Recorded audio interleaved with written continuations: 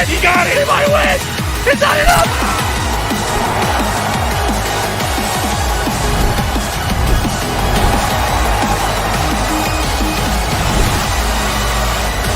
Oh, another low! Able to go for the race run! Dusty goes wild! They run! It's gonna qualify for the second World Tour final!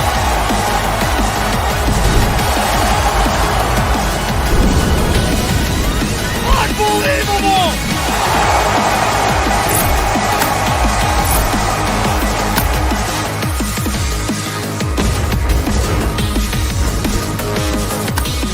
Get ready for the next battle.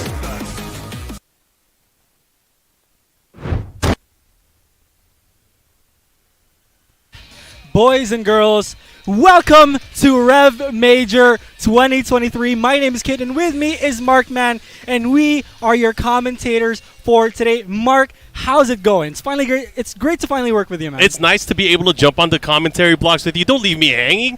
But again, it's fun to be out here in the Philippines. REV Major Tekken World Tour Master event. Of course, points are on the line, and there are players from all over the world here competing for those coveted points. But of course, to get a better placement on the Tekken World Tour rankings. How are you feeling about the player turnout here? Have any favorites going into this, Kid? What do you think? Oh, favorites. Damn, you dropped a loaded question on me, Mark, because that's got we've got a bunch of pro players here. We have a bunch of first timers here as well. Yeah. We have Raf, we have Joka in the premises. I actually saw him earlier. Dude, there's so many killers here in this tournament. It's crazy, and I can't really say that I have a tournament, but I do want to pass the. I can't really say I have a favorite, but I do want to pass the question on to you. Who's your favorite? You know, it's funny here because leading into this, there's a few players that couldn't make it and a few players that are absent from what we usually see from a master event. So, Ni, the legend, he's not here at the event. However, the DRX boys are here. Yeah. There are great players from Japan and Chikurin, the 2019 world champions out here. Kasim Mir from Pakistan is out here as well. And, of course, Doujin, AK, and a lot of the great players here from the Philippines also going to be defending the turf. So, for me, it's really hard to say. But there's two players that I've been watching throughout the TWT year. It's Ulsan and CBM, and both of those players have been doing very well, especially lately. And I think those two are the ones to watch. I'm not going to say they're my favorite to win, but I think if you were going to bet, it's an easy bet to bet on those two players. And speaking of Ulsan, I do see him at the corner of our eye right now. Ulsan is going to be playing later on stage, ladies and gentlemen. But yeah, Ulsan has been tearing it up in different tournaments lately, and I do want to, support my homeboys here. But here we have the master events. We've been through a lot of TWT events already, and now we are here in Manila, Philippines, REV Major 2023. And how's it been going for you, Mark? I mean, it's great. If you look at the master events throughout the entire year, there's been so many winners. One of the ones that you really see most of the time is Arsenash. He's been winning so many of the major tournaments, the biggest tournaments that are out there. But we're at REV Major. This is one of the last master events. TGU next month is going to be the last one. But again, so many points on the line for a lot of these players. They don't have the master points. You can look at the challenger events. There is a great, I think, variety of players from different regions that have been winning. Most recently, we saw Cherry Berry Mango winning over at Cape Town Showdown. There's only 3 challenger events left. There's Clash of the Olympians, there's Uprising in Korea, and then there's First Attack in Puerto Rico. So, again, everybody's eyes are going to be kind of triangulating into those final events to find out who's going to be able to take those coveted points or challenger events. And there's still the dojo events. Of course, deadline for the dojos is coming up as well, so I hope everyone is aware that we have some registration deadlines. Final dojo application deadline is October the 16th, so not too far away, about 2 weeks away. And then, of course, the final player registration deadline is October the 30th. So make sure you guys have, especially your organizers and local scenes, make sure you guys register by then. That way they can be part of the Tekken World Tour. And, of course, we are going to New Orleans, Tekken World Tour back, having the finals back in North America, and that's going to be happening January the 12th through the 14th. So make sure if you guys haven't made plans yet, make plans now. We'll see you there.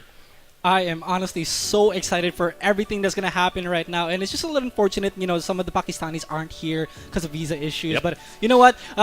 What matters is right now, what matters is the immediate moment and the visa requirements here. Yeah, please look into your country's visa requirements for travel to the United States.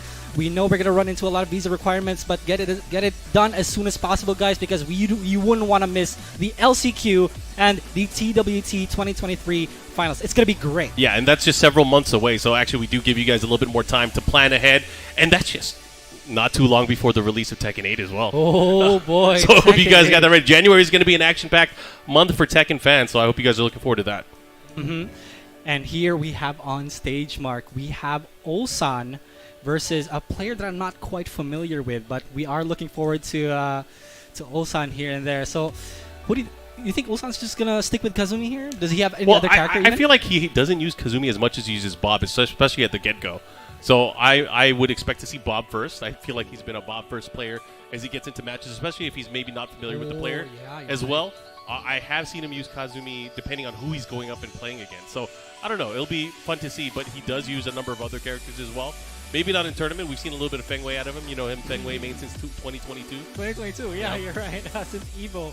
And I love that you mentioned Bob, simply because Bob feels like a feel-out character for Ulsan. If he doesn't feel comfortable with playing Kazumi against you, then he's probably going to choose Bob. And if it doesn't work, Kazumi's always there. And I'm gonna parrot what Rip said about Ulsan. Ulsan's one of the fastest players I've ever seen. Reactions, yes. And now the players are setting up, as you can see on the screen right now, ladies and gentlemen.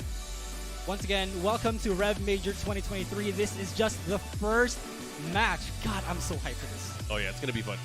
So Ulsan doing very well throughout the year so far. Had very high placings throughout a lot of the master events that he's competed in.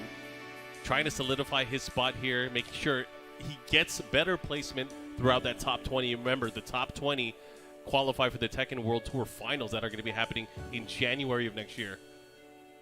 And it's crazy that Ulsan just came back from the military, and then as soon as he got out, he started playing in tournaments, and he started placing really high. It's almost as if he never left. Yeah, I mean, it's crazy because I remember there was a time after 2019's finals where he went away from the game, but of course he came back, and he came back really strong. Yeah, I've been learning from Ulsan a lot, actually. Now, so just a little bit more patience, ladies and gentlemen. The players are setting up right now. And Mark, let's start talking about other players for now, because I do want to talk about Joka. Right? Oh yeah, Joka all the way from the United Kingdom, making it out here, and he is no stranger to high-level play. He's done very, very well. Looks like the players are pretty much ready to go. So as we kind of continue and talk and have that conversation about the different players here, but Joka, he's a very, very strong player. Heihachi and Feng Wei player out of the United Kingdom. Has been practicing and playing with the top players from around the world, though. That's the big difference. He has really grown over the last year, I would say. And not a lot of people get that opportunity to be able to travel to the world, train in different countries, and have different play styles, and it's just crazy. Oh, and yeah. now, ladies and gentlemen, we are going to get into the match. The first match of REV Major 2023. And I see the characters here. We did see the Bob against the Miguel. All right, we got Bob and Miguel.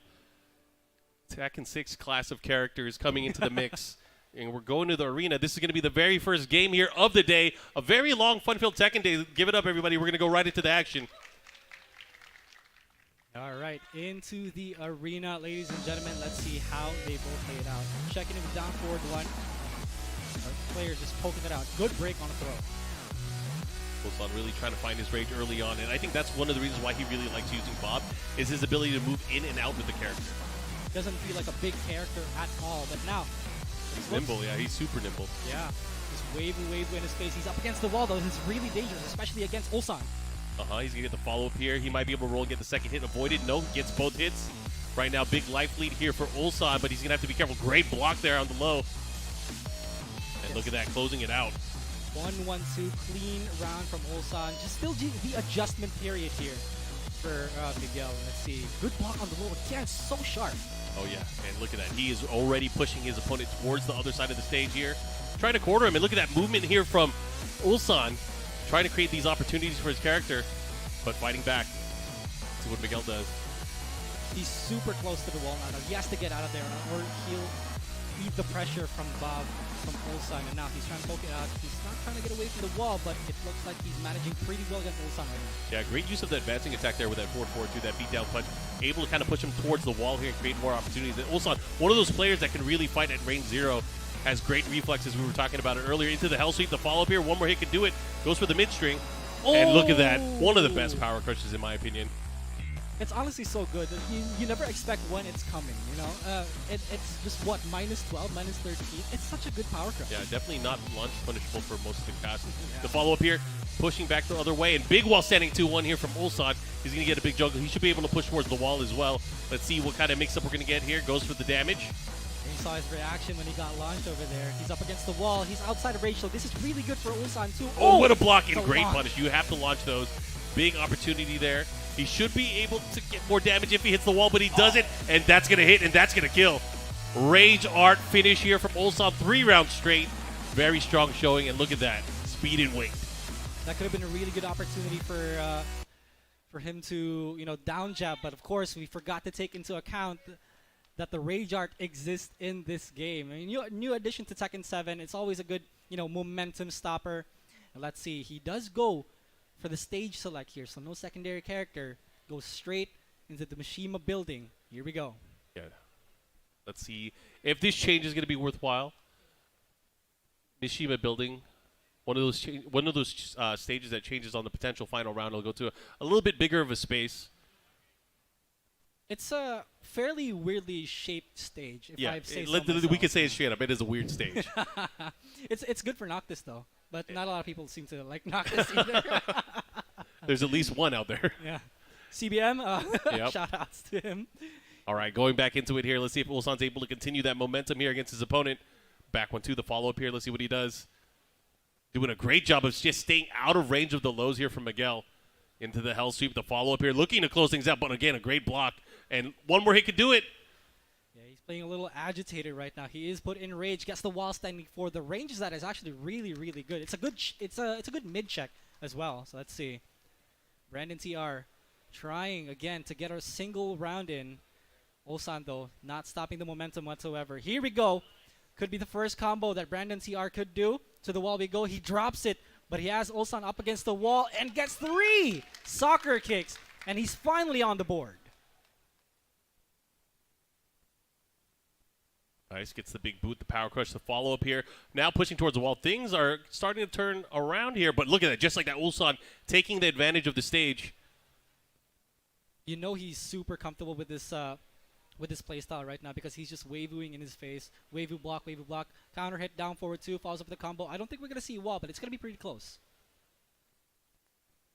Okay, full charge here. Try to keep that pressure.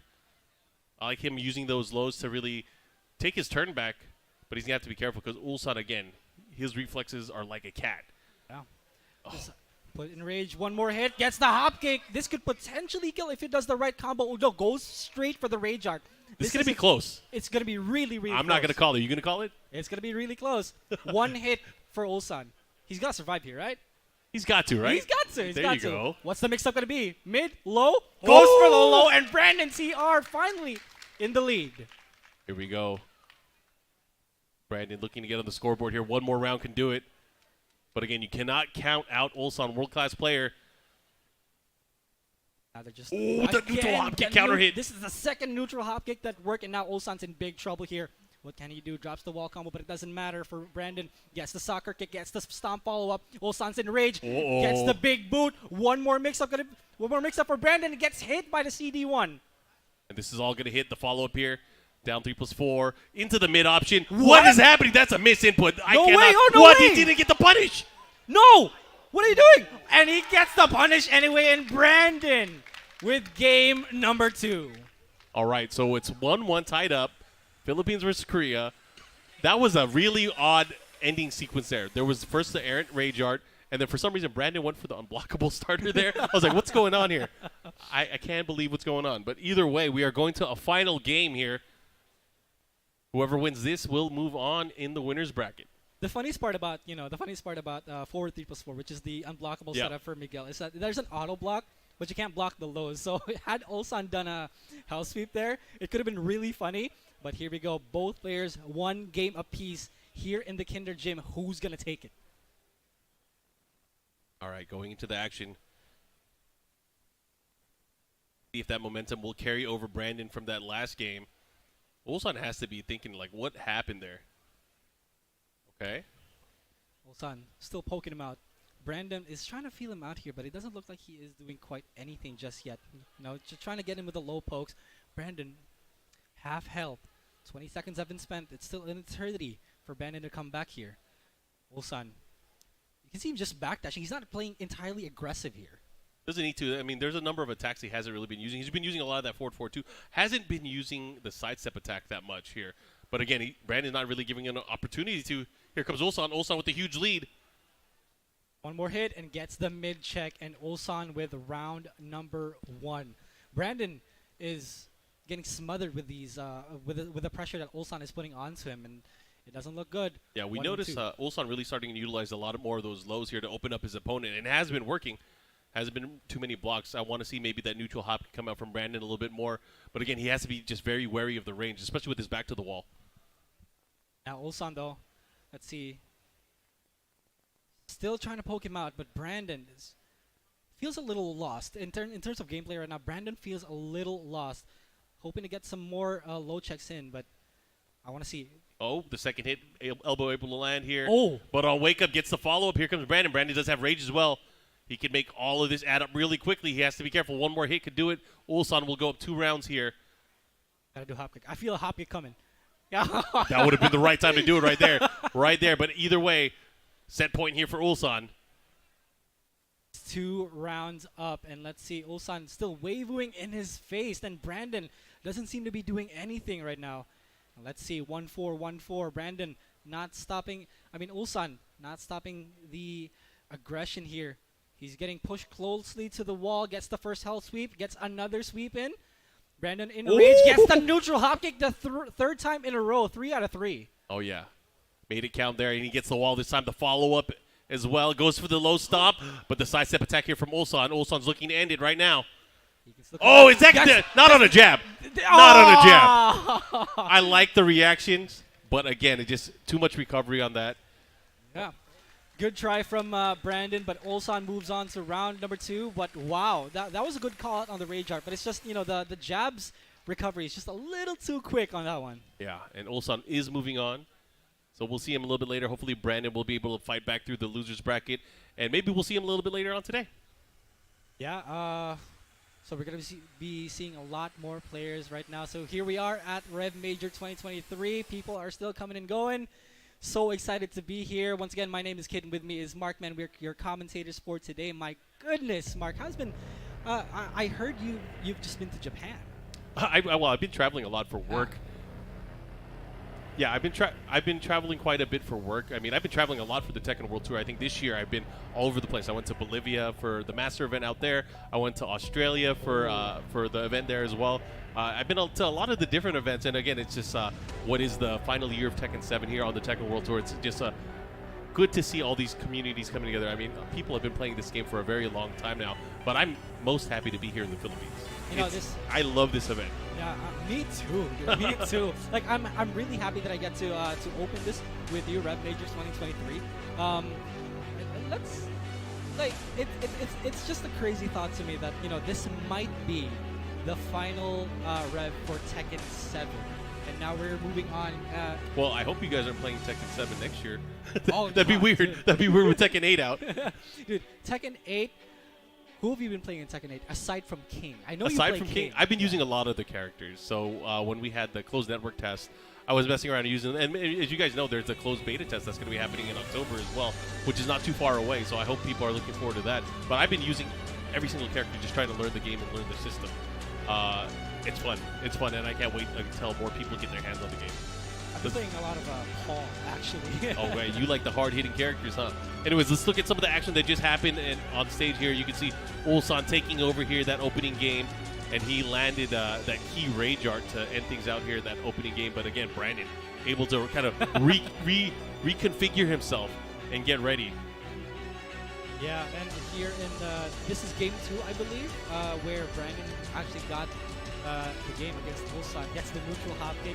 It's always been the neutral hop kick that got Ulsan here. Yep. And it's such a weird rage art, but he didn't even get the punish, and which is still pretty good for Brandon. But in game 3, it was all Ulsan. It was all Ulsan indeed. I mean, I feel like Brandon had a good chance here and there, but again, there was that key moment at the very end where he went for the bait. Went for the rage art, but unfortunately wasn't able to hit, but Ulsan was able to come out on top. And again, both these players starting it off pretty strong here early on. Yeah, and so we're just gonna wait for more players to come in. We're Yeah. just fixing out a technical difficulty right now, ladies and gentlemen. But once again, we would like to thank you for tuning in to REV Major 2023. It's been a blast so far. A lot of players there. I saw a lot of pro players that I wanted to take a picture with. Like they were all busy with their games, so I understood. Like you just got here like before the event started, right? I got here. No, well, yeah. Well, I got here yesterday. Yesterday. And I got to relax a little bit, but then as far as when the tournament started, I got here like right when the doors opened. So again, I've been able to see some of the players in the background. Yeah. So have you been seeing like different? I know that I saw Ulsan. I know I saw CBM, and I know I also saw Joka and REV. Yep. Who else did you see? Because I didn't get the chance to like. So roam Al around. is here. Al is here. Pinya's here as well. Chikurin is here. So there's a lot of players from Japan as well. Looking forward to seeing how they're doing because I know for players like Pinya, he definitely needs the points. Al especially as well. Chikurin is doing a little bit better, but he could definitely use some extra master points as well. But again, I imagine for a lot of these players, you can't just bank on one event. I'm sure they're going to be traveling to multiple challenger events and maybe even TGU that's going to be happening next month as well. Yeah, and I just right over there. I also see King J. Oh, King J's here as well. He's been here for a while, right? Yeah. I feel like he's been hanging out here for a while. But again, it's nice to see a lot of the players here gathering from around the world. It's like a nice reunion every time we have master events. Yeah, and then we also have the local players here. I see Gold Standard, probably the best Leo player here in the Philippines. I see someone. I was looking at the brackets yesterday actually, and I saw Jules. I saw Jules. Saw AK Doujin. Yep. I heard Doujin is in Ulsan's bracket. Yep. And we talked to They're crossing paths if they want to be able to make it to top 32 for sure. Poch and I talked about Ulsan, talked with Ulsan, and Ulsan was like, I'm more nervous about Doujin because Doujin has many characters. Too many characters, some would say. That's some just the would say, but Filipino I way. feel like that's his strength. That is definitely his strength. You know, Doujin, I gotta say, he placed top 8 at Evo this year. He did very, very well. Unfortunately, didn't qualify into top 6, which was shown on stream. But I mean, he did such a great job in really representing the Philippines out there. I was cheering for him in the crowd. So again, I can't wait to see how he plays. I feel like he is overdue for a big win. Absolutely. And, AK also showed up in Evo Japan, got second place that time when, Arslan Ash. Oh, yeah, came up. 2019, yeah. That was 2019. Damn, that was a long time ago. Yeah, it was a long time ago. But I mean, there was a Gamers 8 event as well where the Philippines team was out there. They did very, very well, placing very, very well. And I feel like it could have changed very quickly. They could have gone even further in that bracket. But again, so many great players from around the world. A lot of them are here. And it'll be interesting to see how this plays out overall.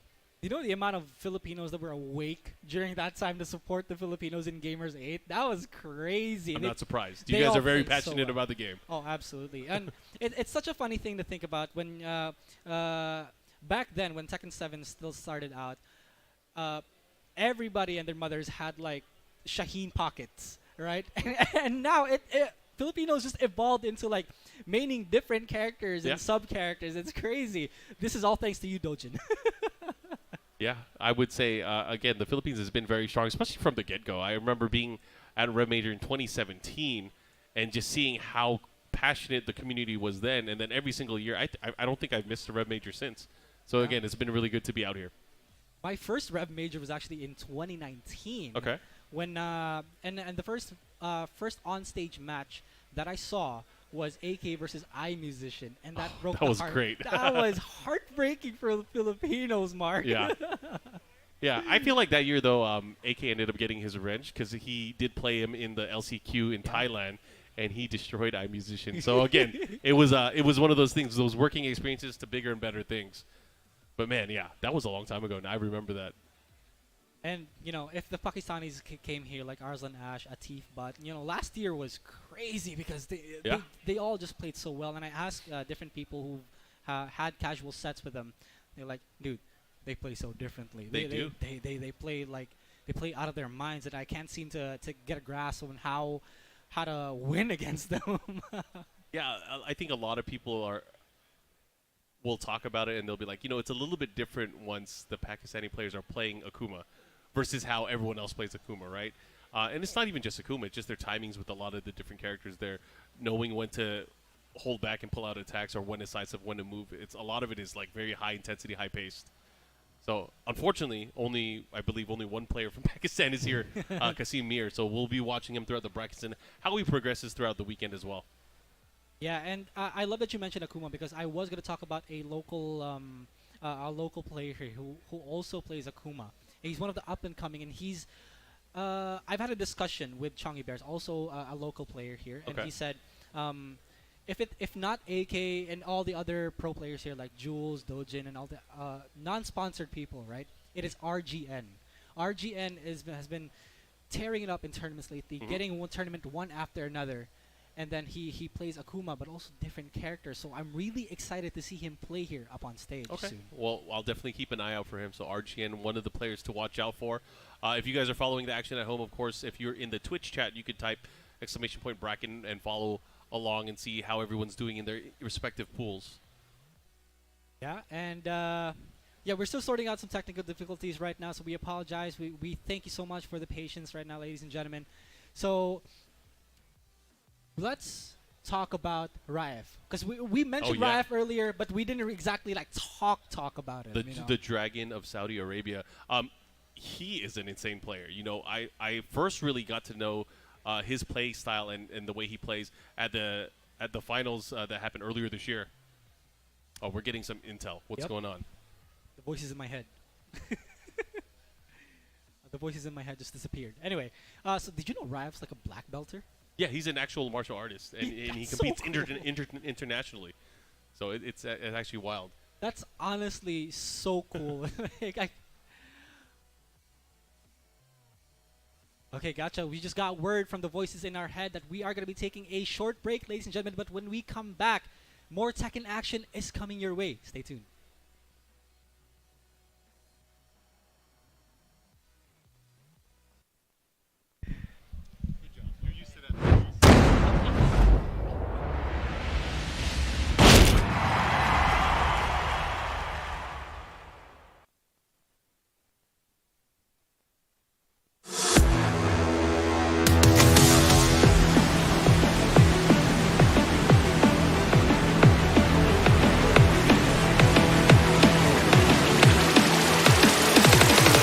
Going somewhere? Yes! 戦闘を開始する決めたから稽古してたらどうすん 짓밟아주겠어. Es hora de entrar. Observa! 더 들어주지. Heihachi Mishima is dead. أريد معرفة الحقيقة. Let's go. Willst du im Sparring gegen mich antreten? Yoshimitsu Kendo!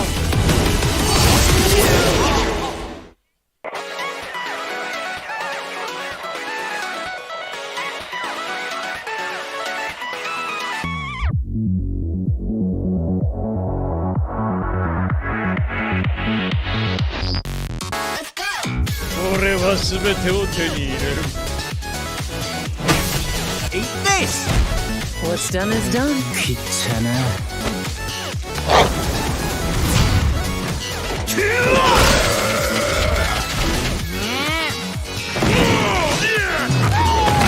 Forgive me. ¡Bajaste la guardia!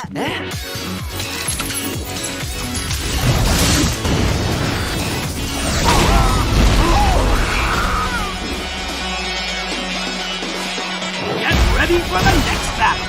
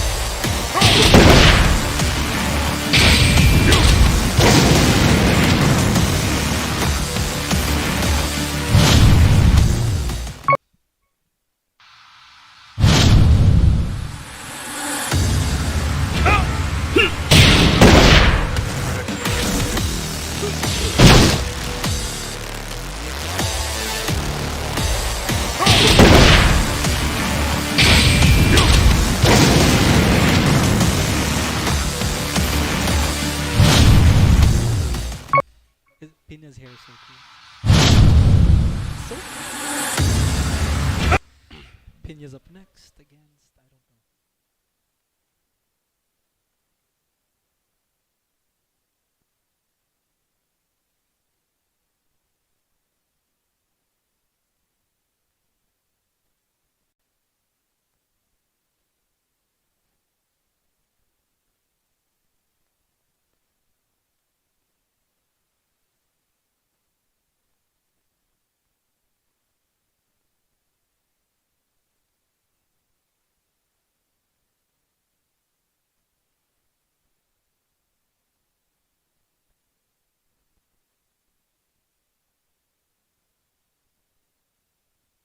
Back as well.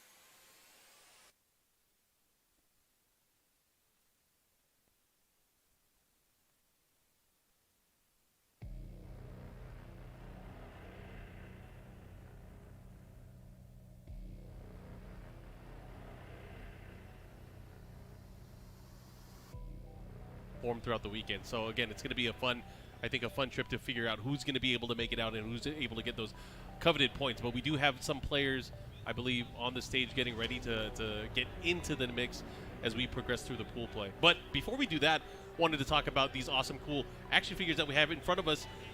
Shout out to our friends over at Game Dimensions at Bandai Namco Toys. They are coming out with wave 1 of these awesome action figures. We have Heihachi, we have Kazuya. They have over 20 points of articulation. I'm going to try not to hell sweep too wildly, but there's this Kazuya figure. Comes with awesome hit effects, interchangeable hands. Come with cool little callouts. There's that round 1, and there's the ready for Heihachi. But again, these are available for order now. They're actually available through the website or through the link that is in the chat right now if you guys are interested in getting those. And there's wave 2 that was recently announced, and that's going to feature Jin and King from Tekken 8. So again, if you guys want to get these awesome figures, make sure you guys go ahead and do so. But I'm excited to see how it's going to play out. We are going to get into the action. We got more players on stage. Yeah, the players here are Uncle Ben versus OTP's Lagmaster. So yeah, Uncle Ben, not a stranger to REV Major. I actually did make friends with him last year. He's a cool guy. I asked him today which character he was going to play, and he said he was still going to play Shaheen. Okay. And if Shaheen doesn't work, Bryan will be the pick. Oh, Bryan. I've never seen him play Bryan. So this is Thailand versus the Philippines. More international action here on the stage. Again, thanks, guys, for being patient. We're about to get in here. I can hear the crowd getting hype. Yep, always very supportive of our homeboys, our homies. And you can see Uncle Ben, all smileys everywhere. Giving love to the crowd. I love it. All right. All right. So I believe he probably will start off with the Shaheen, right? That's Yep. the pick we've always seen him pick on stream and in tournament play. But who's his opponent going to pick? That's the question, I think. Yeah, I believe I've seen Lagmaster play before, but I don't quite remember which character it was. Oh, there they are. Who is that? That's a familiar man over there. Yeah, we might see them on commentary a little bit later today. We got Potch Spice. We got Brown Man. We got Wee Maru in the background as well. Was that Ayo Richie behind? Was that an Ayo Richie sign behind? That's Aris over there. So we got a ton of people in the crowd already, ladies and gentlemen, here in REV Major 2023 in SMX. Thank you so much, guys, for tuning. That's Andrax over there, one of the best Bryan players I've ever seen. He's not here to play, unfortunately. He is here as media, so he's taking videos everywhere. You should see that guy play. That guy's sick. All right. Taking notes here. Looks like players are getting ready, locking in their choices here as we get ready for more pool play here for the TWT. Again, you guys can follow along all the action at home, ! bracket if you're in the Twitch chat. Let's get things started. And I do see Gigas and Feng being hovered over right now, but I don't think these are the real picks. People only hover over Gigas. They never pick Gigas. It's very rare that we see that character. I think we only see that character in Japan. Yeah, there's only 3 Gigas mains in the world. Yeah. No, I'm sure there's more. Yeah, there should be more. It'll be blasphemy. A lot of Gigas players. I love that you mentioned that. A lot of Gigas players in Japan. Yeah. Who's that? What's the name? There's Dotoring. There's Hazare Metal. I think Dotoring is from Korea, though. Yeah. There's only so many Gigas players in the world, man. It's kind of disappointing, but I'd love to see more Gigas soon. But let's see. Here we go into the game, ladies and gentlemen. Once again, this is Uncle Ben versus OTP Lagmaster. All right. Getting into the action in the Dragon's Nest, starting it off here. This is the opening game between these two players. Let's see who's going to come out into the lead early on. Now into the Dragon's Nest. Shaheen versus Alisa. This is going to be an interesting matchup. I don't think I've ever seen this matchup quite a lot in recent tournaments. So let's see how it's going to go. All right, starting things off. Here we go. Uncle Ben trying to poke it out once more. Lagmaster trying to open him up, but the sidestep so good from Uncle Ben, and the slide. Start things off. Half health, Lagmaster. Both of these players really feeling each other out, trying to figure out what they're going to do, how they're going to approach here. Gets the counter hit, the follow-up here, guaranteed. Into the orbital and closing it out there. Uncle Ben drawing first blood there, gets round number 1. Yep. As soon as he got that counter hit 1 over there, it was over for Lagmaster. Uncle Ben capitalizing on it. Lagmaster, though, not letting up. Gets the poke in. Mid, lows again. Ooh. There we go. Follows up with the combo. Uncle Ben to the wall. We go. There's going to be big damage. Look at that. Ooh. Doesn't finish the combo though. Lagmaster put in rage. Uncle Ben down back 2. Follows up. One more hit. Good block on the low. Lagmaster spends the rage drive. Goes for the unblockable, but Uncle Ben with the reactions. Round 3. Fight. All right. Now Uncle Ben up 2 rounds, gets the down forward 2 out of nowhere, follows up with the combo again to the wall. Lagmaster not looking too good right now. A lot of health already been taken away. 10 seconds in, but he has to get away from the wall. Uncle Ben is on a tear. Nice wall setting too, able to punish, knows the high in the string there, looking to close things out. Try to sidestep and readjust, but Lagmaster having a chance here, trying to get out of it. Has the rage as well, has to be careful. One hit can do it. Spends the rage drive, the second hit waves.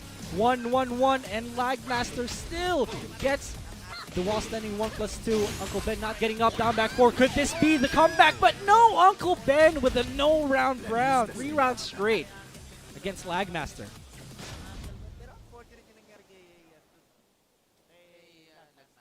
Right, we're getting into the second game right now. Did he just go straight into rematch? He did. I guess so. This is where he wants the battle to go. I mean, maybe he's just antsy. He wants to get back into the action, right? Maybe he does, you know. But Uncle Ben, on the side of Uncle Ben, he has a lot of momentum on his side. So this could also spell disaster for Lagmaster here. Right, starting things off here. And then this time, scooping him right out of the air, but unable to convert. Uncle Ben is playing it a bit slower compared to the first game here. Lagmaster not letting up on the pokes. Trying to go for the mid checks. Gets the follow-up, but he drops it. That could have been another while standing 1-2. But he gets another combo anyway. Yeah, big counter hit now, pushing towards the wall. New tactic, keeps the chainsaws out. Into the slide, I like it. Good option there. Oh, that was sick. Evasive tactics. I love what Uncle Ben did there. He slid out of it just to get out of the wall, but Lagmaster was one step ahead. Good decision-making from Lagmaster in that round. Yeah, good. Able to seal that round away here. Uncle Ben with the flow. Not going to do too much damage because of the aerial state, but the wall here is going to make things hurt a little bit extra. Minus 13. Good punish from Lagmaster. Pulls out the chainsaw. Uncle Ben has to guess right here. He doesn't look like he's feeling a lot of pressure, but he's up against the wall. He needs to get out of there. Lagmaster right now capitalizing on this pressure. Doing a great job here right now. Has to deal with the mix-ups. Keeps going. It's like, what are you going to do? Mids, highs, lows. Oh, here we go. Gets the duck in. Gets also the timing. Sometimes that's kind of difficult to punish. It's very difficult to punish sometimes. Sometimes you think you got it, you get clipped by the end, or there's an input error on the way in. Either way, right now, Lagmaster trying to keep the pressure here. Uncle Ben, second hit, has to watch out. Yeah, Lagmaster is adjusting really, really well right now. Uncle Ben, such low health. Lagmaster has to capitalize. Sidestep into the hop kick, but he drops the combo. That's a huge drop. That's just unfortunate. Into the rage drive, and this could hurt. This could hurt big time as well. Here's the follow-up here. Has the wall. Oh, goodness me. This could be one more hit. What's the mix-up? Goes for the mid, goes for the low, and Uncle Ben steals it away from Lagmaster. That could have been his round. The momentum was his. Yeah, that's unfortunate. That's such a big combo there, that rage drive here. He had the advantage, too. And look at this. Another strong round start here from Lagmaster. Goes for the low again. Once again, Uncle Ben is up against the wall, so the pressure, the chainsaw pressure, will always be on Uncle Ben. You can see him; he's just backdashing. He doesn't want to press any button because it could spell, disaster for Uncle Ben here. All right, let's see what happens here. Oh, look at the position switch. Okay, one pursuit. The follow up here, nice sidestep again, trying to fish for an opening here, but Uncle Ben not falling for it. Here we go, Lagmaster with the lows. Oh no! Did he press? Did he press? He pressed. And you know what? He might be done. That was a counter hit. Oh, he's still alive! A pixel in a dream, and he spends the rage drive, but the trade. Uncle Ben, 2 games against Lagmaster, and he's moving on to the bracket. Yeah, he will be moving on, but man, that's just unfortunate. But lots of decisive end of round kind of like decisions there. Could have gone either way, but Uncle Ben came out on top both times. Yeah, and I also Both forgot games. to mention that whoever would win the match between both of these guys, they would be up against Gold Standard. And I mentioned Gold Standard earlier. Yep. Gold Standard is probably the best Leo here in the Philippines. So I'm pretty excited to see how that goes. And I'm actually just, if you don't mind, I'm checking out the brackets No, here. no, that's fine. By all means. And if you guys want to check out the brackets at home, if you're watching on the Twitch chat, ! Bracket in the Twitch chat. That way you'll be able to follow along at home. What else do we got? I know we have a number of other players that are getting ready here to play, try to get out of pools, and of course qualify for our top 32, which will be played a little bit later on today as well. So I hope everyone is looking forward to that. And chat, if you guys are if you guys were paying attention earlier, we did talk about this guy named RGN, right? Well, he's in losers bracket now. Already? You were hyping him up so much. What happened? He lost against one of my teammates, VB Kimsaniity, a Feng player, also Alright. from the Philippines. Fe- 2-1. Feng players reunite. Feng. All right. I've been a Feng player since last month. So Oh, cool. So you're a veteran. Gotcha. I'm a veteran. Yo, hashtag thank you, Nee. But here we have up on the stage. We'll mention later because we're gonna focus on the replay here, ladies and gentlemen. What happened between Uncle Ben and Lagmaster? Oh, yeah, you can see the action back and forth. I feel like Lagmaster was doing a very, very good job of kind of taking control of the matchup, but it was clutching it out at the very end that really mattered, and Uncle Ben was able to come out on top each and every single time from what I've seen. Yeah, Lagmaster made some small mistakes here and there, but it added up, one after another, and then Uncle Ben was able to capitalize on that. But this was Lagmaster's round to take. Oh, yeah. Closing it out here. Good punish there with the wall standing 3-3.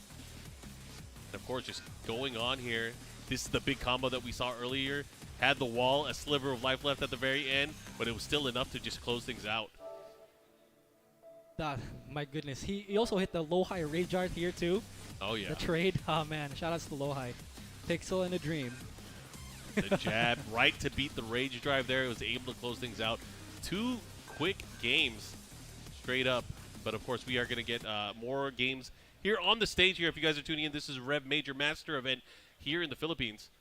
Lots of players from around the world. Again, points on the line. We have a good match coming up on stage next. Player we haven't seen on the TWT stage in quite some time. And newly sponsored, I believe, right? Yeah. So we have here C9's very own YUYU. All the way from Japan. All the way from Japan, up against, if I remember correctly, that would be LJ Lee. Let me go ahead and check the brackets here real quick, ladies and gentlemen.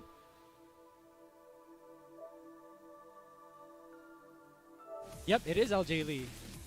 And I believe that is a cosplay from a certain mobile game. Oh, cool. Yeah.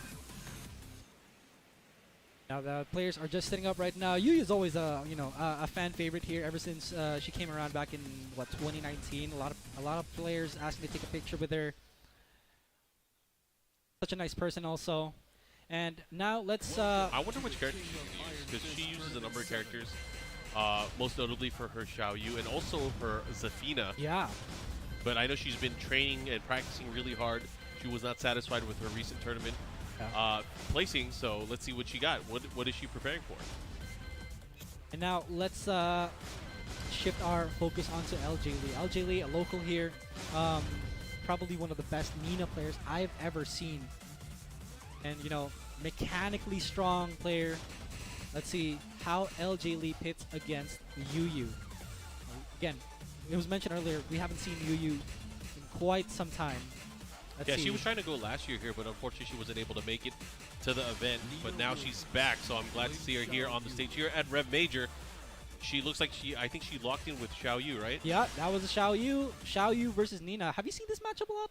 I did. Well, I've been playing Tekken for a long time, so I've seen it from like way back in the day when it was a horrible matchup for Xiaoyu. Much better matchup for her now, but I still feel like Nina has a lot of great tools to kind of keep Xiaoyu from playing the AOP game.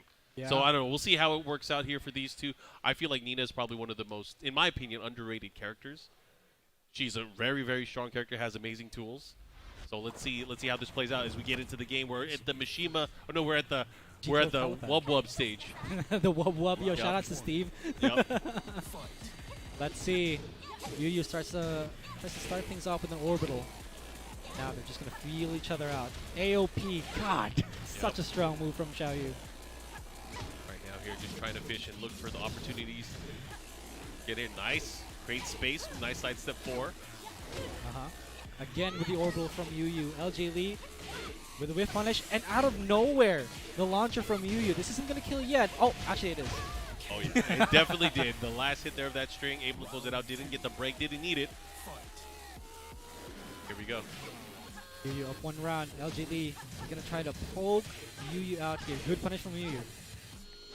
LJ Lee hoping to get an opening from YUYU whatsoever, but looks like she's still trying to find an opening to get the low and mid pokes. Looking a little gun shy here. Hesitant to maybe throw out the attacks here. Goes for the low this time. And the follow-up there. Guaranteed forward 4, 3+4. YUYU looking really, really strong here. But it's about even on life. Anybody can take it. Nice wipe the floor. Goes for the follow-up. Misses the shut-up slap. That could have been... Oh my god. The rage drive. And the follow-up here. Guaranteed. And look at that. YUYU 2 rounds straight here. I do have to say, this is the most conservative I've ever seen from LJ Lee. Usually, she's a very aggressive player. Here we go. As soon as I say down 2-3 this is the follow-up. combo. That's going to be... that's going to give her nightmares here. YUYU gets the grab in. Good break from LJ Lee. Now YUYU hoping to capitalize on this. LJ Lee does have the life lead here, though. Hoping to close this one out. YUYU does not break the throw. All right, pushes towards the wall here. The shooting star, the follow-up. Goes to the low again. YUYU with the life deficit here. LJ doing a great job here. Looking to close it out. No block. Oh my gosh. Is it dead? No, the sidewall save drive. Into the rage drive. And YUYU taking that 3 rounds straight here off of that scramble. But nice use of the rage drive there. It made it count. But YUYU drawing first blood here. That's 1-0 right now. The sidewall was a paid actor. You know, it's an extra, right? It was set up for YUYU to be able to, you know, do a back turn into the rage drive. Dude, Xiaoyu's rage drive is so strong. She has 2 options that could kill you if you guess wrong. Yeah. Why? I mean, yeah, I'm not going to say. I'm not going to I hate Xiaoyu. I'm a king player.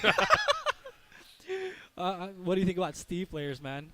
It's a nightmare fighting against that character as Steve. I mean, yeah, that's another thing.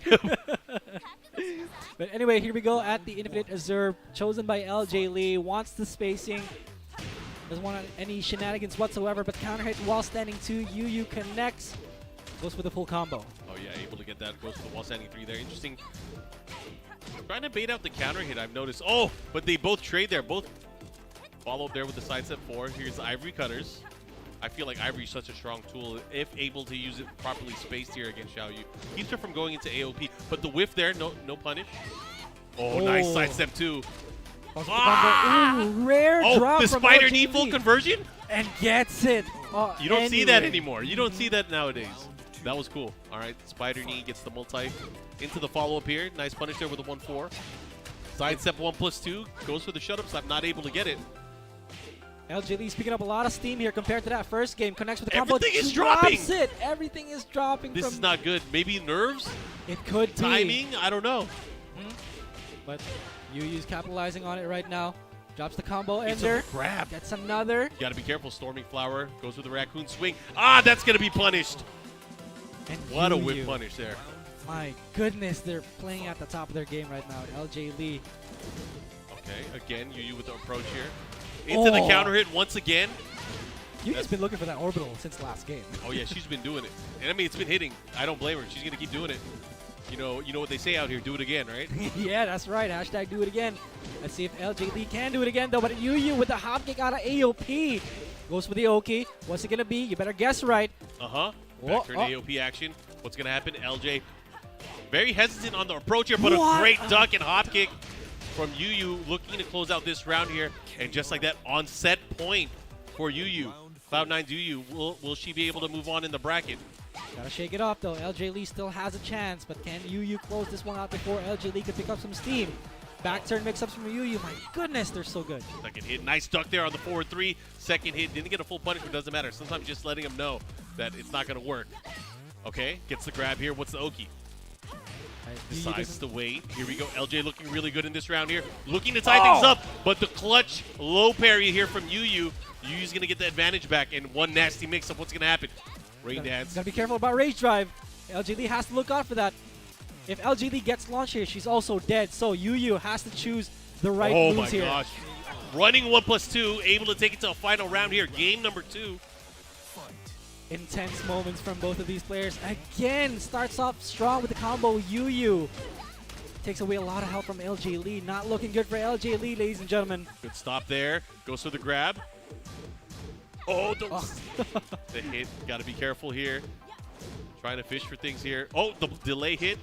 Into the jump, wipe the floor, misses the follow-up again. Sidestep launcher from YUYU, and LJ Lee is going to get put in rage. Oh, be Just a few careful. more hits. And there you go, the sidestep from back turn. One more hit can do it, and YUYU closes it out 2-0 against LJ Lee. Yeah, could have gone either way, but good clutch moments here from YUYU. Able to take it, and there she is going to move on. We'll see her a little bit later.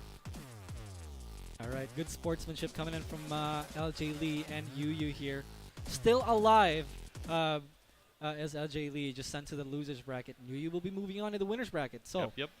I'm going to go ahead and take a look at the brackets once again, ladies Yeah, and gentlemen. let us know where we're at. But again, that was a good showcase of matches. Again, lots of players from all around the world. We just saw YUYU from Japan out here, able to move on, and then we're going to see more action from a lot of these players. I saw Pinya here earlier today as well. I'm not Yeah, sure if he just played his behind us. match yet. Is he still behind us? Yeah, I know he's going to be playing. His pools are going on right now. So, again, excited to see how everyone's going to place and do here in this tournament, especially with so much on the line. Yeah, so many people right now. Right over there where I'm pointing at. Thank you Yeah, so much for the people support, all guys. over the place. All over the place. REV Major 2023 coming in at ya. My name is Kid. With me, Markman. We're your commentators. Thank you so much, guys, for tuning in. We really do appreciate it. Pools are still going on. Looking at Pool A Okay. at the moment. But before we do talk about that, let's look at this replay real quick. So, what do you think went wrong here for LJ Lee? A lot of it was just dropping those combos. You know, a lot of the combos being dropped, giving momentum back to YUYU, and YUYU taking over when it came to clutch situations like the scrambles. Anytime she landed that rage drive, it came out of nowhere. And again, Absolutely. look at that, having clutch moments there, getting that low parry. YUYU was just able to clutch it out. Just her veteran ability. She's been playing the game for a long time since the Tekken 6 stage. She's been doing very, very well. She was just able to clutch it out and come out on top.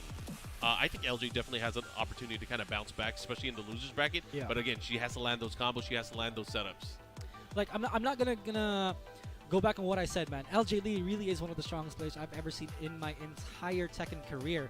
And it's just one of those days, just one of those days where you have bad games and then move on. Yep.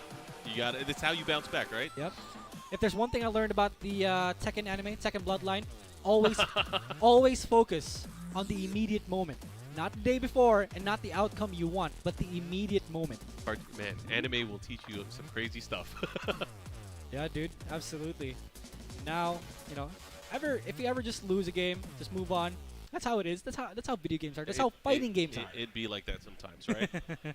Yeah, so I'm looking at the brackets. I forgot to mention, Vermilion is also here, all the way from Bacolod. The best Devil Jin, the best Mishima player in the Philippines, actually, gets 2-0'd by none other than How. Oh, How is here. I forgot about Yeah. How, a legend. Legend from the Tekken 6 days. Very, very strong tag 2 player as well, but I didn't know he still played. That's quite a treat. But again, we got people in the crowd here getting ready for more action here on the main stage. So That again, Gojo cosplayer? It is.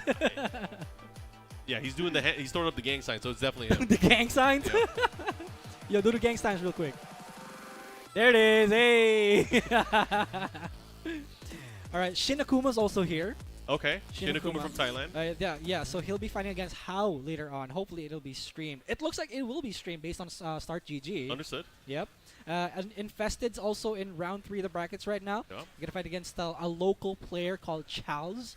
Really strong player from 20V. You guys should go check that out. But Pinya, you mentioned Pinya. Pinya is going to be up against TNS LordIzanagi. Now, if I remember correctly, LordIzanagi is a Geese player. So, what do you feel about Geese?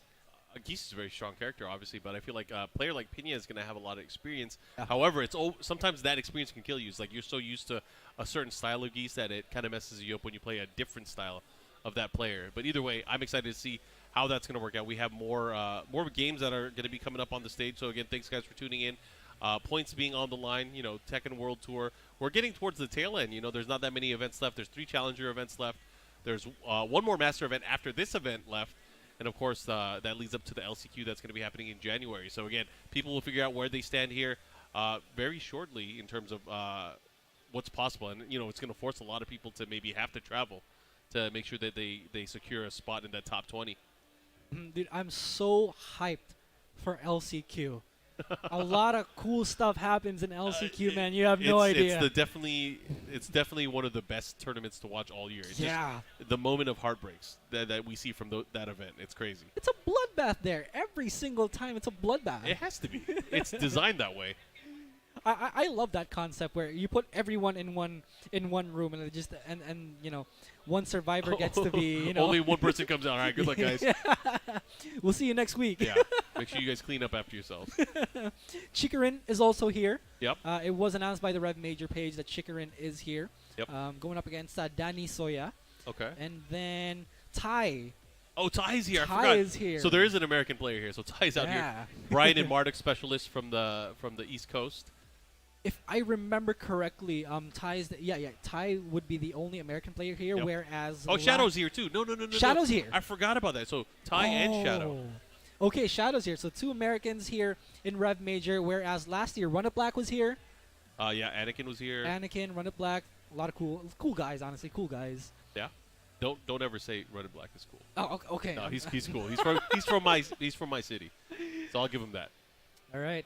Now I'm checking out most of the brackets. Ulsan is still alive here. Yep. Winners quarterfinals. Now let's take a look at pool number 3. CBM. I believe the first is it the first 4 pools that are going on simultaneously right now? Yep.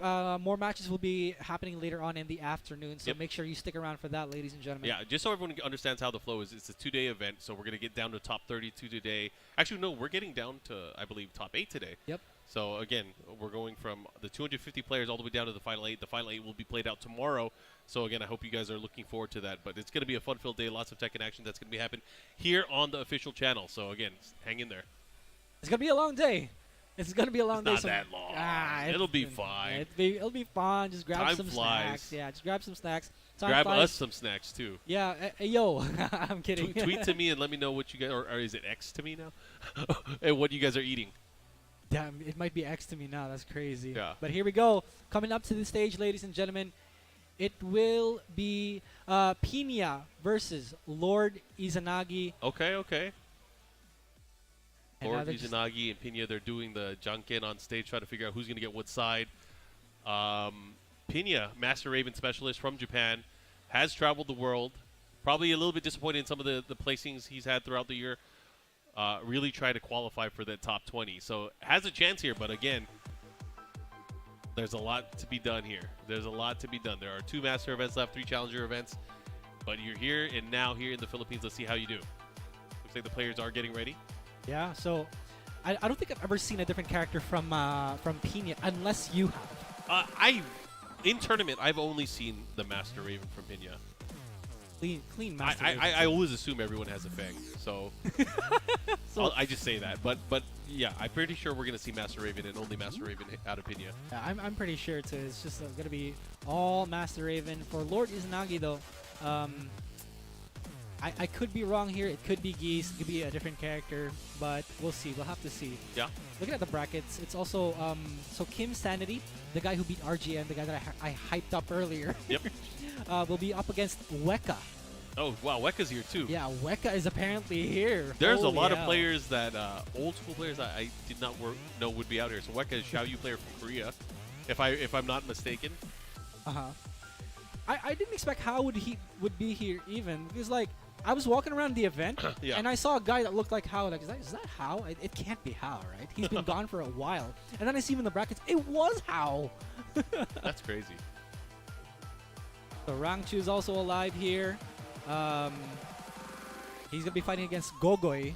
Gogoy is the winner of the Road to Rev Cebu leg. Oh, okay. I competed in that leg actually. How'd you do? I got 4th place. Oh, nice. Yeah, it was Gogoy and Changi Bears that that killed me in the tournament. Xiaoyu and Li Wulong, really good players. But I hope this will be streamed later on. Fingers crossed. All right, looks like these players are ready to go. LordIzanagi going up against Pinya here on the main stage. It's probably going to be Geese Howard versus Master Raven. Yeah.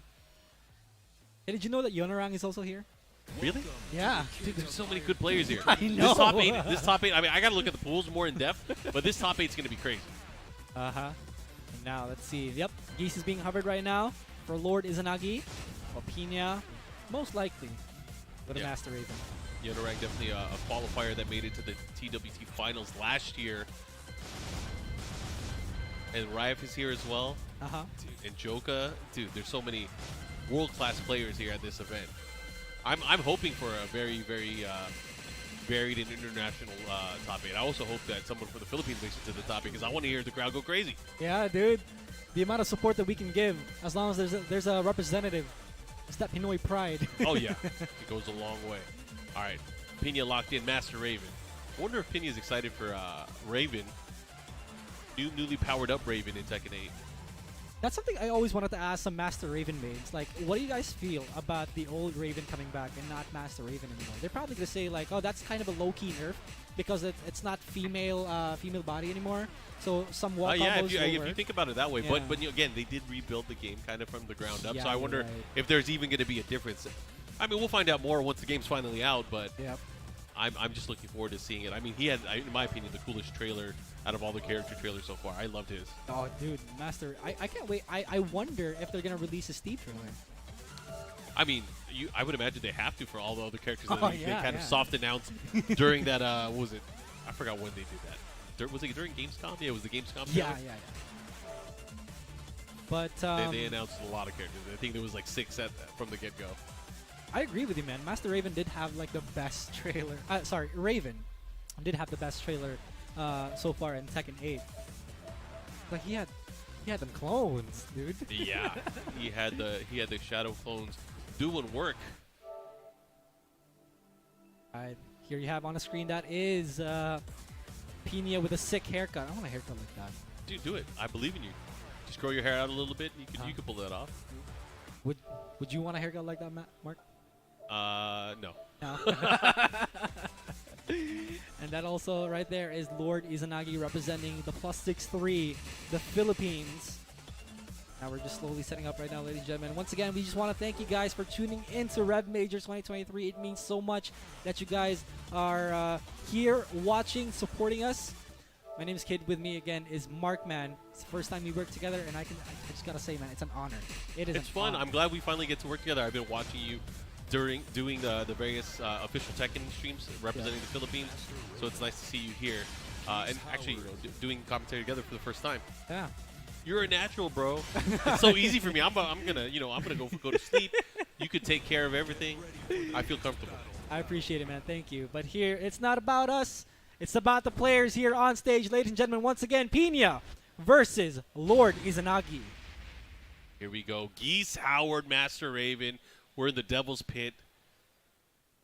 Both of these characters, high impact, huge damage potential. I hope we see some salt. I would like to see somebody get upset. Some salt? Yeah. Okay.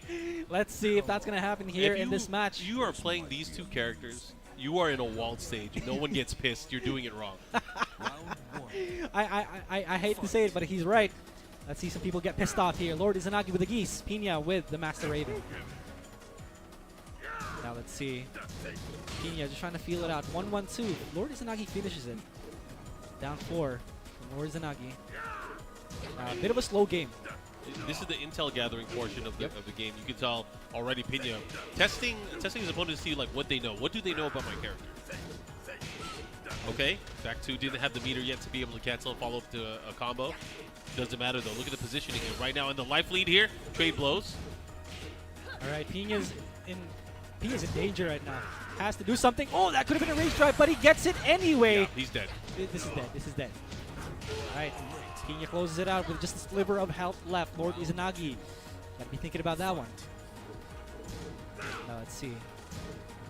Again, I'm gonna pair it what Markman said earlier. This is the intel gathering stage of it all, which explains why both of these players are still kind of slow in terms of pace. Pinya right now poking LordIzanagi out. It's adding up one after another. Let's see if he can come back from this. He does have a stick of butter here. Oh, no launch punish from Pinya. All right, gets the grab, the follow up here. Looking really good here for Pinya. Oh, and mid to mid. I like it. The no mix-up. I love it. Now we're going to transition into the infinite stage where walls will no longer matter. Let's see if Lord Izanagi can do something, can make some changes around here. Yeah, right off the gate, 1+2. He has meter as well. This is where it gets really scary. Having the meter, I mean, have you seen There you go. Geese Howard with meter and rage?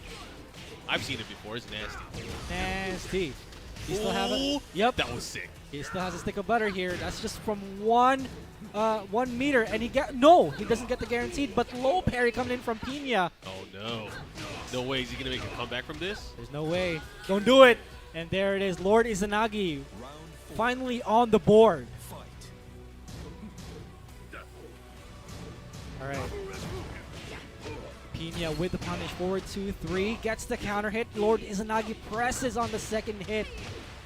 This isn't good for Lord Izanagi, ladies and gentlemen. He still has 2 meters up. Good pun. Good low parry from Lord Izanagi. Follows up with a combo. One way or another, he's going to have to spend a meter. Let's see. Oh! 2 more pokes from Pinya. Lord Izanagi could be dead. Ducks on the second hit. If he does the right combo, this is a lot of damage. Is this going to hit? It is going to hit. Yeah. You got to finish it. It's going to hurt too. Here we go.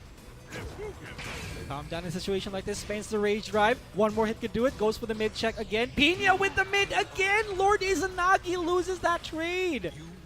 And Pinya, game number 1. Don't take it personally. Calm and collected. Look at him.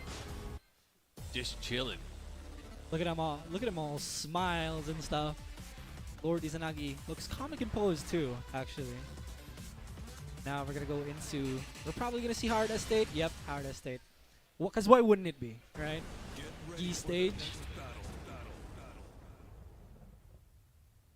Now, Pinya up 1 game, but this isn't the end for TNS Lord Izanagi here. This is the Howard Estate after all. Somehow, some way, this stage gives you buffs. I mean, especially for Geese. Uh-huh. Especially for Geese. I mean, for every character. I would like to see every wall and the balcony break in 1 combo. Make it happen. I'm going to make it happen. I'm going to go up on the stage. I'm gonna But here we go. Game number 2. Let's see if Pinya can take this against Lord Izanagi. But the mid-checks have been adding up for Lord Izanagi here. Pinya has been doing that all over and over. Looking for the Hunting Hawk. No, not the Hunting Hawk. Was that the move called again? The forward 1+2? I don't know the exact move name. I mean, I call it an orbital still. You know what? That makes sense, yeah. Alright, let's see. Pinya trying to poke Lord Izanagi out. No punish on that one. Uh-oh. Oh, that's a a good lot. punish. Yep. But again, wise time to do it because, again, he doesn't have the meter yet, so it doesn't hurt too much. Uh-huh. Puts him in rage, though. This could be super dangerous here. Tries to go for the wall bounce. What Good a low parry from Pinya. We're going to see a wall here. Bam, bam. Is this dead? It's Yo, dead. he's Yo, hella dead. no way. He's hella dead. I didn't think that was a thing. Die. I thought he'd go for like an up 4 3+4. The wall combo. He had the rage. He went for the rage art. Closed it out. Good stuff to Pinya. All right. Gotta move on. Let's see if he can take the second round here. Lord Izanagi. Again, not a single wall has been broken. He presses on the second hit. Pinya again. Yeah, the delay too. It did so much.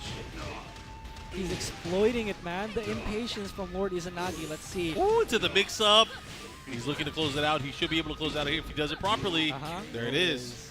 Wow. Pinya is playing so well here. Lord Izanagi still has a chance here, though. Can he make a comeback off of this? Uh-huh. I mean, he has some meter. He has a chance. Nice standing 2. Gets the cancel follow-up here. He's going to push towards the wall. Gets the bounce. The swipe. The follow-up here. Double Reppuken. Gets the damage. He's also close to building up another meter. Gets the trade in his favor. Is he Can going to get it? One more hit. Sidestep 3. Oh, one more he could do it, but it could be for Pinya too. Gotta be careful. Gotta be careful. Lord Izanagi gets Oh. the low parry again. Pinya so sharp. The question is, are we gonna see a wall? No, we are not. One more hit to do it. LordIzanagi better take this one, and the down jab stops him in his tracks. LordIzanagi on the board in game 2. Yeah, still alive here. He has a good chance of the float. Not able to convert, but the manual low parry there gets the follow-up right into the screw, and he's looking to follow up here. What's the mix-up? Again! Oh, this is going to hurt. Had to use the meter to be able to juggle and continue the combo. Doesn't use the screw just yet, though. Are we... What? Oh, no, we did see the screw. Yep, he did early on. To follow the trade, we might go to a One more final hit. round. Here we go. Down 4, finally LordIzanagi. This is the best that he's looked so far, but can Pinya close this one out? A lot of supporters for LordIzanagi gets hit. Yeah, that quarter circle forward 4, able to land, gets the knee follow, but misses the combo. Probably the nerves here, Mark. Gets the follow-up, the float. Oh, he didn't get it. LordIzanagi's outside of rage, though. What a sidestep, but drops the combo again. It's been drop after drop in REV Major 2023, but Pinya's probably not going to drop this one as he closes the second game out 2-0 against LordIzanagi. Oh, man. Good stuff here to both of the players, but Pinya able to clutch it out, coming out on top.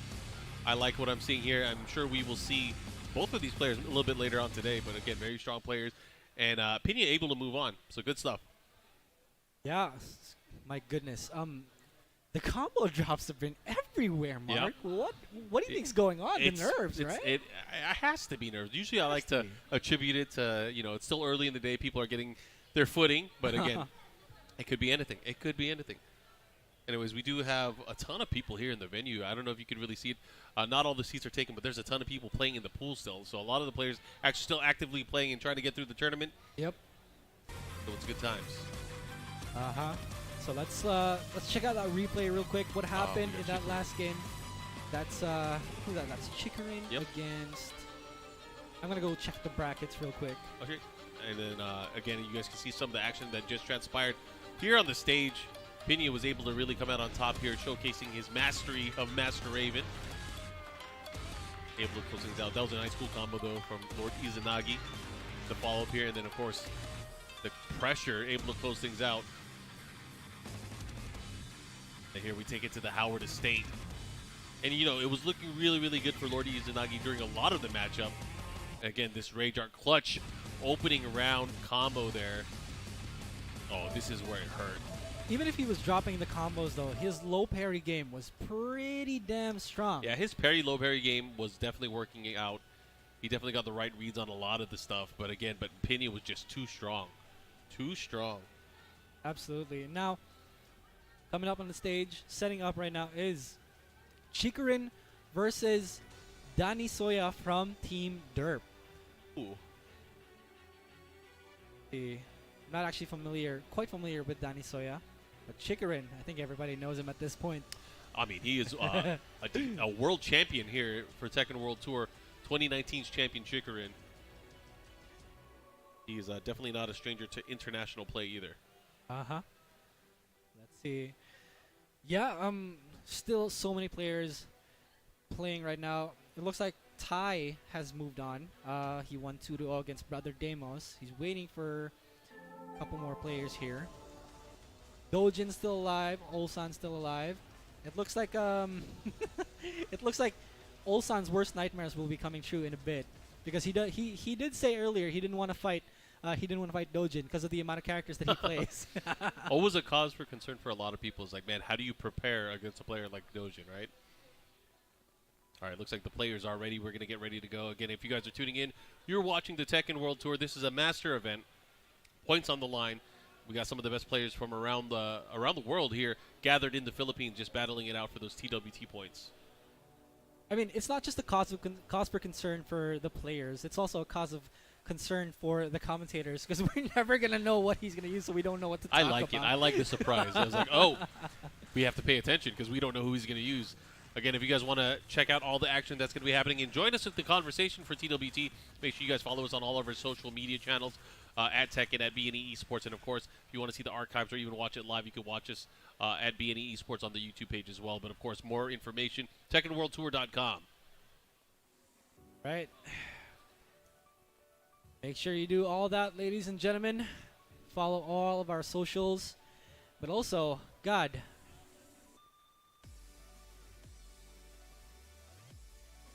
Okay, so we just got word, ladies and gentlemen, that we will be going on a short break. But when we come back, more Tekken action coming your way. Stay tuned. Don't go anywhere.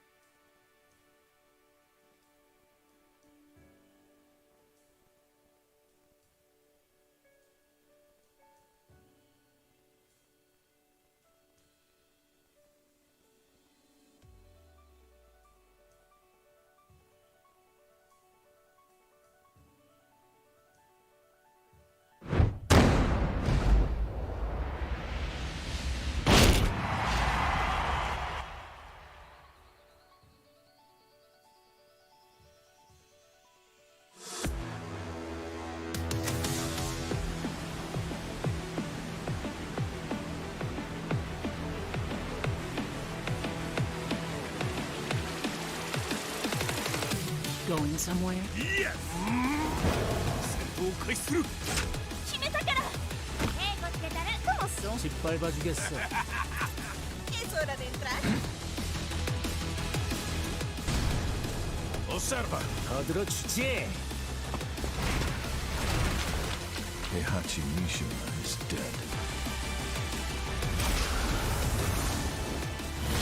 أريد معرفة الحقيقة. Let's go. Willst du im Sparring gegen mich antreten? Yoshimitsu Kendo!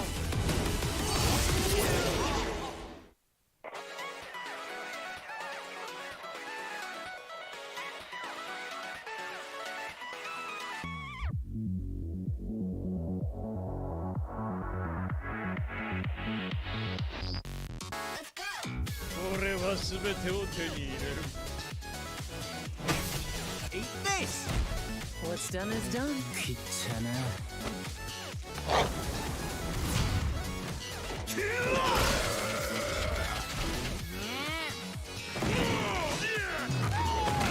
Forgive me.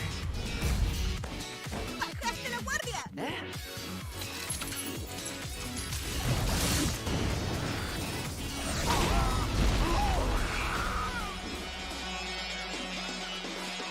Get ready for the next battle.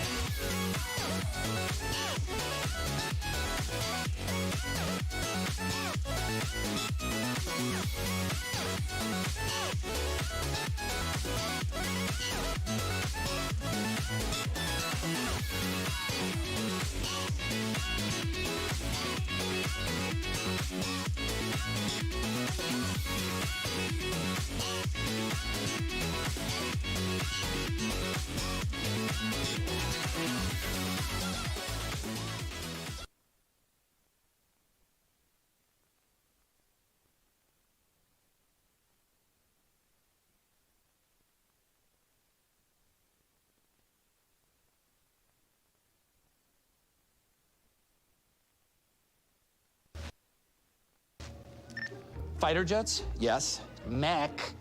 No. Hello? I'm afraid of mech blades too. That's why I never leave the office. No. No. Fires? Yes. Fires of Rubicon? No. Mechless Mutual? Oh, can you hold? Mechless Mutual. Impressive laser blast marks, but not covered. That's a no. No. No! Mech damage. No. Sure, I can transfer you to my supervisor. Hold on. Hi, this is the supervisor. I'm saying no! And happy birthday, Grandma.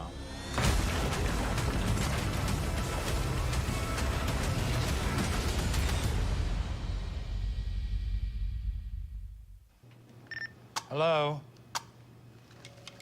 A fender bender? Yes. Yes, we do cover that.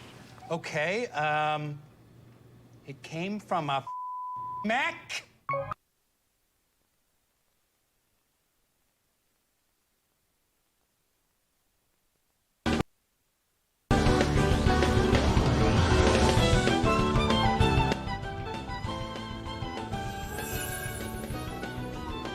Ikso, minna! 仲間を見捨てたりはしないわ。これが最後だ。それよりようやく出番か。さあ行きましょう。ついに全てのエンドマグナスは解放され、世界の終わりが始まる。わしはこやつを殺すために生まれたのかもしれん。心を失わせてまでそんなマキナが何になるの？お前は何を探してたんだ？何か大事なものを追い求めて、訳も分からずにどこかへ向かおうとする思いのままに。いずれお前にもわかるよ、自分が何者なのか。私は人の心を信じたい。でないと自分も信じられなくなってしまうもの。このままだと君の心に僕が取り込まれる。私たち死んじゃうの？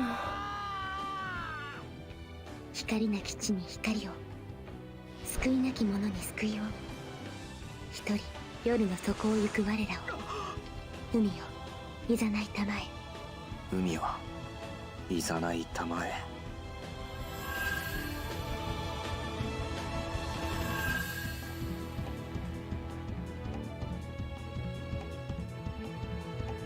カラスと行く？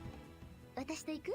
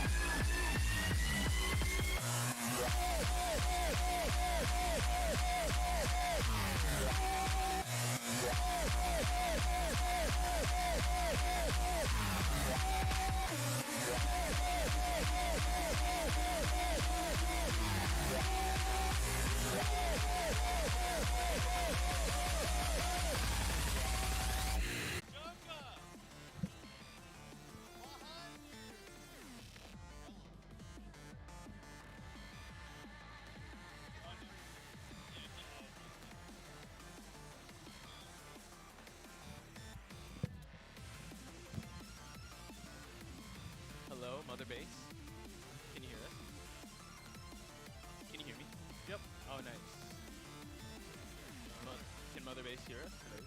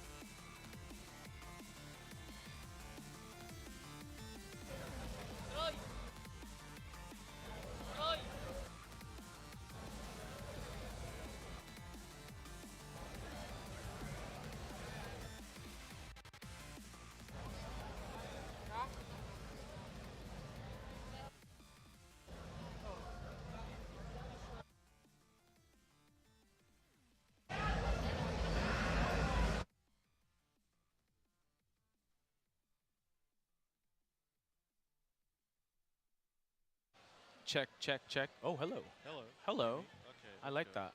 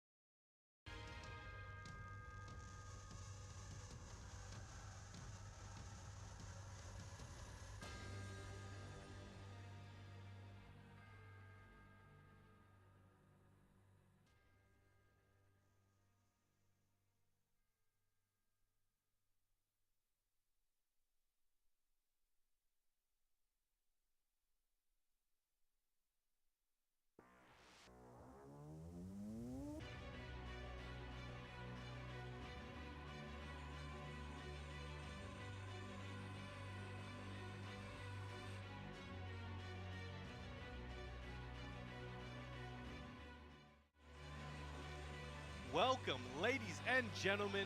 We are here today at REV Major 2023. Let's make some noise whether you're at home or in the venue. I am the ever-hydrated brown man. I'm joined here today by my good friend. Hydrated Pot Spice. Hey, there we go. Yeah, we staying hydrated, folks. If you're in the venue, say what's up to us. If you're online, let us know what you think. I mean, this is like one of the final legs of the TWT. And Masters also after this. It's going to be Tiger Uppercut, but we're here at REV Major. We had some amazing matches, and we still have more to come. Oh, it's going to be crazy. We've seen some crazy stuff as well. So far, there's been the legendary run back of LJ Lee and YUYU. Everyone's been waiting for that every year, sure. So it was good to see that happen again. But yeah, here we go. We've got some amazing people coming out. Like I don't know if you guys can hear the ambiance of the venue, but it's popping off right now. We've got so many different attendees, competitors, companies, artists over there. It's crazy. This is why I love REV Major. Every year, it's always a banger. Yeah, and I mean, I'm so glad to be sharing the mic with you. I know you competed here. You felt the crowd behind you. I mean, the first time I actually met you was on stage. I was with Rip, and it was like, oh, Brown Man. I'm like, oh my God, this is the Brown Man. So I was like, oh, let's go. But now, I mean, how does it feel not competing, but just being kind of behind the scenes in front of the mic? It'll be the first Rev that I don't compete in. People be shaking their boots, but now they're like, oh, Brown Man's not competing. We're good. That was fun. We're not going to get taken off stage. It's all good. But, yeah, how's it like? No, it's good. It's good. It's nice to. I was talking about it before. It's nice to be at an event and not have to worry about anything much, like either running or organizing or doing something. But then for this one, it's just kind of just chilling. I'm just chilling. I got to sit in the main. We were there. If you guys saw us, right? yeah, I got to sit in the main stage and indefinitely just sit there and enjoy the gameplay. Yeah, and that's something I realized I haven't really done in about 4 years. Yeah, so and now I guess we can have like that conversation of thinking like, we were trying to picking our ponies at the start, right? We were talking about with Markman. It's interesting turn of events. Unfortunately, Arslan's not here. I believe also Khan is not here. So it's kind of wide open. Nee is not even here. No. So who would your pony be for this weekend? That's a hard one. I think there's so many crazy players. You got your Ulsans, your Lohas making his return. Right. You've got Qasim actually is the only Pakistani representative as far as I know. So he's the Lone Ranger right now. He's gonna. The whole world's against him right now. As far as like in the brackets, it's like, all right, look, everyone knows the Pakistanis is dangerous. Qasim Mir has proven himself. He made top 8 last Rev, I believe. He did. So he's gonna go crazy. He's got the country's weight on his shoulders. Hopefully that won't psych him out. But that'll create an even sweeter victory. Right. It's crazy how he went through. He was able to get approved to come here, and now he actually has the biggest target on his back. Oh yeah. Right. It's kind of a funny turn of events because usually like you'd look at like maybe Chanel or you look at the Korean players, but it seems like everyone's like fearing and like revering the Hasimir. But then I can't wait to see. Hopefully we'll see some of his matches coming soon. We did talk a bunch about the international players, but the local talent here is nuts. So you got the starter pack, AK Doujin, right? The starter pack. That's like everybody knows. The wave ones. The wave ones. Right? AK Doujin. There you go. Father, son. Get yours now. 20 points of articulation, folks. That's like multiple times more articulation than your average figure. But we've got AK Doujin Doujin. Those two, right? But then people forget there's like a whole army of players out there that are straight killers. That sometimes they don't even enter tournaments, or sometimes you just don't see them on the bigger stages. But they'll give AK and Doujin the run for their money sometimes. True. And you got Jules. He's running around here just bashing people sometimes. So it's pretty nuts. It's pretty loud too. Yeah. Pretty loud in the venue. It's Pretty loud. super loud in the headset too. But like you said, AK Doujin. We gotta talk about Jules too. We gotta talk. I mean, we talked about RGN, but unfortunately, he fell to the lower bracket already. Yeah, that's what Kid was talking about. He's a top pick. He was. I think he still is. Who knows? He could be that type of player that if he falls to the exactly. I feel like there are those players that like they get a buff. Yeah. And I'm looking around the venue, if we're speaking about local talents, we got to talk about some people not from the Metro Manila. We got Gogoy from Cebu, the feared Xiaoyu player. We got Titan Thor as well, the Feng. Oh, yes. The Fangs are coming out now. Killer, right? Yeah, there we go. It's crazy. Like, he's got some stuff that, especially first to two, there's players that all around the world that, first to two, they're some of the most dangerous people to play. It's nuts. But yeah, it's good. We've definitely got a lot of players here that are looking to make a name for themselves before the end of Tekken 7. Because this is one of the last 2 Masters events in the game's life cycle, basically. You've got this in Thailand. I would always say this is like the golden age of Tekken already. Everyone's using their mains. What's a little sad is that, unfortunately, John Ding's not here, so we won't really have a 2-time Rev champion. Or consecutive. Right? Low-high. Yeah, consecutive Rev champion. But Low-high, there's that storyline too. He's coming back. He can claim the 3-peat, technically, championship. But yeah, how do you feel? Like, you know, technically the clock is about to strike midnight on our game soon enough, but T8 right around the corner. Like, I mean, you want to reminisce a little bit with your favorite moments? Well, Let's the go. Biggest thing, though, like, is obviously the old man is no longer present in the next one. Apparently, at least at the start. Who knows what's going to come out? You know, there's a lot of things floating around. We'll see what happens. Well, T5, like, Heihachi Mishima is dead. Like, yeah, they did a throwback to that in one of the trailers. Right. I think, like, Raven did the same thing. I'm like, okay, surely that means it's a bad he's alive. We'll see. But I think, you know, some of the greatest moments, like, I remember that one set with JDCR and Knee at REV Major 2017. The handshake, yep. Yes, that set is still, should be studied till this day for getting better at Tekken. True. That was nuts. The constant back and forths, and like I would say also JDCR, you know, he was on the come up. That wasn't the height of his power just yet. And Knee also, he kind of predicted the future with Feng. Like, now we're seeing so much Feng. 100%. Right? I think after that match, you know, Feng was always there, but then you had the Steves. That was after that match. I believe the patch next was we saw a lot of Steve come out afterwards, that was right? After that was season 2. Yeah. I think actually, I think that was JDCR's. Up until that point, JDCR was winning most things. Because that was when JDCR and Saint were with Echo Fox. So they were oh my winning gosh. a tournament every weekend. They were. That was crazy stuff. So I think towards the end of the year was when JDCR started being less successful in coming first at all the tournaments. So it was... Yeah, he didn't win TWT finals that year. I think a lot of people thought he would. And I think at REV as well, that was a very close set with Knee. So... It's definitely one of those moments where you'll always look back at that one and be like, holy Jesus, moly. That was a crazy Rev Major moment. It was. Rev Major has had so many, and in multiple games as well. True. Like, I remember in 2019, Daigo was here and they did the special WWE entrance. That was crazy, yeah. Rev Major is such an amazing event. But another Rev Major moment I wanted, it's just recent. The one with John Ding, when everyone rushed the stage. That was like insane. But I mean, I really wish more Pakistani players would come here. And I also kind of messaged Arslan. He was looking forward to it, but unfortunately that's not the case. Maybe next year. So hopefully we'll create more of those moments. Like, and everyone is really looking forward to welcoming our Pakistani brothers. But Hasimir is definitely in the mix there. I mean, meeting you also in Rev Major is a very big moment for me. So let's go. Likewise. Yeah. So I mean, it's nice to reminisce about this life cycle of this game. It's been a while, but you know, it's also a good and bad thing. I don't know. It's a bittersweet.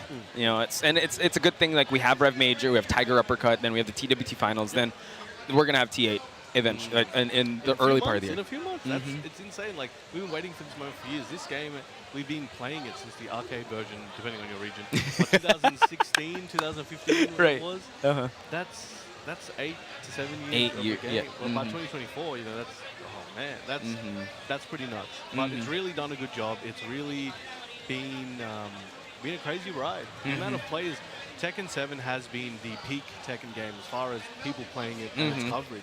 It historically has been the biggest one. And I think Tekken 8, I expect Tekken 8 to surpass that. True. I mean, sky's the limit for Tekken 8 because Tekken 7 has built like this foundation already of how far things can go, and Tekken 8 definitely get things where it needs to be.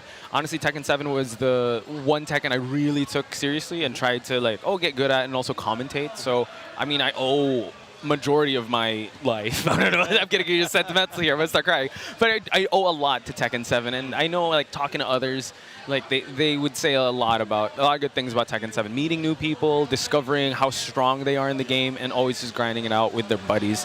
So yeah, again, it's getting really loud too. Imagine, think of a world where the original intention of Tekken 7 was to be the last game.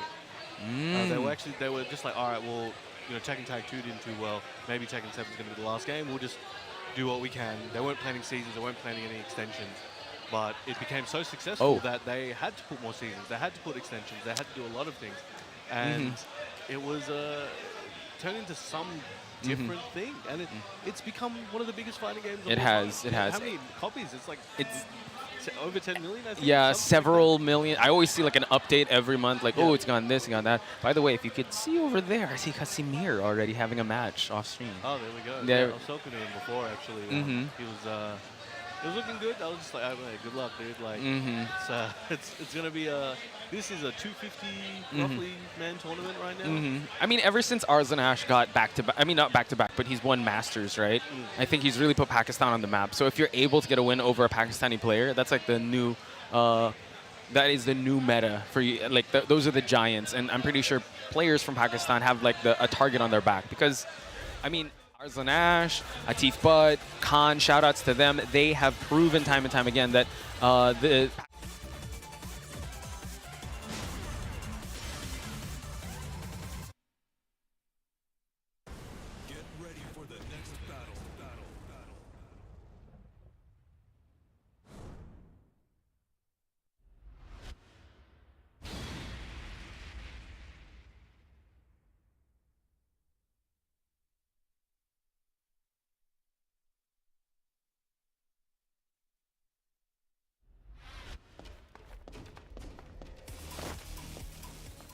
Dynamic there. Very aerodynamic when he fights with that one. So Danisoya to the right, and we got Chikurin to the left here, but it seems like we will be focusing on the matchup here. Golden King, here we go. All right, Chikurin starting off with those pokes. Oh, okay, that down forward 2-1, that elbow into launch is a crazy good move for King players. Counter hit confirmable. Yep. Can get you a full combo into an unblockable. So we'll see if she'll go to the well a little too many times with that elbow, but you know what? Chikurin does have real estate advantage here, and he's Chikurin is building that bar. Oh yeah, he's building it up. He knows this first round is like, all right, let me just build this up. You know, a lot of pokes, a lot of moves, and he started in the second round with a full bar. He's got that stick of butter. Let's see if he's going to use that in the kitchen. That's what's so scary. You know, he's farming that resource to use. Oh my god, and spends it right away. Chikurin smells blood in the water here at the expense of Danisoya. I think potentially in his mind, he's able to land so many hits at the moment, just poking away, that he's building it so fast. He's like, okay, I don't need to conserve too much until they make me have to worry about it. But that was a 7 golden letters as well there. And now he's building a bar so close. Nice duck, Brown Man. He's ready for it. He's like, because that's one of those moves where if it's not a counter hit, it's not guaranteed. You have to be careful when you use it. You got to try to get that confirmed. It is difficult, especially on the stage like this. 100%. And look at that combo. Oh my goodness. And also at the best point, out of rage, and you know, one combo can kill King, and this is going to be it, Brown Man. Into the uppercut. All right, that is rough. It's Chikurin though. You know, there's a lot to worry about with this man. He is an absolute unit. I like that term, yeah. About absolute units. Danisoya, they're going to the Jaguars. King special. The King special. The natural habitat of all Jaguars. What should we call it? The King's domain. Or something, I don't know. That's a good one. The King of the Jungle. We're going to go to the Forgotten Realm.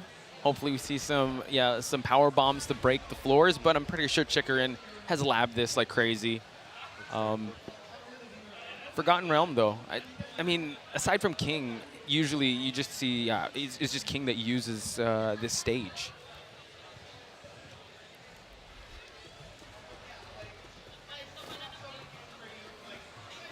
All right, here we go. Forgotten Realm. We're kicking it off. Look at this man. This is the ultimate lead. I thought you were going to say unit or something. No, he's the ultimate weave. He's like super rich. Have you seen his house? The samurai sword is bigger than 3 Geeses. I'm saying. We've talked about this before. I think it was a BAM. He is ultimate weave. And weave gets the counter hit. And we're taking this one potentially downtown, I think. Yeah, he definitely wants to break that floor as he builds that bar. Amazing sequence of events here for Chikurin. Unable to get the double Reppuken, but Danisoya can come back from this. Oh, good break. Got him at the wall. Ooh. Oh, pressing in there, hoping for that counter hit. Went low there, Brown Man, but was definitely ready. scouted out there by Chikurin. Constant jab pressure just to keep Danisoya at bay, but still no significant launcher from Danisoya, but this could change the tides. Going for the big low parry here. She's gonna make that one count, breaks the floor, and now she has corner pressure, unable to get the grab. That's a little heartbreaking, but The life lead is going to be depleted here, Brown Man. It seems like Chikurin has her number and now forces Danisoya to the ground floor, to the basement, and forcing her hand to try and use the rage, but not quite yet. Oh, trying to go low there. Oh, DDT, extra rage for damage. Oh, trying to go for a two-hit combo, but couldn't wake up. Less than 20 seconds left on the clock. Both have rage, but it's Danisoya to go for the DDT. First round, she has scored, ladies and gentlemen. Super important matchup here for Danisoya to stay alive in this competition. She's going to go for a multi-throw here. I don't know if Chikurin's ready for the break. Got the break, he was. There we go. Okay, and now pushing for the wall. Let's see if Danisoya can get any more of those chain grabs. But so far, Chikurin, oh man, hitting the back one counter hit. And now Danisoya trying to go for a grab. Timing's a little bit off. Chikurin still trying to find his mark here with that back three. Down forward 1-2, lets it go. The elbow into the sequence, yeah. Oh my God! Oh, he's gonna chip him out. Oh, wow. he was ready. He's got the tactics. But he spent all the money in the bank now. Very depleted. This is a big opening for Danisoya to gain this round. And that's the thing. Geese doesn't always need the meter to hit like a truck. He's got that unlocked sometimes. He yeets him, slams him down. Trying to go low there. Nice sidestep to the 1-1-2 punish. And Danisoya now wearing the red dress. Got to make a big comeback right now. It definitely is possible, but it's going to be hard. Oh, man. Real close in terms of securing the victory. Chikurin, 30 seconds left on the clock. Oh, nice movement. Well done. GG's there. I think first time we've seen Chikurin on the stream at Rev today. But well done to both players. King's a fan favorite always. People always just want to see King anyway. I see a King right now, right in front of me. Hey, are you looking in the mirror? I'm looking at the chat. All right. Oh my God. But yeah, if you guys are just joining us now, welcome to REV Major 2023. Hot Spice and the very hydrated Brown Man at your service here, commentating the pools. That was the first match, but you know, we were just kind of reminiscing of how amazing, how far REV Major has come, how far Tekken 7 has come in its lifespan. And with T8 around the corner, it's just, it's very poetic that we're celebrating until the launch of T8. It's a good time. There's a lot to celebrate. You know, we've had many years of happiness from this game. Happiness, a little bit of stress, to say the least. A little, yeah. There was a lot to do in this game. They've had so many seasons, so many patches, so many new characters, ones that we've never seen before, styles we've never seen before, and mechanics we have never seen before as well. So it's good. There's a lot to celebrate. One of my friends, legacy player, was saying like one of the reasons he thinks Tekken 7 blew up so much, slow-mo.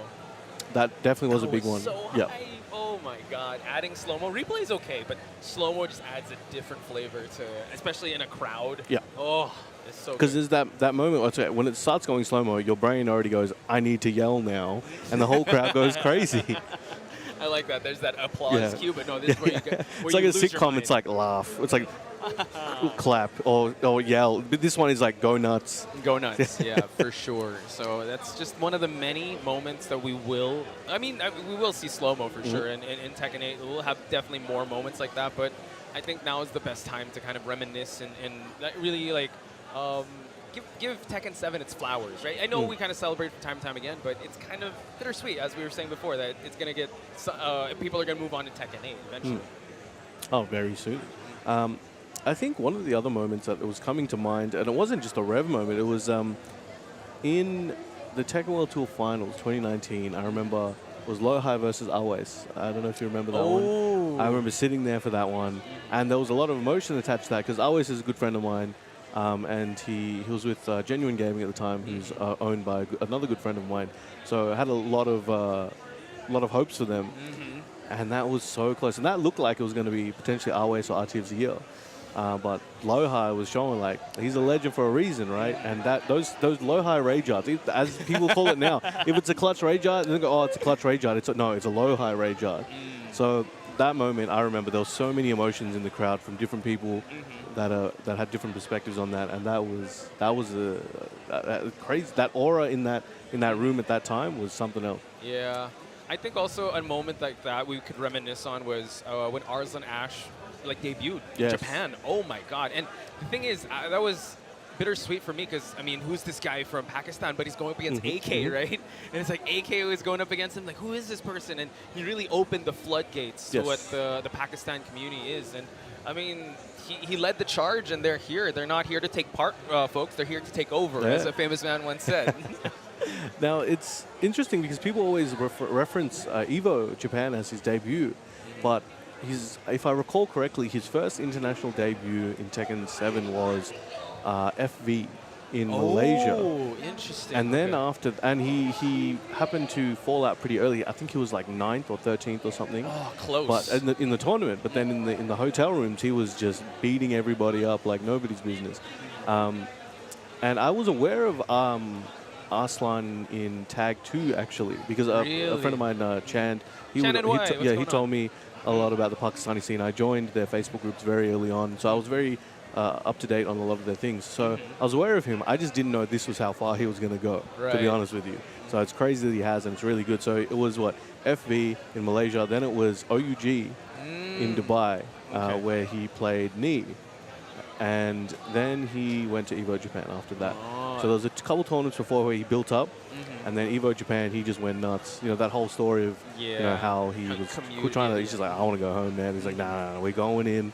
And half asleep, this man took out half the world. Exactly, and made a huge statement. And the Tekken scene was never the same. And yeah, actually, if I recall correctly, shout-outs to Pika. He did hear inklings also before Arslan made his debut in Japan. Like, there's this Pakistani person that's been like wrecking people off stream, offline, or off stage. So it was only a matter of time. Then the perfect dominoes falling into place, and here we are. Worked out pretty well. Now Pakistan is on the map. Who's going to be the next country, next region that have been secretly like top tier and then just pop up and like, hey, it's us. Usually I'll make a joke of like, oh, Madagascar, but people already know about Madagascar. I think it was, what was his name? That Madagascar Jin player. Yondemain? Yondemain. He's in the leaderboard. Yeah, he's like, like 15, 12, I think, I believe. You know, they had crazy numbers for their dojos, and I was like, how are they getting, what's going on? So I watched one of the streams. I'm like, oh, there's like, actually everybody's here. Like, you can see a whole crowd of people there every time. And I'm like, wow, this is more than most countries have in their majors. Yeah, like, and you have to also thank TWT. Yes, it's like it's improving each and every year, and now it's like it's really getting representation from every country because we want to find the best of the best. 100%. So as you guys know, in January we will have the TWT finals over in New Orleans. So do stay tuned for that. Yeah. No. Oh man, I'm thinking, what's Tekken 8 gonna be like for the competitive scene? Because I think another thing is they put so much learning tools into the game. They did. You know, I saw the TGS the showcase. Yeah. And the amount of learning tools, these are things that players have been wanting for a long time, and a lot of things that players didn't even know they wanted until they saw it. Exactly. Like, oh, I need that. I need ghost fighting. Yeah. I need the AI That's fighting. Gonna be crazy. Imagine having a 16-man bracket with just your ghosts and just seeing who wins. Okay, how far can I go? But it's have a weekly in your house. Yeah, you could. Like, I'm very interested to see how they implement those ghosts and kind of see what kind of features we get. But with Tekken 8, they're obviously tuning a lot of the, like, I know in ranked, this is a very polarizing. Oh yeah, thing you want they to did right? They did the first to two. Yeah, first to two. That's the three. New opponent. Yeah, and that's definitely a good practice for, I guess, tournament. And that's really good. So we'll see what they do for that and what changes they make over time. But with all the tools that are available, it's we're on replay. Oh, let's go. Yeah, sorry, the tools you were saying. Yeah, the tools that they are implementing, like ironically, the replay. Like, you can have the real-time replay, rewind it, and then practice the punish. Like, oh, what's the proper? Like, that's like, so. Can I move, or can I do this and that? I'm like, oh, wow, that is nuts. And then also the status reset as well, where it's like you can reset it to, they were in the air. Right, so I'm going to right. reset them to be in the air so I can practice this combo or do this situation. It's absolutely insane. I think with a game like Tekken that gives you so much freedom is just such an amazing thing to do. And if something amazing also to do is we're going to throw it to the highlights, folks, of that match we just saw here. Again, just the handiwork by Chikurin. So you could pause it right there, and then you could be like, oh, what's the more? You basically JoJo it and just the world, and then like, all right, let's change it up. Well, like, what was it, Adam Sandler in Click? Oh, yeah, you can definitely do that too, yeah. Oh, nice duck. You can pause it and then you can start like. So once again, we are back here. Again, that was the handiwork of Chikurin for Danisoya. Unfortunately, Danisoya, I believe they were still at winner side, so maybe the loser side. Because I'd hate to see Chikurin in the loser side this early. Holy smokes, if he was. That was one time, I can't remember if I talked about it at BAM, but there was one time in Melbourne for BAM 2019. Ooh, okay. Chikurin lost in round 2. What? And then had to make it. He made it to top 8. He fell, I think, at 7th. But he had to beat 8 people just to make it to top 8. The scenic route. That's what he wants to do. It was crazy. Like, it was. He lost to the demon Feng of Australia. Oh. Yeah. It was. Shout it out. was pretty nuts. But if we recall, back in BAM also, Pinya lost real early too. Right? Yes, to another Feng player. What is it with Australian Feng players? These Feng players going crazy. Yeah, that was Twigs. Twigs. I think recently he got 20,000 ranked wins last week. Wow. I think. I'm like, oh man, I don't even think I've played 20,000 games online. I definitely haven't played 20,000 games online. I know that for a fact. So for everyone out there who's on that online grind, you know, big salute, big respect, and look forward to the Tekken 8 online experience. They have been putting a lot of work into that, a lot of resources. So I'm expecting amazing things. And we do have the next test. Yes. What? I forgot when it's going to be, but yeah, it's coming out in October. Yeah. But so, let us know also in the chat when that is. Sign up for it. I mean, my test experience, unfortunately, I had work, but it was really fun to play. I'll be honest. Jin is actually really good. Oh, yeah. Down 2? Like, hey, yo, like, what's going on? And then Avenger stands. I'm like, what's going on? I'm like, oh, my gosh, stop. I'm like, you're always plus. They've got Feng, and who else did they add for the new one? Well, if we recall, no, Panda. The reveal. No, but in the... I thought like the test run. Oh, in the test run. Okay, I thought like... Feng and Raven, maybe? Azucena? No. Oh, yes. Azucena. There you go. Okay, I thought the reveal, because the latest one revealed was Panda. So that was... Yeah, Azucena, but like, coffee is not a personality type. It is now. It's a love language. Like, I know that's the Australian way, like Melbourne way specifically. They love their coffee. We got S+ tier coffee, but that is not a personality trait. I'm telling you right now. Shout outs to Rukang. Like he was really happy seeing Azucena there. Oh yeah. So he's Peruvian, so he's into it. He has to be. Yeah. How does he like his coffee? Like also like a lot of coffee? I don't know actually. We're gonna have to ask him. If anyone in the chat knows, or if he's in the chat, let us know. If I see Rukang, I gotta get him some coffee. Then that seems like you said, it's a love language. Coffee only. Peruvian. Oh right, true. I mean, I just feel like the Tekken arc now. She's going against Lily, right? And then I feel like they're gonna try each other's drink and be like, it's actually really good. I think there was. In one of the screenshots, there was like an image of them sharing their drink. Ooh. So I think I thought that was fan art. Oh, okay. No, it was. I believe that was in the collage of screenshots they used in the TGS promo. Because it had like the Kazuya one where he's got his wall of sneakers, and then it had I think Kazuya and Jin camping with Jun. So there was a whole bunch of stuff. So I'm looking forward to the cinematics as well. Those are always interesting. They got those what if cinematics that it's just like, okay, well, this is what if like this guy won, and it's like, oh, they're having dinner. Like, they're sharing a drink. Yeah, exactly. They're going camping. Very wholesome. Tag 2 had the one where all the Mishima bloodline and Co were fighting over one egg. Oh, is that where Lars couldn't get anything? Yeah. The runt of the bunch, right? Oh no. Yeah, that's true. Lars ain't eating well. Even Asuka was able to get like a piece, I think. In that. I wonder when they're gonna explore that. I'm assuming that it's a Kazama name, right? They have the same style. I wonder when they're gonna explore that connection. I guess. True. So that'll be interesting. Looking forward to that. And Asuka looking crazy in Tekken 8 as well. Yeah, I tried using her for a bit. I used Asuka Paul because Alisa's not there, and I used Alisa, but. Yeah, Asuka's pretty fun. I mean, I don't know, a lot of people like are pretty divisive with, oh, Asuka, you main Asuka, but I love Asuka. She's great. Sidestep 2 is now like that engager where she runs. That's pretty good. And she's looking real good. I think Fergus also is like, oh, I love her design. She has a hat. She looks like she's going to wizard school or something. But actually, that's another thing. The customization seems to be going crazy. Because I know Tekken 6 was peak customization, and then Tag 2 and 7, you know, they a lot of love the resources to other things.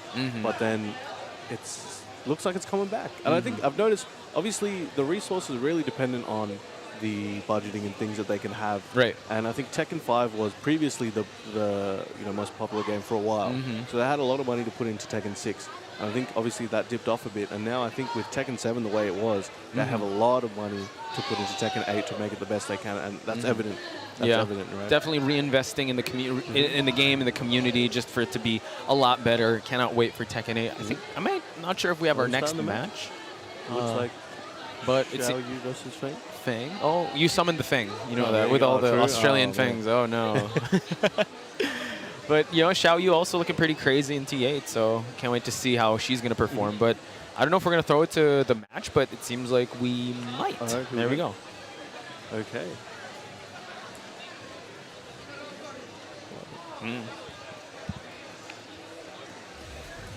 All right, here we go. It's Wecka, actually, versus Kimsanity. So Wecka, once again, one of the famous Ling Xiaoyu mains out there, and Kimsanity representing the Philippines here with a very Feng main since 2022.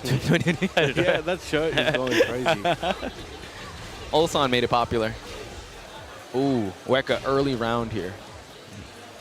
All right, Wecka is from the nation of TWT. I believe he's Korean. Yes. Yeah, oh, wow. Big snake edge low here for the big damage from Wecka. That spikes him down, flips him over, pushes him away from the wall. You can see the forward movement. Oh, goes under that jab. He's ready for it. Yeah. Boom, boom, boom. Wow. Big momentum here from Wecka. Yeah, two decisive and dominant rounds here. Kimsanity unable to get the Feng train going here. It seems like Wecka, just the constant stance changes, the back turns, but the down back 3, though, hits counter hit. Ball goes under. He was ready for that. A lot of people just wait to duck that and see what happens after. Wecka's like, no, no, no. You heard about turns? Well, it's mine. What are these? Your turn? Never heard of it. What are you talking about? No. Oh, nice block on the low. Kimsanity has the wall pressure, but he's able to get the grab. Oh, my God. Time to sleep. Just pulling out everything out back. Another counter hit low here for Kimsanity. Can he make the comeback? Oh, no. You thought that was a mid? I don't think so, buddy. And just like that, Wecka, 3 straight rounds against Kimsanity. So, again, a great performance here by Wecka. Kimsanity unable to get the pressure and poke game of Feng. Interesting. Not Feng main since 2022. We're going to see Kimsanity try to go for a character. Oh, Negan main. DLC main. Negan, once again, a welcome addition. I would say that he's finally getting his turn in the spotlight in this golden age of Tekken, right? Infested is using him. A lot of the players here in the Philippines also have a sub of Negan.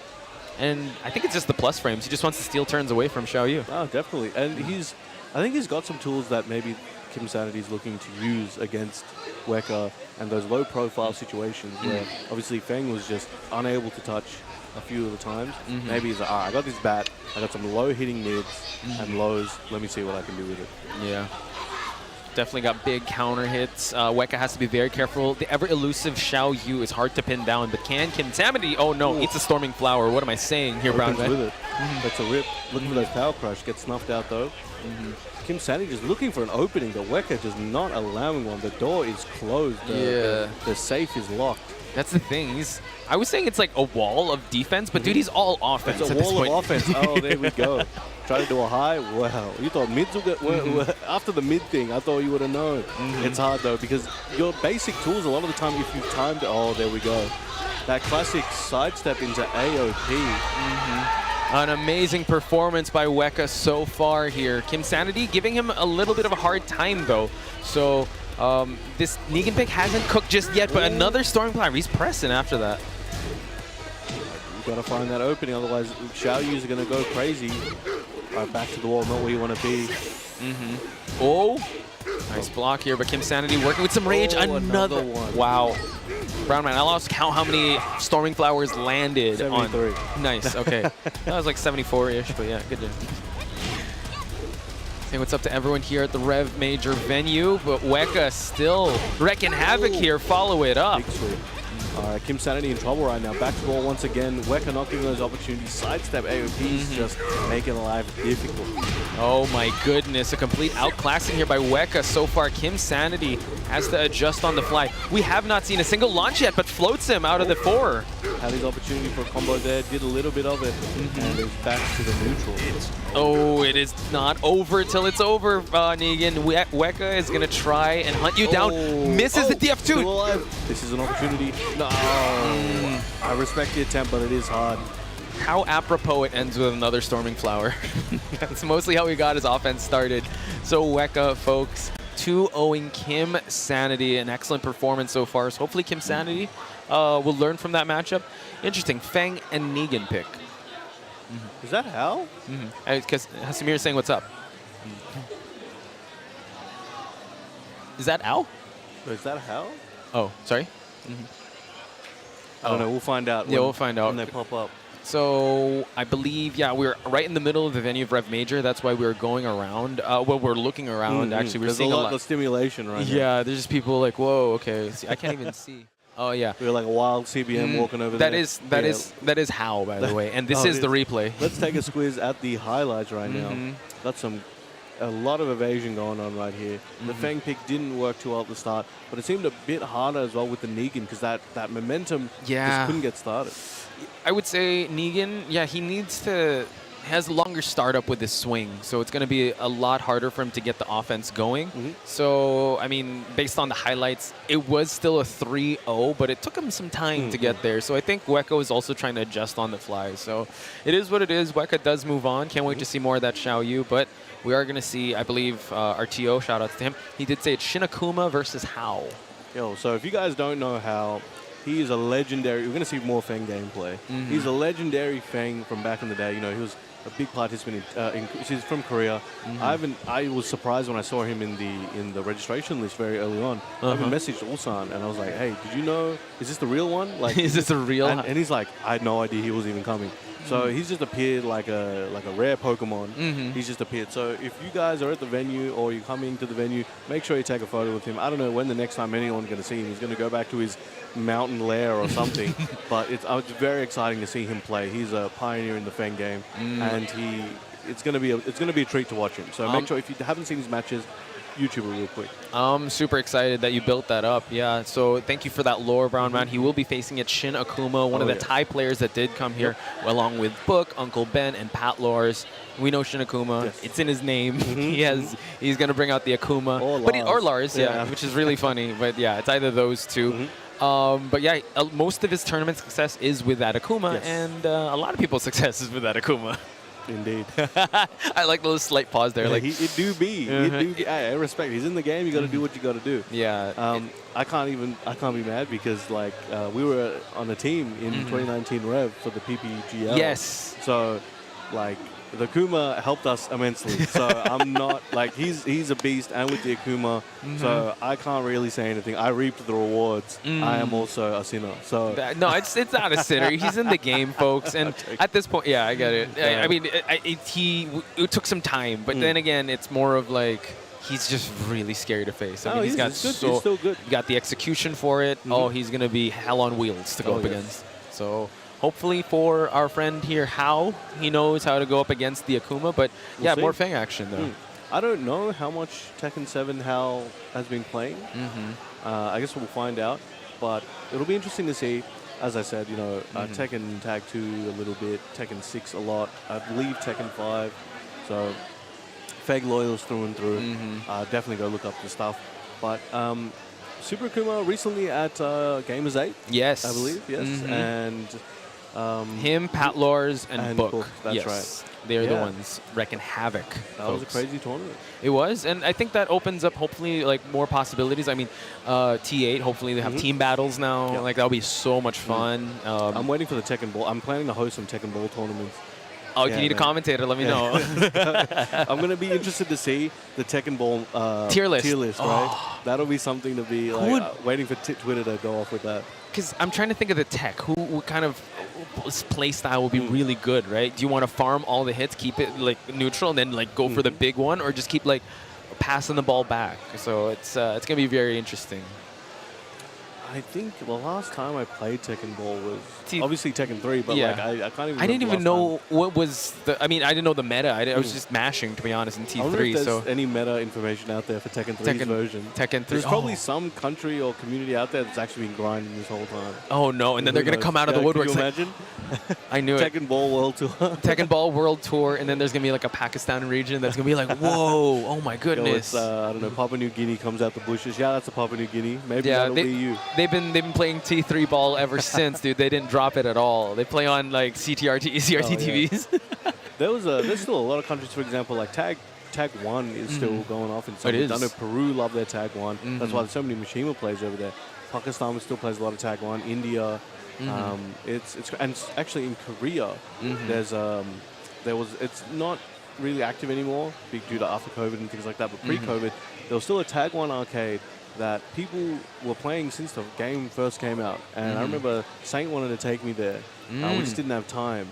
But he was telling me, like, last time we went there, it's like he couldn't even take a game off any of these people because it's just like they've just been. It's like when you verse a Third Strike player that's just been playing since it came out. Okay. Like you'll go, like when I go to Japan, I'll go hang out at the arcade sometimes and play some Third Strike with randoms, and it's just some old dude who just looked like he just like, and I don't mean old in a bad way. He's just like he's an older gentleman coming through, and he makes me look like a baby with no arms. Yeah, so, I mean, time is the best teacher, right? If you've been loyal to your character, you've been loyal with grinding it out with time. Third Strike players, they just, at this stage, they've just been playing so long, they can play most of the cards extremely well. Because it's like you play for this amount of 2 decades or whatever it is, you're gonna get more characters good, right? And I think also to dovetail off that point, like that's what's so good about Tekken, because legacy characters, right?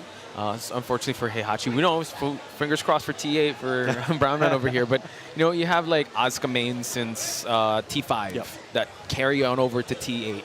So you just gotta have, I mean, there's different mechanics that are changed, but the character, the essence of that character is still there. So that's why you gotta love the lifespan of Tekken. And like you said, Tekken 7, supposedly it could have been the last installment, but you know what, the whole scene just breathing new life with the game, and now in T8, definitely the sky is the limit. I cannot wait for that. It's going to be nuts. I know we keep saying that, but it's all we can say until January 20. I know, but I'm pretty confident. Like, you know, we're gonna, yeah, I think so. Oh, yeah, what did I say? Shin Akuma, folks, with the Lars. Shin Lars now. Link's Legacy Shin Akuma versus How. Well, that's a new one. Definitely. Seems like we're going to Devil's Pit here. All right, let's go. Oh, he's got the thumbs up, pointing in this direction. Oh, he's taking the photo. Yeah. Let's go. Hey, let's go. You can do it. Let's go. Now, the last pick, this is going to be an interesting one. I do have to say, people have the jacket over tech, right, to hide it. Shin Akuma here has the luggage over, like, to raise his stick up. You see that? Yeah. Even in TWT, he brought his the fight stick, the suitcase. So it's underneath him, guys. It's grounding him. So here we go. All right, starting off with down back 3, that Chal Sim kick. Very long reaching. He's swinging for the fences right now. He Everything's hitting. No chance for a Kenpo for How. So excellent start for Shin Akuma so far. Overwhelming offense, but no. Excellent with punish. Launches in there, sends him to the sky. Let's see if he can send him to the wall. Just about. Oh, he wants to go for that low. Oh, spends the drive early on. Shin Akuma trying to open him up. Counter hit as well. Quite impressive. Great stuff by Shin Akuma so far. In Lars, he can, like, all gas, no brakes if you can, but nice Kenpo low there from How. Oh, I think that was a mind game that he's like, all right, while sending 2, or that little uppercut, most things use that punch parry. He's like, all right, he's going to use the punch parry. Let me do the sweep. How was like, I think he's going to sweep. Breaking down the mind games that Feng can bring from that Kenpo stance, but How? Oh, he's trying to go back to it. Now Shin Akuma has the rage. Another blocked low here. Take it to the wall. Incredible performance so far from How. So back and forth we go, folks. Nice sidestep from How. Going for that punch string. Oh, big launch there. Sends him to the sky. All right, good break there. Back to the wall, though. Not where you want to be. How swinging for the fence and then fighting his way out. Ooh. Trying to hit low. Tried to go for the Sabaki, but he went low there. Goes low again. Shin Akuma couldn't go high that time. Oh, and the rage dive. That blue stuff shoulder, sends him into the wall. It's going to be the potential final round here. Hal currently in the lead, but Shin Akuma could bring it back at any point. Okay, backswing blow lands flush for Hao and Shin Akuma. Wow. The counter, you don't see that hit that way too often. I just noticed we have the special Lars music. Yeah, it's the Tanahashi. That's the one. There we go. New Japan, shoutouts to them.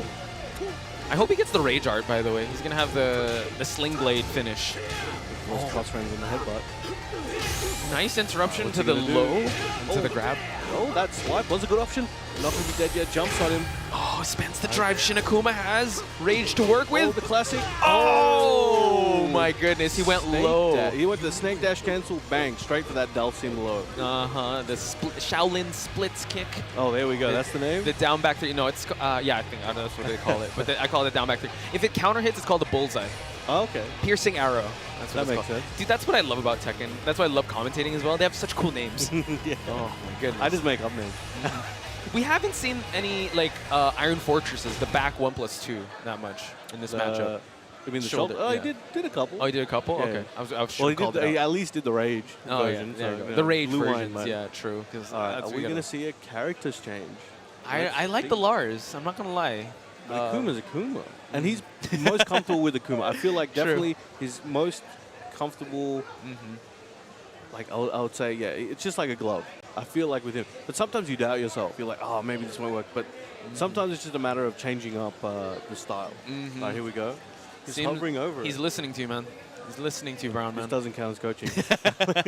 I'm not breaking any rules. No, you're not. We're in the desk here. Just he's going back. He's going back. Yes, yes. Okay. Trust. But that's what is also kind of scary, and I will also agree with you there and kind of dovetail off it. It's a race to two. Yes. Right? You want to go with that comfy glove, one that fits perfectly. It seems like he wants to go Lars. I don't know, maybe in online settings he goes Akuma, but it seems like offline settings he tries to go for the Lars. It's been more recent he's tried that. I think he was also at Tekken World Tour Finals. Yeah, and then he used Lars. He used Lars as well. True. So maybe he just wants to change it up to Abandoned Temple. Again, it's an egg-shaped stage. So here we have, ladies and gentlemen, Feng versus Lars. Link's Legacy Shin Akuma versus the legendary Hao with his Feng. Let's go. Oh, big whip there. Look for that counter hit, and he gets it. Sends him to the wall just about. Now, Lars has by far the best wall carry in the game. True. You're going to see that on display, I'm sure. Oh, okay. No tracking. No tracking on that low there. Nice duck. Conservative punish by Hao. Now he's trying to push him back against the wall. Big pressure coming out of him right now. Oh, he went for the punch parry, the Tsubaki. Yeah, he kept doing that twice, and that's the second time Shin Akuma has gone low in that sequence. It has been two. Oh, Tanahashi, let's go. Oh, he delayed that as well, expecting either a button or maybe just standing from Shin Akuma. He's ready. Yeah. Seems like more stances. Oh, big low parry from Hao. Taking it to the wall. Boom, boom. And there's your Iron Mountain. Yep. Oh, he's able to get the Kempo step. Iron Fortress, hang on. Back against the wall. Place, yeah. Especially when Feng is pressing very fast buttons there. A move like that down back for that sweep, it can work well for you, but you can get hit very quickly as you saw there. There's a big startup on that one. Oh, couldn't get any more wall pressure, but he does have real estate advantage. How? Trying to lock him in. Got that Shaolin splits. Able to get a counter hit as well, just for him to be able to get that. What was it? A bullseye. The bullseye. Yeah, there you go. Here we go. Seems like the jabs are going to carry him towards that wall. Shin Akuma in big trouble. Oh, gets him with that sweep. All right, trying to play the keep out game right now. Decent defense here coming from Shin Akuma, but Hao again. Oh, as I say again. He just lets that one rip. And yeah, he's no stranger to wall carry here. Oh, he was ready. Okay. Oh my god. This is going to be rough. This is a really good combo here from Hao. Oh, okay. Spikes him down into the stomp. Oh, he's like, I ain't going out like this. What a comeback here. Shin Akuma, folks, just sniping out the Kempo. He's running away, but able to float it. Oh my goodness. There we go, wall ender. Again, he's done so much work at the wall. Yeah, he was ducking against the wall here. It's so brave. Oh, there we go. That's what he's been waiting for. He needed that high to come out. Able to cash it in now, Brown Man. He's so close. Oh, nice. Oh, he went low again! This is gonna be tricky. Can he finish the combo? And there it is.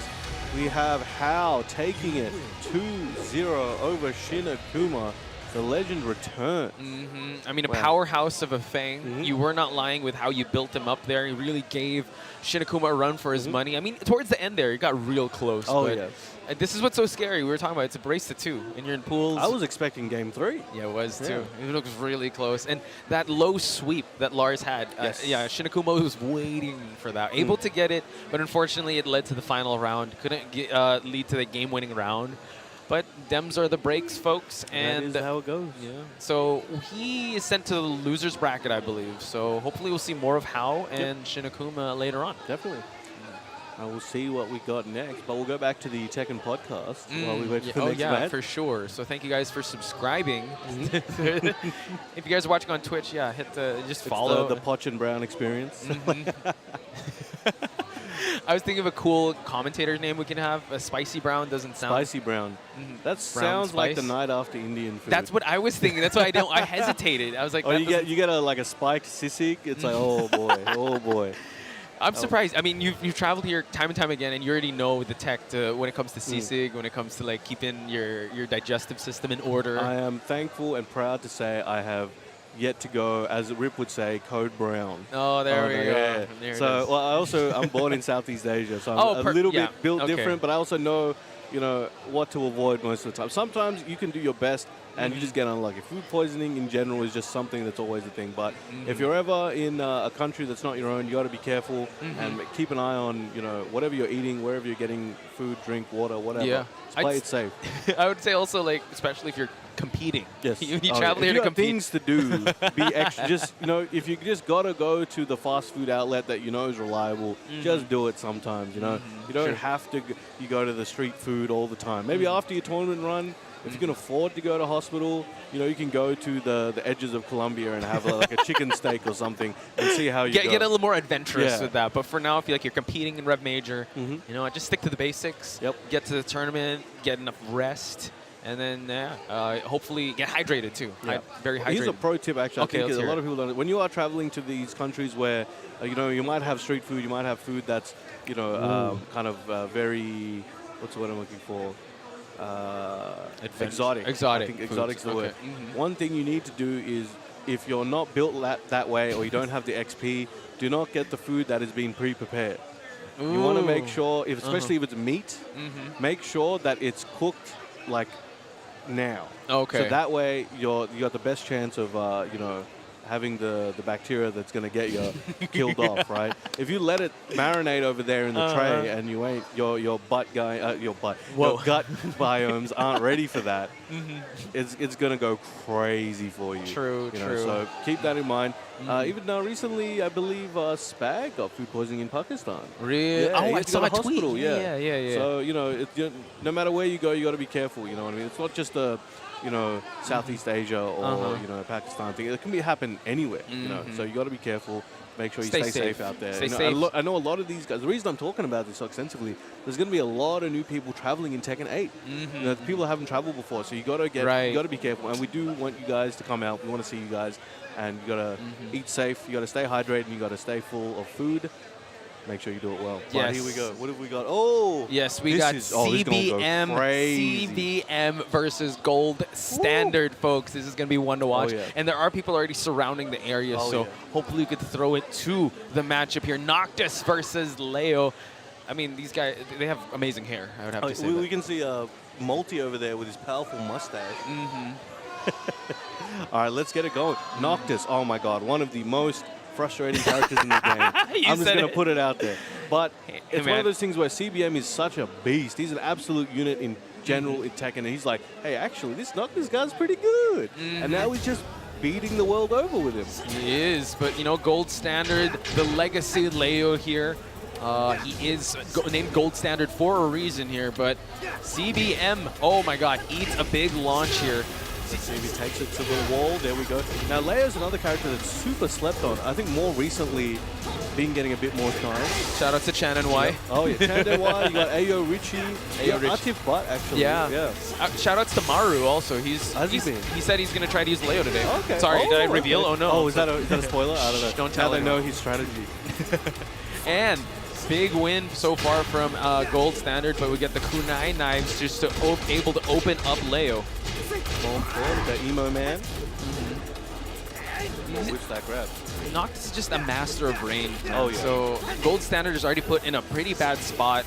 Now his back's against the wall here. Has to be careful. That is a crazy hit confirmable move, by the way. Yeah. What kind of hit confirmable move? Yeah. There's a player in New Zealand, Wowza. He changed to Noctis, and years ago he was saying like, yeah, this is a basically hit confirmable move to a certain degree. So it's coming out hard. For sure. I mean, CBM coming from Jin, right? You know, Jin is not blessed with range, but now he has this range, and now he's a beast. Oh, there we go.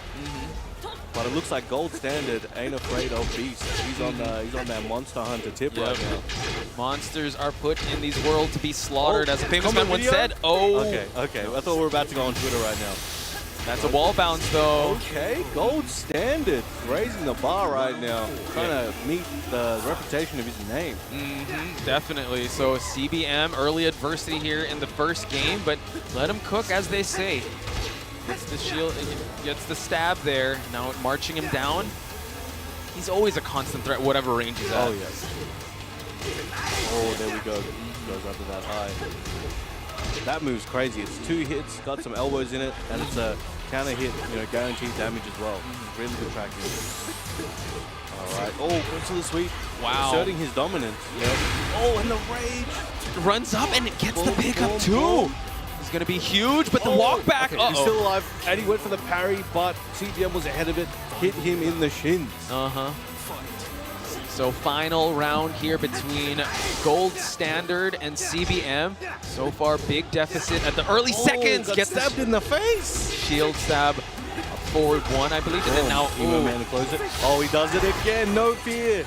Predicting the future, Brown Man? Did you call He for just another hit him Emo with man? the Uno reverse card the last 2 rounds. What happened? That was crazy. But that's why we're saying CBM's an absolute unit, and we're seeing that here today. Because Gold Standard in his own right is an absolute beast. So this is gonna get crazy, I think. For sure. Maybe he's going to try to change up the walls. Gold Standard also has a Kunimitsu. I don't know if he's going to choose that, but no, he's going to go with the arena. I respect that. All right, here we go. Game 2. Now, what kind of adjustments need to be made? Like, I think a lot of that was Gold Standard was hitting a lot of things. CBM was eating a lot in the neutral. He was successful with those down forward 1 into confirms and things like that. But towards the end of it, he's like, all right, let me just cash all these in.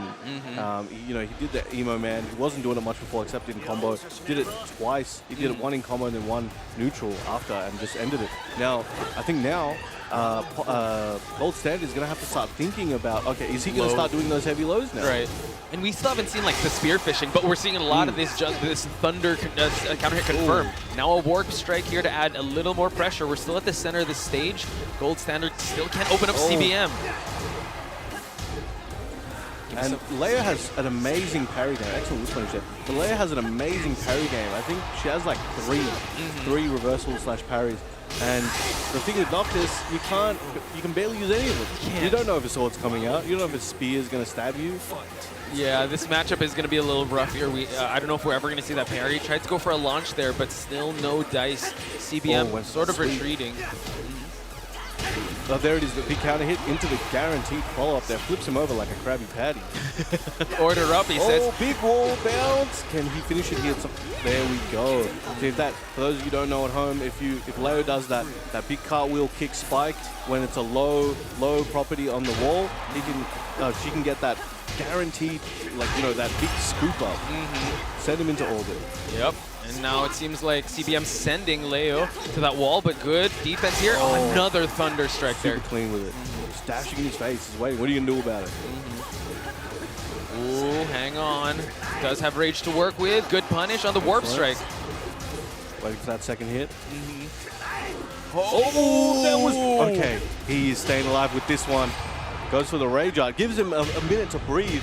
wipes his hands on his pants. He's getting sweaty out here. We're going a little meta here, going off commentary, off the screen here. But yes, people The whole experience. Yeah, people do go for the rage art. Oh, nice block on the stump there.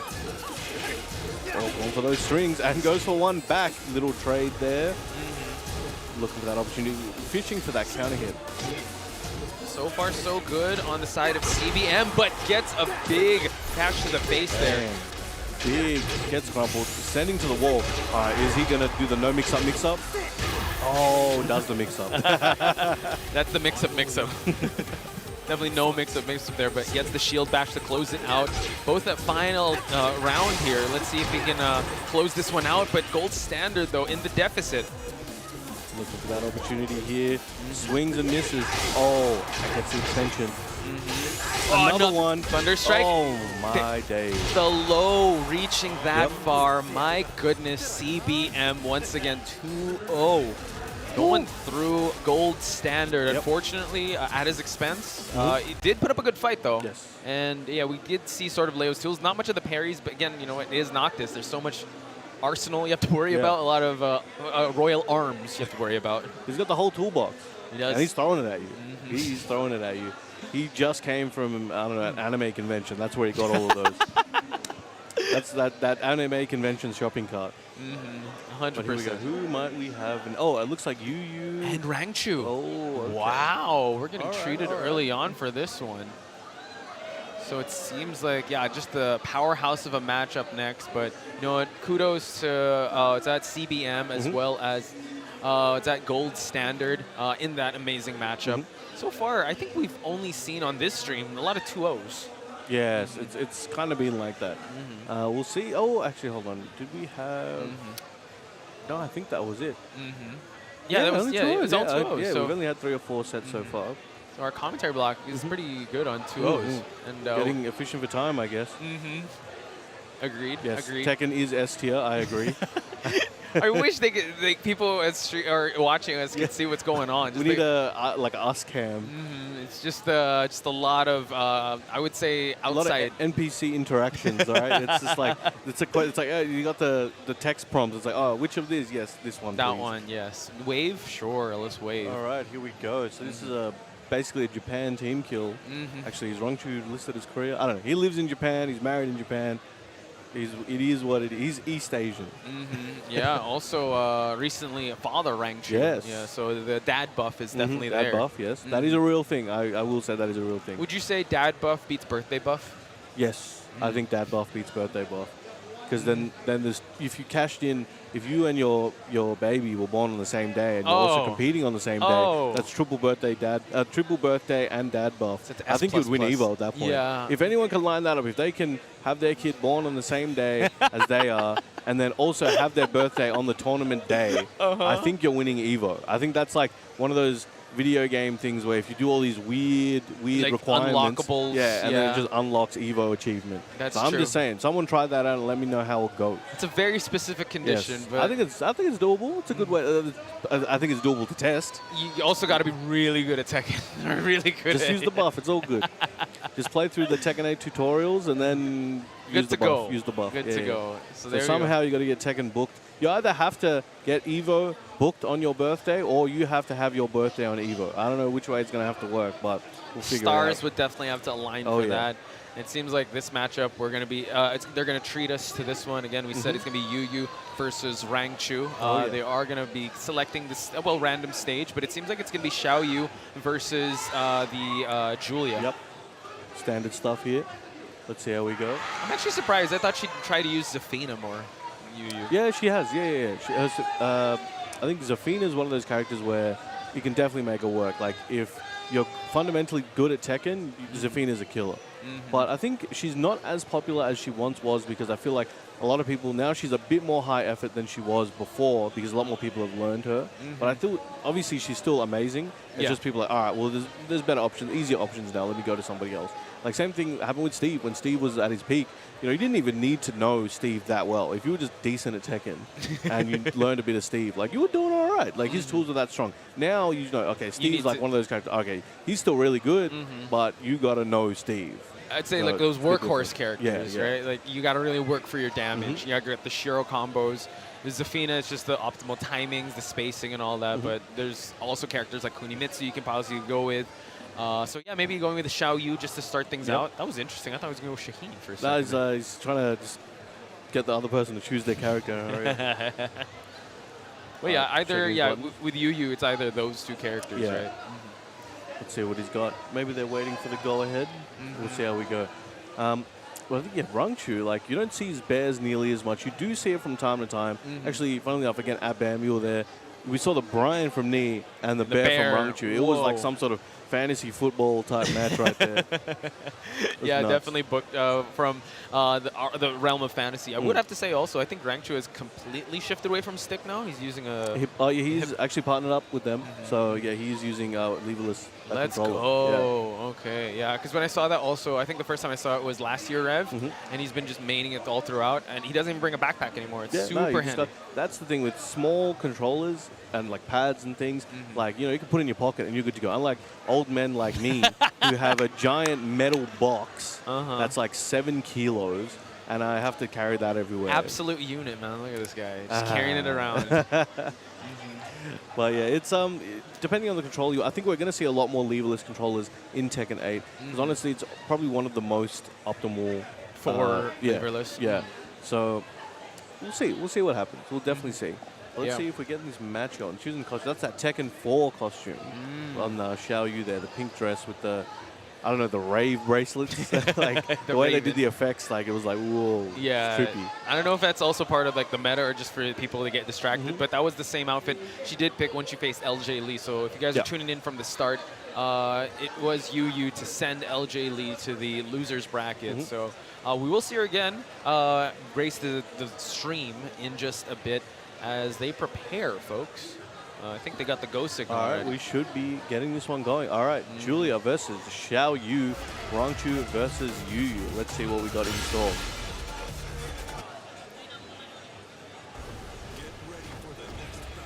All right, let's see what stage we have.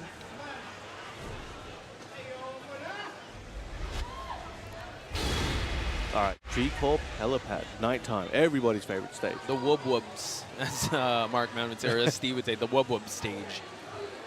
You know, whoop whoop in Australia means something else. Do I want to know? Yes. Okay, so now whoop whoop is like middle of nowhere. It's like, yeah, he's in whoop whoop. It's like somewhere random, like nobody knows. Yeah, but it's whoop whoop as opposed to whoop whoop. Oh, yeah, right. Okay, gotcha. Here we go, folks. Julia Chang, no stranger to the meta here. Oh, back turn. Not where you want to be. Right. Ooh! Asserting your dominance with that hop kick in round 1. For setting sure. the tone. Sidewall, but still able to make it work a little bit. No low there. Now, didn't finish the Storming Flower. Good confirm there. Oh, okay. Sidestep AOP doing work as usual. Lets it rip. No way. All right, he's getting that combo. Sidewall again. Ooh. Able to maximize it, but Xiaoyu working with some rage here. YUYU back turn, watch out for the rage drive. He's waiting for it. Oh, and that was a little bit, he's like, all right, did it hit? Okay, bang. Hit the second one. Finishes it off with the dream catcher here. Oh my god, starts it out with a hop kick. Oh yeah, big double lift kick. Boom. I'm going to break that one. Let's see what he does with it. Takes it. Ooh, not quite. Yeah, Julia also is the wall carry queen here, but now we see that YUYU using the shooting star just to create that distance away from that wall. Another double lift kick. All right. Oh, okay. Neutral. Sorry, neutral. Generic low for that one. Mistrust kick. Let's go. Sidewall still able to get the Storming Flower though. One more hit and you could be in trouble. Oh, okay. That's rough. Yeah, the pressure coming from Rangchu right now is quite extensive. So. Oh, it's terrifying. Oh yeah. I mean, crashing the party with those elbows. Now gets the wall as well. Gonna maximize this. Retreating Buffalo. Is that what it's called? Retreating Buffalo? Yeah. That's cool, man. It is. Oh, wow. Right, watch out. The mix. Okay. Second time she let it rip there with that hop kick. And he make it to not quite. Oh, blue spark. The last one. Wow. Just delayed it just a little bit. So far, dominant performance by Rangchu here. Oh, stage select, so I like it. She's still sticking with the Xiaoyu. Maybe she didn't like the whoop whoop. She didn't want to be in nowhere. All right. Oh, okay. Infinite is your. Okay. 2, the night mode. Numero dos. Okay. So we got that infinite. Let's see I don't know, both of these characters really benefit from it. We'll see if I guess the escape tools from Xiaoyu are going to be stronger than the approach tools from Julia right now. True. We didn't see the elusiveness. Like, Rangchu was really able to pin her down. Maybe the no wall here is going to play into effect. So, only time will tell here, folks. Infinite Injure 2. Let's go. Jeez. Big launch. No AOP for you, sir. No, Go straight to the launch. All right, these just approaching, like coming in, dash blocking in, and also just stancing in as well. But now YUYU gets a sizable chunk of damage here. Couldn't get the Firecracker low. But now, trying to go for a Magic 4 there, but YUYU lets it rip with this E-Storming Flower. All right, nobody wants to make a move right now. Oh, and that elbow snap, like, just stops that right there. Wow. Orbital, but another hop kick. Okay, 3 for 3. All right. Really liking the YUYU tech here, but now back turn. Oh, she's got to get herself out of it. Whoa. Went for the orbital. Good thing it didn't press there. But now. Nice stuck into the hop kick. This hop kick has gotten YUYU so much mileage here, definitely. Brown. Not even in this set as well. I saw her use it before. Goes to the duck into the hop kick quite a lot. Very well done. Went for that parry. Oh, that's got to get nice. double lift hands for the punish. There we go. Gets the screw. Collects so much damage here. What's the pressure option? Oh, that was a good attempt. Good thing she held some restraint there, but she lets it rip with a 3-hit string. Ooh. Wow. Sends him up. Oh my. Where are we going, Brown Man? Gets knocked down, still alive, in rage right now. Let's see. Oh, good punish, 50-50. Oh, lets him rip on the second hit. He was like not expecting that one. YUYU on a 2-round streak here up against Rangchu. He's going to try to reverse sweep it, but not if Rangchu has anything to say about that. I've got that empty jump tech just before. Everyone's swinging. The tempo has really sped up right now. It has. Okay, twisting arrow cannon for the launch here. Big deficit on YUYU's side here. What's she going to do to wake up? Nice block on the low. Goes low there as well. She's got no toe cover either, so when she gets stepped on, it's gonna be extra damage. I was honestly asking what J's we talking about here. Oh! So we just peeked at the mic there. Oh my god. I thought I went deaf there. Can YUYU make it back here? Oh! Okay. Oh my god. YUYU goes for the crazy right now. My goodness. Able to reverse sweep it from Rangchu. 3-0 right back at you. The crowd is... It's like, you thought I was going to do a rage drive? What are you talking about? Never heard of it. Oh my god. Okay. We see you. That's 1-1. Okay, so here's the thing, Brown Man. We're going to Mishima Dojo. Close quarter combat here. Not much room for YUYU to actually run around and be very evasive. So this is going to be very telling. 3-0 first round, 3-0 first game, 3-0 second game on the other side. One has to give, one has to go to the loser's bracket. Let's go. Now, obviously, this was chosen, I believe, so it's definitely going to be for maximum return. True. This isn't an accidental. I like this stage. This is the first third game we're seeing for the stream. Yes, it is. Let's go. I almost went deaf. And of course, at the highest level. Here we have it, folks. Now, let's rip there. No X marks the spot there for YUYU, but no, Party Crashers are being denied. Good tracking there, making it difficult for Rangchu to move around. Oh! He was definitely in that situation of like, all right, look, I tried to move twice, I got hit, all right, I'm just going to press now, and it definitely worked out. True. Here we go. Oh, the wardrobe. Oh, gets the wall splat as well. And now, dominant first round goes to Rangchu, folks. The crowd is actually gathering for this match. Ooh, good float from the Party Crashers. Flips him over, still back to the wall, that's gonna hurt. Oh, went for the shotgun there. Yeah. Oh, wow, let's rip again with a war drum. Went for the mid, is ready. Oh, okay, getting out of there. Can't go onto that this time. I mean, the walls are definitely playing a factor here. He has definitely been capitalizing on wall splats here. So what does you have to do? Okay, so YUYU's life on the line right now. I think if Rangchu can take the next round, that will send YUYU again. Was that an action replay? Did we get the replay function? I'm not sure, but you know what? She's going to go with it. Goes for that fan blade low. Coffee grinder. Oh, goes low again behind the wall here. Not looking good for Rangchu. Oh, okay, good defense here from YUYU. Goes to the X-Master spot. Still got a big life lead though, so can tank this. True. And she can escape from the wall or even do some damage at the wall. And has no a good chance. No rage to work with as well. Oh, Get that punish. Excellent punish. YUYU on the board at round number 3, folks. Woo. I've never been excited to see Xiaoyu gameplay in my life except right now. This is going on. Uh-oh. Nice. Goes low that time. Shout out to Xiaoyu players. For sure. Uh-oh. All right, here we go. Taking it to the wall. Boom, boom. YUYU in trouble, but still, we saw him make some comebacks before. Oh! Okay, gets the break. Got the breaks. YUYU now able to get the cloud kick. Let's go. Okay. YUYU feeling it now. Watch out. Mistrust kick lands, but unable to get the wall combo, though. Oh, okay. Here we go. Can she finish the round? Storming Flowers. Oh, no. He's Stuck against the wall. Still alive. Hang on. War drum to close it out, folks. What an incredible performance by both players, but Rangchu is moving on. A little bit of a pop off from both of us. We're back on camera. That would have been. Oh, sorry. Let's give us a moment. Oh, sorry. Oh my. Oh no. We lost the electric there. Good. The 20 points of articulation is still Make there. sure you folks. grab one of these as well. Yes. But all right, just give him a couple minutes. We want to see those replays. That was wild. Man. That was wild. Oh man, people were looking at us like, what are these guys screaming about? What a crazy We were match. definitely hurting a lot of people's ears. You know, Instead of apologies. Yeah, let's talk about that match because really back and forth, but really the stage. I mean, the freedom of movement wasn't necessarily there. Julia could find the wall with just one easy counter hit. Yes. YUYU, unfortunately, got her moments of success with hop kicks, but in this, man, in Infinite Azure, she was just so on point. She was on fire at that point. It was tough on the third game. Looked like she was making it back. She was doing some good stuff. You know, I think as soon as I saw that shooting star whiff, I was kind of like, okay, this might be over. I knew that if Rage Drive was done, it wasn't going to kill because the wall splat wouldn't have worked properly, which is what happened.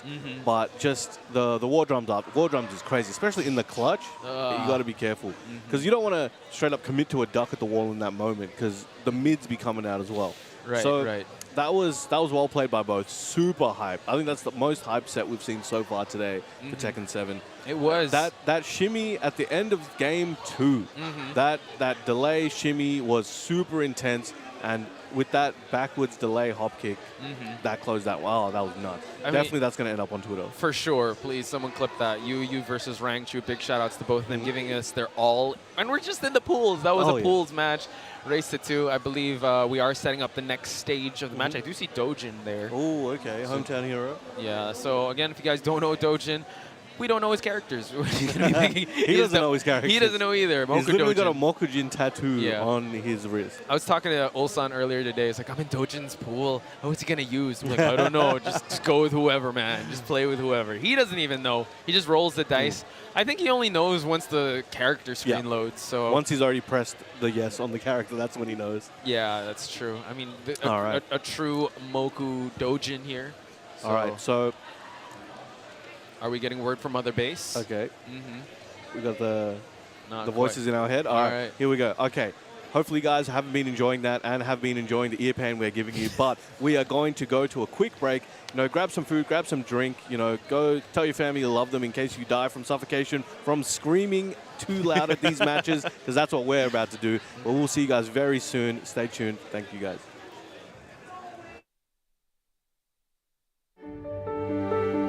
The Pac family has gathered for Pac-Man's birthday party, but one after another, they've been kidnapped by the ghosts.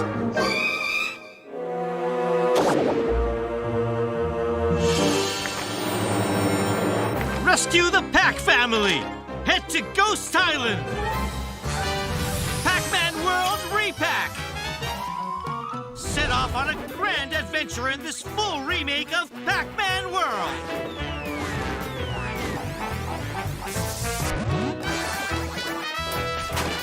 Explore 6 mysterious worlds. In order to save your kidnapped family, take on all the bad guys that stand in your way.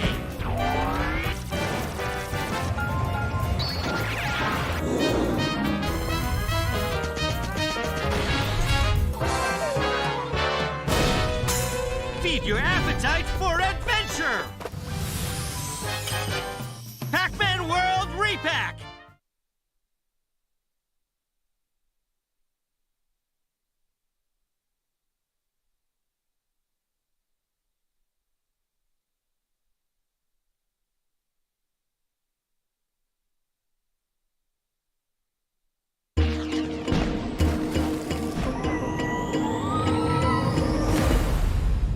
Park Beyond is your ideal destination for exciting theme park action. With dozens of attractions to choose from, there's something for everyone to enjoy. Park Beyond cannot be held responsible for feelings of excitement, a sense of childlike wonderment, or having your mind blown.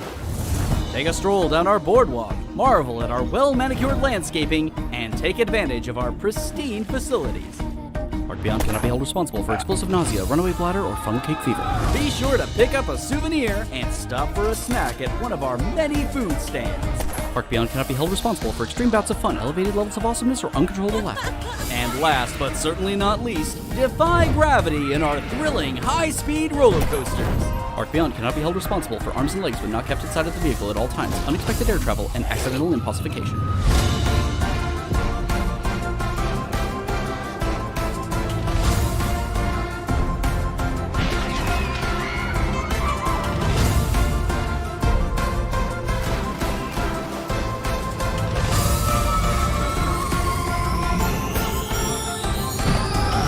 Park Beyond. Go beyond the fun.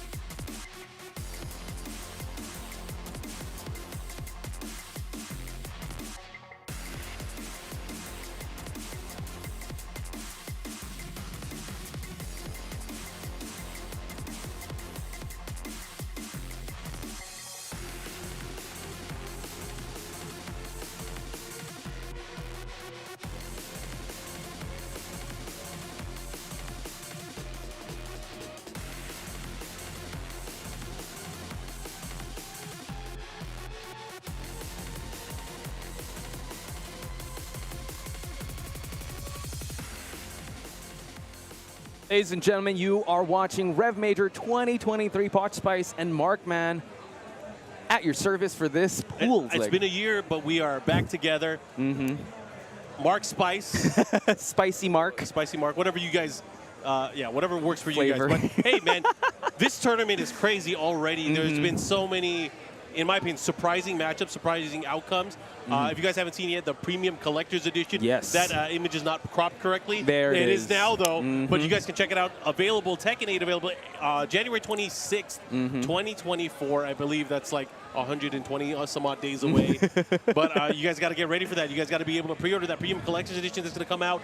Has that 25-centimeter Jin statue with he's the one-winged angel. One-winged angel for sure. Comes with the cool arcade tokens, because if you're old like me and you went to an arcade, you have this replica cool token. There's arcade mode in the game, but again, if you guys have a chance, check it out. Tekken.com/pre-order. Yes, you guys will be able please to do. And if you guys see also Game Dimension, shout outs to them for these amazing figures. 20 points of articulation. Yeah, can you show me some of them? I really don't want to try. You don't want to touch it? I'm really Are we scared? No, because of Are we Rip. scared? I'm scared because of Rip. Rip made me scared to touch these. Don't let that guy scare you. He was like, hell sweep it. No. No, they're actually really cool. So the Game Dimensions lines of action figures. Wave number 1 featuring Heihachi and Kazuya. So far, right? So far. Actually, they already announced the other 2 characters that are going to be coming out.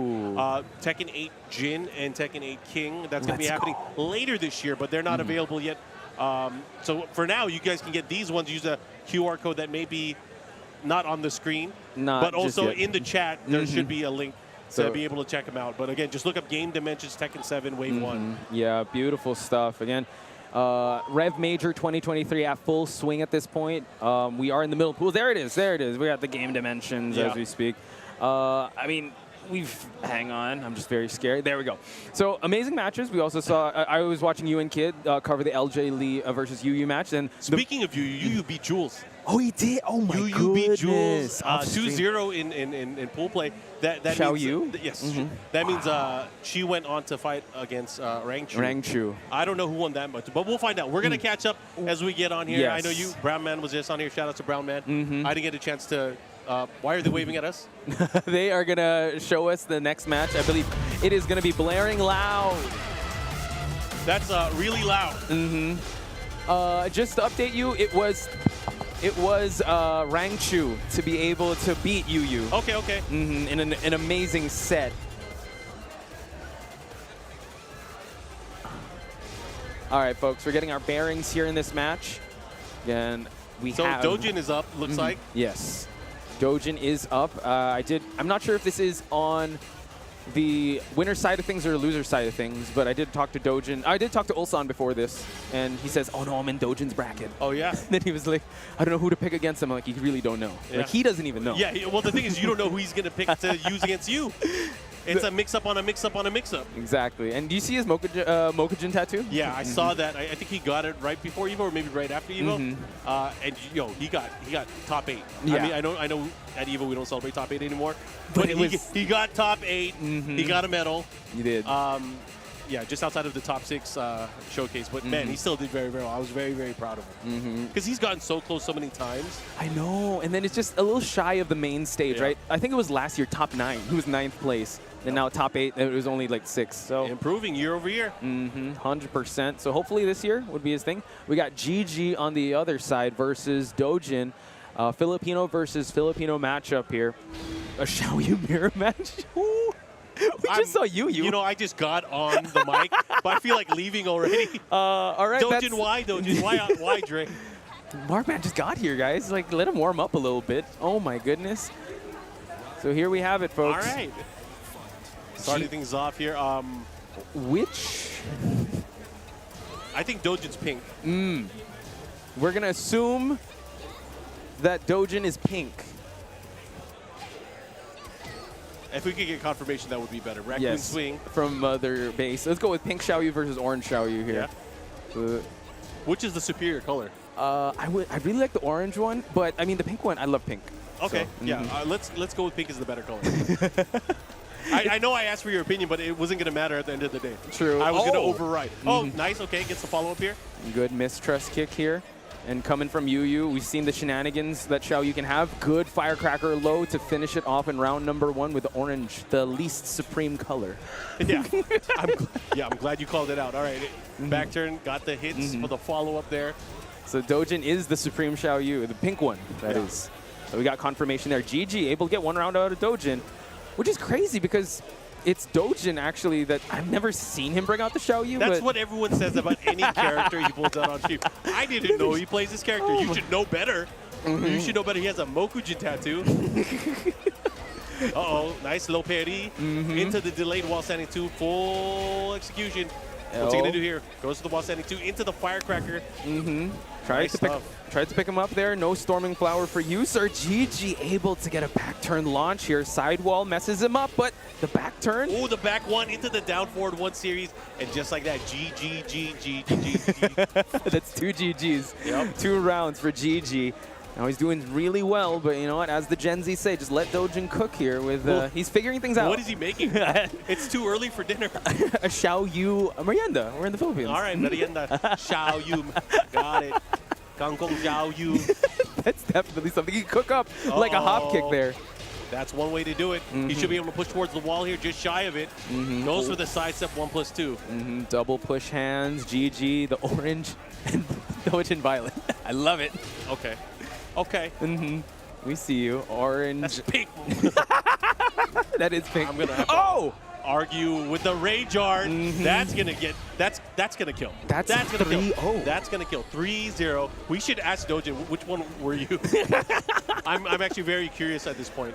Well, if there's a character switch, that is him. He was the violet, the pink Doujin. Okay. Interesting. But it also depends on which character they pick. So what's interesting here is that I actually thought like, oh man, you know, if Doujin gets 1 over Gigi with his main, which is Xiaoyu, that's gonna like mental stack, right? Maybe. But it seems like Doujin's fight stick's the one that's moving. Gigi's. Okay. Who's he gonna use? That's a question. So let me do it. Okay. Doujin has a Lars, Okay. a Lily, a Lee, a Negan, a Leroy, an Armor King, a Lei, a Leo, a Bryan, a King, a Steve, a Paul, a Josie, a Jin. I haven't seen an Akuma from him, but I'm assuming that he probably has one. Has one. Oh, but wait. Since 2022? Since 2022. Maybe main? since 2023. Who knows? A Feng. I haven't seen him use Feng. I've seen it a couple times. He usually never picks a top tier. Yeah, usually, right? He usually goes for like the least represented characters. To be fair, he's been adjusted quite a bit since that faded Evo victory. Yeah, true. I thought he was going to go with like Nina or something, like a not so represented character. I like his Nina a lot, It was actually. so good. Yeah.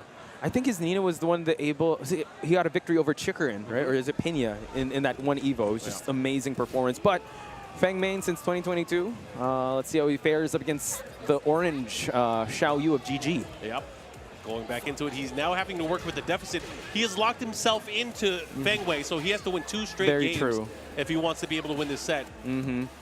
Work smarter, not harder. That's what he says with this character here. He's going to try to overwhelm. That's what who says with about Feng Wei. Did you just insult Feng Wei players? No, I did not. He's very efficient. Yeah. Since 2022, dude. I feel like you were talking down on Feng Wei players. No, I'm very terrified by Feng Wei players. As we should be. As we should be. 4 straight rounds, bro? Dude, against Doujin, this is crazy. Yeah. Oh my. Nice block on the orbital here. That's why you can't sleep on the Philippine players. You cannot, especially in a race to 2. Yeah. They're terrifying. Yeah. Whoa. But the thing is, Doujin's, you know what, born and raised here. He knows how we think too, and now he's going to try and push for the wall. The Nagi, dude, he knew he was going to go into AOP. Big wall standing 2 counter hit, though. That's going to hoit. A lot. We're at the center of the stage, but no. All right, the wall is right there. Nice throw escape here. Gigi working in a bit of a deficit and almost 1 hit away from getting that rage. Nice. Down to the follow-up here. Gets him with the down forward 1 in the crouching state. Did not go for the stomp, but it doesn't matter. Gets the down 4, cleans it up. Doujin finally getting around in the set. He's definitely in triage mode. He stopped the bleeding so far, but this is Xiaoyu we're talking about. Very evasive, very tricky character to deal with. We saw this matchup with Hao and I believe it was someone else, but then, oh my god, the Xiaoyu did not have a fun time against Feng. Yeah. Decides AOP hop kick. This time getting a counter hit there on the up forward 4. Goes for the Storming Flower, unable to get it. And you know, Feng got a pretty wide body, got some nice hips on him, but the combo did not land. They definitely do not lie. Like that rage drive was able to get blocked here. Gigi's trying to go for the shooting star. Oh, and another counter. Look at that set point. Oh my already goodness, for Markman. Gigi, but yo, Doujin is gonna turn it up like he always does. He's not going out that easily. 1+2. Let's go for the Sabaki. Up forward 3. The follow there doesn't get the flip, but it doesn't matter. Has a good chance, and that's gonna, dude. This is gonna hurt. You get up wrong, you're gonna hurt. True. Oh, this nice stop. He mistimed it. He did. Gigi working with some rage, though. Doujin, eats a big firecracker, but there's a big hill to climb for Gigi, though. And also, Gigi has rage, though. Gigi has rage. Back against the wall. He did not let it rip. Headbutt. Gets the fish hook mid to close it out. Doujin to final round. There you go. Gone fishing. Got the bait. Got the hook. Got the line and the sinker. Oh, nice sidestep, but did not go for a launch. He did not. Good interruptions with a jab low. He's going to charge it up to hopefully get the wall, but he walked into a hop kick. What a ballsy hop kick. That was crazy. A lot of the cojones there for the courageous hop kick. I thought you were going to say like Korean hop kick or Oh, something. no, Like, courageous. Sorry. Courageous. Oh, the AOP unable to get the wall crush, but now Doujin. You know, you can't let it. See, it's over now. Doujin is going to be like, you know what? I know how to play this character now. I've unlocked the new achievement. He has a year of experience now. We main Feng. We definitely main Feng now. So stage select. YUYU had some success when she took it to the Infinite Azure. So let's see if he's going to, Gigi's going to take a page out of YUYU's book and go with a big stage. Is that really her book? I feel like that's everybody's book. You're like, oh shit, I need to pick. Sorry, I didn't mean to cuss. It's all good. I need to pick the open stage. I saw Knee do it. I'm gonna do it too. Yeah, and they'll claim it as their own. That was my bad. I just wanted to build up YUYU from the previous match we had because it was Rangchu 3-0'd her, and then he. Oh, okay. Was that on stream? Yeah, it was on stream. Oh, I missed it. That was all good. That was my lunch break. I'm sorry. All good, all good. But yeah, I'm pretty sure it's circulating on Twitter now because that was an intense match. So if you guys can go back, watch the VODs, check that one out. 3-0? 3-0 at the start, and then 3-0 sweep return by YUYU, and then it was a real back and forth. Okay. So here we go. Kinder Gym, bigger stage, so a lot of movement for you. Oh, Gigi. Yo, Gigi with the wild setting to counter hits. They have been landing. They have been. Oh. As a famous man once said, real G's move in silence, like lasagna. Like lasagna. There we go, he gets it. Yes. And GG. Let's see if he can get a victory here. Oh, the hop kick lands for Doujin. Yeah, you talk to somebody and they say lasagna, that means they're not gangster. They're not. They don't get it. They're not real G's, baby. Here we go. Doujin. All right. And just like that, he is starting to turn things around in his favor. Let's see. He's looking calm. He's looking calm. I'm peering over and watching him, just making sure that's actually him playing on the six. He's good. Now Gigi in the life deficit here. Good block on that low. Yeah, Doujin seems to be in the zone now. Oh! Counter hit back turn, and now Doujin has to be careful here. Gigi's approach wasn't quite. Oh my god, he set up for a hop kick, couldn't get the orbital. He's landed those hop kicks so much, but again, he really had to capitalize off that. He had a big opportunity there with the launch by the wall, but not able to get that much more of it. Another wall setting to counter it. He's going to close it out. That should be it. Smokes, Markman. Okay, tied up on rounds. Here we go. This is a one round apiece. Pretty intense battle here, Doujin. The back turn shenanigans are happening. Xiaoyu's doing Xiaoyu things here. Tries to drop the heel, but Doujin practicing good defense. Oh, Xiaoyu things, huh? Let me do some Feng things, though. Kempo. How do you feel about that? Let me hit you with the Feng things. Let's see. Oh, yeah, there. Iron Palm to Iron Fortress. Yep. GG. Oh, walks into another shoulder. You know, one can only have so many fortresses for lunch. That is true. That's a lot. Yeah, That's many. a lot. Too many. And now Doujin at set point here. Gigi needs to turn things around. Oh, man, he tried to just hop kick. It's tempting fate here. Get collecting the plus frames with a headbutt. GG. Nice block on the shouldering low. You know, they just announced Feng Wei not too long ago. Yeah. For Tekken 8. And at that moment, millions of kids cried. Most of them were new players. That's true. It was a worldwide phenomenon, folks. And now 30 seconds about to hit the clock. Gigi is in the life deficit. Gigi really needs this. So, you know, Gigi was in the lead all the way up until this point, really. But now Doujin slowly but surely climbing that mountain. Ooh, hop kick lands. Had to hit the delay, just be able to extend the combo a little bit further into the extensions. One more would do it. No, whip on him. Oh, he went for the power crush, the wall full crush. PC power crush all the way. Wow. And Doujin, like, he was losing 90% of the match. He was. But he just ended up cleaning up shop. Power of Feng Wei, baby. He went Xiaoyu mirror, and it's like in his head, it percolated a little bit. Yep. Feng, that's what I don't know. There's a method to the madness, Mark, man. We're just here. You know how they have those scenes in those movies and on TV shows where you have a little angel, little devil on your shoulder? There's a little Doujin there. He said, Feng. Feng Wei. Feng Wei. I don't know if that's the angel or the devil, whatever it was. It had to be the devil. It had to be the devil. Bro, look at Feng Wei's face. That is not an angel. Look at nothing you angelic. can see it. Yeah, there's definitely the eyebrow game. It's just like how many eyebrows? 4 eyebrows. Yeah. He has the secret scrolls too. He does. Yeah, those secret scrolls are not biblical text. I'll tell you that. The Dragon Warrior. There is no secret recipe. The elite dragon god is really what his name is. True. Feng Wei. I will be honest. Like when the Feng trailer dropped, he looked. I mean, his overall aesthetic looks really good. Every single Tekken 8 trailer that has come out.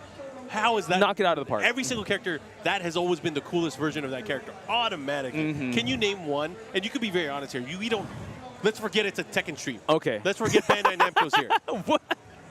Has any of the trailers failed to deliver in terms of cool factor for those characters? I mean, no, you can't.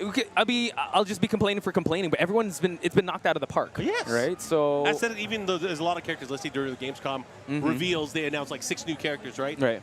And even then, they didn't even give us full character trailers. Those characters look so cool. Yoshimitsu looks insane. Steve looks really cool. Even though he's from lame Europe.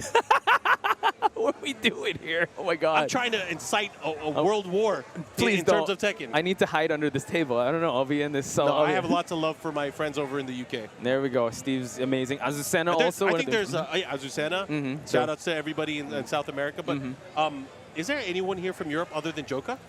I think he's the lone warrior, He right? might be the lone warrior here from Europe. Okay. Well, best of luck to him. It's not easy to go into a foreign event by yourself. True. By yourself. I know there's 2 American players, Ty and Shadow. I don't know if they've gone through their pools yet, but I hope they do well. Yeah, Shadow. This is a completely different vibe in terms of like playing against players and stuff like that.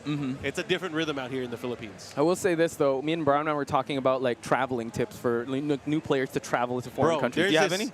Well, I'm going to talk about the Philippines in particular. So okay, go. There is a cultural dance here called the tinikling. Are you familiar with that? Yes. So it's basically keeping the rhythm and not getting your foot chopped off by the bamboo ankle. sticks. Yeah. Oh my gosh. If your timing is off, you're going to get clipped, and that's I feel like what's going to happen to players here. If you play against a Philippine player and you don't have the right timing, you're going to get clipped. Keep it up. Keep it up. So I hope you guys don't get clipped when you guys come out here. Learn how to do the tinikling.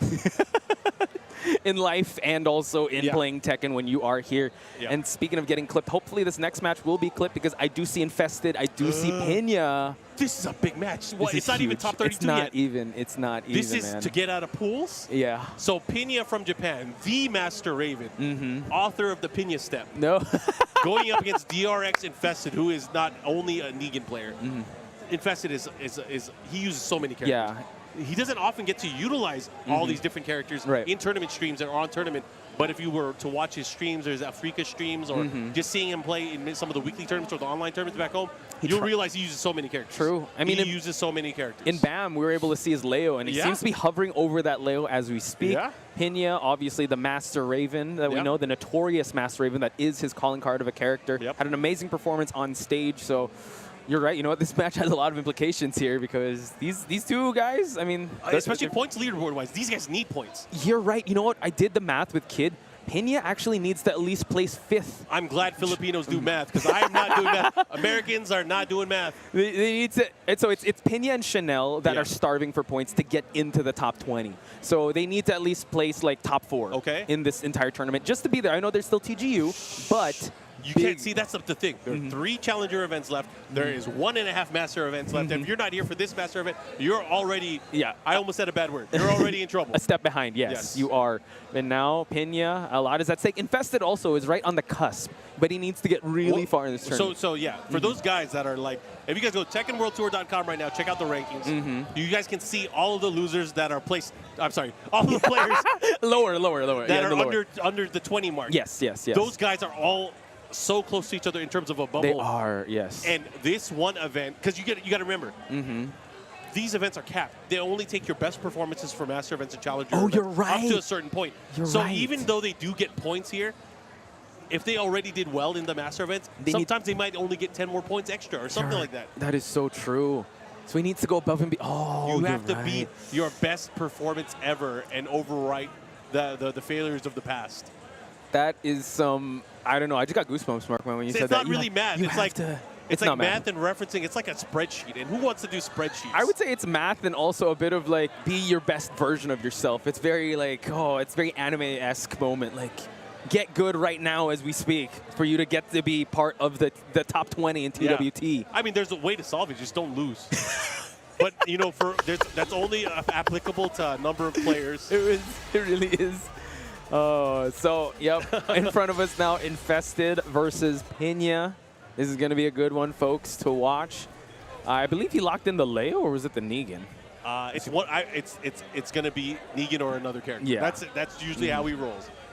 It's Leo. Ooh. So this guy has had enough experience and has watched enough of Pinya that I feel like this puts him into the advantageous position here where he can utilize that Leo skill. So let's see what Infested brings to this matchup here as he goes into this match. All right. Yeah. Sailor. Here we go. Searching for that one piece, that one big win here, Infested. Oh, big low to start things off. Yep, good pickup. Gets the pickup and gets the wall. Let's see if he's able to capitalize here. Goes for the mid attack homing. What I noticed from Pinya also, he's, when he's the hammer, he really swings for the fences. But when he goes on the defense, I think that's what Infested wants to go for, really test him in his defenses. But, Pinya, oh my God, walks into the F2.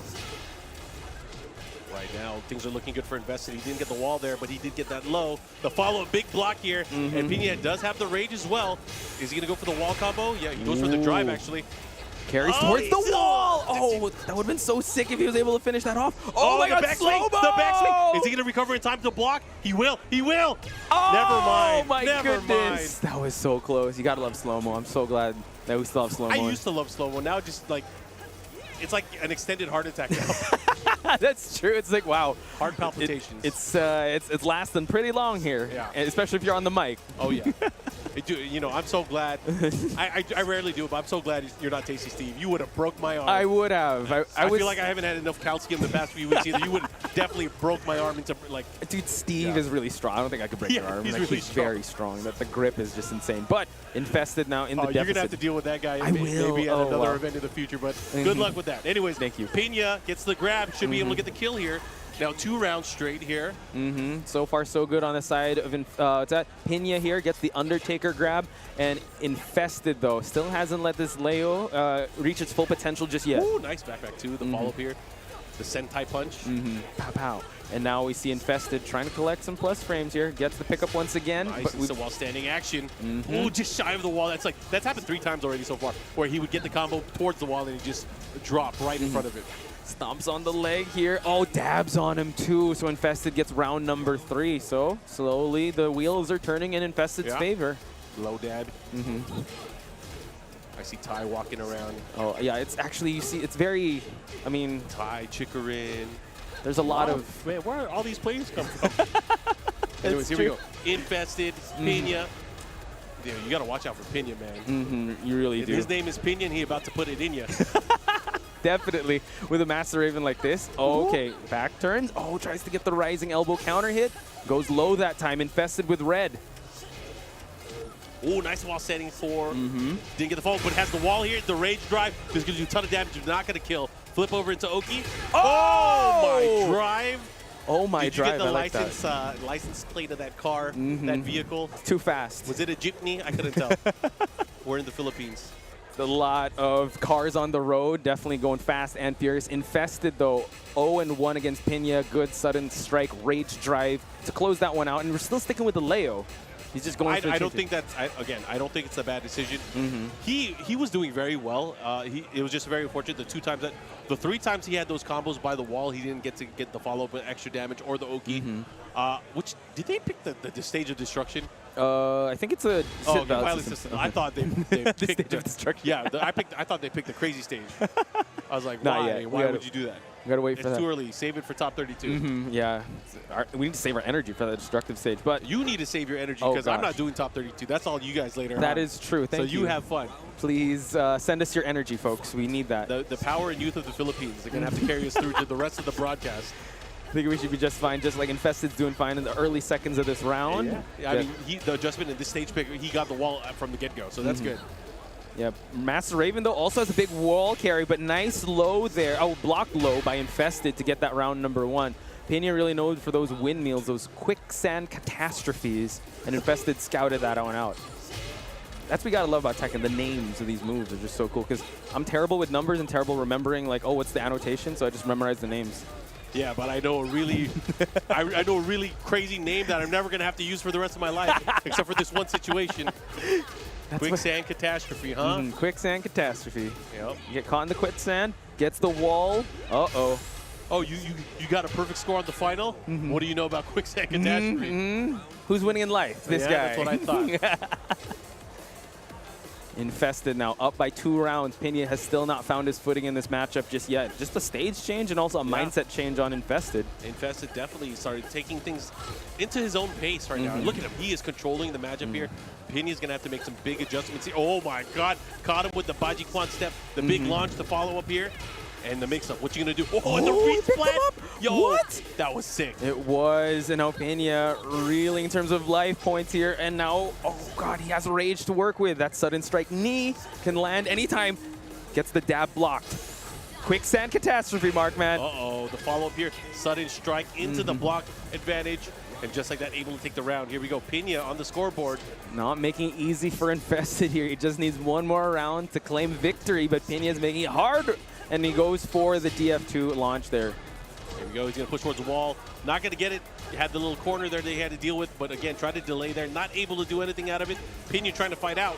Oh, good talk on Pinya's side. But no, gets splattered once again. Infested, not letting him out of this wall. Should be able to close it out if he does this correctly. Okay, good pickup. The wall wasn't there, though. Oh, doesn't matter. Beats the drive out. Mm-hmm. He parried the car. He did. How do you do that? You need a pirate hat to do it. I'll tell you that. All right, we're going to stage select here. What is Pinya going to pick here? If you're Pinya, are you picking the open? Wow, he wants to go open. Does not want to mess with Leo in the wall stage. All right. And not even night mode. He wants to go full whiteout mode with the first. You know Invisor. what? I don't know about that. Like if you put Infinite Azure and Infinite Azure 2 in front of me, I always pick the nighttime one. I dude, I love night mode. It's energy efficient. It's blaring in the eyes. Maybe he needs to wake up. Maybe that is true. All right. Well, we are going into the battle between the Inns, Inya and Infested. One of these two will move on. This is winner's bracket action still. Again, wanting to get further and solidify their spot in our top 32. Let's see how it's going to work out for both of them. Good. All right. Good block on the Rising 2 there, Pinya. Seems to be working well in the daytime stage, but no. Good wake-up option by Infested. Yeah, that down 3 lingers a little bit too much. Got hit by the counter hit low. The follow-up, those are gone in Tekken 8. True, very true. We got to celebrate him now, Markman, before we Get move up on. kicks all day, everybody. Use them while you still can. It's a sale on get-up kicks. You got to use them now. Celebration. Less than 30 seconds left on the clock. Pinya has not found a home for that counter hit elbow just yet, but Infested, seething red. Run up grab, and no magic 4 for you, Infested. What you gonna do? How you gonna deal with it? Goes for the rage drive. Oh, Pinya could actually just backdash away here. About to be 10 seconds on the board. Yeah, not much time left. 3-3. Uh-oh, final seconds. Infested has to make a hustle here. Oh! Counter hit, confirm on the second hit. Able to land it. Only 3 seconds left on the clock, and Pinya. He's definitely Inya. Infested now, reeling from the effects of that round. Oh, gets the bless. Yep. I don't know what to call that move. The bless works for me. I got it. Because Leo's moves are hard to pronounce, so we got to come up with something like dab. But now Infested working on a perfect here. We are not Chinese specialists here. Unfortunately. But Pinya, though, is the Raven specialist. Going to try to work with some rage to try and turn this thing around. Oh, try to catch him ducking there with that down 4 at 4. Oh, let it finish. Oh, that was a bait. That was a setup, and it doesn't matter. We're tied up on rounds here. 1 round apiece. That was Let's so go. hype, though. Okay. 1 apiece here. Infested. Searching for the 1 piece. He's a pirate. You're good. Oh man. Oh man. The toy didn't fall down. Sorry guys. Sorry about that. Let me fix that. My pun did not work well with the toy. He just fell apart with that. But we do see Infested slowly chipping away, but Pinya getting the counter hit here. And now continues on with the damage. And these guys are just very evenly matched. He missed the follow-up there from the Magic 4. Let's see what else he can do here. Looking for this opportunity. Both of these guys. Backing away here, waiting for the right time to strike. No rage on anyone just yet, and it's about to be the final seconds here. Yeah, down to 20 seconds here. Pivotal round 3. Nice sidestep down forward 2. Able to get the launch here. The follow-up here. What's the mix? What is the mix? Runs straight up. Oh no, he pulls the brakes here. It's actually Pinya that falls into the dab of Infested, and just like that, set point for Infested. Pinya's got to pull this one out of the fire. And that's really been the tail. Man, he dropped the combo again. Oh my god, a big low parry down forward 2. Goes straight into the screw. Pinya with the follow-up there. Goes for the knee combo. Oh, good punish there. The rising option, but no, wakes up 3, and now Pinya's going to collect a decent amount of damage here. Early in the round, empty jumps. Uh-oh, still continues the combo here while Infested has rage. Oh, they caught him again with the kicks. Oh. And look at that, we are going to a final round here. Pinya versus Infested, Korea versus Japan. Try to go for the, oh my god, what the block. rising. Ooh, what Jesus. a block. Pinya now, what's he gonna do afterwards? Infested reeling the brakes there. Slides for million, and what? he gets the right combo adjustment. Oh, wait, maybe. The damage is still damage on Pinya's board. Now, what's he going to do? Goes for the mini Pinya step. Try to get him with the mix here. One of the things Infested has been doing a great job of is just holding back, creating space with his opponent and his character. Definitely practicing a lot of restraint is Infested. Pinya, though, wants to keep all gas, no brakes. That's his usual style, so needs to find a perfect opening to capitalize on here for Infested. Again, it's coming down to this. They're getting ever closer to rage here. Both of these characters, if they have rage drive, that's an excellent tool for trying to get in on the opponent, mixing things up, but there's no time left.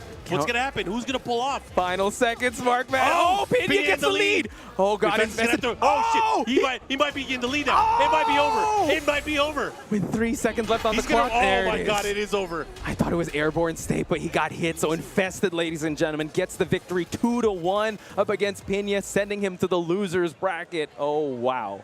That was crazy. That was, great reactions there from Infested.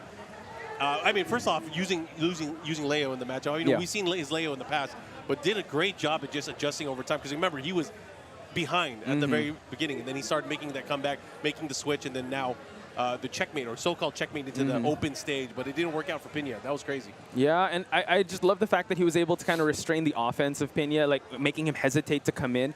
And even him, when he was able to get a really good down on to him, like a knockdown, he's just like, all right, let's keep it at neutral, because I've been winning most of the exchanges from there. Infested's a beast, man. I can't wait to see more of his Leo as the tournament goes on. Yeah, and again, if he's able to continue with that same kind of energy and not having a fear of closing it out, because he did a great job closing out so many of those rounds, I think we have a lot to expect out of him in this tournament. Because again, but for both Pinya and Infested, these players need those points. They need them. Oh, we have Chikurin and Tai. Ooh, Tai Japan and Chikurin. and America.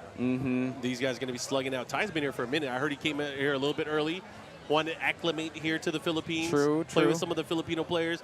Tai, if you guys aren't familiar with Tai, he is a Marduk and a Bryan specialist out of the northeast of America. And if you guys didn't know in the previous stream, you should know that Chikurin, Geese City. He always just uses Geese, but I don't know, he could bring out something else. He could bring out the Leroys, he could bring out the Jin, he could bring out whoever. You know, he's the original Jin top tier player. So he was, when Akuma came out, he was using the Akuma. Right. When he used Devil Jin, he used Jin. He won TWT with Akuma, right? He did. Yeah. He did. There's a lot of characters that Chikurin can use. Not only that, when he feels like a region is strong, he was the first one out there. He was the first one out to Pakistan.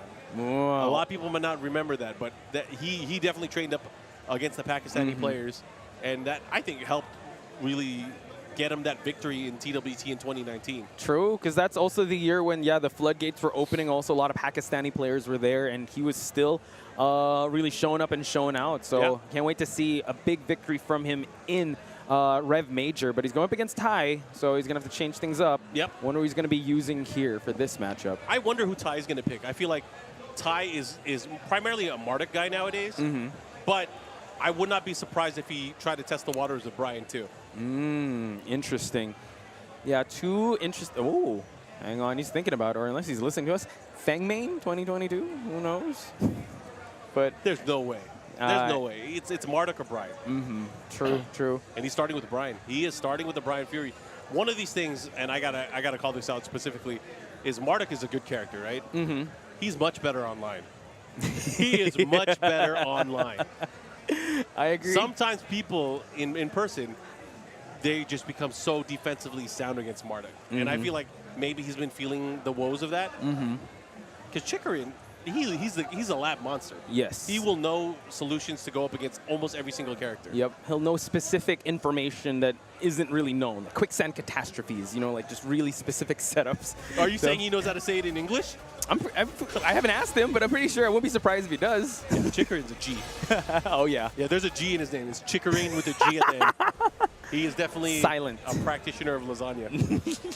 So we have Ty versus Chikurin here. A Bryan versus a Geese. Howard going to last day on Earth, folks. USA versus Japan. It's going to be fun. Let's see how this works out. I would say shout outs to Pika. He usually shifts his hairstyle between Geese and Bryan most of the time. Yeah, I can't tell, man. I'm like, what's he trying to do this time? The silver-haired fox or the blonde-haired fox? Who knows? But yeah.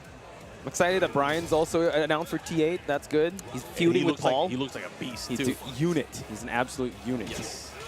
All right, starting things off here. What you got, Ty? How are you going to go up against this TWT champion?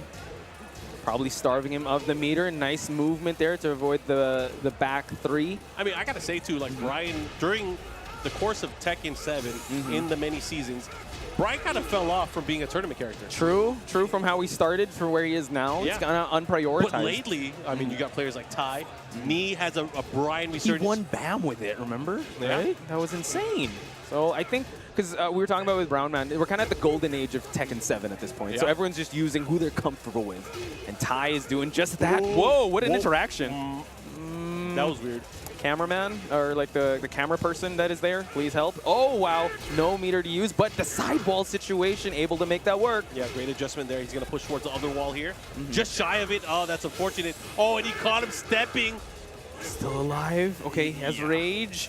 He needs to time. Oh, no. Just swipes him down there. That's where it's really tough, too, is when you have a sliver of life left and you're going up against Chikurin, how do you, like, mow him down? How do you, like, break his offense and his defense? True. And with Bryan, you know, you really have to. He has a lot of. Bryan has it tough. Yeah, he does. His moves aren't fast enough. You have to get really good counter hits just like that. Yeah, I feel like the only way Bryan can do it is if he takes off that jacket, puts it over Geese's eyes. Look at this. Oh, my God. This is going to hurt. So much. And he's going to build another meter, too? Holy smokes, you're right. Oh, he did not go for the ground attempt there. He knew that he was going to droop a little bit faster there from the jab on the wall. Tried to go for the tracking move to keep him at bay here. Slasher kick just to keep him against the wall. But Chikurin activates the meter just to keep him safe. But it seems like he's going to close this one out. 2-1 so far. Round number 4 inbound. Oh, yeah. All right, Ty has a round. It's 2-1. Not too bad. But, again, he's going to really have to start opening things up against Chikurin here. Okay, nice punish. Yeah, hatchet kicks have been happening, though. Good mids to start it off, but Chikurin is now trying to race back in terms of life here.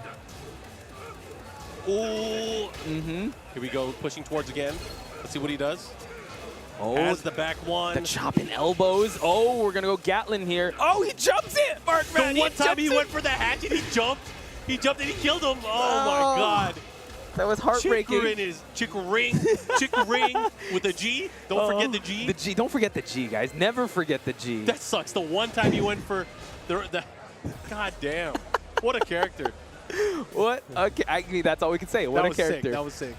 I mean, I give it up. Yeah, I mean, you saw all the hatchet kits landing, right? The one time it had to matter, he jumps in. I wonder if he saw. We gotta ask. I wonder if he saw that shit in slow motion. It's like, I'm gonna get him with that.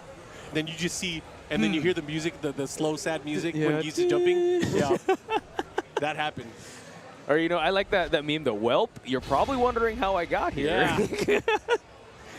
But yeah, that was really calculated. My God, Chikurin is just playing 4D chess while we're all playing checkers at this point. Yep. It'd be like that when you play against some of these characters. Some of these characters, have a jump, and you got to be very wary of it. Sometimes I'm rudely reminded that they do. I'm like, oh, right. Darn it. I mean, some of the biggest and most watched clips of all TWT history are jump-ins from Akuma or Geese. Or Geese, or just like the combos that happen. Definitely not jump-ins from Noctis. Noctis is not a BS character. Yeah. Don't let anyone tell you any different. Oh my God, we're back to the action here. Hopefully we'll see more Noctis. We did see What do you CDM. mean you can't low parry his sword? You can't do that? Oh my goodness. The Royal Arms, unable to be parried. But Chikurin, though, all in stand-up, getting so much damage.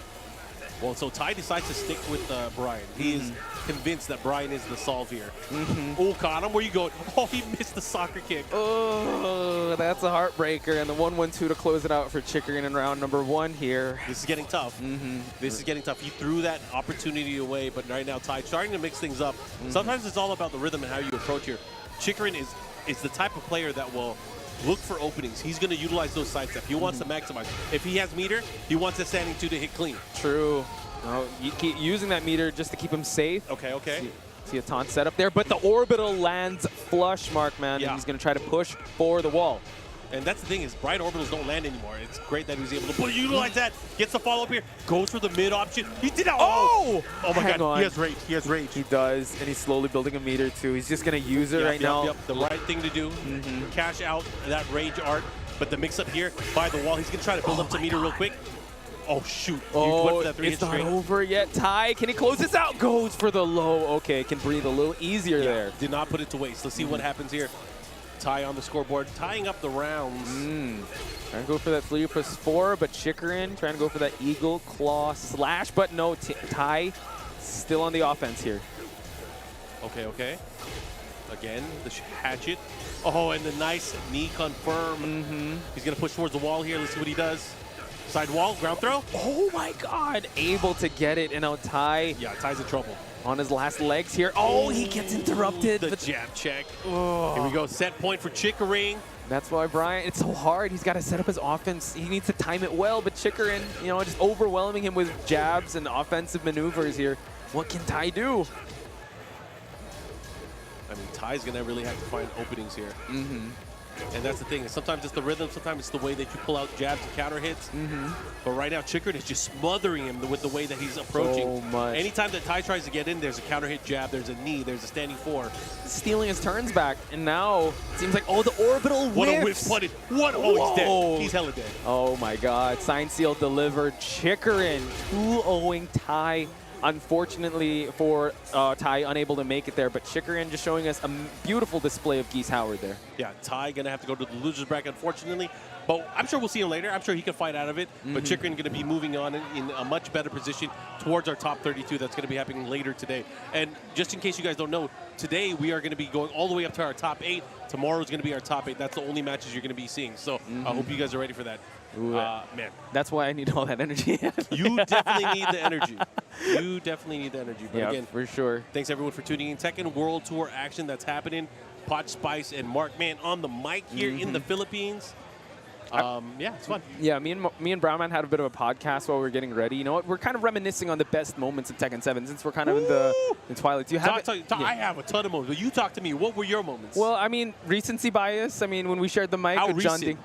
Last year, REV Major. Okay. When everyone rushed the stage for John Ding, like, we got to call that one. Yeah. I mean, the Evo where Arslan, I mean, he won so many Evos, but his first Which Evo one? in Which Evo Japan, Okay, too. yeah. Even though That I said that was one of my favorites because, I mean, I was rooting for AK, but who's this Arslan guy? And then, like, all of a sudden he comes in, breaks the wall down. Breaks the wall down. Exactly. And then I quoted the great Conor McGregor, they're not here to take part, they're here to take over, which they did. And now that the landscape has changed. It went from being like, who's better, Korea or Japan, to be like, who's going to be Pakistan? Who's going to be Pakistan? Exactly. That's such an amazing. However, all right. Until this most recent World Tournament, Pakistan has not won a TWT. So now they have an Atif was able to win that for them. True, very true. But can they maintain it? That's the question, right? Right. I mean, you know what? It's lonely at the top, but you know what? They have so much. There's so much players in Pakistan that can claim that title, right? Arslan's at the leaderboard already. Let's see if Atif can have a run back of what he has. But I think he has to get a little more points, I believe. Joe, so let's say if the Pakistani players that are currently in the running do not get the points, that is going to be the most messed up LCQ ever. ever. I can't wait to see the tiers. Oh my God, that's going to be crazy. True. Let me. January is going to be crazy. It will be. Mark your calendars, folks. We'll put Ao is here. Yeah, we do. Ao is also another one of those players that needs those points. Ao got second place at Evo, so he got a lot of points from that. However, not enough to seal the deal, I don't think.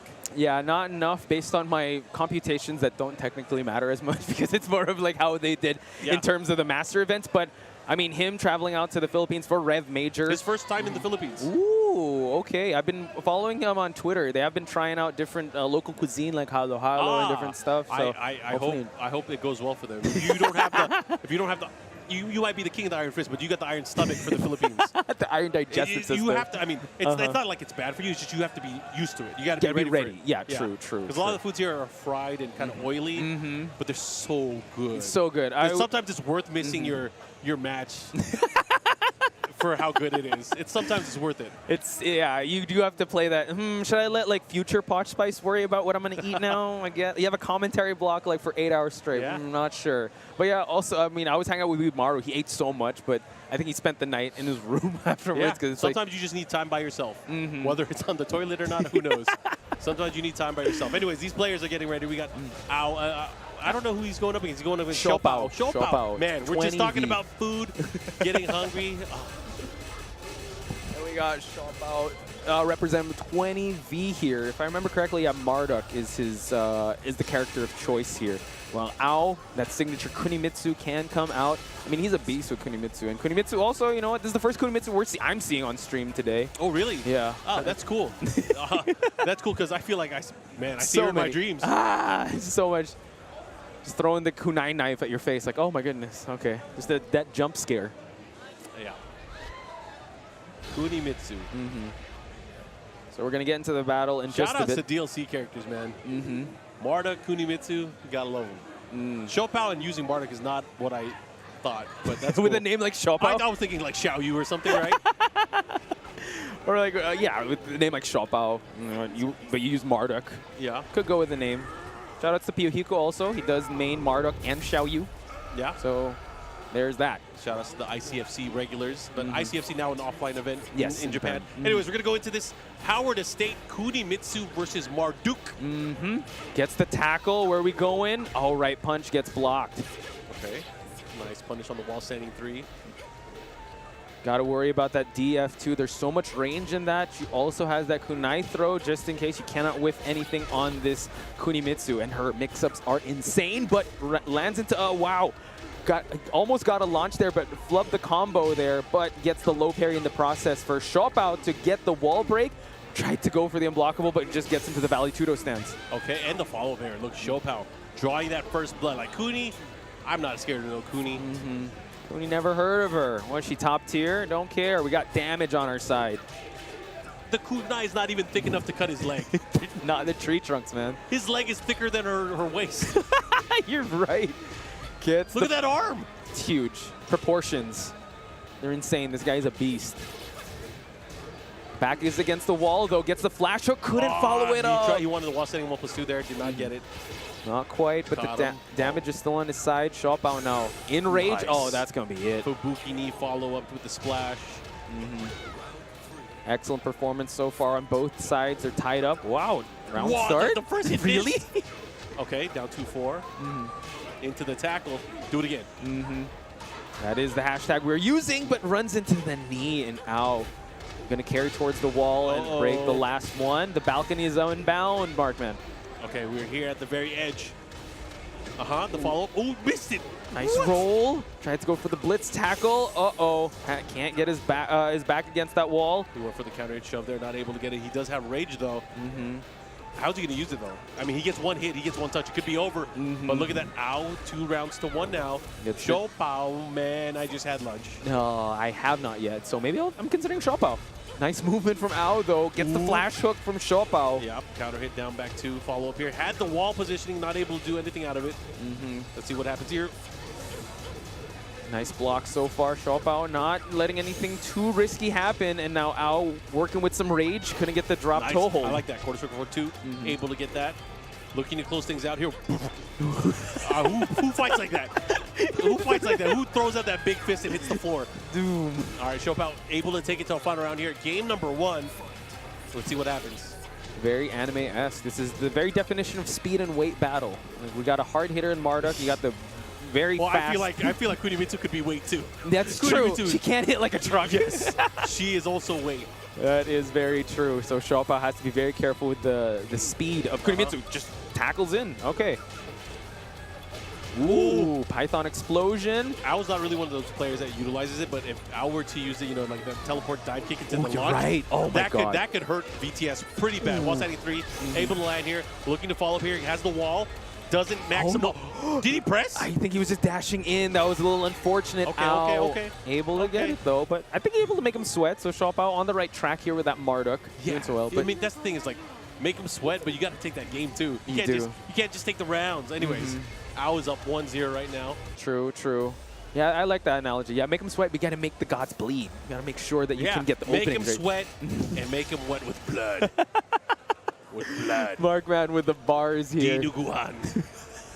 Pig's blood. Have you tried some yet? Yeah, I'm Filipino. Okay. Like when you stay here, like do you look for Dinuguan? Oh no, I mean no. I don't actively pursue it. No, I don't. True, it's an acquired taste. Like some people look for it. It is, but I mean, I feel like if you're Filipino and haven't had it before, you're not really Filipino. Okay. Unless you don't like it. Yeah. I mean, I don't look for it, but if it's there, all right. Sure, yeah, we'll go there. So let's see if. I mean, it's not that normal of a dish. It's is not. It? It's yeah. I don't like see it like it's not sold on the street corners. True.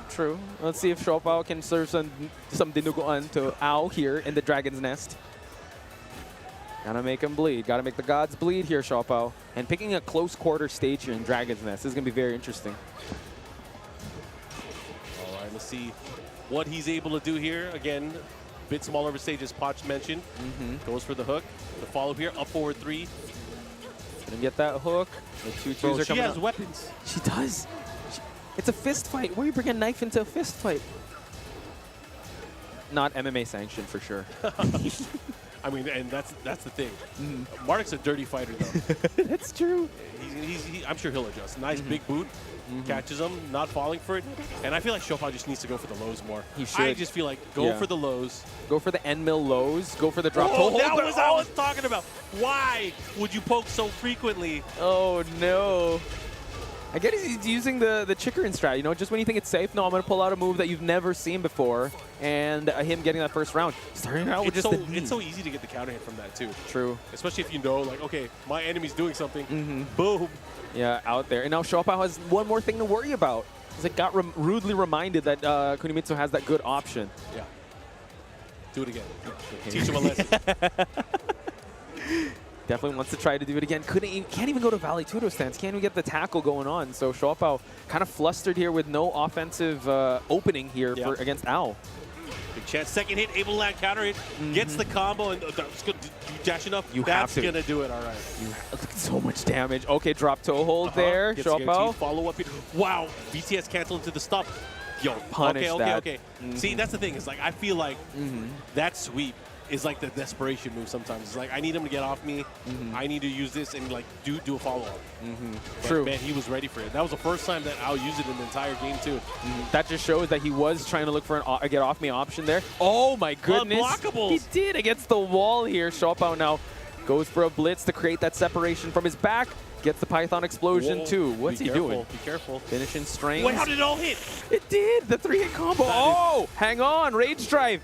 Oh, nice escape.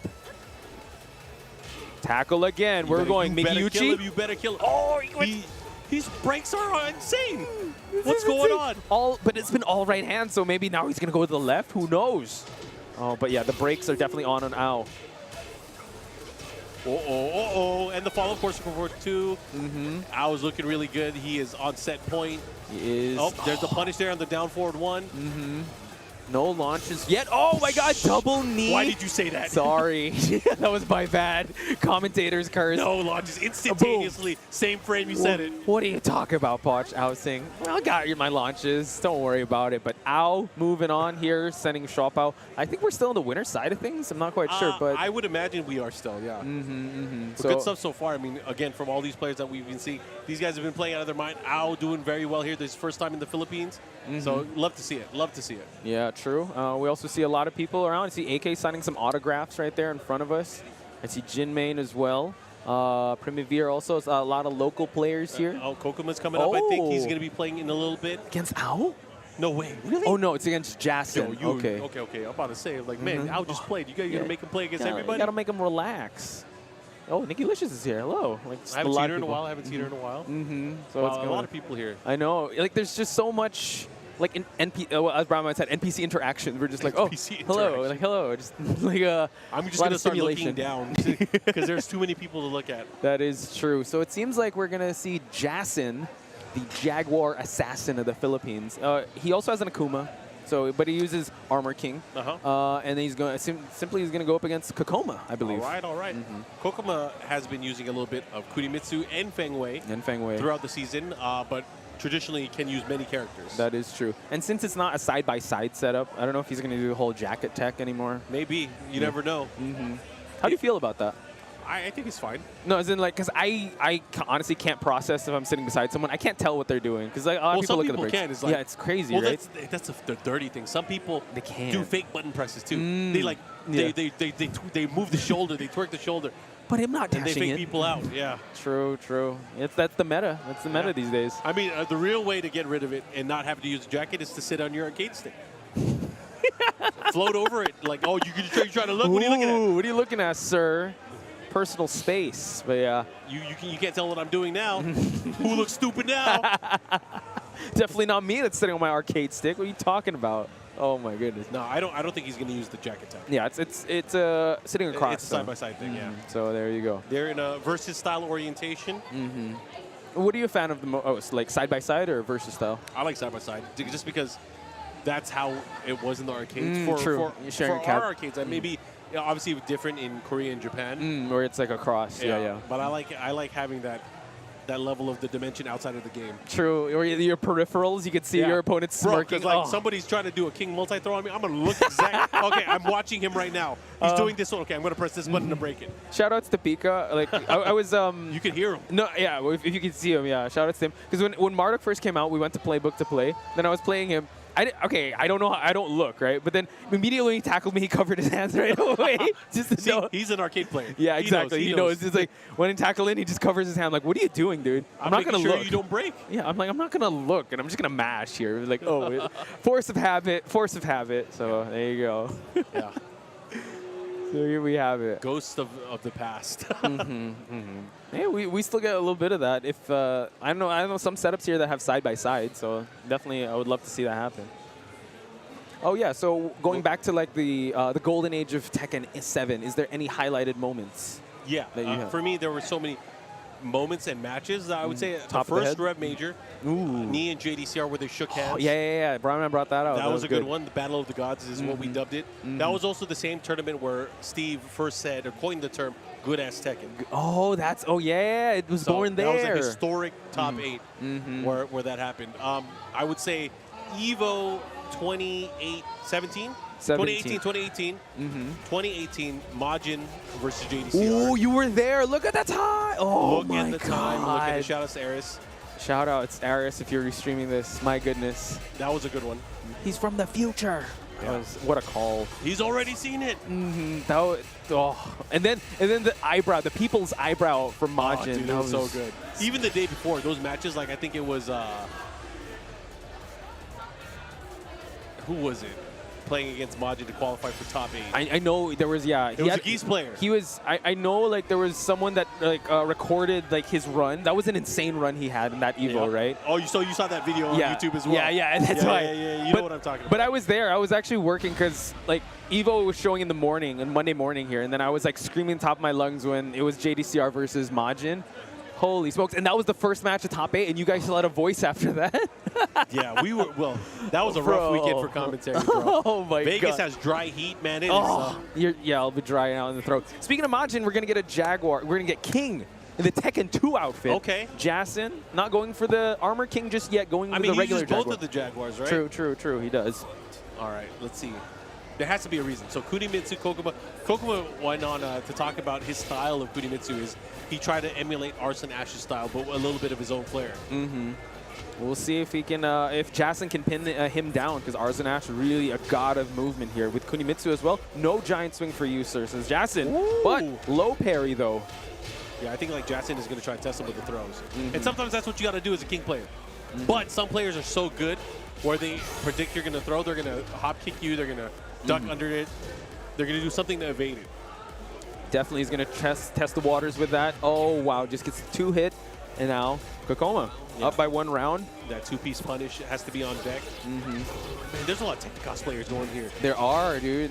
So cool to see.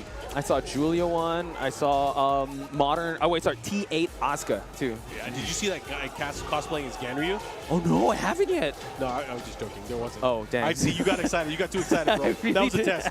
You shouldn't have gotten I failed. excited. Oh no, I'm found out. Oh, that was a great sidestep. But what are you gonna do? Oh, unable to get anything out though. Jason. Uh-oh. 30 seconds left. He has the rage. That's not gonna hit. That's not gonna hit. Oh, It it's gonna hit. is. Wow. It's gonna hit. I thought it was a jab. Unable to recover, but he's not yet dead. Hit him with the Flosion. Oh, Bombay Ali kick. Yeah, Ali kick to close it out for Jason. Great performance so far on both sides. Kkokkoma still, I think it's kind of adjusting to Jason's timing here. And that's the thing we were talking about earlier. You got to adjust to what the Philippine players play at. Oh, while setting 3 really early, able to hit. But what are you going to do here? Oh, just jabs him out. But that's the thing. Kkokkoma actually came here super early to play with like the elite guys and like really adjust to the timing. So maybe he's kind of scouted this one out. Hopefully Jason has something in the bag here. I forgot he's been here for a while too. And it's not his first time here either. Definitely not. He loves the Philippines. The Philippines love him as well. Oh, right when he went for running 3, he got hit by the counter hit down forward 2. Push towards the wall here. Bop, bop, bop. Twos. All twos land. Trying to get the shove here. Kkokkoma trying to get the counter hit, the set dash to a counter hit.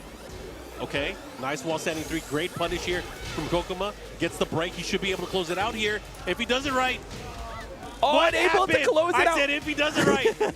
I thought that was do going to things get right. Make us look good, Kkokkoma. So now 1 for Kkokkoma. Jason now, big choice ahead of him. Is he going to go character switch or let it rock? Ruined our Sports Center clip. That would have made the top 10. I know. What the heck? See, all right, it's our fault, maybe my fault for getting ahead of myself, being like, you know, he's going to do this crazy thing. It's fine. We have to have a word with these players. Like, hey guys, give you him know, a pep talk? Yeah, no, like make us look good. Yeah, make us look good. Follow my lead. Follow my lead, okay. Oh, he's going to do the rolling death cradle. Rolling death cradle. You got to follow the script. They gave us like a 50-page script. We're at 23 right now. This is where we go to stage select. Let's go.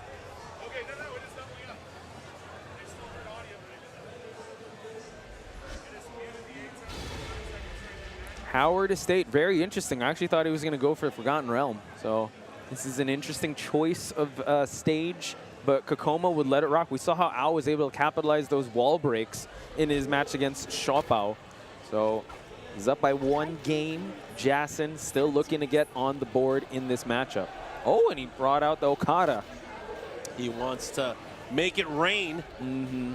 The Rainmaker outfit, so good. Whoa! We definitely made it rain. But not in his favor. Holy crap. Like, oh, I'm going to hit him with the convict kick. I love how it was just silent and then like, whoa. He's going to make it rain. Oh, man. Kkokkoma, you're good. He's making us look good in that part. He's hella making us look good. You better kill him. You better not come back. Oh, back to there we go. Muda des. The 7 golden letters as well. Kkokkoma has definitely gotten comfy in this matchup. Okay. See what he does here. Constant movement, constant pressure here. Good punish by Jason. Oh, nice duck.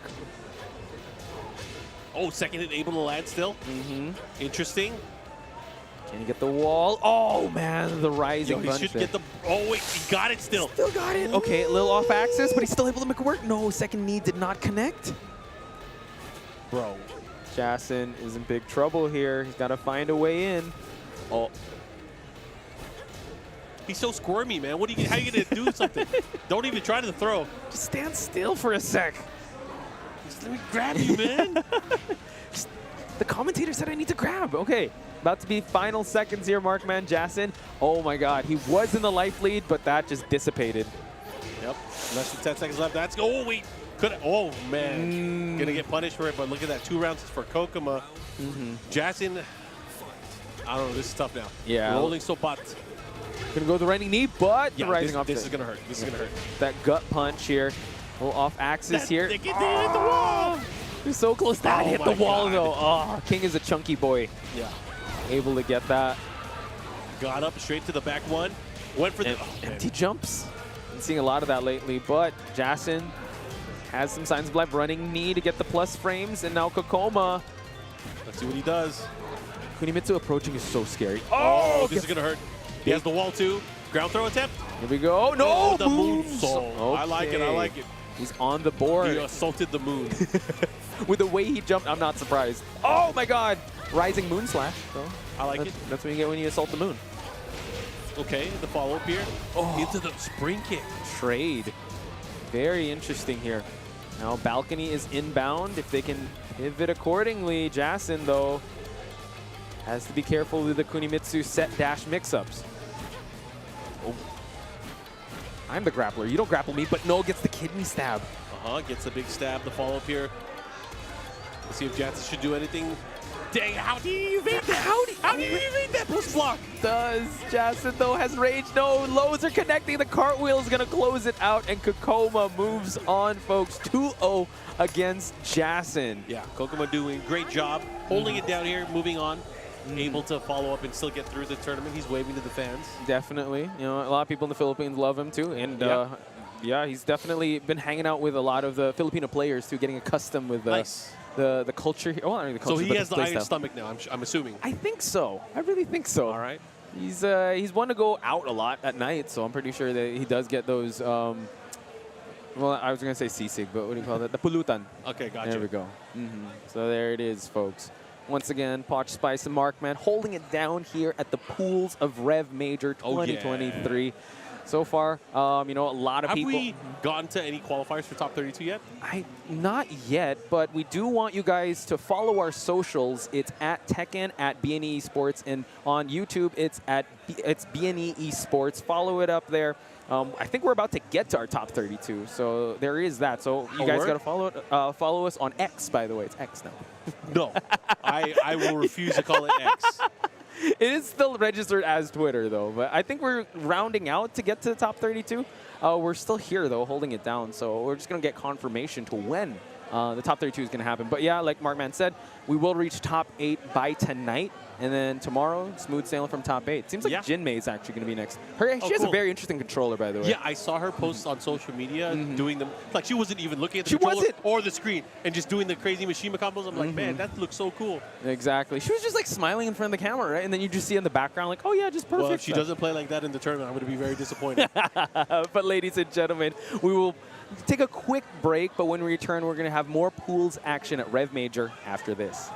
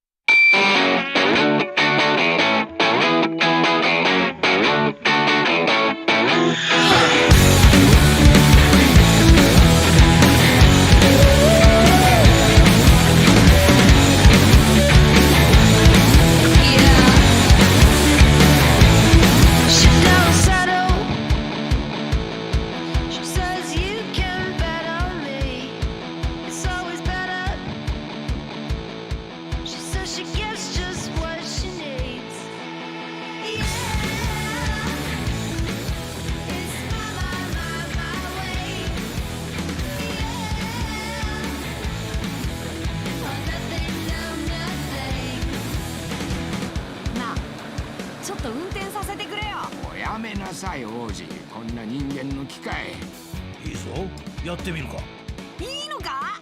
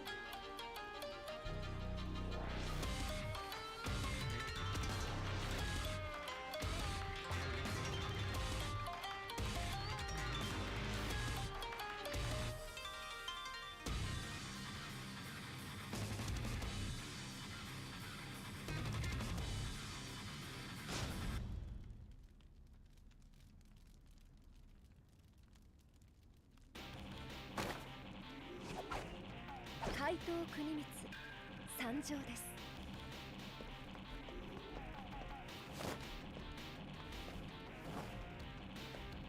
Round 1. Fight.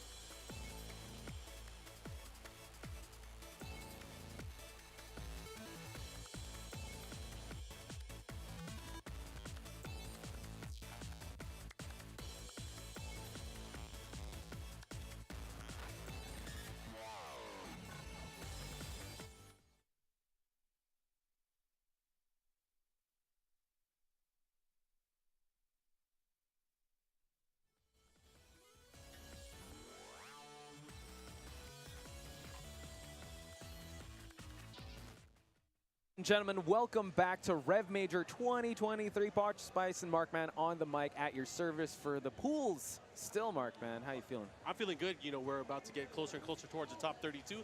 But before we get there, I want to talk about these awesome toys from our friends over at Bandai Namco Toys. Yes. These are the Game Dimensions lines of Tekken 7 figures. Newly released, Wave 1, we got Heihachi, we have Kazuya. And it's not the collector's edition, but if you do want the collector's edition, you guys can definitely go ahead and pre-order that, because that game does come out early next year. But for the toys themselves, they're available now. You guys can use that link in the chat room as well. Yes. They come with over 20 points of articulation, interchangeable hands, hit effects, and of course the round 1 and the ready call-outs. And then the other 2 characters got announced recently too. It's Tekken 8, Jin, and King. But that's going to be later this year. Yes. And what's not going to be later is this matchup. We did see that Jinmei was getting ready. She got kind Her of... controller is so cool. Right? I actually got a closer look at it. We should tell her, like, show. Yes, please, after this. Never mind. They're big ears. Let them figure this out. So we got Son of Jumpsky versus Jinmei. Jinmei, a Mishima specialist. Yes. Devil Jin. Devil Jin, Heihachi. All the ones that have electrics. Yeah. So she probably will hop out the Game Dimensions. She'll probably get these toys. But she's going to go Heihachi for this one. Very interesting. Okay. Heihachi. Everyone has to get their time with Heihachi now. Right. He's not going to be in Rush Hour 2. There was like an anniversary. Yeah, I just saw that one. I saw that in your stories. That was such a good one. Rush Hour, what a great movie. But yeah. Panda, most recently announced character for Tekken 8. A very interesting statue as well. You see a lot of people posing. Recently announced and recently departed. Just like, oh, Panda's in. Yes. Yeah, Heihachi's dead. Anyways, we're going into the Action Mishima building, starting things off here. Good pokes here for Son of Jumpsky here. Demon's Breath into the follow-up, forward 2. Demon's Breath, Demon's Uppercut. See the execution. We were talking about Jinmei's controller. Very interesting. If you follow her on social media, she did post about it. But Son of Jumpsky, though, going to close this one out. Yeah, Berserker Barrage. Exactly. Cut him up. Baby. Bears beats Battlestar Galactica. You know that. I do know. Let's go. And we're nerds. Anyways, going into the wall, this should be a nice juicy combo. Gets the wall standing 4-4 instead. Goes for the down 3 stop. Into the flash punch combo. Heihachi stuns at the wall. Tried to go low there. He's trying to go for demon upper, for bear upper. Still good punish on Son of Jumpsky. Oh, had an opportunity there, Hunting Hawk. Here we go. 1-1-2s. The forward 4s. Oh, he's going to go party time here, Markman. There's the follow-up here. Should be able to push towards the wall. Now what? Oh, trying to get all 3 hits while sending 1+2, 1+2, 1+2. And he got it. And head towards, still able to get it. Son of Jumpsky up by 2 rounds. Jinmei, I would say still. DRP, derp. That is her group. Whoa! Big counter hit there. And now Son of Jumpsky is going to eat this wall. Nice. Caught him again. Flash punch at the wall. What's the mix? Has a good advantage here. Has a life lead as well. Oh my goodness. Yeah, the oppression is starting, and now a low is going to clip him out. Jinmei gets the 3rd round. Okay. Starting things off here. Gonna have to watch out. Nice sidestep there. One for the big low and gets punished for it. Greedy. Son of Jumpsky able to telegraph that low, blocks it, and punishes accordingly. Jinmei working with half health. Has to be careful with the approach here. We're at hunting bear stance. Oh yeah, that was a big risk. Very close to rage here. Oh, demon upper with the neutral hop kick, able to beat it out, and that's going to close it out. Son of Jumpsky with the jumping panda. Pandas can fly. Oh my goodness, the hop kick? They definitely can. The hop kick, my goodness. It would be actually kind of sad if Son of Jumpsky actually picked Kuma instead of Panda in this matchup. Why? I think it's Kuma, right? You know, he's the lore of Kuma now in Tekken 8 holding the thing. It's like, even more sad, right? Yeah, that's why. That's what I was thinking. Like, oh, that's going to be heartbreaking to see Kuma versus his master Heihachi. But we're going to switch things up. Devil Jin. El Diablo? Demonio. The Crimson Reaper himself, the Reaper of the Skies. Going to Kinder Gym, the very Squid Game stage. Very red light, green light. I forgot how the song went. I don't even want to try to attempt it. The little tune, like the Stop Go thing. Yeah, that one. Definitely. Let's see if the red light, green light is going to work for Jinmei here. But yeah, Kinder Gym, a very big stage. And Son of Jumpsky so far is in the lead here with 1 round, 1 game. All right, let's see how this is going to work out. Switching to Doujin, I feel like Doujin very, very strong character still. Oh, However, have to be able to make some adjustments to optimize with this character. Okay. It's a big God Fist here. No electricity just yet, but Jinmei, this is her main. So Main. Oh yeah, Jinmei main. Jinmei. Okay, now goes low. Second hit. Ah, this is gonna hurt. Makes the sidewall work in his favor. Now corner advantage goes over the top, and now Jinmei big trouble. Berserker. That shit did so much damage. It did. Oh, blocks and punish. Son of Jumpsky doing a really good job here. Just like that, right kick, the follow-up here. Gets the counter hit. This is going to hurt. Oh, man. Misses the combo, but it doesn't matter. He's rolling on in. Uh-oh. Gets the demon hoof. Now pushes for the wall. Let's take it to the skies. Not quite. Goes for the knee ender. Yeah, went for the 1-2-4. Very interesting. Again, with the right kick, the follow-up here. Demon steel pedal into the second hit tsunami kick. I like it. I like it. Delay. Here we go. On the scoreboard for Jinmei. Still trying to get her footing in this matchup. Not going too wild yet, but Jumpsky able to get a launch. Oh, no. Couldn't flip the table. Too far, but gets a bit of overhead here. Oh, jumps away. Got him with the grab as well. Okay, the shenanigans. Oh! We flying now. We flying, Markman. Yeah, if you weren't flying earlier, now you are. Taking to the skies. Oh, wow. Just the tip, the down 4-2-1. The Bear Pistons. Son of Jumpsky. Oh, going low with that one. Jinmei's in big trouble here, folks. That was close enough as well. Oh, definitely winning in style points here. Jinmei. Forward 4 lands, 1-1-2s. Big opportunity here, down 4-4. Into the hell sweep. This is going to be big. Here's the follow-up. Okay. Decides to go for the back 2-1. Demon corpse thrust. Pushing for that wall. Real estate advantage on Jinmei's side. Let's see if she'll take this one with authority. Nice movement to the tsunami kicks. Again. One more hit could do it. Should be able to tie him. Yo, this is big. Great drive. Oh my god. This is going to hurt. And the wall. Gonna be a lot of damage. Head towards though. Oh man, he got the second hit. No. Watch out. Okay. Here we go. Final round, game number 2. Let's calm down here. Jinmei still teetering on the edge here, but floats him out of the first seconds of the final round. Oh, watch out for the pump fake. Hang on. Choosing the approach wisely here. Power crush. Nice punish there with the down 4-4-4. Samsara gets launched and whipped and punished. This is not looking too good. Son of Jumpsky just keeps beating her to the punch here. Bear arms. The reach is there. Be careful. Steel pedal once again. Oh! Able to cancel, not get punished from it. Very close to rage as well. Got to be careful. Here's the rage.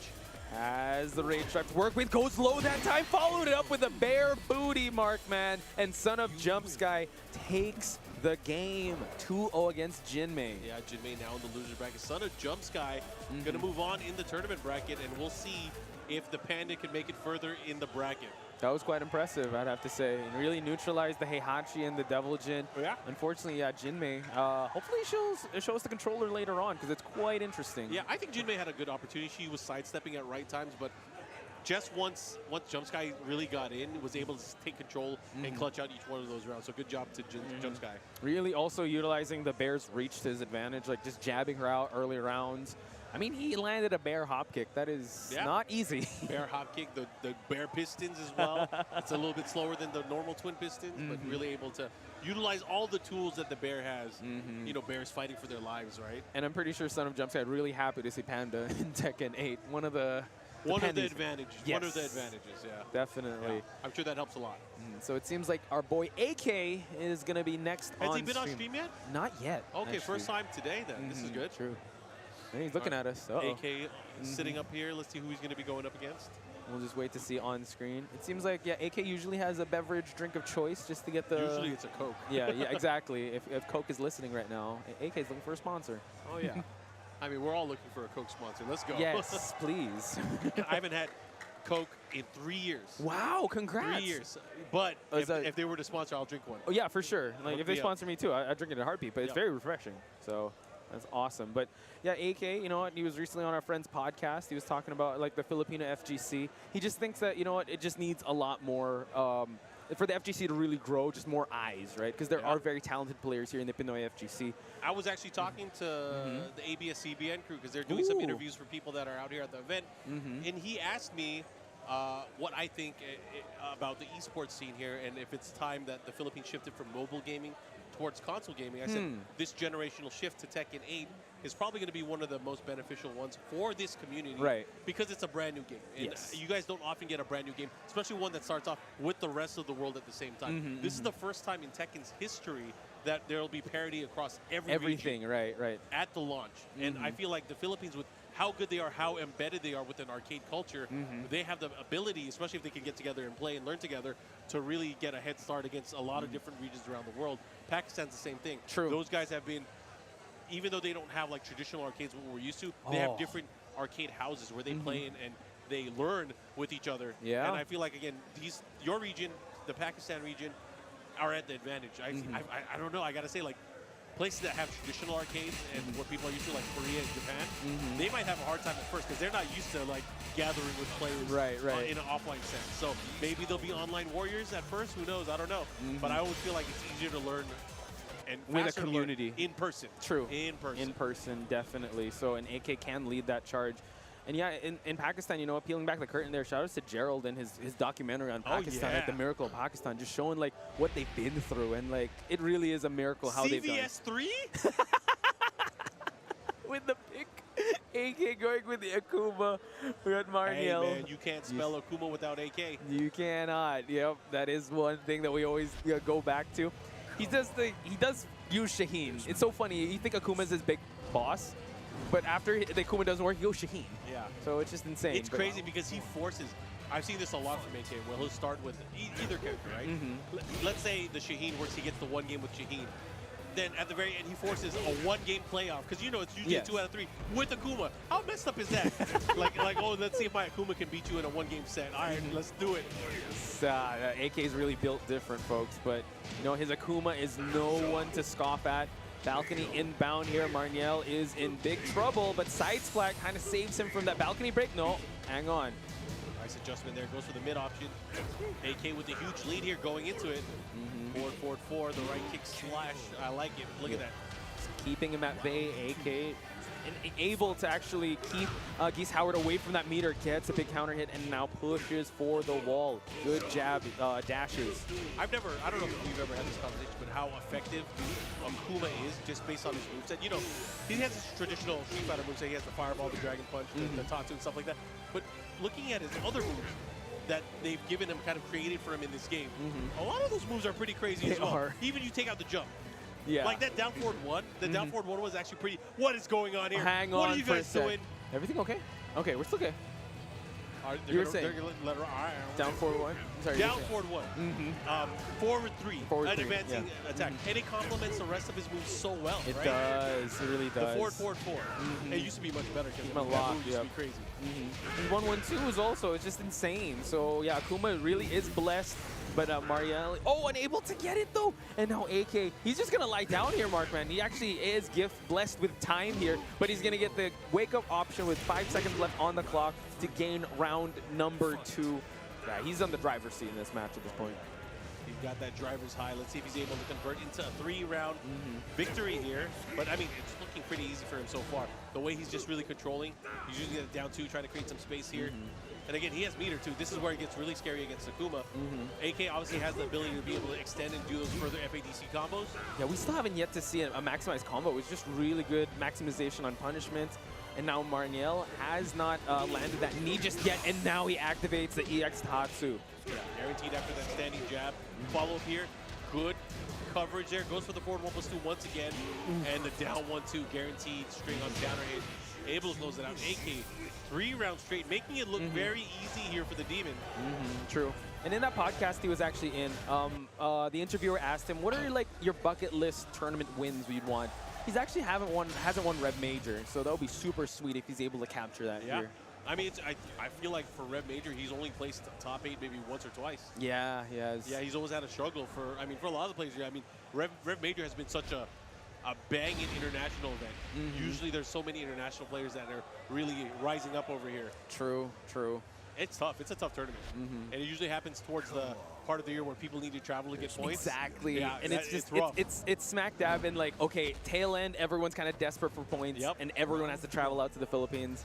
Everyone loves it here too. So now we're going to an infinite stage here. So Marnell wants the freedom of that movement. I don't know if it's really freedom movement, man. Akuma on the open stage is still a beast. Really good. Yeah, I think he just wants to alleviate a little bit of that pressure. But AK, yeah, he actually wins so many games in this infinite stage as well with Akuma. That's a counter right there on the down four. Follow, try to get the knee as well. Oh, hop over. Couldn't get. Guaranteed. Get the ground throw. Can't break those. Cannot. And now AK is seething red. Most trouble we've seen him. So Marnell on the board for 1 round. Let's say the no wall stage did work out at that time. All right, Marnell, let's see what you got. What else do you got? Because Marnell did not even have to expend that meter. He didn't. He saved it up. Shakunetsu just to create some distance. AK trying to get that aneurysm punch. But Marnell, gets clipped out of the air. Right out of the sky. Follow move. Not sure what the dash down 2 did there. Okay. Still got something out of it. Not going to do too much damage because of the aerial state. Try to get the reflow there with the instant air fireball, but doesn't matter. It has another combo opportunity here. Not just that, also building meter along the way. True. I like the improvisation of Marnell. You know, head towards back way. So this is actually good. But oh my God, AK, nice duck on Marnell. But the DP to close it out. AK still running amok with this Akuma. I wonder if he brought it out just for this matchup, or because he said he'd use Shaheen. I feel like AK uses whatever the. Yeah, he's teammates with Doujin, so he definitely got influenced. These guys are you can't trust them. They're friends. It's always like, what did he pick? What did he pick? He has this character? It's or what did he pick or why did he pick? Why? It's always one of those. Why is Akuma? Yeah. Who is Akuma? Who is Akuma? What is Akuma? Why is Akuma? the burning question here. You know, again, another block on that forward 1+2. Good damage so far in AK start. You could have had it right there. Could have, sitting on that one stick of butter here.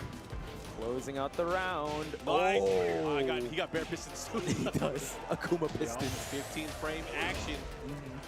8. Holy smokes. Final seconds here. Marnell does have a stick of butter to work with Rage.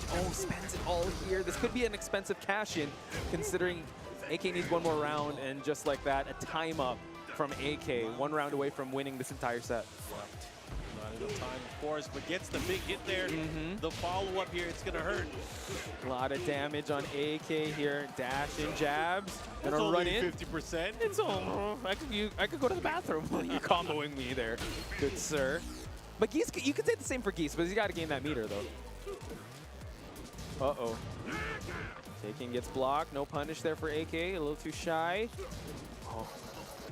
That right leg just keeping him in check. Landed on it. Fireball war here in Tekken. Okay, these guys going at it. AK with the lead here. Whoa! As soon as he jumped, AK jab. He tried to get the tech catch there. He's trying to put on a show. He is. He's trying to win in terms of style points. But wait a minute! Let me put a stop to it. There we go. Definitely winning in style points there. AK 2-0 against Marnell with the Akuma. And we were talking if Doujin had an Akuma too. Well, nice to know AK does. And I feel like everybody has to have an Akuma. At this point, at this stage, possibly. Yeah, I feel like you have to. Anyways, good stuff to AK. We'll see AK a little bit later on. Still in the winner side of the bracket as well. True. So we are going to get more matches up here on the stream. Trying to remember who is in AK's bracket, because I know Ulsan and Doujin are in the same bracket. We can find out. Let's look it up. Let me look it up. Go for it. While you look it up, I'm going to give a big shout out to each and every one of you guys that are tuning in. This is REV Major 2023, Park Spice and Markman on the mic for pools. Again, for today, we are going to wind it all the way down to top 8, and then tomorrow, I'm pretty sure it's at nighttime, it's going to be the top 8, and we'll be covering that as well. So right now, it's just pools action. We saw a bit of Ulsan. I saw Ulsan at the start of the day. We also saw a bit of Chikurin versus a bunch of local talents as well. And an amazing match that me and Brown Man did cover was Rangchu versus YUYU. YUYU was sent to the losers bracket. And it seems like we're doing some rock, paper, scissors. I think that's our friend Adu here. Adu, local player. So we have 8 pools. Okay. That feed into a top 32 bracket later on today. I could go over with you the people that have made it out of pools so far. Ooh, let's hear it. In the first pool, we have Infested and Pinya that have made it out. Hey, okay. And in the second pool, it's Ulsan, Chikurin, and Doujin that have made it out. Ulsan, Chikurin, Doujin. Wow. Yeah. And the follow-up pool from that is CBM and RGN. RGN is on the loser side. Ooh. Kid was really promoting RGN at the start of the day, right? Yeah, he got sent to the lower bracket right away. As soon as he started promoting, he started losing. That's the kid curse, man. Yeah. Pool 4, we have Rangchu and Jules. I'm not sure who else made it out there, but it might have been YUYU.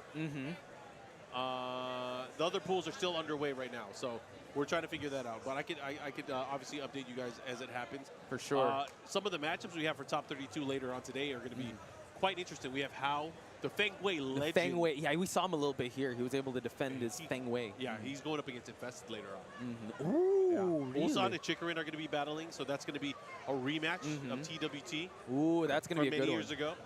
And then Rangchu and Yonarang. Oh, Yonarang's here, right? The Dude, Hua there's so many great players here. Oh my God, Wecka's here. Wecka's going up against CBM. So, so far, every person that I've listed on the winner's side, top 32, are all from Korea. That's true. Oh my goodness. Pinya and Doujin are losers. Jules is in losers. Oh, if I may ask, has Casimir anywhere in? Actually, good call out. Let me look. I don't think he's played yet. So let's we did see a little bit of him over there, but yeah, I mean, me and Bryan were talking. It's just like he's got a huge target on his back since he's the sole Pakistani player that is here, and I'm pretty sure a lot of people are following that storyline. He's in the same pool as Book, Lohai, and Shadow. Oh no, Shadow! Our boy Shadow's in the same pool as him. That is a crazy pool of death. Oh, holy no. crap! So in pool B4, Book, Shadow 20Z, Lohai, Casimir are all in that pool later on today. That is going to be crazy. Oh God! If I would, who do you go for in that? I don't know. I just want to watch it. Book? Oh yeah, you'll be watching. Actually. Oh man, that's crazy. That is super crazy. Oh, so tune in for that, folks. We're still going to wait on our next match. I do see our boy Ao is actually here taking a picture. Here. First time in the Philippines as well. True. I hope he's having fun, enjoying like seeing the sights, enjoying the pictures being taken and all that. So Joka is still on the winner side of that bracket. Let's go, Joka. We were just talking about that, right? Seoul EU representative, I believe. Ao and Endo will be up on stream pretty soon as well. Okay. So we have a lot to look forward to, at least from that group stage. I know that we had a little bit of a talk this morning about picking our ponies on who makes it, and actually all of the people we kind of listed are still alive, like you mentioned. So yeah, we won't say it just yet in front of everyone, so we'll look smart. But yeah, we kind of we'll look smart. Yeah. No, I'm going to be very upfront. You say, I didn't pick RGN. I'll say that. You can say that because I can say that. I did not pick him. I didn't pick him either. That was Kid that picked him. I said Ulsan and Chikurin are the ones that I'm looking out for. I was looking at Ulsan, and who else was I looking at? Casimir, I guess. Ulsan and Casimir. Okay. To make it far. But yeah, Ulsan needs to get a big W. So it's Adu versus 6 Weet-Bix all the way from Australia. Oh, wow. So 6 Weet-Bix also, it was funny because I had to explain to a friend what Weet-Bix is. And also a very interesting controller I feel like TWT events are always filled with a lot of explaining. It's just one of those things. It's a cultural show. TWT. It's not a gaming stream. It's a cultural experience. It is. It's just wow. And yeah, Weet-Bix, yes, a Lydia main and Adu. Adu actually, he did main Devil Jin, but I guess he's using the Geese Howard for this one. So another Geese main as we speak here, but a Lydia, very interesting. Round 1. Here we go. Starting things off. The Sook stage. Battle of the Blondes here, the Platinum Blonde versus Geese Howard here. Hey, is Lydia a new character? I've never seen her before. You're right. You know, in this rendition of Tekken, that was she's a rare breed. But it seems like 6 Weet-Bix though. Uh-oh. Try to get the hop kick, but no, Adu ready with that punish.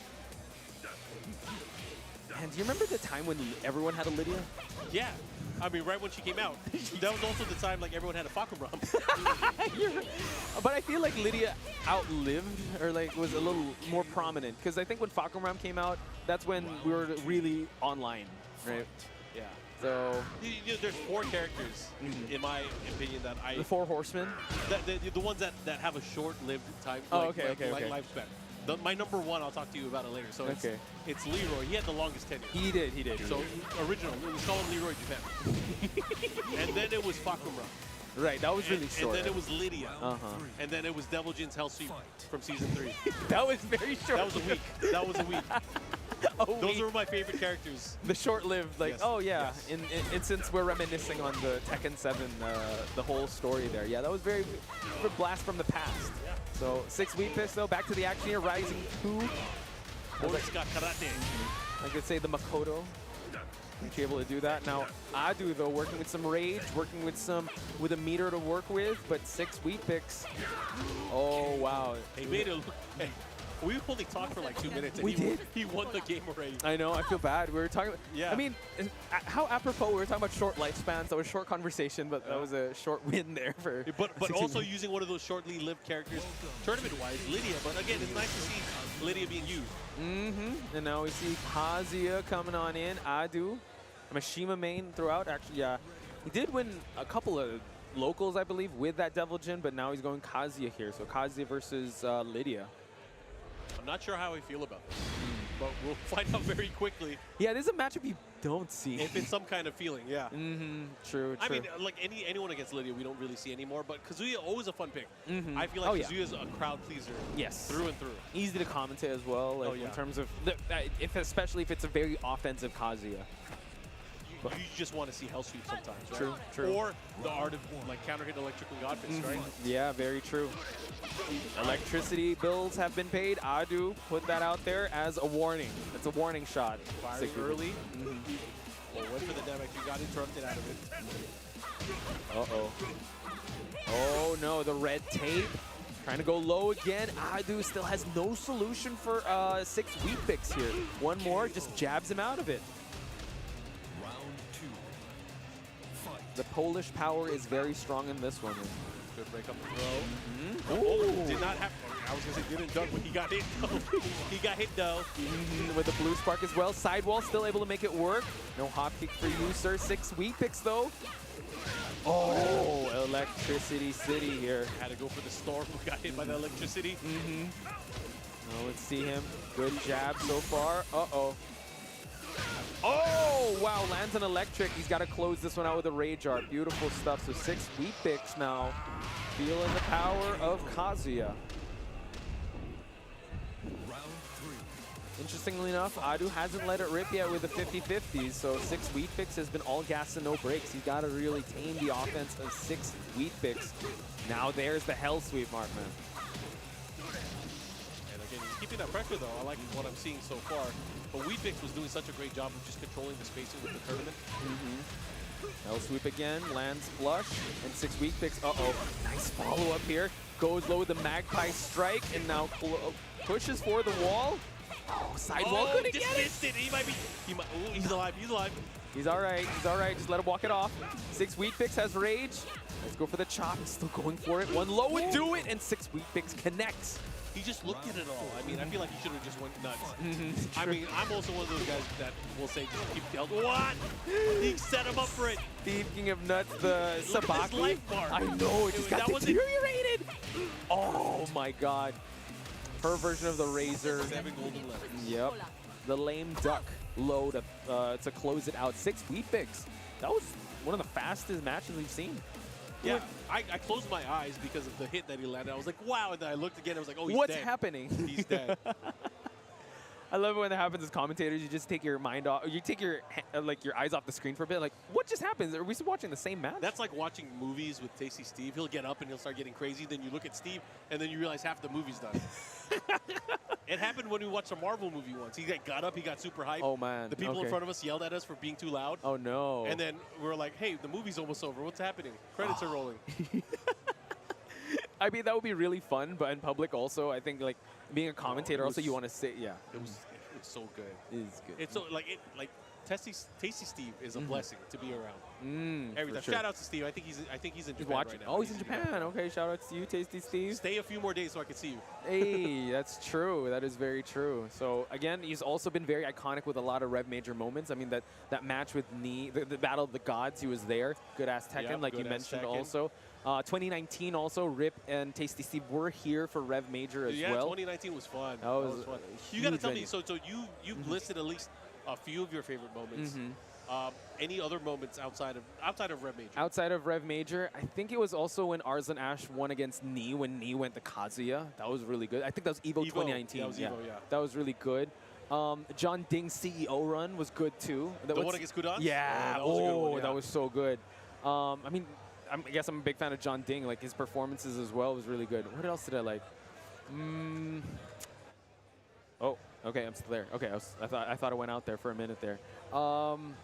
Yeah, I mean, a lot of local stuff as well. You know, the scene flourishing here. I know it's not as big. I mean, shout outs to the local guys also, like putting in amazing performance, making a lot of new friends. But yeah, those are the ones off the top of my head. I will come back to that in just a bit, but it's not TWT related, but I have one moment that sticks in my head is like the greatest comeback moment of like all games is Rixta? No. No. Okay. No. Shout out to Rixta though. Sorry, Rixta. Sorry, I put you on the spot. Okay, we'll come back. Let's hear it's it. Master Cup where Master Cup, that crazy comeback that was what's his name? The Josie player. Oh my God! It's escaping me. But he beat 5 people straight. He did. He beat 5 people straight. I remember he was also in ICFC and like, yeah, he entered a few of them. Josie player.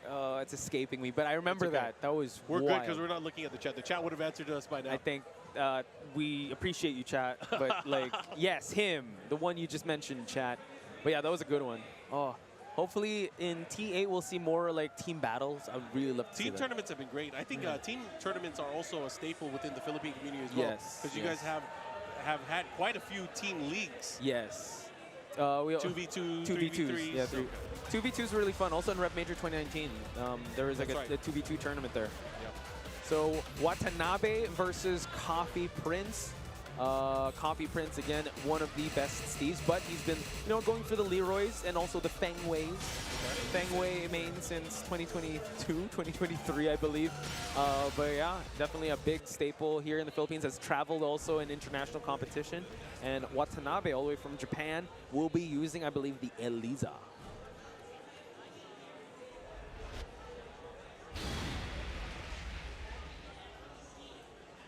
Go into the arena as well. It was Kagemaru. Kagemaru there. I was trying to unlock my phone and try to find Kagemaru. That was an insane run with Josie. Wow, he was just on another level that time, right? Master Cup. Oh, Watanabe, his Alisa is dirty. Coffee Prince, shoutouts. How come you're not using Steve? I know, right? Is he also a 2022 Yes, main? he is. He is. Also a Leroy main. And yeah, he will bring up the Steve if he has to. Okay. But he has also, shout out to Don Argus. He was one of his sparring partners, also an Alisa. Yep. So I'm not sure if he's familiar with, I'm pretty sure he's familiar with this matchup. But the Feng Wei, though, let's see if it's going to work. Feng Wei is a utility knife. Yes, Swiss Army knife, like all-purpose tool. He has a tool for pretty much everything. Watanabe, though, nice defense on Coffee Prince, but no, couldn't hold out a little longer. Just a smidge of health left. Watanabe scores the first round win. Now continuing on, nice fish hook there, headbutt. Oh my God, tried to go for a low, but Watanabe able to snipe that out. The dive kicks are coming in to push for that wall. Helical flow to try to push, but then the Shaolin split kicks just to keep Watanabe at bay. You cannot get counter hit by that because that opens you up to a can of offense by Feng Wei here. But now, nice movement from Watanabe. Yeah, he's making it work. I'm still waiting. Honestly, there's not, especially outside of Europe. I don't really, outside of Europe and Chanel, I don't see a lot of Alisa. True, it's a very rare breed. I mean, even Don Argus, the Alisa of the Philippines, shifted to Lydia. Oh, wow. So, yeah, not much. But then Watanabe, though, the rare breed to stick with the Alisa, tried to go low there, but got the Dark Wave out in time for him to get that second round. Yeah, beat out the big sweep there. You can hear, but a big block there, and the launch there with the wall 73. Oh my God, he missed the combo! Oh, that was painful to see, and Watanabe is sitting on 2 blood meters. He's going to activate again. one. Okay. Big block, big block. Big punish, has the wall this time, has the shoulder. Got that. Now he's got to push the brakes just a little bit. The low parry again. This is the third, I believe. I lost count, but Watanabe is sniping out those lows. Things are looking good here for him. Has the rage now. Coffee Prince has to be careful. He really does. He's going to go low. Oh, he went low that time. He's blocked that every single time.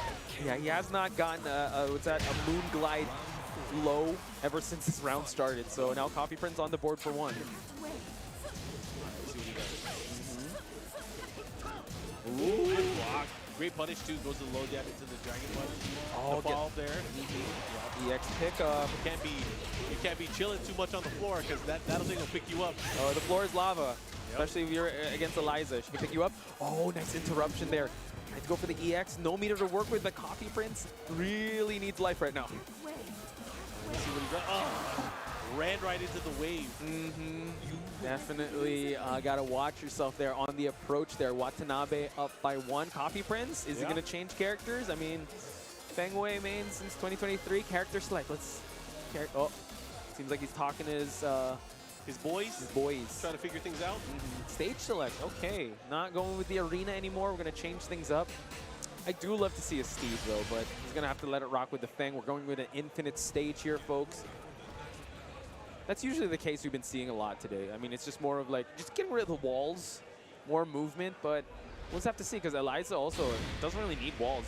You got the meter to work with. Her combos could last for days when spent properly. And now Coffee Prince has to make the right adjustments to stay alive in this one. All right, as you mentioned, let's see if these adjustments will be enough. It's opt to go for the open stage. And I don't know if that's going to work out. Yeah. I honestly don't know if that's going to work out. I don't really feel like the wall game is what's to be feared. So we'll see. So yeah, probably like you said, maybe it's the daytime. He needs to wake up. Oh, okay. She can jump. Low dive kick over his foot. Looking to close things out right now. Watanabe. Instant running one gets the close out here. Look at that. Very clean round here. So far, yeah, he's been looking real clean against Coffee Prince. Coffee Prince needs to be able to change things up here. The Feng Wei mains, aside from Hao, haven't been working out so far. Okay. Ooh. Nice. Checks the DF1. But Coffee Prince still hasn't got a big salvo just yet. Nice. Gets the headbutt right out of the air. The chase down. Good easy punish, and Watanabe still building that meter. He's trying to jump in his face. Whoa, a little off axis there. Couldn't get the Shaolin split kicks. Less than 30 seconds left on the clock. Z1+2, able to land. Sabaki. Coffee Prince on the board here. Could have changed things up, but we still have to see if it will be effective here. Watanabe, still a menace. That was a 4. That was 4. I was like, damn. Who's hitting? Uh-oh. Okay. Not going to hit, but doesn't matter. Safe. I mean, Alisa could just build meter real quick, but yeah, that Bloody Horn, if able to land, that could have spelled death for Coffee Prince. Oh, wow. The last hit. Oh. Nice. Okay. 4-4 able to land. That sun's on normal hit. True. Coffee Prince, no pizza maker for you, sir, says Watanabe. Oh, he lands it again. Yep. Gets the follow-up here. Hey, into the flip. No, decides to crouch dash into the low. Headbutts his way. Oh, wow. Coffee Prince. One more would close it out for him. Can he do it, though? But Watanabe. Oh, key charge setup. Be careful. Gonna be huge. Oh, Kenpo to get away. Couldn't float him up. Oh, fish hook back four to close that one. Coffee Prince, I like what you're doing here. Did not fall for it. I thought as soon as he key charged, I'm like, he's gonna get hit by something nasty. Dude, when you said that Watanabe was dirty, I didn't know he had those key charge setups. This is scary. He tried to do something nasty. Yeah. I don't know what he went for there. He didn't have enough life either. Yeah, he did not. I think luckily for Coffee Prince, he wasn't able to pull through with that. Good wake-up option by Watanabe and a pickup as well. Oh my God. Okay, some of the dirt's coming out. Yep, the death impact unblockable. 2 bars of meter to work with for Watanabe to close out. We're at final round set point. Can he do it? Will he be able to do it here? On the verge of a comeback because Coffee Prince was in the lead this time, getting it. Big start by Watanabe. Big bloody horn there just for him to gain the momentum in the early seconds, early 10 seconds, but the low berry mark, man. Can he do it? Had the slight delay here, the follow-up, 3 hits. No, he went for the 2. Good interruption there. Piece. Yeah, the toe kick just to stop the pressure. Oh, they trade, but Coffee Prince couldn't pick it up. What happened? Uh-oh. Again, anybody's match. It's getting wild. They're swinging for the fences here. Timer half gone now. Oh, he just looked at it. He just looked at it. Oh my God. The unblockable death impact to close it out. I was going to say the no jumper. Yeah. The fader. But he able to close it out. My goodness. Watanabe sending Coffee Prince to the loser's bracket. There it is. Oh, there. He's checking us out. It's all good. You got this, Coffee Prince. But yeah, you weren't kidding. Watanabe did have some setups there. Yeah, he had some stuff ready to go, but man, that was tough. It was. Either way, again, I hope everyone enjoyed that. That was fun. Really fun, especially towards the tail end there. We when have we so much more matches coming up, by the way, guys. It's going to be insane. Yeah, we do. We talked about the 4 great players in that last pool that's probably just happening and just going underway. It's Lohai, Shadow 20Z, Casimir, and one other great player. I forgot. Anyways, again, follow us on social media. TekkenWorldTour.com for all your information regarding the tour and Tekken 7 for TWT. At Tekken, at BNE Esports for all the latest clips and updates for the streams. And of course on YouTube, BNE Esports for the VODs and the history of the TWT as well. Yep, and actually in front of us right now, we see Mout. I see King J is getting ready on stream. Everybody's here from all over the world. This is crazy. It's so insane, man. REV Major, like just starting humble beginnings to this, a Tekken World Tour event, a Masters event, is just from where it started, right, to where it is now. Sky definitely is the limit if we keep on going, especially with T8. And yeah, looking around here, I see Haji over there. I see the VB boys. But ladies and gentlemen, we will be taking a very short break. When we return, more Tekken action when we come back.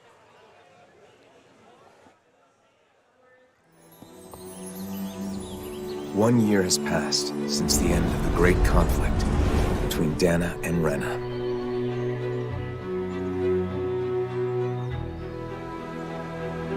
And so, our journey continues. There she is! Don't let her get away! After her! The gang's all here. This is Nazamil. Some Danans from around here are after her, because her father is a lord. Nice to meet ya. The truth is that people will always doubt, hate, and reject. If we go our separate ways, we won't cause each other any problems. And I'm in no pain. Are you hungry? If you are, I can fix that. The day is ending, but my nerves are calm. How could the hero of Dana defend this abomination? I don't get it. Whose side are you on anyway?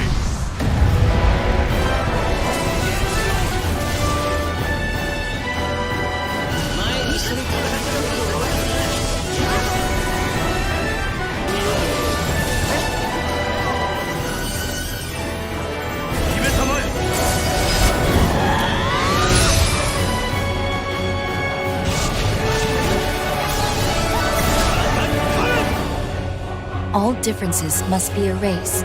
Once there are no differences, there will be...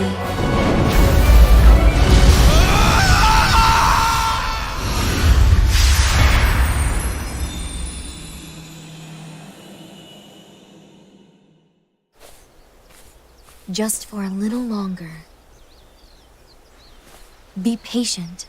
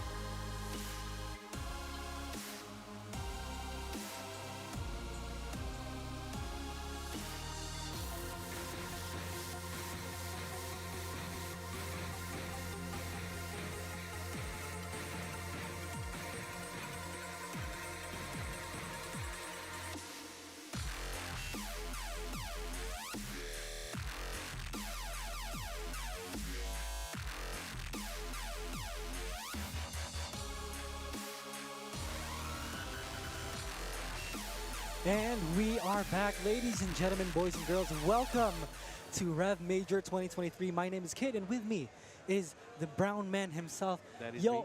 how you doing, man? Not bad, man. We're having a good time at this event. As always, REV Major goes off. Like, you guys can't hear the venue too clearly right now, I'm sure, but it's going crazy. It sounds like Godzilla's in here. Oh, how about yeah, you? How you doing? Dude, I'm pretty tired. I didn't get enough rest today, but I'm here doing my job because it's what I love. I absolutely love Tekken, and we just saw some banger matches earlier. yeah. Were you? How many matches did you watch today? I went in and out of that to support some of the homies in the pools as well, so I was in and out, but saw a bunch. Everything's hype. Everything's hype. Absolutely. And before the break finished, King J actually just finished playing against a teammate of mine, Jik, earlier. And King J took it 2-1 or 2-0, I think. Pretty. You know, everybody's killers here. Oh yeah. Yeah, like I guess it's one of those times where everyone's trying to prove. It's towards the end of Tekken 7, right? So everyone's got something to prove. They're bringing out everything they can because it's like whatever they've learned and trained for in this game is gonna kind of, in a sense, mostly expire in a few months, right? So it's like, all right, all the tech you've made, all the secret things you've kept, all right, now's the time. So I've seen some new stuff today. I'm like, oh, okay, he's been keeping that in his back pocket for a little while. All right. Well, here we go. Oh, let's talk about this goodness right here. The premium collector's edition for, my goodness, the Tekken 8, right? God. Goodness me, it's crazy how like close it is now. Yeah. The release date for Tekken 8 is. We got the premium box, we got the special face-off steelbook, the base game first and foremost, the base game, That's which important. is probably the most important one. And yeah, a lot of good stuff coming up for good Tekken fans out here. We eating good. We eating good. Very good. What do you think though? What do you think about Tekken 8 so far? Oh man, it's looking very good. We were talking about it a lot before. Like all the learning tools, the graphics look good. It's looking like a full package, which I think Tekken, due to certain circumstances, hasn't been able to put out a full package in quite a few years. Yeah. So I think they've definitely outdone themselves this time, and that's what we're going to see in a few months. I'm so honestly excited. This could potentially be the last Rev Major for Tekken 7. No, it is. Oh, it is?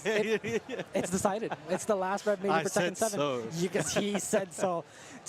Quote him on that, ladies and gentlemen. Because Brown Man said so. Brown Man 316, let's go.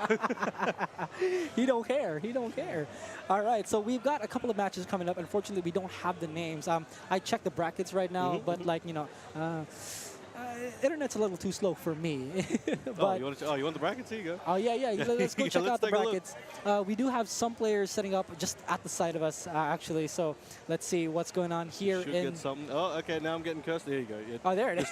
Just choose. That's the brackets. You know what to do. But yeah, so it's looking good so far. Like there's some killers, a lot of upsets. I believe I heard when I was walking around, YUYU, we saw her on stream against Rangchu. Very close set there. That was crazy. But then she took out Jules 2-0. I was like, whoo, what? He's a beast. We're talking about how much of a beast he was earlier today. Like everyone always talks about Doujin and AK. We're talking about Jules and a few other players as well. Like that's a big upset. I feel like not necessarily in a. I would at least expect like a 2-1 or something like that. But it was a clean set, it seems. So I respect it though. YUYU's on fire today, being going crazy. So I think she's still potentially in the bracket, but we'll have to take a look. Yeah, dude, she's got like the family buff. She's got her family roaming around here in this event. Yo, shout outs to YUYU's family. You always got that inspiration and the motivation behind what you do here. And especially the fact that she just got sponsored by Cloud9, which is honestly really crazy. You know, sponsorship. It was like her and Cuddlecore, if I remember correctly. Yeah, Cuddlecore. Yeah. Yo, congratulations! Shout outs to Cuddlecore and YUYU. You know, they're tearing hard it up. working, man. They're hard working. Just like you, man. I know you've been working. He's been working a lot of tournaments lately. I'm not sure if like some of y'all are aware, but like you've been working on different events. You worked on BAM. Yes. He worked on BAM, and now he's working on like what, Manila Madness. Oh yeah. He's crazy. This guy. You got to do what you got to do, man. People enjoy events. For you the gotta community. Yeah, for the community. Because we ain't getting rich off this yet. One day. But right now, it's all for the love. As you guys know how it is. We love being here. We love Tekken. Oh my days. Okay, we start. Why? Oh, you didn't even let us warm up. We just going straight here. Damn, Okay. God, goodness me. So, ladies and gentlemen, here we have up against each other Kkokkoma versus AK. What do you have to say about Kkokkoma? He's a funny guy. He's a funny guy. He loves his beverages. He's good, very good player right now. He's playing Kuni, Feng, no more Kazumi. But Kuni Feng seems to be the team he's running at the moment. I saw him use Leroy at it was an event in June. It was in a grand final against, or some final against HK Junior.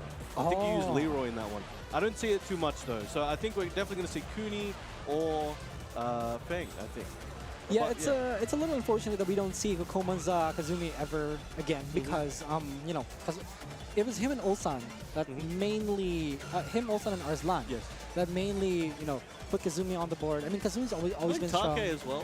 Take, yeah, dude, Take's been out for a while. We haven't heard from him. Yeah, that's crazy. Know your master boys at this event. Shout outs to them. I was with you like last month, and I was like, "Are you coming out or what?" And he's like, "Nah, we're not coming to that, but we're going to Thailand." Oh, so they'll be in Thailand. So yeah, keep an eye out for them. Your master boys, legends of the game. And also, up against Kkokkoma, it is AK. AK's been making waves in recent tournaments. National hero, yeah, absolutely. He was just at Romania. ISF. Oh, yes. Well, yeah. Him and Coach Meltz were over there. I haven't been able to watch the recent tournaments lately because of how busy I was. But God, I know how AK's been turning it up. Is where I follow his socials, and he gets placements here and there, and especially in that Gamers 8, a lot of killers in that tournament. That was a crazy tournament. My goodness. So let's see what we have here. Who do you think Kkokoma's going to use? Because I think it depends on who he thinks AK is going to use. Oh, okay. Say for example, AK off the bat goes for Shaheen. Honestly, both are perfectly fine. It's just maybe a vibe, or maybe he has a personal matchup thing. I think Kuni is probably very one size fits all. Yeah. Feng can be, but I think Kuni just has a few extra things that could really mess with people if you want to test them in the first or two, especially. Yeah, it could be either way. What do you think? The thing, if Kkokkoma uses Kazumi, AK isn't exactly the type to be affected by crouch mix-ups. He's the one who applies the crouch. I am the one who crouches. He's the one who crouches, right? And he's not... AK is the kind of player, he just can't pressure. And of course... Oh, Akuma Feng. Akuma Feng, all right. Yeah, there you go. Wants to go for it right away. Yeah, I respect it. Oh, Forgotten Realm. Okay, this is going to get interesting damage and combo-wise. Let's see who takes the... Do you think we're going to get... How many rounds do you think it's going to take to get to the bottom floor? The ground level? I'll give it a guess and maybe go for the second round. Second round. Second. I'm going to go with... round 1. Round 1. It's a big bet. The odds are pretty stacked, but we'll see. All the floors in round 1. All the floors in round 1. Let's see how we go. I mean, it's happened before. Why can't it happen again, exactly. Right? Let's see how we go. But here we go, ladies and gentlemen. This is the first set of REV Major 2023 Top 32. We have Kiba and Moose Style. Oh, sorry, MJ Style. Kkokkoma versus PvE AK. I think we're about to see the first floor go. Okay, 1. The count. Let's go. Oh, big That's damage. A crazy combo. Yeah, big damage coming in from Kkokkoma. Now AK is up against the wall, but still goes for Tatsu. the raw Tatsu. Okay, interesting choice. Oh, okay. Never mind. it would have taken Kkokkoma to try and... I think we've got to switch the names as well real quick for you guys. Don't want to confuse anybody. Big counter hit. All right, going for a sick combo. You think he's going to... Okay. Yep. Opts to go for the running mix. Yeah, just to be clear with everybody, AK is Akuma. Kkokkoma is Feng right now, so let's see. Ooh, the sidestep so clean. These two players are so clean. Nice. As you were saying, that cleanliness is showing. Is he going to break the floor here? I don't think so. I think he's dead. Oh, not quite. You cursed it. A pixel and a dream. But AK closes it out anyway. One round apiece. Starting off, looking for that counter hit. That's the headbutt. Goes for the plus frame. Waits to see if Kkokkoma does anything. Sorry, if AK does anything, but nobody home for that one. Oh, big launch there from Kkokkoma. All right. Another floor break. Wow, that was a new wall combo that I've seen. I told you, man, everyone's saving stuff. I don't know what's going on. And it's almost Tekken 8 season, and y'all are just revealing the new tech right now. That's crazy. All right, let's see. AK right now struggling just a little bit in how to open Kkokkoma up. Alright, AK going for the... Oh, guaranteed. That was quick thinking there by Kkokkoma. He's got some big momentum. Okay, you had a read on that one. Just outside of Rage 2. This is so good for Kkokkoma. If he can close it out with just one combo, he puts him in Rage 2. This is super, super dangerous. But he doesn't have meter. Not That's the quite thing. yet. Oh, and there it goes. Okay. And he wanted to add that to his favorites as well. Like, I want to remember this. Okay, so here we go. That is the first game to Kkokkoma right now. He's looking pretty good. He honestly looked like he was in fairly good control for that first game.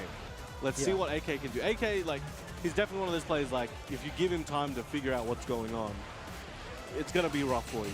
So Kkokkoma definitely needs to finish this fast, I feel like. Yeah, in that game one, AK looked a little lost. I'm going to admit, AK looked a little lost in that game one. Kkokkoma, it was all Kkokkoma, even though AK got one round in.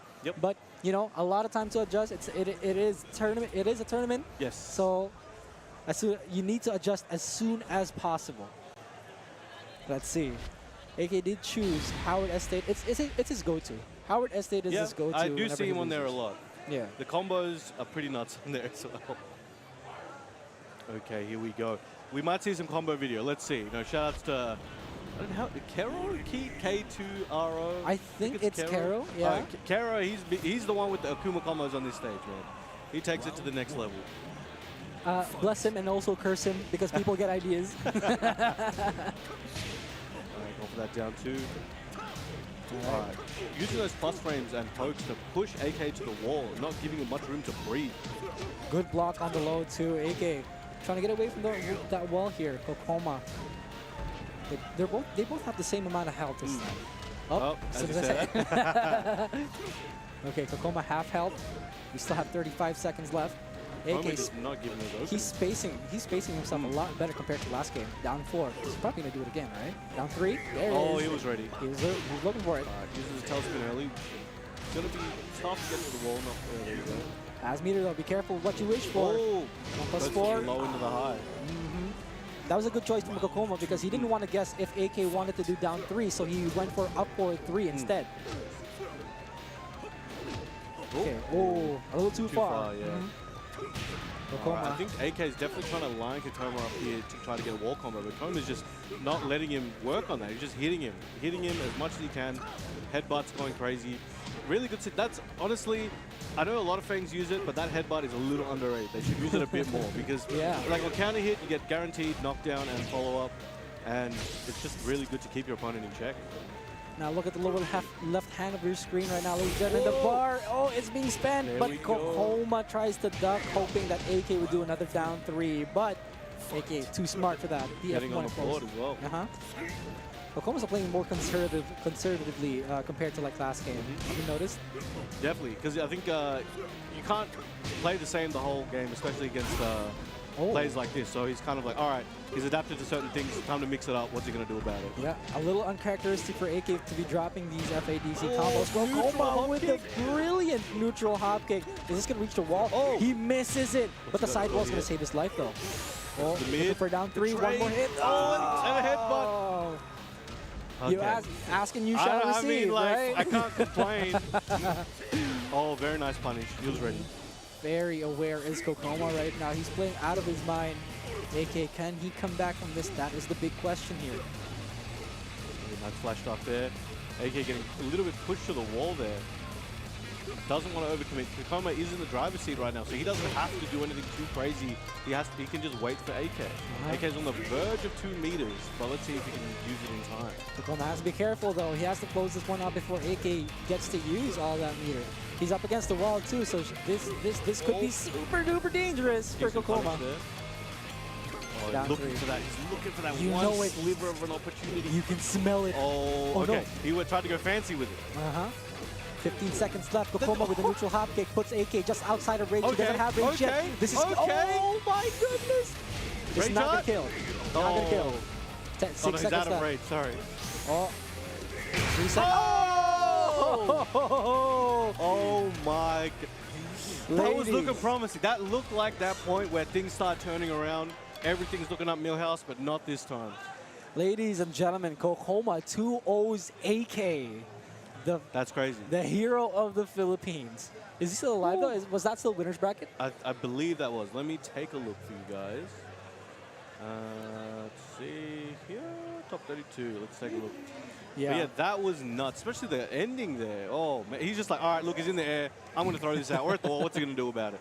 Worst case, it whiffs or something, but he's still in the driver's seat. He can take these risks and still be okay. That was so brilliantly played by Kkokkoma. He played so clean in that entire set. He made AK look a little lost. You know, it's so rare for AK to look lost.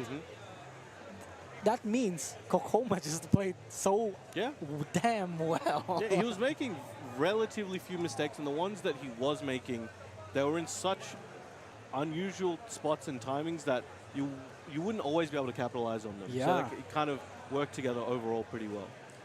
Yeah, and congratulations to Kkokkoma beating the national hero here in the Philippines. One half of the national hero. It's like Doujin and AK are like a fusion character. Yeah. I was actually watching Doujin play against the Xiaoyu player from Bohol earlier. He tried to mirror the first game, he lost it, and then he switched to Feng, and then he took it back 2-1. Okay. Yeah. Just really shows you how good these people adjust. Normally, how long would it take you to adjust in a tournament setting like that? I don't know. I'm an old man. I suck at tournaments, man. Hey, man, we're all 18 by heart. How about you? Okay? Hey, it takes me a while. It takes me a while to adjust the opponent, especially when I'm in DMs. I try to make it a point to adjust within like 2 games, but like easier said than done. Easier said than done, exactly. And you know, it takes a lot of skill and experience to be able to do that, and that's exactly why the people that you see in top 8 are in top 8. They're skilled, they're experienced, they're veterans here. Yeah. Like first to 2 compared to like you said, like a deathmatch or something. Yeah. That's a completely different game. Oh, like people don't realize, like if you don't play different formats, like you don't realize like that's a different game. Yeah. Like it's crazy. It's crazy. But today we're dealing with first to 2s up until the grand final, which will be tomorrow. Make sure you guys tune in for that as well. Top 8 Rev Major from Masters event. That's going to be crazy. It's going to be amazing. 6 p.m. GMT plus 8, by the way. 6 p.m. GMT plus 8. I don't know the conversions of that. Y'all got the internet. Just do that yourselves. What's the Manila time actual time? GMT plus 8. Manila time actual time? No, I mean like, what's 6 p.m.? 6 p.m. Is it 6 p.m.? It's 6 so p.m. Just look up Google Manila time on Google and do the maths. Yeah. Or 6 p.m. Google Manila time and it'll convert it for you automatically. Yeah, you can do it. I believe in you. But I'm looking at the brackets right now, and it looks like Book is going to go up against Kasim Mir, one half of the people, the stream? Pakistanis. I'm not sure if it's on stream. I was going to say, oh, that would be crazy. It would be really damn crazy, though. But I'm trying to see who's up against. We've got Al standing over there. Al, yeah, we got Al right over there. Crazy. And Hal's crazy in there player. as well. Dude, no way Hal versus Al. Come on. No, I don't think so. Who's pranking? He's walking away. Oh, He's okay, walking away. But you know, the one thing that I'm really surprised about is that Hal is here. Yeah. How is here in Rev Major. He's a rare Pokemon, man. We haven't seen this guy for ages. Yep. He comes back around. You know, the last time I've heard about Al was when Ochoto made a highlight video about that guy. The best. Oh, Feng, he did. The best Feng. I didn't about even know he was Korea. playing Tekken 7. It was that highlight video was like a Tekken 7 highlight video. He was up against like me, right? It was a highlight video for. Was it vanilla? It was vanilla. Okay, yeah. Yeah, it's like. So I didn't know he was still playing Tekken 7. this guy's like pretty good. He's but a legend. Why isn't he in more tournaments, right? It just kind of doesn't make sense. I wonder why he's here now. We're gonna ask him. I'm gonna ask him like, what are you doing here? I'm gonna sound like the immigration agent. You know the one person that I'm wondering where he is right now. Kudan's dog. He's living his life, man. He's living his life. He's working and stuff. I believe he still works with children and stuff like that. Oh, he is. I think he's still doing that. Yeah, he's left his mark, indelible mark on the world. I don't know if Deviljin's that good in Tekken 8. He might come back. That would be crazy to see. That man is responsible for like 50% of the people in the world for wearing turtlenecks. Yes. Me included. It gives you power. It gives you powers, yeah. And this is Bakal Nation versus Hal? One of my good I was friends. walking away. Where are you going? One of my good friends, Bakal Nation, right there. If He's you guys, a beast. If you guys don't know what Bakal means, it means steel. Steel Nation? Yeah, Steel Nation. Or like iron. Steel, something. double E or E? Double E. Oh, double E, okay. Yeah. I was about to say, like, are we getting robbed? Like, is It's this a stick up? He's going to stick up, hey, give me the rounds. There's a lot of lore in that name that I'd rather not go into I think on that's stream. best. That's for the best. That's probably for the best. We'll talk about that later. It's honestly really crazy how that guy came up with his name. We're going to have to talk to him about that later. But Yeah. I think we're going to see, what, Feng versus Marduk, if those two are playing. Let's see how we go. Who is he up against? I don't see his opponent just yet, but I'm sure It's How not is like Bakal Nation? Oh, he's leaving. All right. yeah, How is like setting up right now. We should be able to check on the. Yeah, you know what? That's a good idea. Remember, guys, Damn. you can exclamation mark bracket in the chat, I do believe. Yeah, I'm gonna check out the brackets here real quick, guys. Hold on. It's gonna take a while. All right, let's see. Okay. Feng gameplay. Dude, I feel bad for the OG Feng players, OG Feng mains, because of what Nee did in Evo. What did he do at Evo? He played Feng. Oh, he and did? everybody He did? started playing Feng. Well, no, everyone started playing Feng after that REV Major match with him and JDCR. Oh, That I changed the whole Feng meta, I remember. remember. How versus Infested? Infested. Korea team kill. Oh, no, Korea nation kill, I should say. Who does Infested play now? Because I know he plays Negan. He'll play whoever gets the job done. I respect it. He'll play I whoever respect gets the it. job That's done, yeah. respectable. He's, I don't know, we might see, depending, maybe he's going to counterpick. I don't know what he's got in store. He's also the only DRX boy left in the tournament. I was talking to Chanel before, and he said that I was surprised he was knocked out before top 32. Who knocked out Chanel? He told me now. I can't remember. Yonarang. I am gonna. And somebody else. I completely forgot that Yonarang was here. Dude, Yonarang is on a tear. Oh, yeah. One of the best Warangs I've ever seen. He's good.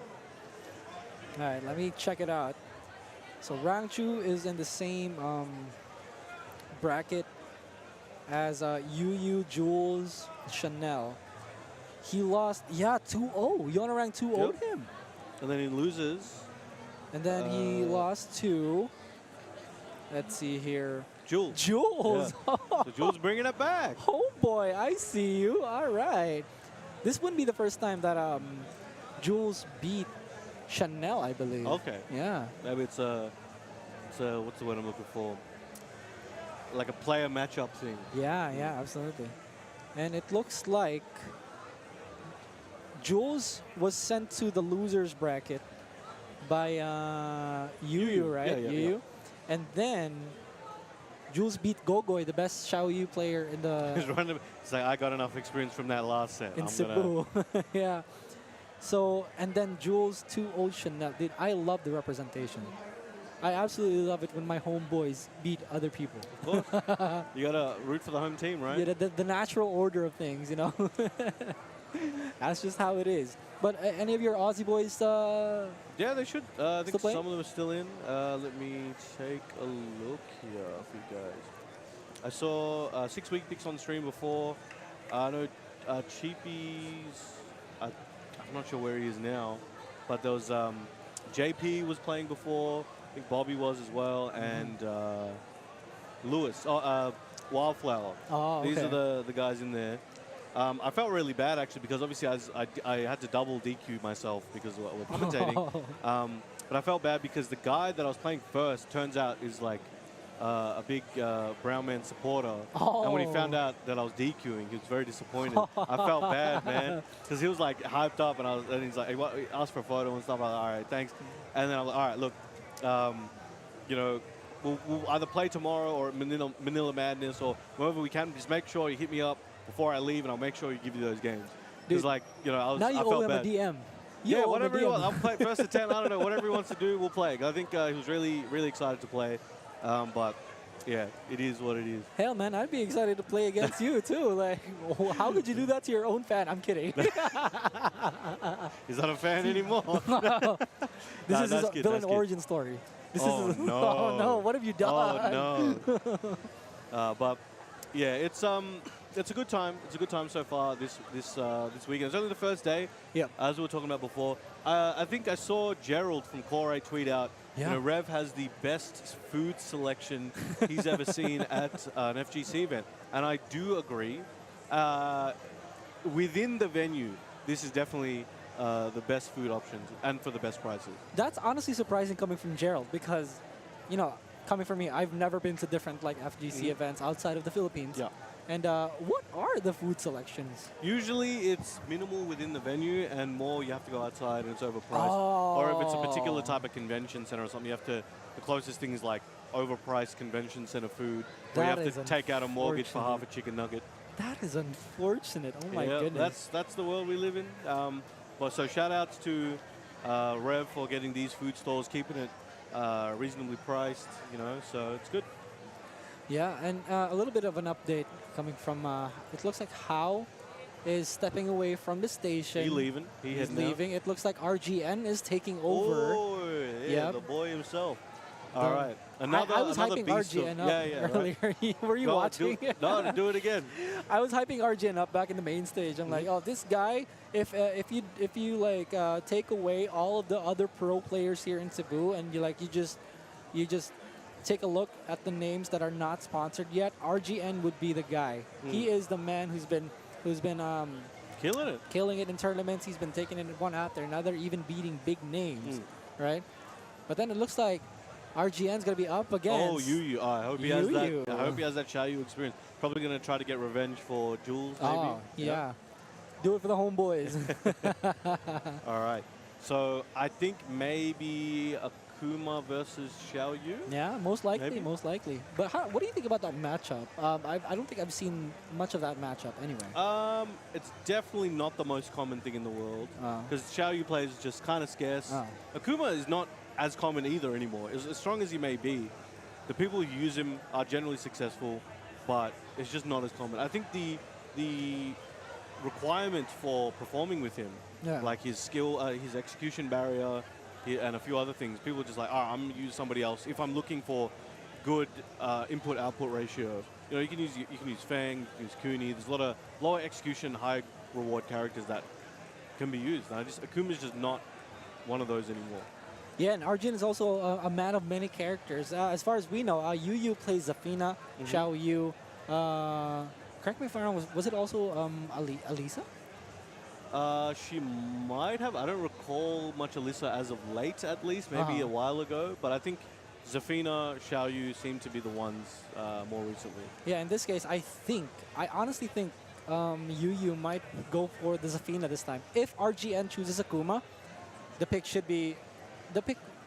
There's a high chance that Zafina could be picked here. What do you think? Yeah, like I think Zafina is generally a good pick against nearly every character in the game. Oh, yeah. So, let's see. Looks like it is being considered right now. Let's see. Players are setting up their buttons. What do they got? I don't see any Xiaoyu anywhere. Oh, okay. Who's player one? I'm confused. Player one's RGN. Shaheen. All right, I got you. All right, YUYU just setting up right now. Looks like Xiaoyu it is going to be. All day, air day for YUYU. Oh, Shaheen? Yo, we need Paging Gypsy. He's the resident Shaheen, one of the 3 Shaheens left on the planet. And like, if only you guys are here in the event right now, a lot of people swarm around like YUYU trying to take a picture because, you know, such a nice woman, such a kind woman, you know. And I haven't gotten my chance to take a picture with any of the pros yet because I've been busy the entire day. But this ain't about me. This is about the players, ladies and gentlemen. Here we go. Look at Oli looking clean. That's a huge pin, though. That eagle. That's actually an oversized pin. I don't know what's going on. You're almost cosplaying him. Hey! Damn. He's copying me. I was on the screen first, That's right. All right, here we go. We got the Tekken 4. She's been using that all day. The Tekken 4 Xiaoyu costume. I respect it. Not quite a fan of that costume, to be honest with you. That's fair. Good. I like the lighting effects on it, though. Especially in Tekken 4, where it was like the LED ray bracelet. Oh, yeah, yeah. Going for the orbital. YUYU is half health right now. Has to be super duper careful because she could die with just one hop kick here, one counter hit. Shaheen dressing like, okay, I gotta fight a teenage girl at 5, but I got dinner with my in-laws at 6. Good break on the throw from RGN. YUYU though struggling just a little bit. Good punish. Both are relatively the same height, just outside of rage. YUYU is in rage now. RGN playing this very patiently, definitely has the Xiaoyu experience, it seems. Knows that he shouldn't be hitting the gas pedal too much, and there you go. That was a 51 second round right there. So he's keeping it slow. Oh, okay.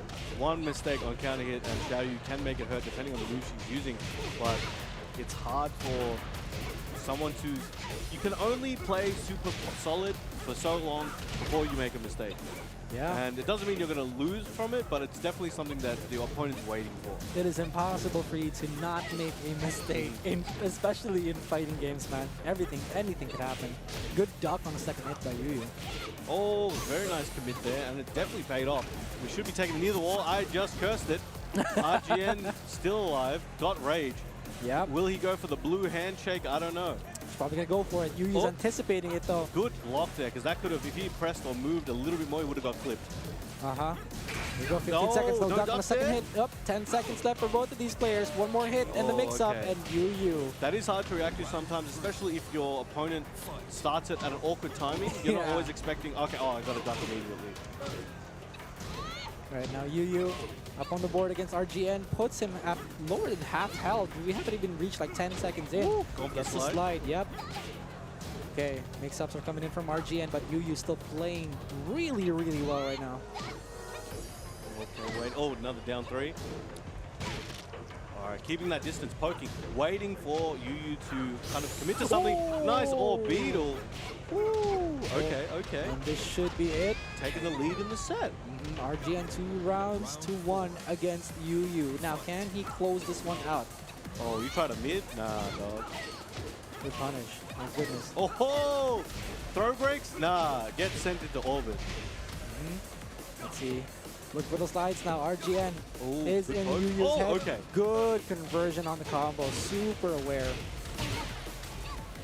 Okay, trying to get away from that wall. You can see the mini side steps.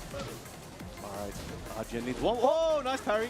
Good break on the throw. YUYU has rage here. Gotta be super careful. RGN right now just has to do one thing, and there it is. The mid check catches YUYU out of a float, and he's up one game.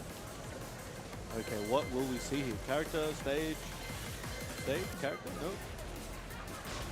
All right, stage select. All right, let's see. Sometimes you just wanna, you don't want to change character. Maybe you want to change stage. Give yourself a couple minutes to think about what happened, and then go back into it. But she seems clicked on already. She knows what she wants to do. And we'll see what happens. But RGN looking good. Don't let yourself get affected by losses like these. You know, you take the L in that first game, and then you move on. Right? You move on immediately and then focus on the immediate task at hand. As long as you learn something, it's worth it. So if you've learned something you can take back into the next game and utilize it, it's all right. It's all right. If you learn nothing, that's a bit of a problem. You might have a struggle game next time. That's a you problem. Oh, starts off with a hop kick. Fearless. This dude is crazy. Now we're going to see the wall combo. Oh, this is the wall combo just a little bit, but he makes up for it. What the hell? Too many jabs there. But good attempt. And gets bonked 4 times. Trying to mix him up again. Oh, you can't just recklessly punish that because like Xiaoyu can still parry for some reason. Okay, puts YUYU at rage. Oh, spends the rage drive immediately. Let's see what's gonna happen. Oh, this is dead. There you go. YUYU caught out of the air, and you can see she's snarling. She doesn't like what happened to her you just gotta bring now. it back. You gotta use that anger. Gotta use that anger. Now let's see. Oh, there we go. Gotta go for the hop kick here, but couldn't quite capitalize on it. Oh. Imagine some person coming at you, AOP stance, and just like approaching you in person. I'd be scared for my life. Oh, running 3. Okay, one more mix up. Very nice. Delays a little bit. And YUYU up on the board against RGN. Still, RGN has the game set lead here. Woo! Okay, YUYU just finding some answers right now. Big call outs, and they definitely seem to be working out. Okay, half health RGN. Can YUYU capitalize on this? Now she's up. She's the one who's up against the wall. RGN's gonna keep her there. That'd be the game plan here. YUYU, we haven't seen much AOP abuse. Yu's been playing really cleanly so far. Good patience. Poking away.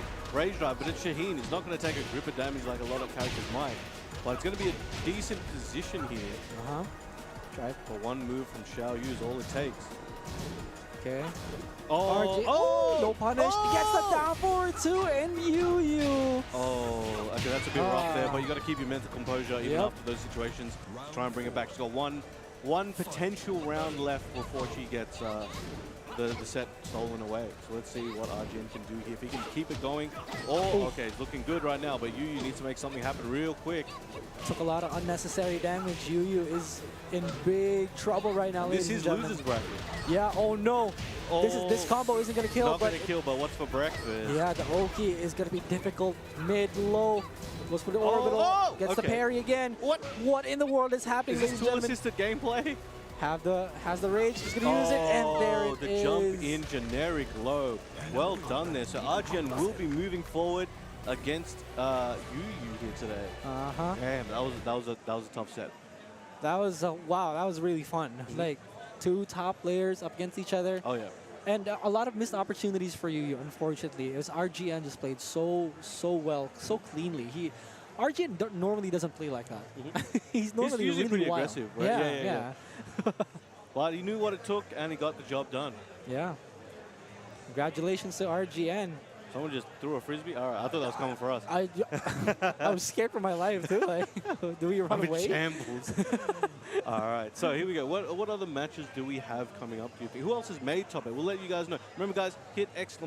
bracket in the chat, and you can see what's happening at the tournament so far. All right, so here we have an update on the top 32 brackets. It is going to be How versus Infested. How is setting up right now. Let's go. And Infested is here. Yep. Rock, paper, scissors, and Korean it looks country like kill, man. Yeah. How won the rock, paper, scissors. He's going to player 1. Yep. And apart from that, you're not going to believe the second match in top 32. Low High, 2-time REV Major champion versus Kasim Mir. This is going to be a decide. This is winners, right? This is winners, yeah. Right. This is going to be a very interesting match. And now, after that, is Rangchu versus Yonarang. Oh, I know Rangchu does not like to play against fellow countrymen. Oh, dude. I mean, sometimes he likes to represent Japan every now and then, right? Yeah, well, he lives there. He's married there. Yeah. He's got a kid there. Shout out to Mimi. Yeah, shout out to Mimi. Mimi. Had a kid recently. Actually, I think it was like the week after BAM or something like that. Really? That something like recent? That. Yeah, around that time. I haven't followed him enough to know that. All right, and then, my goodness, Ulsan versus Chikurin. Oh, this is top 32. They're very close. They're like near best friends as well. Oh, man. And this is also a callback. This match is also a callback to TWT finals, if I remember correctly. It was Ulsan and Chikurin busted out the Akuma, I think. Yep. He was planning it just for him. Yeah. Yep. And then Ulsan was like, oh no. I was planning for his geese. Yeah. Sometimes you got to do it. You got to hit him with that trap card. Hit him with the mirror force or something. The dark side, you know. Now looking more at the brackets, in top 32, we also have Kkokkoma versus Watanabe. Okay. Do you know Watanabe? I didn't know Watanabe was here. Name. He's from Japan. He's the Alisa player. Oh, I remember him now. Okay. I think at one point he did play at ICFC. Okay. Yeah. And then CBM versus Wecka. That's interesting as well. I This believe is that's winner's a bracket. Korean match. Korean Xiaoyu, Yep. I think, and then Korean Noctis. Yep. CBM. A lot of Koreans out here. And we have people waiting in the losers bracket right now. Damn. Pinya versus Doujin. Oh, okay. Raven versus... I don't know what character Doujin's going to use. Yeah, just don't bother. Don't bother. And then Jules versus Gold Standard. They're teammates. Okay. Yep. Oh, my God. Boy. All right. Enough of that talk. Here we have, ladies and gentlemen, How versus Infested. Feng versus Leo. I didn't expect Leo from Infested at all. He has been using Leo. He used Leo at BAM as well. Here and there. So definitely has a Leo, and he's definitely made a conscious decision here to pick. And there might be coaching from Chanel as well. Oh, okay. Of course. Absolutely. Got the pirate outfit. Oh, immediately Damn. goes for the Sabaki. He's like, I've seen Ow. this episode before. He's so on point. My goodness. All right. Infested. Lost a lot of health just from that one combo. Let's see. Can he close this one out? Oh, Come on. big launch. You can't throw away this round. Nice combo. Oh, doesn't get the end of it. Steps on his shoes. Uh-huh. I think Oh, Feng he has whips. Feng has spikes on his shoes. I don't know if you would want to stomp his toes, man. Look at that. Yeah, you're Probably right. do more damage to yourself. Oh, big launch. Crouched up to him and was like, boing. Gets the wall combo in. Infested with big damage. Goes for the hell sweep. How's in big trouble right now. Lower than half health. 15 nice seconds have combo. been spent. And we go back turn. What's he got for breakfast? Just a generic low. Following. He's like a magnet right now. He's stuck on him. One more hit could do it. Oh, big counter hit. Infested with the magic 4. Closes it out with a rage art. And again, he blocks How away from taking a single round. Okay. He's definitely got the lead. Like, he's got some very strong control right now. Hao's doing some good stuff, but he just isn't able to close them out. All right, let's see. How again? He always wins at the poke department. Yes. But when it matters the most, Infested seems to be the one who closes the rounds Yep. out. It's crazy. It's just like he's willing to tank a lot of these and then just bring it back. Guaranteed stomp. Okay. Gets the low get up kick in. Great combo. We see the wall. Banks, FF3. spikes him down, flips God. him up like a Krabby Patty, gets the reset. Oh, okay. Gets the reflow combo there, but uses his rage. I told you, man. How is the one who always wins at the poke department, Yep. but he can't seem to close it out. 3 rounds straight for Whoa. Infested. Okay. Let's see what stage he's going to pick now. He's going to stage select. Let's see what he's got.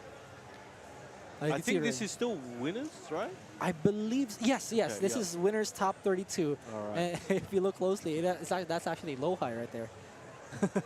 Sitting right beside him. Sitting right. Oh, right yeah, there. Oh, there. yeah, behind the stanchion. Yeah. All right. He's got Coach Chanel over there as well. Thumbs up. So yeah. Once again, ladies and gentlemen, this is top 32 winners side. This is the first match of top 32. How versus Infested, with Infested up 1 game. All right, here we go. Feng jumping into the building, screaming in his hand, as some of them say. All right, here we go. All right. Infested try to go for a magic 4 here. Good block and punish from Infested. How? Kind of struggling. How Good. is he doing it? Exactly. Yeah. Good question. You can see that How he definitely needs to make a lot of things happen and a lot of changes compared to the last game. Yep. He's doing good right now. Yeah. Being quite aggressive compared to the last game. He's kind of doing a few pokes and then zooming out and waiting for opportunities There like you go. that. Finally able to close a round out. Let's see if he can keep it going. While standing 2, gets blocked, punished by How. Looking for that overhead. That is a strong move. Down 1 from Leo. Counter hit launch. Safe. And it's good to keep people in check. He knows when these punches are coming. Leo is a legacy character, so How definitely has the info. Oh, okay. Backswing blow to answer. He's crazy. Okay, How? I see you. He's looking very confident right now. Sidestep DF2 from Infested. Are we going to see a wall here? Yes, we will. Bank spikes FF3. him down. God. Half of his health is gone. Okay. He keeps doing that. Whoa! He went back turn and immediately committed to the low and then tried for a sidestep for big sweep kick right there again. I believe down forward to the big launching punch from Leo is -13. So Feng's shoulder can be used as a punish there. My goodness. They're playing super slow right now. Both players just outside of rage. Who's going to be able to close this one out? And the while standing 2 Should punish. be able to finish that here. And there it is. There we go. Forward 2. Big lunging punch there. Question is, has Infested stopped How's momentum here in game number 2? Let's see, shimmying around, waiting for that opportunity, not over-committing quite yet. All right, let's see. Infested slow. Ooh, these backswing blows are doing work right now. It's 2 for 2. Yeah. Let's see. I'll There get it is 3 for again. 3. Oh my god. And steps on him. That was like 30% health gone in a matter of half a second. Get up low kick. Big damage coming in from Infested. He can still come back from this. He's outside of rage though, so there's no extra damage. Oh. Good block on the hell sweep, and how on the board. 1-1. All right. Oh, they're clapping. There's a whole crowd over there. They're keen to see this. All right, looks like we're going to the stage select from Infested. Let's see, Infinite Azure. Okay. Okay. We know where this is going. It's gonna be interesting. It's good to see How out here, man. I never would have thought he'd come here. Of all the Koreans, like how? I couldn't believe it. When I saw his name in the bracket, I could not believe it. I had to ask somebody, and they didn't even know he was going to come. All right, Infinite stage. It's all going to be a matter of spacing and poking. Oh. No punish from How on the down forward two. Oh, no punish again. Blocking everything. Oh, there's the fish hook, the classic. Again. Yo, he's 4 for 4. Backswing blow from How. This is gonna get Infested really. Infested's gonna be really aware with the backswing blow now. So How has to be careful with abusing this move. Ooh, back turn into the elbows. Oh, it get what? All right, just got him out of the air with that. You don't see people usually press there, unless they're trying to get counter hit. Okay, all right, you got one wrong, but still, he's still like 80% accuracy right now. Okay, let's see. And down, back 3. Not even a problem for How being outside of rage here. Push that overhead again. Trying to chop him up, you know. Pow. Try to go for the launch. Okay, side swing blow there. Hop kick. What a read. The read from How, and now Infested in big trouble. Try to go for the DF3, but no dice. Oh, another side swing blow. Decent punish there. Trying to go for the box stance. Is he going to go for a backswing blow? I think he is. Infested is enraged right now. How has to be careful. Swept. One combo could spell the end for How. No Sobaki, one more hit. Oh, goes for the backswing and down 4. What an answer from How. And now he's up 2 rounds. This could be potentially the final round. A go! 4.5 out of 5? 6. Oh, 6. 5 out of 6. 5 out of 6. Okay. Oh, okay. Big launch there. Yep. He knew that he was going to press or just move, something to do, but just not block, right? Leo definitely gets the most damage when she's got a wall, but currently doesn't have one, so saved How a lot of trouble there. Big, oh my god. He's done. He's done. All right, well, GG. That's thankfully still winner's side, I do believe. So Infested is still in. How, man, he's shown that he. Could you imagine if he makes top 8 after coming back after probably 8 years? I mean, to be completely honest, he probably never stopped. He probably like plays under a different name. Got or the a different Smurf account, accounts, right? Smurf account. It's like someone's like, this thing is really good. Oh, man, where's he just so coming from? people wouldn't like scout him and stuff like that. Like, this is his training arc. Anime time skip. Yeah, so let's see who is up next in this match. I believe it is going to be Low High is setting up. We're finally going to see Low High in action after so long. So what, 2018? No, 19. 2019. When he went off the grid, right? Well, 2019 was the last time he was here. He was here, yeah. He won that year. And then like off the grid was what, 2021? Oh, I yeah, think yeah, 2021, 22. And then we finally get to see him in action once again. But this time, ladies and gentlemen, he is going to be up against Kasim Mir. But do follow our socials on Twitter. It's going to be at Tekken and also at BNE Esports. And on if you want to watch some VODs and stuff like that on YouTube, go ahead to BNE Esports. You're not going to regret it. All right. So we have Kasim Mir, the lone Pakistani representative right now, versus Low High, the return of the king. Many people have been waiting for this. You know, a good friend of mine, Mojo, is the biggest Low High stan of all time. Really? So I'm sure he's watching right now. All right, but we're going to give you guys a few moments to prepare yourself for what's to come. We will see you guys very soon. We're going to go to a quick break, get hydrated. See you real soon.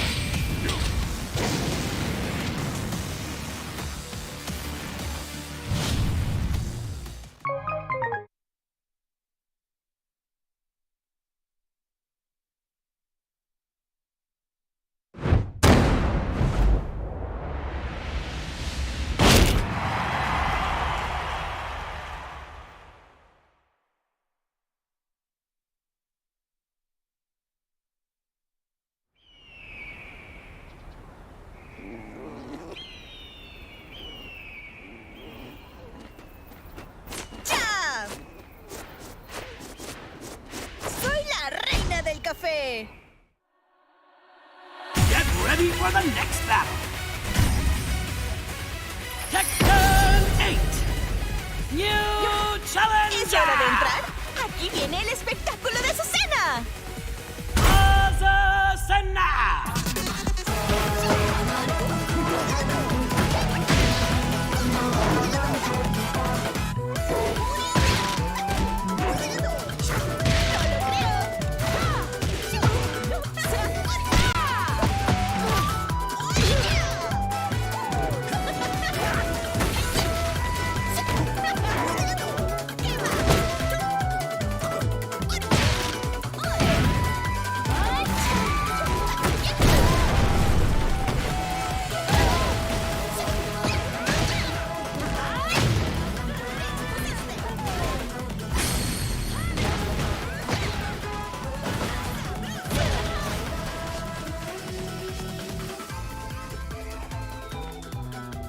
El café es la bebida número 1 en el mundo. Je te prouverai que le thé est supérieur.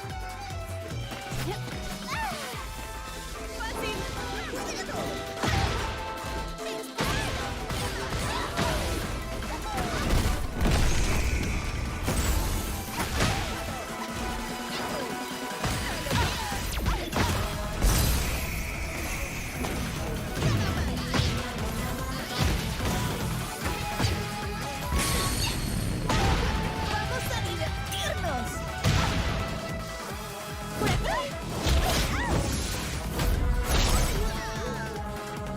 ¿Tienes café?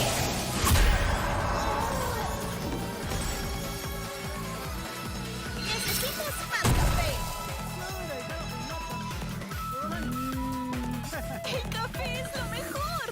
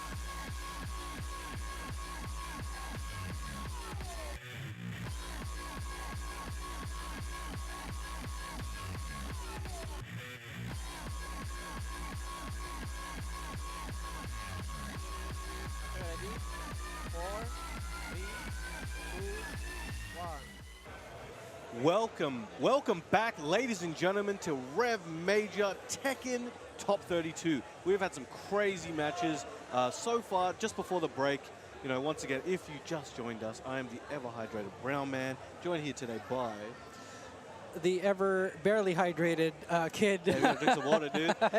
I do have to drink some water, but we do have a lot of matches still coming our way. On standby are the players Lohai and also Kasim Mir. I think there are two Pakistani representatives here. One. Only one? Only one can make it. Really? Yeah, that's oh him. my goodness, that's just him. That's crazy. So he's got to stay alive here, right? He's got to stay alive. But this is Lohai we're talking about. Oh, yeah. Two-time EVO champion, the only one who's ever been able to do that. And now he's looking to be three-time. You mean REV Major? REV Major, yes. Yeah. What did I say? Evo. Evo, I believe Arslan has done that like 36 times. Maybe? My bad. It was REV Major. Yeah. I need some water. Oh, yeah. I'm telling you, you got to stay hydrated. Absolutely. You got to earn that title, brother. Stay hydrated. But we have some cool stuff on the desk. Why don't you tell me about that? Oh, yeah, dude. If you look at the desk right now, we got some cool action figures. I'm not gonna touch any of them, dude. I don't want to end up like. This is my boy right here. This is my boy. He got look at these. Look at these. Heihachi, man. For those of you into feet, look at the toe articulation and detail on here, man. You got toenails and everything. But if you're into normal Heihachi stuff, this also gets you over the line. Look at him. He's doing a Hadouken from a different game. Now the Demon's Breath. But he passed this on to Panda. Oh, sorry, Panda. Kuma, I should say. And additionally, each figure comes with a unique call-out plate, accessories like, ready or round one. There you go. We got the ready, and then we got the, I believe this is round one, right? Yes, yep, this is round one. So, fans can recreate iconic scenes from the game franchise. And also, the game has inspired packaging and beautiful artwork on the front side. On the front side, featuring the characters that you know and love when you put the two styles beside, and it looks like they're fighting each other too. So, grab yours now. I am, yes. Yeah, no, not that one. No, this is mine now. B&E's gonna. They have to catch me first. You'll never get me alive, something like that. It is available for pre-order, ladies and gentlemen. So it's at $26.99. It's nice quality, price, balance. It's all pretty damn good. And now we have Ashes Kasim Mir versus Lohai. I didn't get to see which characters they picked. Katarina and I just went blank. Was that Shaheen? Shaheen, I believe it was Shaheen, but Katarina for Kasim. Wasn't he like an Ana player? He uses a lot of those female characters. Yeah, Shaheen. So once again, paging all 7.5 Shaheen mains in the world. Please tune in right now. This is the action for you. Katarina plays on the come up, though, I'll tell you that. Yeah, dude, Katarina is actually incredibly underrated. Oh, yeah. Actually kind of a good character. Very good. Yeah. Let's see. Went unnoticed for a long time, and then everyone's like, hey, wait a minute. Let's see, though, if Lohai can close this one out, or can Kasim Mir. Good whip punish. He's ready. For that scoop up with that down forward two. Very clean low parry. It just started, and he's ready with those. Okay, Lohai has him up against the wall, though. Kasim Mir doesn't seem phased about it. DF1 checks all day, air day between these two. Oh, looking for that down forward before that knee counter hit there. They'll be home, though. The sidestep, the movement from both of these players are so good, but Lohai gets caught by the Magic 4. Not a single wall combo we've seen from either of these guys. Okay, Harry doing work right now. Oh, and he gets it. And the low-high rager. Not the patented low-high rager, but it's a low-high rager. Yeah, Lohai did the rage art. Something like that, right? So one round up is Lohai. Let's see if Kasim Mir can adjust to this. And the first round just passed, but you could feel the intensity just from those few exchanges. So this is definitely some next level stuff. You can just see from the way they're playing, it's very high level. This is crazy stuff. Yeah, the amount of DF1 checks Lohai has done so far, as well as Kasim actually. Crazy interrupt there as well. So the bravery to interrupt something like that. Kasim's lower than half health. Lohai has the life lead. 30 seconds left on the clock. That counter hit. Also winding down, but Lohai gets a lead there. Good patience, waiting for Kasi to What come a in. duck! I'm not gonna lie, I probably would have blocked that. I would have just blocked that. I would just take it I might have got myself. hit, I don't know, but I would not have ducked it, I can tell you that. I'm an old man. I couldn't react to that even if I wanted to. Lohai is still at the top of his game. He still proves he's one of the best of the best. Kasim wants to be within that level too, you know? Definitely can. It's just this is an obstacle in his way that he needs to break through, and he's doing a decent job in this round. He doesn't need to prove himself even further though. He's up here in the big leagues. He's already proven himself ever since the last rev. Like just like that. I was hyping him up. He's not satisfied with that. Yeah, he wants the more. Top billing. He wants more. Let's see what's gonna happen here. Oh. He ducks it again. I would have gotten hit. Oh, okay. All right. Gets the clean wall there. God. He's hoping for a resupply. Yeah. I see here up against the wall though. Oh, gets the wall splat. Nice sidestep adjustment here. Low height. Spikes him down. Interrupting a little too much. Kasimir trying to take advantage of that. Now, this is the best that Kasimir has looked so far. Can low high. Doesn't want to go one game down. What can he do? What's in rage though? Oh, good block. That's still not a bad situation to be in. But where's that handshake's coming? That blue handshake? You can see, I can feel it, I can smell it from a mile away. Lohai is gonna attempt it. Kasimir has to look after it. Oh, he's still alive. 3-3. Oh, one more hit. The toe Anybody's kick. good? No, While that's standing Lohai. one, it goes in favor of Lohai. Unfortunate for Kasimir. Now, 5 golden letters. game 1 goes to Lohai, and now we're going to character select. This is probably where we're gonna see Anna this time. Maybe. Yeah. Depends on what he feels. Lohai is going to have to have a hard time with this.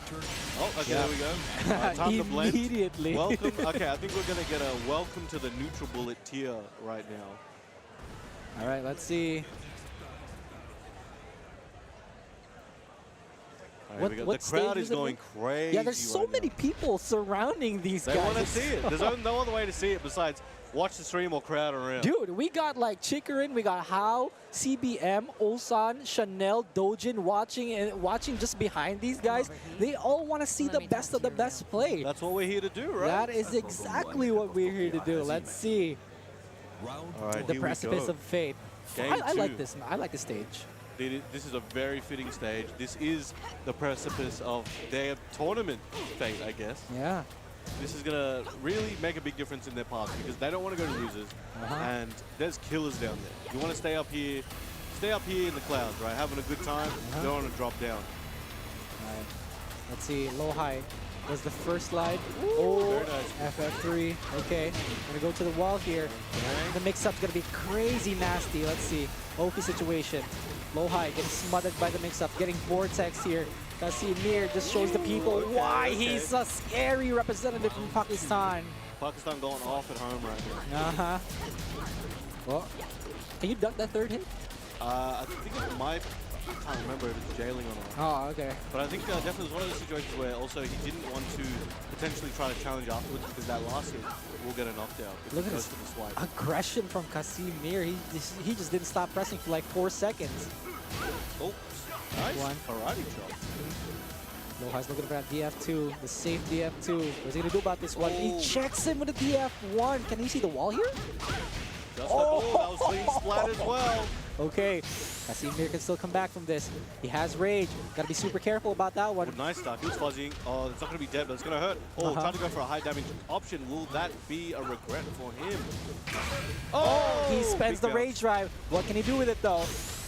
Goes for the wall combo. Wall setting 3. Low! No! The hesitation into the challenge. Wow. God, they're both playing out of their minds right now.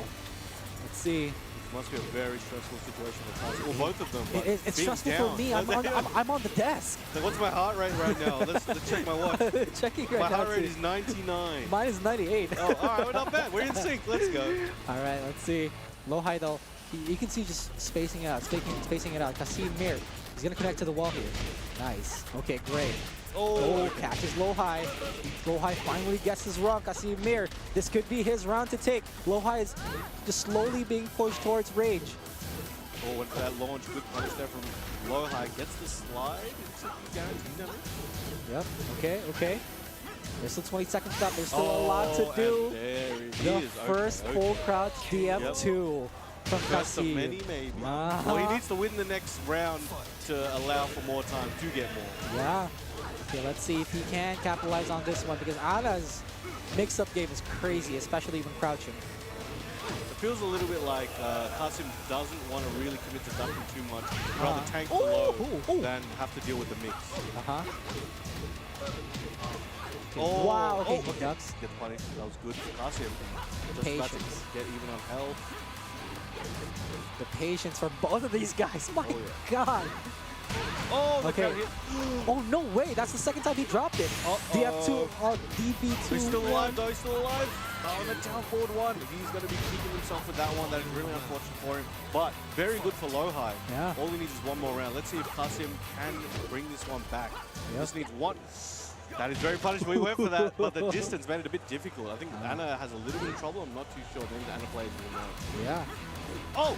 Oh my God. I thought I was expecting a hop kick. I was expecting a delay hop kick or something. It's okay. Low high though, slowly being pushed against that wall. Kasim neared. Oh, but the headset there. Big counter hit. Trying to keep him. Trying to keep him there. Keep him in his corner. Low high. He doesn't look phased. Not one bit. I'm looking at low high right now. Let's see. Could be anybody's game. Yeah, they're relatively the same amount of health right now. One combo may very well destroy any of these guys. 15-second step, sidestep, movement from low high. Kasim near, trying to keep him. Again, 10-second step. It's being spent right now. Rage input in Kasim. He tried to go for the rage art. Oh, and he let it rip. Oh, man. What a match. That's some like top 3 type beat we just saw. You're right. Oh man. Well, but thankfully for Kasim, he's not out of the running yet. There is still the losers bracket. He made it this far on the winner's side. So as long as he can win, I believe his next 2 matches, he should be in top 8, I believe. Maybe 3 matches. He made it this far. There's no reason for him to not go even further. Yes. Right? Absolutely. So he Okay. still has a chance. God, that was such a good match. Oh man, that was very stressful. I know. Like, I'm gonna check my heart rate again. It's relatively the same, but right now 96. We're just one apart. Hey man, we don't need Justin Timberlake to be in sync. All right. Next match, ladies and gentlemen, Rangchu versus Yeonarang. This is the first time I've seen Yeonarang in person. Oh, yeah, it's going to be interesting. Yeah. This dude's in flip-flops Now, too. He's comfortable.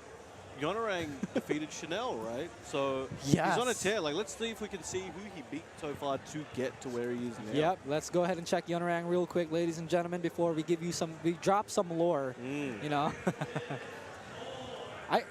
You can tell that this guy's like super comfortable. He's in flip flop. He's like this is the Southeast Asia / Australia attire right now. Pants and then flip flops. Oh yeah, hell yeah, dude. If he had board shorts, aka swim shorts on with those flip flops, he would be certified Australian.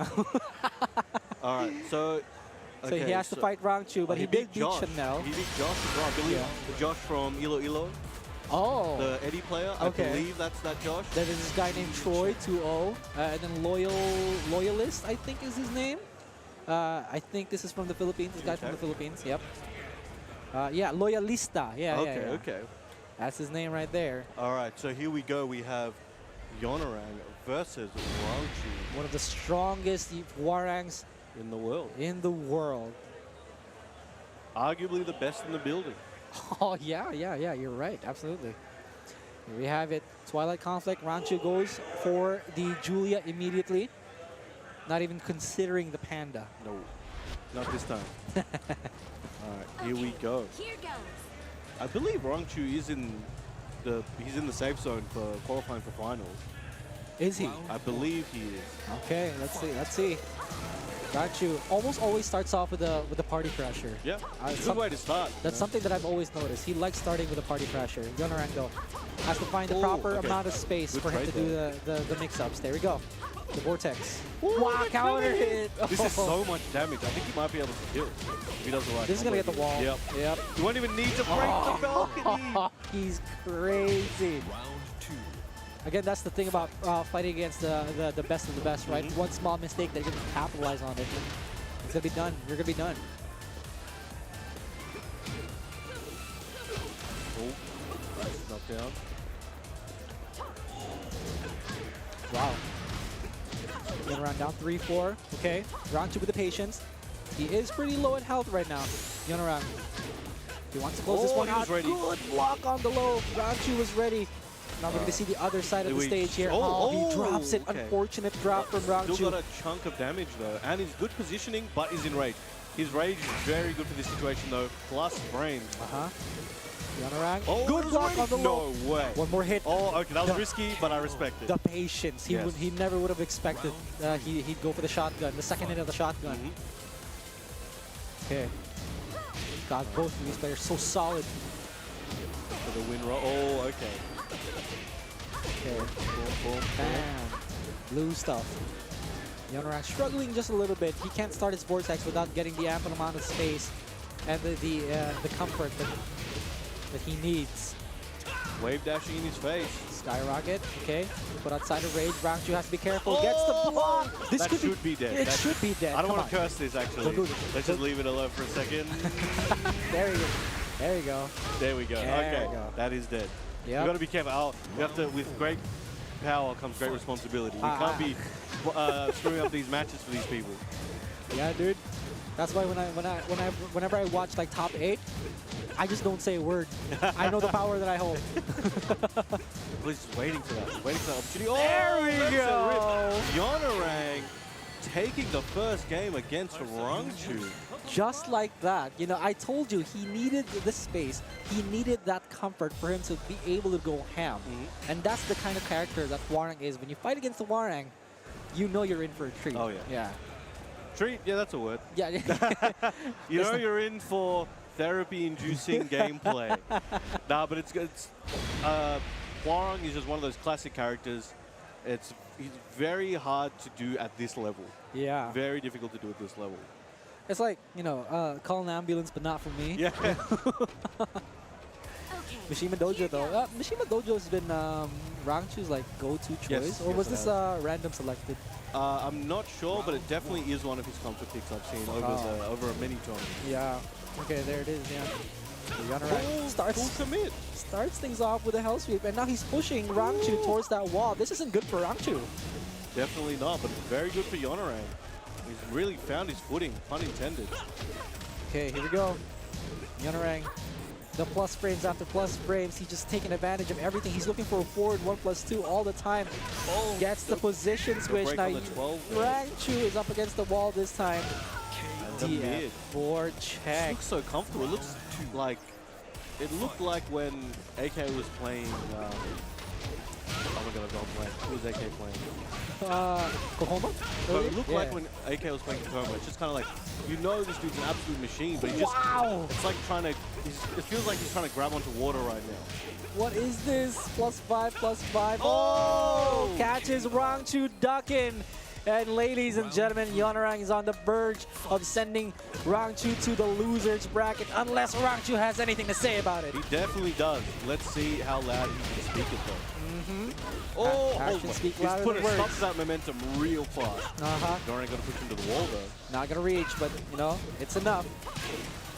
He's pressing, He's not stopping. Yonarang is on a tear right now, ladies and gentlemen. And Rangchu's in big trouble, but he goes for the hop kick. This should close this round out. Boom.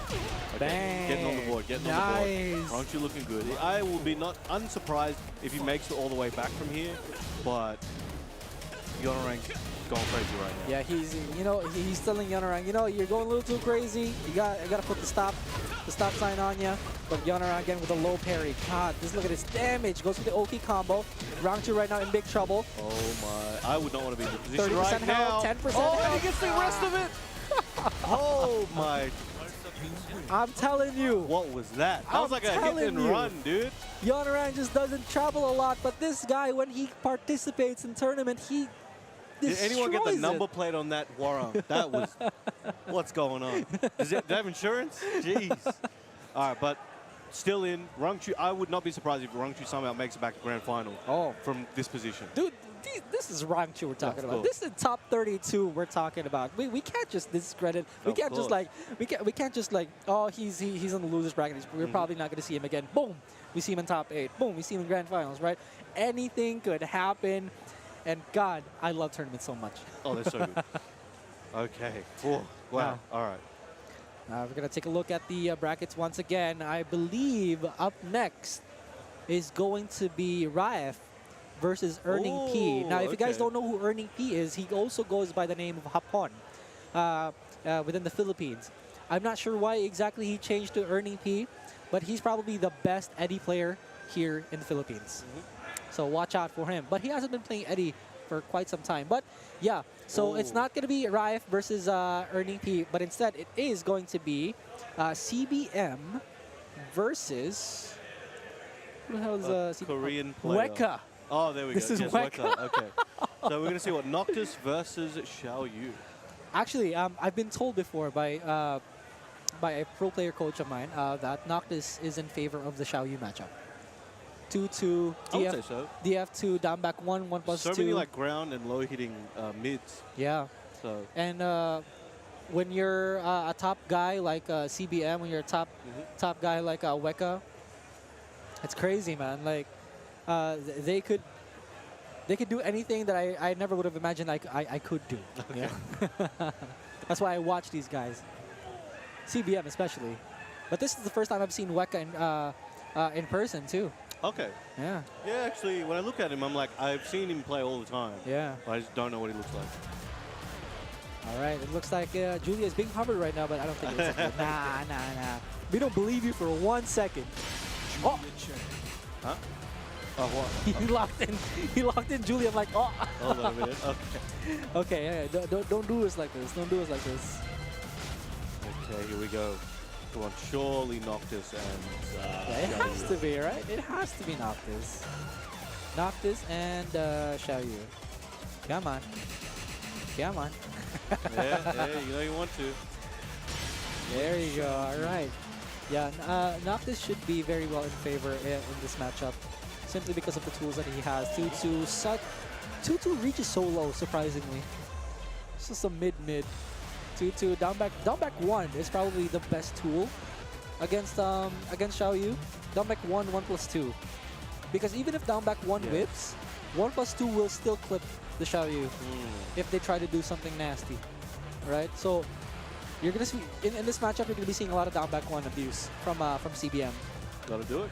Yeah. All right, let's see. They're just setting up. They're checking the monitor settings. They want to make sure everything's crisp for them, and they both want that audio, which is definitely important. You know, a lot of matchups, audio cues actually make a big difference. It allows you to react to certain things. Yeah. And yeah, that's a big part of the game that a lot of people don't worry about as much as they could. Like having audio there, that's, you know, a large percentage of the experience and a large percentage of, I guess, the gameplay overall. Yeah. Yeah, and some people just rely on the crowd. They just like hearing the chants, the cheers. They want to get that motivation, right? And some people just want to focus on the audio. Yeah. And I've seen the best Xiaoyu in Cebu right now, Gogoi.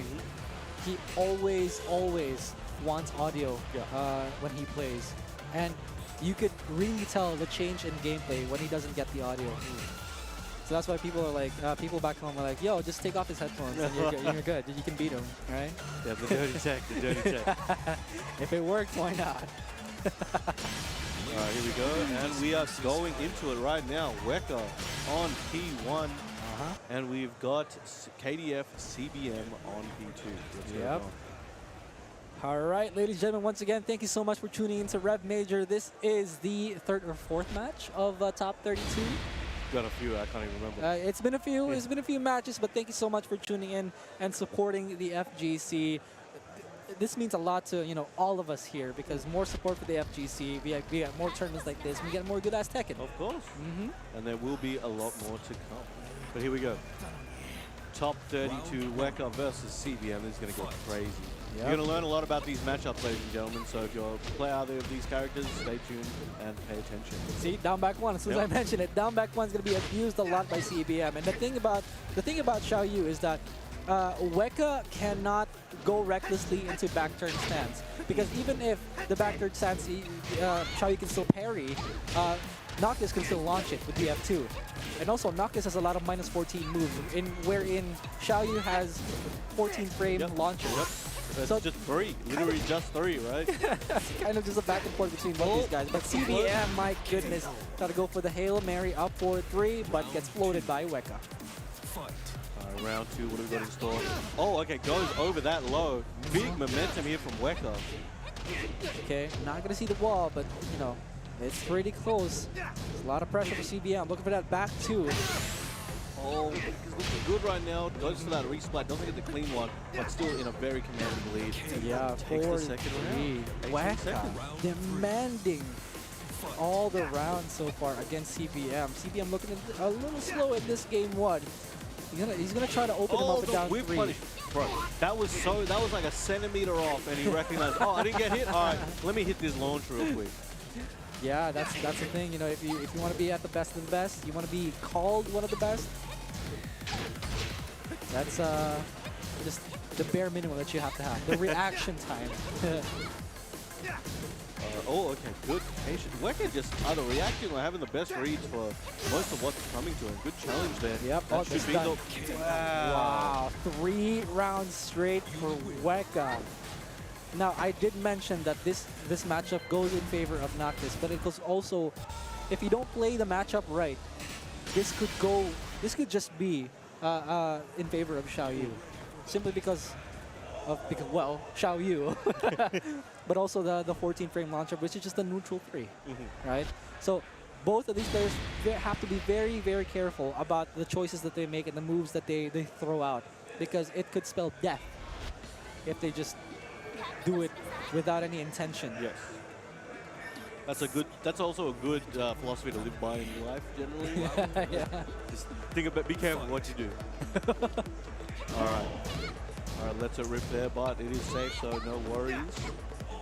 Okay, that low parry from CBM gonna go to the wall. I don't doubt that this is gonna go to the wall. Oh, yeah. The wall carry from Noctis is too damn good. Got the emo man ender. Again, he's like, you're plus friend. I don't care, man. Get it out of here. Yep. Wecka though still has the life disadvantage unless CBM has something to say about that. 30 seconds left. That's a lot of time. Doesn't commit. Doesn't believe. He believes in that. Down 2. You can't low parry that. Gotta be careful, Wecka. One more hit. Wow, the one counter hit. Immaculate. There you go. Excellent funny. All right, CBM on the board here, ladies and gentlemen. Doesn't want to give 7 rounds straight to Wecka. Down back 1, down back 1. Again, the abuse from CBM just so Wecka could not like go into AOP. All right, looking for that counter hit. He wants that combo. Forward 12, aka I don't know, the C splitter. Oh, there we go. Up forward 1. CBM falls over the combo. Now this is the tricky part. Oki situation. Okay, rolls up. Yep. Rolls out of it. CBM still has the life lead here.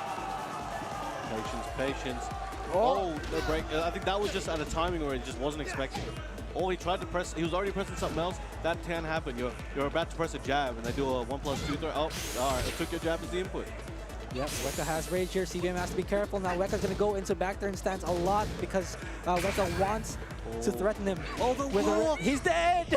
And there was a slow-mo there as well with 2 seconds left. Wecka is going crazy right now. Good call on the sidestep. Wecka is crazy, crazy good. These guys that don't show up in the Philippines that much, they're performing really well. Okay, here we go. What's going to happen here? CBM still trying to look for an opening from Wecka, but Wecka has been playing the same ever since. Good block on the low. Yeah, he's definitely got a good punch for that one. But Wecka's not using it too much. It's not too big of a deal. Once in a while, can't get a block in front of him. Excellent. Tried to go for that wall bounce. Nobody home. He could have DF2'd that, actually. Oh, really? Yeah. That's just how good Noctis is against Xiaoyu. Oh, was that a guaranteed? Sure. Oh, gets interrupted. Down back 1. Catches the AOP. Yep. That's how it is, ladies and gentlemen. Nice low parry from Wecka. Is this going to reach the wall? It is. My God. 14, yeah. Nice, excellent. That is such a good punch. I know. It really could just go either way, but good call on the duck from Wecka. Puts CBM at rage here. 40 seconds. There's still a lot of time. Oh, and the Gets generic low. interrupted. CBM does not want to go out this way. He needs the one last round for him to take it to a game 3. But the question is, can he do it? Again, his spacing has been insane. And he's so good at reacting to when it's like one crumb whiff. He's like, yo, let me get the whole load. He's greedy like that, you know? He's doing good. He's eating good. Here we go, CBM still has a chance here. Can he do it? Wecka, though, probably doesn't want to give CBM a chance here. Gets him with the Where's he going? Hello? Do you even have a boarding pass, sir? Puts him in CBM in range, though. What's going to happen? Oh my days. That was insane. CBM with a DF1-4. Was that a counter hit? It could have been. I think for it to be, unless he just didn't block, I think it would have had to be. Crazy. That was super clutch. That's CBM wild. clawing his way back. He could end up taking this set. That was looking very one-sided towards Wecka for quite some time, but CBM clawing his way back, taking the second game. All right. Nuts. Man, the matches that we're having today is crazy. Nuts. Into the Kinder Gym that we go. It's this is such an average stage in terms of like width. It's almost the same as like Violet Systems, but like just a little smaller. Yeah, just a little. An average sized stage. All right. Oh, okay. Didn't get a follow-up there, but still got some good damage in the pushback. Okay. Putting him on notice. 1-2, 1-2 pokes coming in from Wecka. CBM though tries to get him, and he does catch him. This is gonna go to the wall. This is gonna be big damage. And it was very clever there. He did that very, very subtle, minor sidestep adjustment to get that proper wall combo. Yeah. He's looking good right now. The momentum is definitely in his favor. He's definitely got Wecka's number so far. He's throwing stuff out like that. Yeah. My goodness. You don't see Wecka doing a lot of AOPs. That's really just because of the down back one. The down back one really stops Xiaoyu from doing a lot of things. But here we go. CBM finally the first FF12 counter hit that we've seen. The loaf cutter. He cut that bread. He does! There he goes.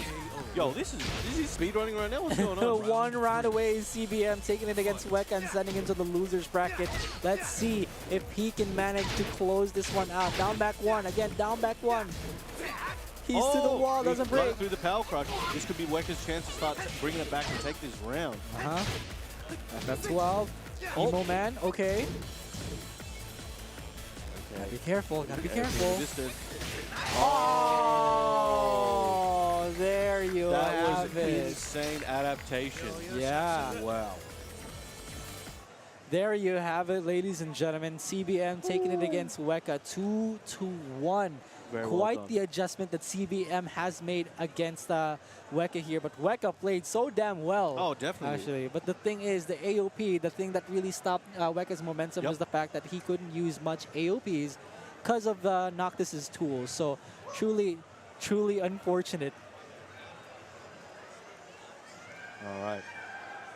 There's some OHS issues over here. Let's just Nothing keep going. happened. I don't know. Nothing happened. All right, but so who do we have now? As the brackets have progressed, who do we have in top 32 in terms of qualification? But also, while we check that, please do follow the Tekken World Tour and Tekken social medias at Tekken on Twitter, at Tekken on BNE Esports, at BNE Esports on Twitter, BNE Esports on YouTube, and go to the TekkenWorldTour.com website to get all the updates, all the details. And maybe you want to go to the finals and stuff like that. You want to find details, you find it there.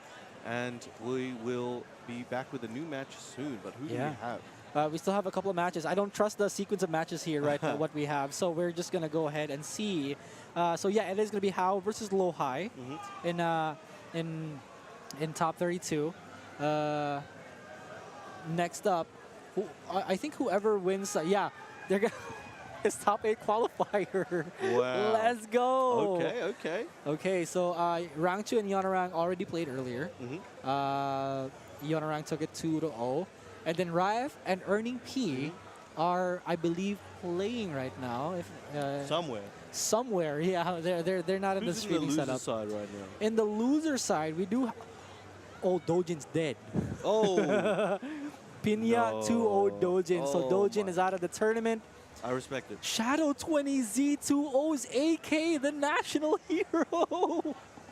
Two of the two-piece has been completed. That's hey man, that's a sad day for the Philippines, but US is probably rejoicing right now. Yeah. And Tekken players everywhere definitely enjoying the great gameplay. Yeah, regardless of what nationality you're in, if it's Tekken, we enjoy it. You know, we enjoy Tekken as much as we can. But moving on to the losers bracket, Jules versus Gold Standard. So we're gonna get into more of the brackets later on, ladies and gentlemen. But before we do that, we're gonna be taking a short breather. But when we come back, more Good Ass Tekken is on the way. Stay tuned. ここにいる人々のために剣を振るいたい。たとえどんなことがあっても。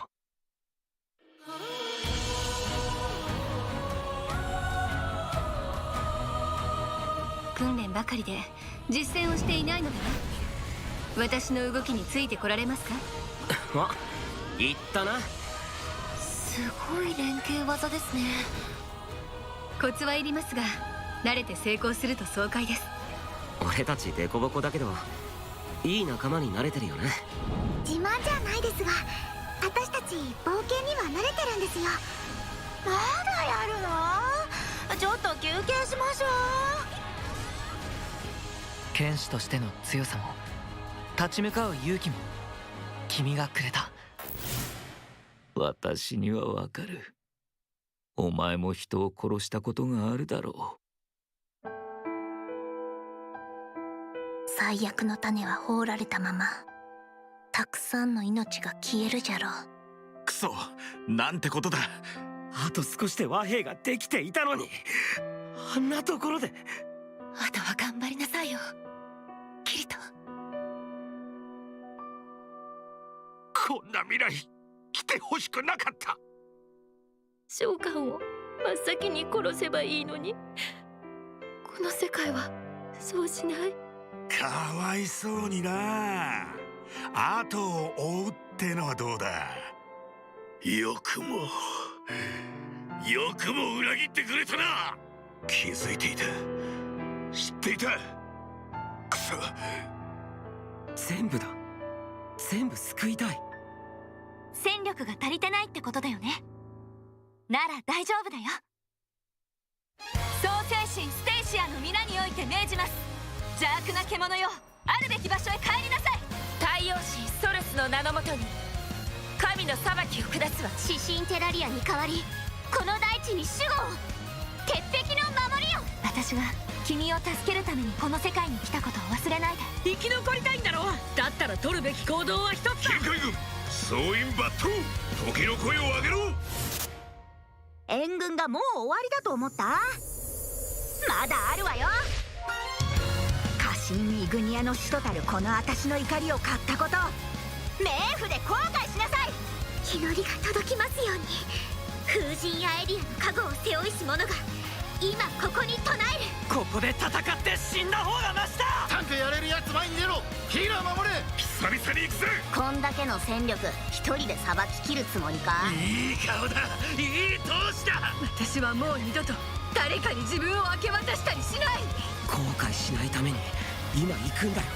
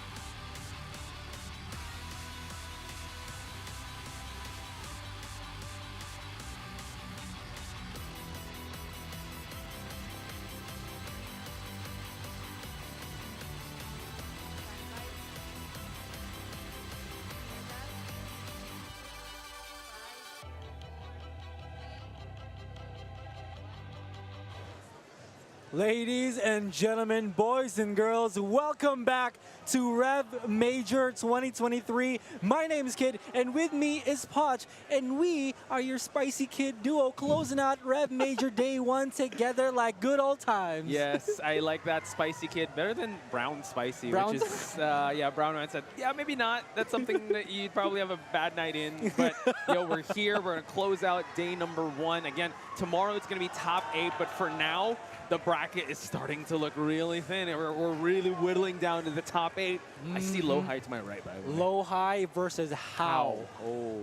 Again, I've mentioned this before, and I'll say it again. For Tekken 8 Premium Collector's Edition, we got the base game. We got the premium What box. else we got? We got the special face-off Is there steelbook. more? We got more and more arcade token. Holy smokes. Then we got the 8 times glossy collectible character cards with the Leroy Smith metal ring with velvet pouch. Oh my god. What do we Holy got up smokes. next? I mean, if you pre-order now, you can get the exclusive certified figurine, 25 centimeters. The one-winged angel, Shin Kazama, is going to be there. And also, if you guys are going to pan it back to us, we will be showing you the game dimension figures right here. Once again, folks, 20 points plus of articulation. I don't want to touch it. No, you have to touch it. I have to. Yeah, Okay, here we just to go. show it out. Like, look at that. Boom, boom, boom. We got Kazuya doing the electrics here. I don't want to break it. And then I don't know exactly what Heihachi is doing. But also charging up the key charge. Yeah, he's key charging up. But we also got the nameplates. I believe these are what ready called? round 1. Ready, and then round 1. Then we also got the boxes here. And speaking of boxes, inside these 2 boxes are low high versus how. Yes, low high. I would say not necessarily defending champ, but former REV Major champion 2019, 2018, and now we have How, the legendary How, coming out of the woodwork. And the only 2-time REV Major champion. Yes. He's still up and running in the winner's bracket. Poch, he wants to take it again. 3 times. He wants to do it again. He's definitely living up to the hashtag of REV Major here, folks. We got a really heated matchup. Low high with the Bryan. How? Wait. What? Why is Bryan? What is Bryan? How do you wonder what is Bryan? Why is Bryan? But this is interesting. I thought he was going to Shaheen Steve, but apparently, you know what? He will be going with a Bryan Fury. This probably tells you a lot between the both of these guys, that they probably played a lot against each other, so they know their tricks and stuff like that. But Loai's always been a Bryan player. True, He's always been a Bryan How could I forget? I always Yeah. see him, like him winning the previous REV Majors. He's always brought out the Shaheen, but in Orbital, trades with How, and How has been doing really good in the pool so far. Here we go. Machine gun punches coming in from Low High. How struggling to find a bit of an opening from Low High because Low High's been moving fast. So left and right, front and center, and then How. True. Kind of poking back. Yeah, that's the thing. Low High needs to time things well. Bryan lives and dies by the counter hit, and that's the thing. You need to start it up. But, I mean, Feng Wei is pressure personified, but Low High puts him in the red and gets the hatchet kick to close it out. He ain't watching them legs, Poch. He wasn't watching the legs. All right, How has been playing so well, though. He has been. Let's see if we can close this one out against Low High. 3+4, got some lows hanging in there. Nice armpit punch. And now we see more of the pressure coming in by How. Good float. You're going to see the wall here. How goes with a wall a little bit of a wall combo, but gets the throw in also. Just outside of rage. This is what How wants. Exactly. Okay, gets the split kicks and now corner pressure, but look at that! He was able to readjust, but unable to finish the combo. He has rage, though. He can come back from this. He spends the rage drive. Low High no longer has rage. How outside of it, he presses on the second hit, and Low High comes back in round number 2. 2-0. How unable to get around in just yet. Tried to go for a taunt setup. My goodness. The audacity. He tried going also for a parry. All right, the let's reversal. God, Low High is feeling himself right now. The movement from these guys is crazy, crazy good. Let's see. 15 seconds left. Gets the soccer kick. Follows up with a combo. We're going to be seeing the wall here, ladies and gentlemen. Oh, he gets it, but just wall pressure. Unable to get a wall combo, but now How? Still trying to figure out this matchup. So far, so good for Low High. He's up against the wall. Sidestep, jet upper again, follows up with the combo, but he drops it. But How still gets the counter hit, and Low High with 3 rounds up. How looking a little lost in game 1. Honestly, I thought you were asking a question more than actually saying about how did he do that? How did Low High do that? How did he do that? We have too much inside jokes. I'm sorry. I just love SpongeBob a little too much. But we are going to be moving on to character select because Hao is, he's really good on the Feng Wei. He will live and die by that character. Now we're going to head to Precipice of Fate, where all beefs should be settled. Yes, absolutely. In a precipice. Yeah, and if we're looking at the toys right now, this is where Heihachi threw Kazuya off. Yeah, for the last time? Maybe. Who knows? Who we knows? Still have to wait for Takane. But once again, Lohai is showing that he isn't just a Shaheen main. He isn't just a Steve main. He's got a Bryan in his pocket. Of course. And so far, so good. I mean, we did see some Bryans in the pool kind of struggle to get their timing going, but so far, the side steps were on point, the hatchet kicks.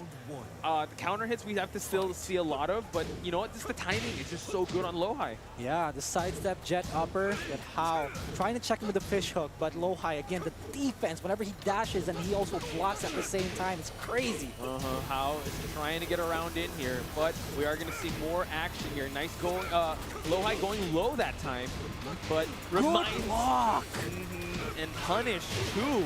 Lohai just seems to have Hao's number in this matchup. Yeah, he's so on point right now. Hao goes for the mid option on that string. Lohai 3+4. Tries to go for the soccer kick. Now he puts Lohai in range and he gets him with the rage drive. Closes it out with a gun punch. Oh my god, Lohai has been on point.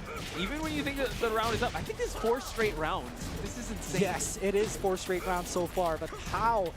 He can still come back from this, but Lohai is just playing so sharp. He is. Every attempt to try and open him up, he's getting hit by counter hits, counters. He's still trying to go for that that taunt. Hao's trying to check him with the jab, though. Feng's jab is really, really strong. Lohai, lower than half health, machine gun punches again. Oh, the movement! Sidestep, duck, wall standing one. This could be it. This is dead. Yeah, this is the wall all the way from mid-life all the way. We're going to see a third round. But we're going to say 6 straight rounds. This is going to be insane. It has been 6 straight rounds. Okay, hop kick from Hao, though. He can make this one work. Maybe, 5 straight. Yeah, 5 straight. Yeah. It could be 6 straight. My bad. So, now let's let Hao cook. Who knows? Yeah, let's see. Ooh. Mock kick again. Hao in that vortex. Both players half health. Down back 2. Hao has to do something. Lohai is in rage. Hao needs to not get caught by a single rage drive or else he's dead. Lohai has all the potential in the world to just do whatever he wants because Hao feels the pressure. Hao, what can he do? Less than 30 seconds left on the clock. Oh, gets hit by the back fist, and he goes for the rage art kid. My goodness, it happened. He was able to land the perfect shot and the perfect kill. Lohai moving on 2-0ing He didn't shake his hand. Oh my goodness.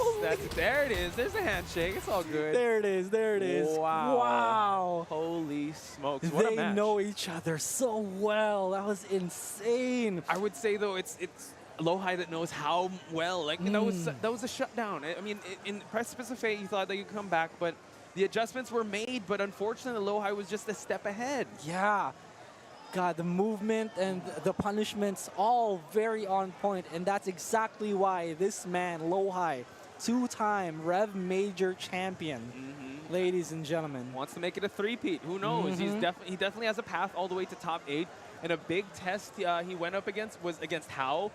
And I think this is B+ and Rafe? No, that is Yonorang versus Rafe. Rafe. Yeah. Okay, oh my god. I'm wearing face mask. I couldn't. It's okay. But Yonorang, the Hwarang of Korea, Rafe, the dragon of Saudi Arabia.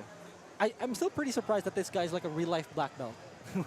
I mean, you can't mess with him. Yeah, when you brought that up with Margaret, I'm like, is Kid gonna test him? I don't think so. Please don't test him. I'll be like, hey, you want to fight? Yeah, which one?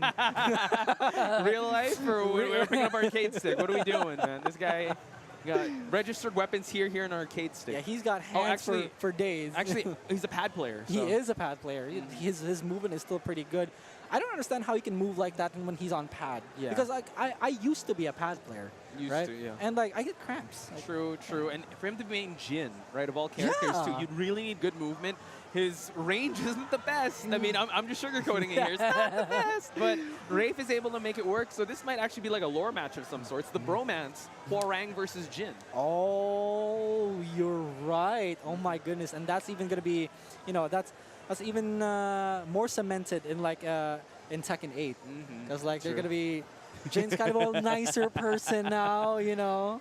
Yeah, he is. You know, Tekken 7 has changed him. I mean, from the start of Tekken 6, right? Yeah. You wanted to start the World War just to release the Azazel, and then Tekken 7 happened. Are we doing okay? Don't you think it's like funny when in that one Tekken 8 trailer, the story trailer is like, Kazuya, you started this. Huh? What do you mean? That's true. He had no idea. Like, what? What? What do you mean? You're the one who caused... What are you talking about? You're the one who woke Azazel up. Did you see the speculations before Hwoarang came out? Like, the dialogue that Jin and Hwoarang would have? Jin was saying, like, in another life, I wish we could do... Laundry in Texas. But then Hwoarang's like, what? What do you mean? What do you mean? I just want to fight you, dog. Go ahead, Yeah, chill. what are you talking about, Relax. So, Yeonorang versus REV. I'm excited to see this one. We're still at the winner's side of things, I believe. Yes, we are. Yes, we are. Any updates on the brackets that you want to update the people watching? Let me go ahead and check. We did have an update. I believe AK already fell out of the bracket, so it was He really lost to unfortunate. Shadow 20Z. Yeah, Ah. but you know, big ups to Shadow 20Z. Yeah, dude. Flying All the way to the US. Yeah, I mean, I was super excited when he announced that he was going to come to REV Major because it's a huge tournament. Oh my goodness, what's the news? Breaking Shadow news. 20Z's out. Oh, who eliminated? Wecka. Oh, Wecka's on a warpath. Wow, Yes, Wecka's sir. in the losers bracket. That's interesting. Who else we So got? Jules eliminated Gold Standard 2-1, and now Kkokkoma and Jules are playing. Are you serious? They are playing right now. Oh my god. I also see Ulsan here getting ready with low high. Yep. Here Oh, we they're go. fighting. Oh, they are? But are they? I don't know. Okay. Wait, Loi's already qualified for top 8. Oh, he is? Yeah, okay, yeah, okay. he did. Winner side? Winner side. Wow, very good. Okay, so Dragons, REV, Yeonorang with the Hwoarang. Go for it. The lone Pakistani is out. Who got him out? Oh no, what? The rising star RGN. Dude, you know what Markman's been saying? Like, yo, kid's been like really hyping up RGN. Second match he was out, but he's having a tear in the losers bracket. Yeah, but yeah. we're gonna direct our attention to the screen, ladies and gentlemen. Yeonorang on one corner, REV on the other corner. We got Jin versus Hwoarang. Just your average bromance here, ladies and gentlemen. Let's see. We do, yeah, it's the average. Yeah. All right, up against the wall. Yeonorang gotta be careful though. Now he gets away from it. With down back four, down forward four. Yeah. What? Yeonorang, wow, just throwing punches here. Yep. Hwoarang can throw hands too, not just kicks. REV, though, big trouble, gets closed out with the axe kick. Yeonorang, clean first round. Right. You can see his reaction there. That he did not like what happened. Guess wrong. Gets the low parry. Yeonorang on a tear again. He's been so good with these low parries. Oh my god, and gets the splat as well. Yeonorang seriously is just offensive persona. He's hell on wheels when he's Hwoarang, but REV getting the wall splat. He's going to make it work though. Try to go for the axe kick for more pressure. He wants to get that splat. Down 3-4. Oh, goes for the switchblade. This man is not scared of it at all. Goes for the guaranteed down 4. Both players at rage. Plus frames. Don't press. Oh, he tried to go for the parry, but Yeonorang practicing a little bit of discipline and getting the second round. The discipline that you have to have, even when you have that much frames and just not press anything. Yeonorang is so on top of his game. It is. Just when you think it's all gas, no brakes, well, let me put on the brakes just there and go back to the offense. Uncharacteristic of Hwoarang, right? Yeah, Hwoarang exactly. players. Oh, he couldn't get the pickup of the God kick. Oh no. It's hard, man. Very hard. It's so hard to do. REV, though, trying to get back from this. Yeonorang's outside of rage has it right now. He likes to use that. 1 down 3. Just to get inside your head. He likes to use that. Normally, people use that as round enders. Okay? Yeah, just constantly checking, seeing, you know, just information checking and also trying to implant the seeds to see what goes on there. Yeah. But REV, though, eating a lot of pokes. Okay. Good block on the stature kick. This man has reactions for days. Okay. Does. REV, though, still has a chance here. Gets caught, and as soon as I said the power that I hold as a commentator. It's the commentator's curse. It's fine. I cursed one match with Markman. It's totally fine. But that was a clean win for Yeonorang. So REV needs to adjust accordingly. Guess he's going to go for stage select because obviously he's a Jin main. Yep. Shout out to Jin main. She was on stream a while ago though. Oh yeah, she was? She was, yeah. Who should fight? Panda player, Sky, something jump. He was a Panda player. Oh, yeah, it's just a Panda player. Okay, okay. Just a Panda player. Hey. Yo, respect to the bear mains out there. Yes. But yeah, just shout out to Jin main. Like, she was blown up on Twitter because of the controller that Because she of had, the controller, right? yeah. And Markman was saying, yo, she was just looking at the camera and just doing electrics. Like, yo, hey, check me out. Like, just doing electrics. Just day in the life. So day in the life of a machine, man, you know? Exactly. All right. Here we are at the Hammerhead stage. Let's see if REV can do something about this. He needs to adjust one way or another, but Yonorang's just been playing so well. Yep, Yonorang though, you know, just constantly offensive. And, I mean, he knows how to pull the brakes, but it's so hard. You need to knowledge check constantly with Hwoarang's openings. And so far, REV is kind of getting smothered by the pokes that Yonorang is putting out there. Yeah, the thing about Yonorang is that he is, although he's a Hwoarang player, he also knows he's got defense too, right? Yeah. Like, look at this. Look at the health lead that he has right now against REV. Ooh, LLRK hits its mark though. That's got to give REV some confidence as he pushes towards the wall. Let's go for the forward four. Yonorang in the timeout corner. This is so hard to get outside the wall. Good parry by REV. Good call. 15 seconds left. Has to do something here. Goes for another parry, but gets hit by the forward three. And Yonorang once again steals it away from REV. Yeah, steal is the right term there, kid, because REV was actually cruising to a victory there. But yeah, back against the wall, he was still able to pick his shots well. REV, though, is trying to get back in this as the 10-second mark passes. All right, let's see. REV, you can kind of like feel that REV's struggling with opening the Yonorang up because there's not much low pokes that I've seen. Okay, I see you. Okay, they're listening to us, kid. All right. I'm just not gonna say anything, dog. I want to see more lows. Oh, and then he ducked it. Sorry. Okay, REV though, outside of range, Yonorang. Oh, what my the goodness. hell? Nice duck. Yonorang's reactions. I don't know if that was a reaction or a read. Like, okay, you're going to go high on this one. Let me duck it real quick. That was a hard read because he just stayed down. He did. Actually, yeah, that's true. Okay. This is not looking good for REV, ladies and gentlemen. Yonorang has him up against the wall, but it ain't over till it's over. Good parry, but Yonorang, again, on a tear, puts him in a vortex. Switchblade, falls over the combo. We're not going to see the other side of the wall, though. Yep, let's see if he adds more pressure. Goes low that time. Couldn't go mid. Yonorang practicing some defense. Gonna go for the J Sky, and REV now, he's the one backing up. Oh, the movement! What a sidestep. Okay, this is REV's chance. He gets the axe kick. He can finish this off with a laser scraper, and there you have it, REV on the board. Okay, this is the start. The snowball can turn into an avalanche here. Let's see if he can keep holding on to the momentum. He's dashing it in his face.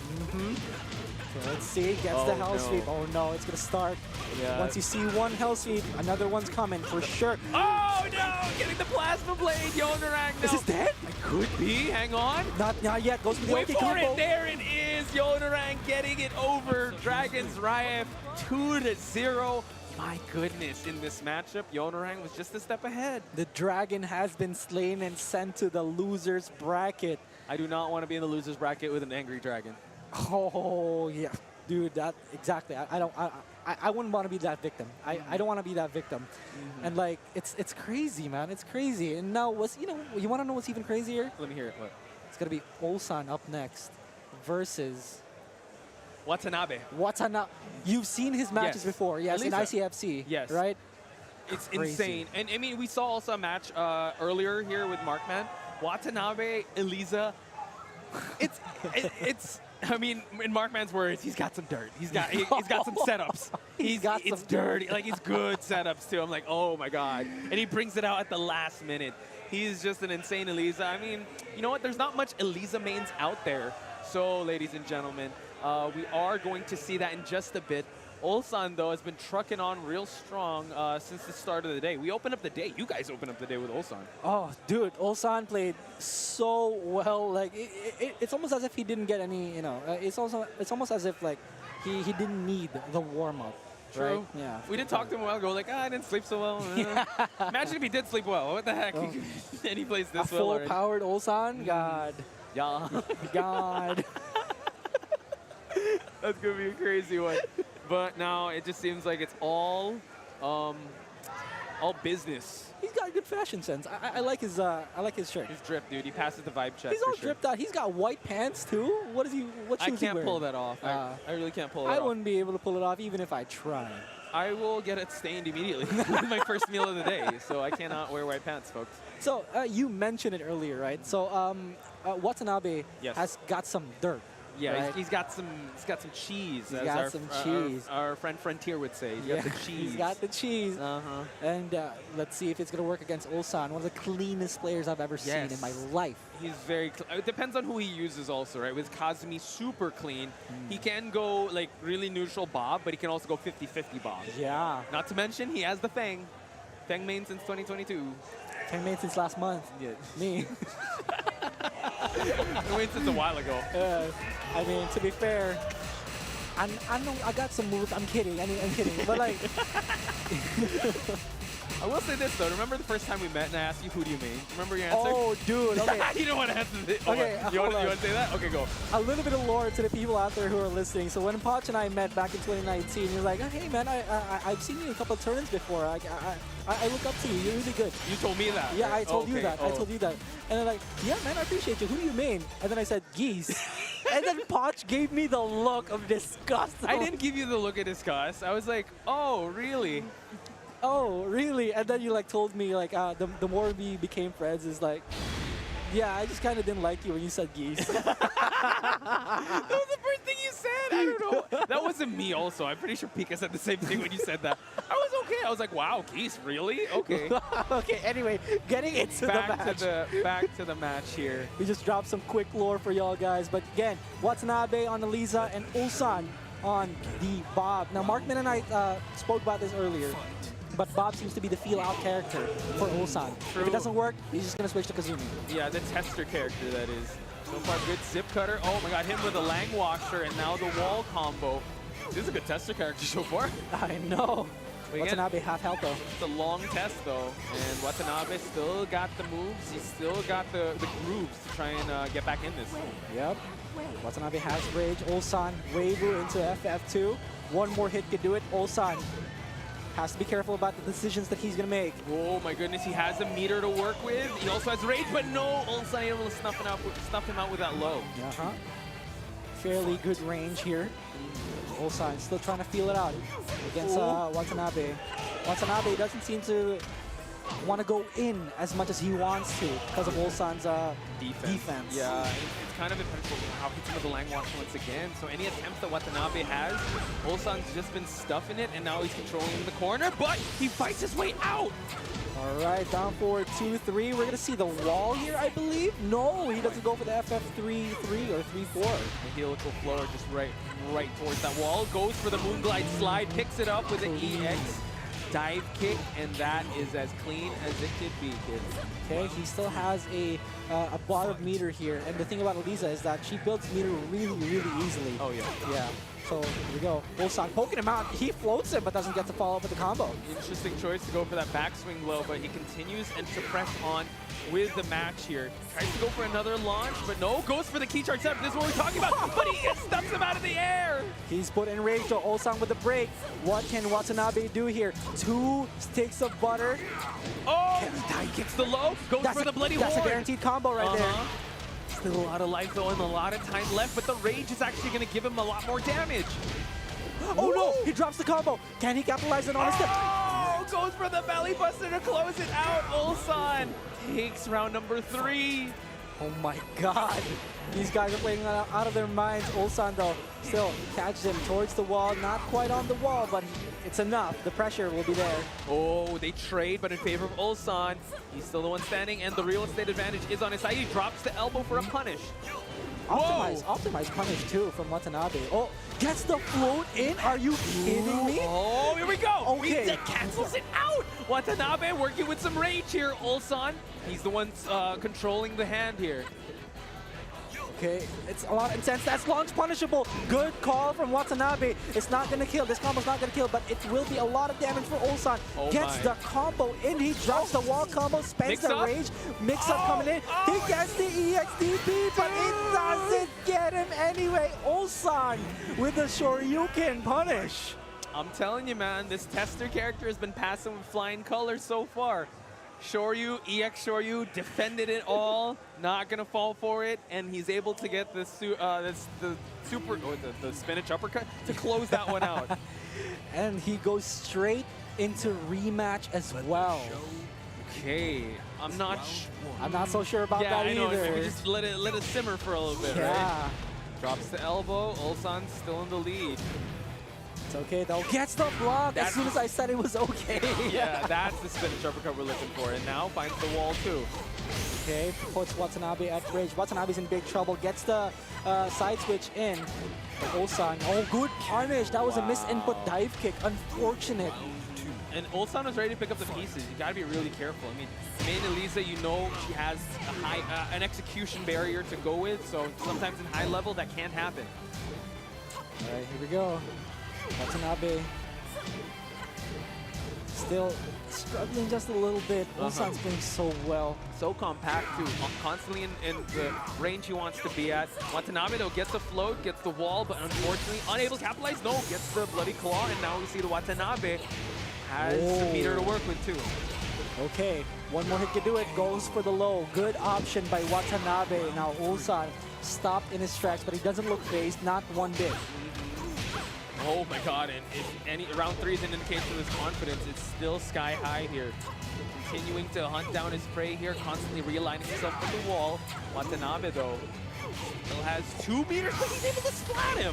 Full blood meter from Watanabe. You do not want to go out like that, Watanabe. Do something about this. Ulsan with the down jab, just not wanting Watanabe to answer back. So here's the thing, he's got money in the bank to spend. He's got to spend it and spend it now. Yeah. You can't end the game with full meter. It just does not feel good. Watanabe has to spend this right now. As soon as I say it, there you go. Goes for the mid option. Ulsan doesn't guess right. We're gonna see a wall spat. Wall break. Yes. Here we go. What's the option gonna be? Okay. Oh, he gets a full combo. Yeah, true. He's gonna chase him down for a mix-up. Just goes for a cross chop there. And now Ulsan's back against the wall with good power crush option. The movement from Watanabe. Okay. Still has a lot of work to do. Is he going to spend a meter here just so he can reach the wall? No, he doesn't need to. Exactly. He doesn't need to. And now final round, 2 meters to work with. 2 bars, 2 blood meters. And now mid option again from the Moon Glide 2. Okay, Ulsan's in big trouble right now. It looks like he's faltering, ladies and gentlemen, boys and girls. Watanabe spends that meter just to pick him up. This is going to be big damage. Look at this. Ulsan's one hit away. Unblockable. Is this going to hit? It misses. It misses. God, one more hit. Down jab into DP. Watanabe takes it back in game 2. Oh my goodness. What did we just see? I thought that was a big brain move, but when she comes from the death impact, she's still on low profile, unable to get the rage art, and just like that, the punishment was there. Oh, that was an intense final round. This set is sick. It is. Thing is, though, he's still sticking with the bob. The tester character has become the main for this matchup. I'm not entirely sure why either. I mean, maybe it's the potential to anti-air when dive kick is being attempted. Possibly, and also I think he's put in the work already, this character. I know he's Feng mains in 2022, but he might be actually comfortable in this matchup. However, Watanabe seems to have warmed up to the matchup as well. Yeah. Ending it with was that 2 perfects? I believe it was 2 perfects. I don't quite remember, but the last one was a perfect. So. Yeah, for sure. Wow, Watanabe. What an answer back against Ulsan, out of all people. Yeah, this is going to be tough. Again, they want to hold on to their spot at the winner's side. So it's still... I mean, if you consider the difference with how people are in the winner side and the loser side, your dragons there. There's just so much killers that are there. You want to secure your top 8 spot here and now. Low parry at the start of the round. Ulsan, we're gonna go to. We are here at Souk, so the stage is pretty damn small. It is. Now stalking his prey, going for the zip cutter. Continues on, steps on the toes, and Watanabe that has rage now, but no meter to work with. Goes for the belly. Armor. Watanabe is 1 hit away. He still has rage there. He can still come back from this. Pixel and a dream. Pixel and a dream. Can it happen? No! Advances forward. Ulsan now is in the lead with 1 round in. but we've seen it before. Oh my god, Watanabe walked with that launcher. Down 4-2 counter hit. This is going to be a lot of damage. Oh, that's not fun. Oh. It's definitely not much to work with for Watanabe. He's got one blood meter to work with, another belly buster. Power crush, no low option for you. Ulsan back to check. It's almost as if he didn't get mauled in that second game. Ulsan's coming back really, really hard right now. He's a boss battle, man. He just revived his health. Good pickup from the roll in. And Ulsan now, big damage incoming. It's a deja vu from the previous round. Yeah, Watanabe has to get out of there. Full blood meter. Will Watanabe spend it? That's the question. Ulsan poking him out after poke. Full blood meter still. Watanabe's got to do something about this. What oh my god. Punish. You don't want to die with full meter. Watanabe, not like this. He's got to spend it, but Ulsan's not giving him a chance. Oh, the whip punish, and Ulsan takes it. 3 rounds straight, 2-1 against Watanabe. They shake hands, but yeah, quite unfortunate he wasn't able to spend his 2 blood meters. That's got to hurt a little bit. Yeah, that really is super unfortunate, but there's a mutual sign of respect there by shaking of hands. And Watanabe, you can really tell that Watanabe has a lot of respect for Ulsan. As everyone should. I mean, he's actually in the leaderboards. He's been traveling here and there. Me and Markman actually say that he's really one to watch as the Rev Major comes to like the top 8. He could definitely make his claim there. Oh, this is a guy I know you're very, very familiar with. Poch, introduce us. All right, on one side we got CBM, on the other side we got Ao. Okay, I was a fan of his Alisa, but now he's on the Kunimitsu. CBM on the Jin, but now he's on the Noctis. It's gonna be a sword fight. Well, Kunai versus Royal Arms. Dude, Ao has been crazy. If you guys watch ICFC, this man, every time he joins, almost always wins. Always at least top 4. If not top 4, always gets the grand finals. At one point, he was the point leader. Yeah. So he's been grinding it out online, and now on the offline, he's been traveling a lot. And you know what? This is his first time here in the Philippines. So it is. Yeah, it is. Wow. And he's enjoying so far. I've been following him on social media, him and Pinya, and have been trying out different cuisines here. So okay. This isn't Pinya's first time. Oh no, he's been here last year. So. Oh yeah, I saw him last year. You see Pinya's hair? Yeah. I'm jealous. I want hair. We can't rock the hair. I don't know. I think you could. I don't know if I can rock the hair, but I want it regardless. You know. Try it out. Yeah, Pinya. Is he still alive in the tournament? Like, how's he doing? Pinya. Let me go ahead and check the brackets for y'all real quick. One second while we go set up for the matches. While you do that, I want to thank each and every one of you that's joining us right now on stream and on the venue for Rev Major 2023. Poch, Spice, and Kid. Rounding down the top 32 to the top 8 because tomorrow we will be settling the top 8. For now, once we get the top 8, we'll inform you guys on who's going to be playing for tomorrow. But right now, we got Ao and CBM. And we have an update on Pinya. Pinya is out.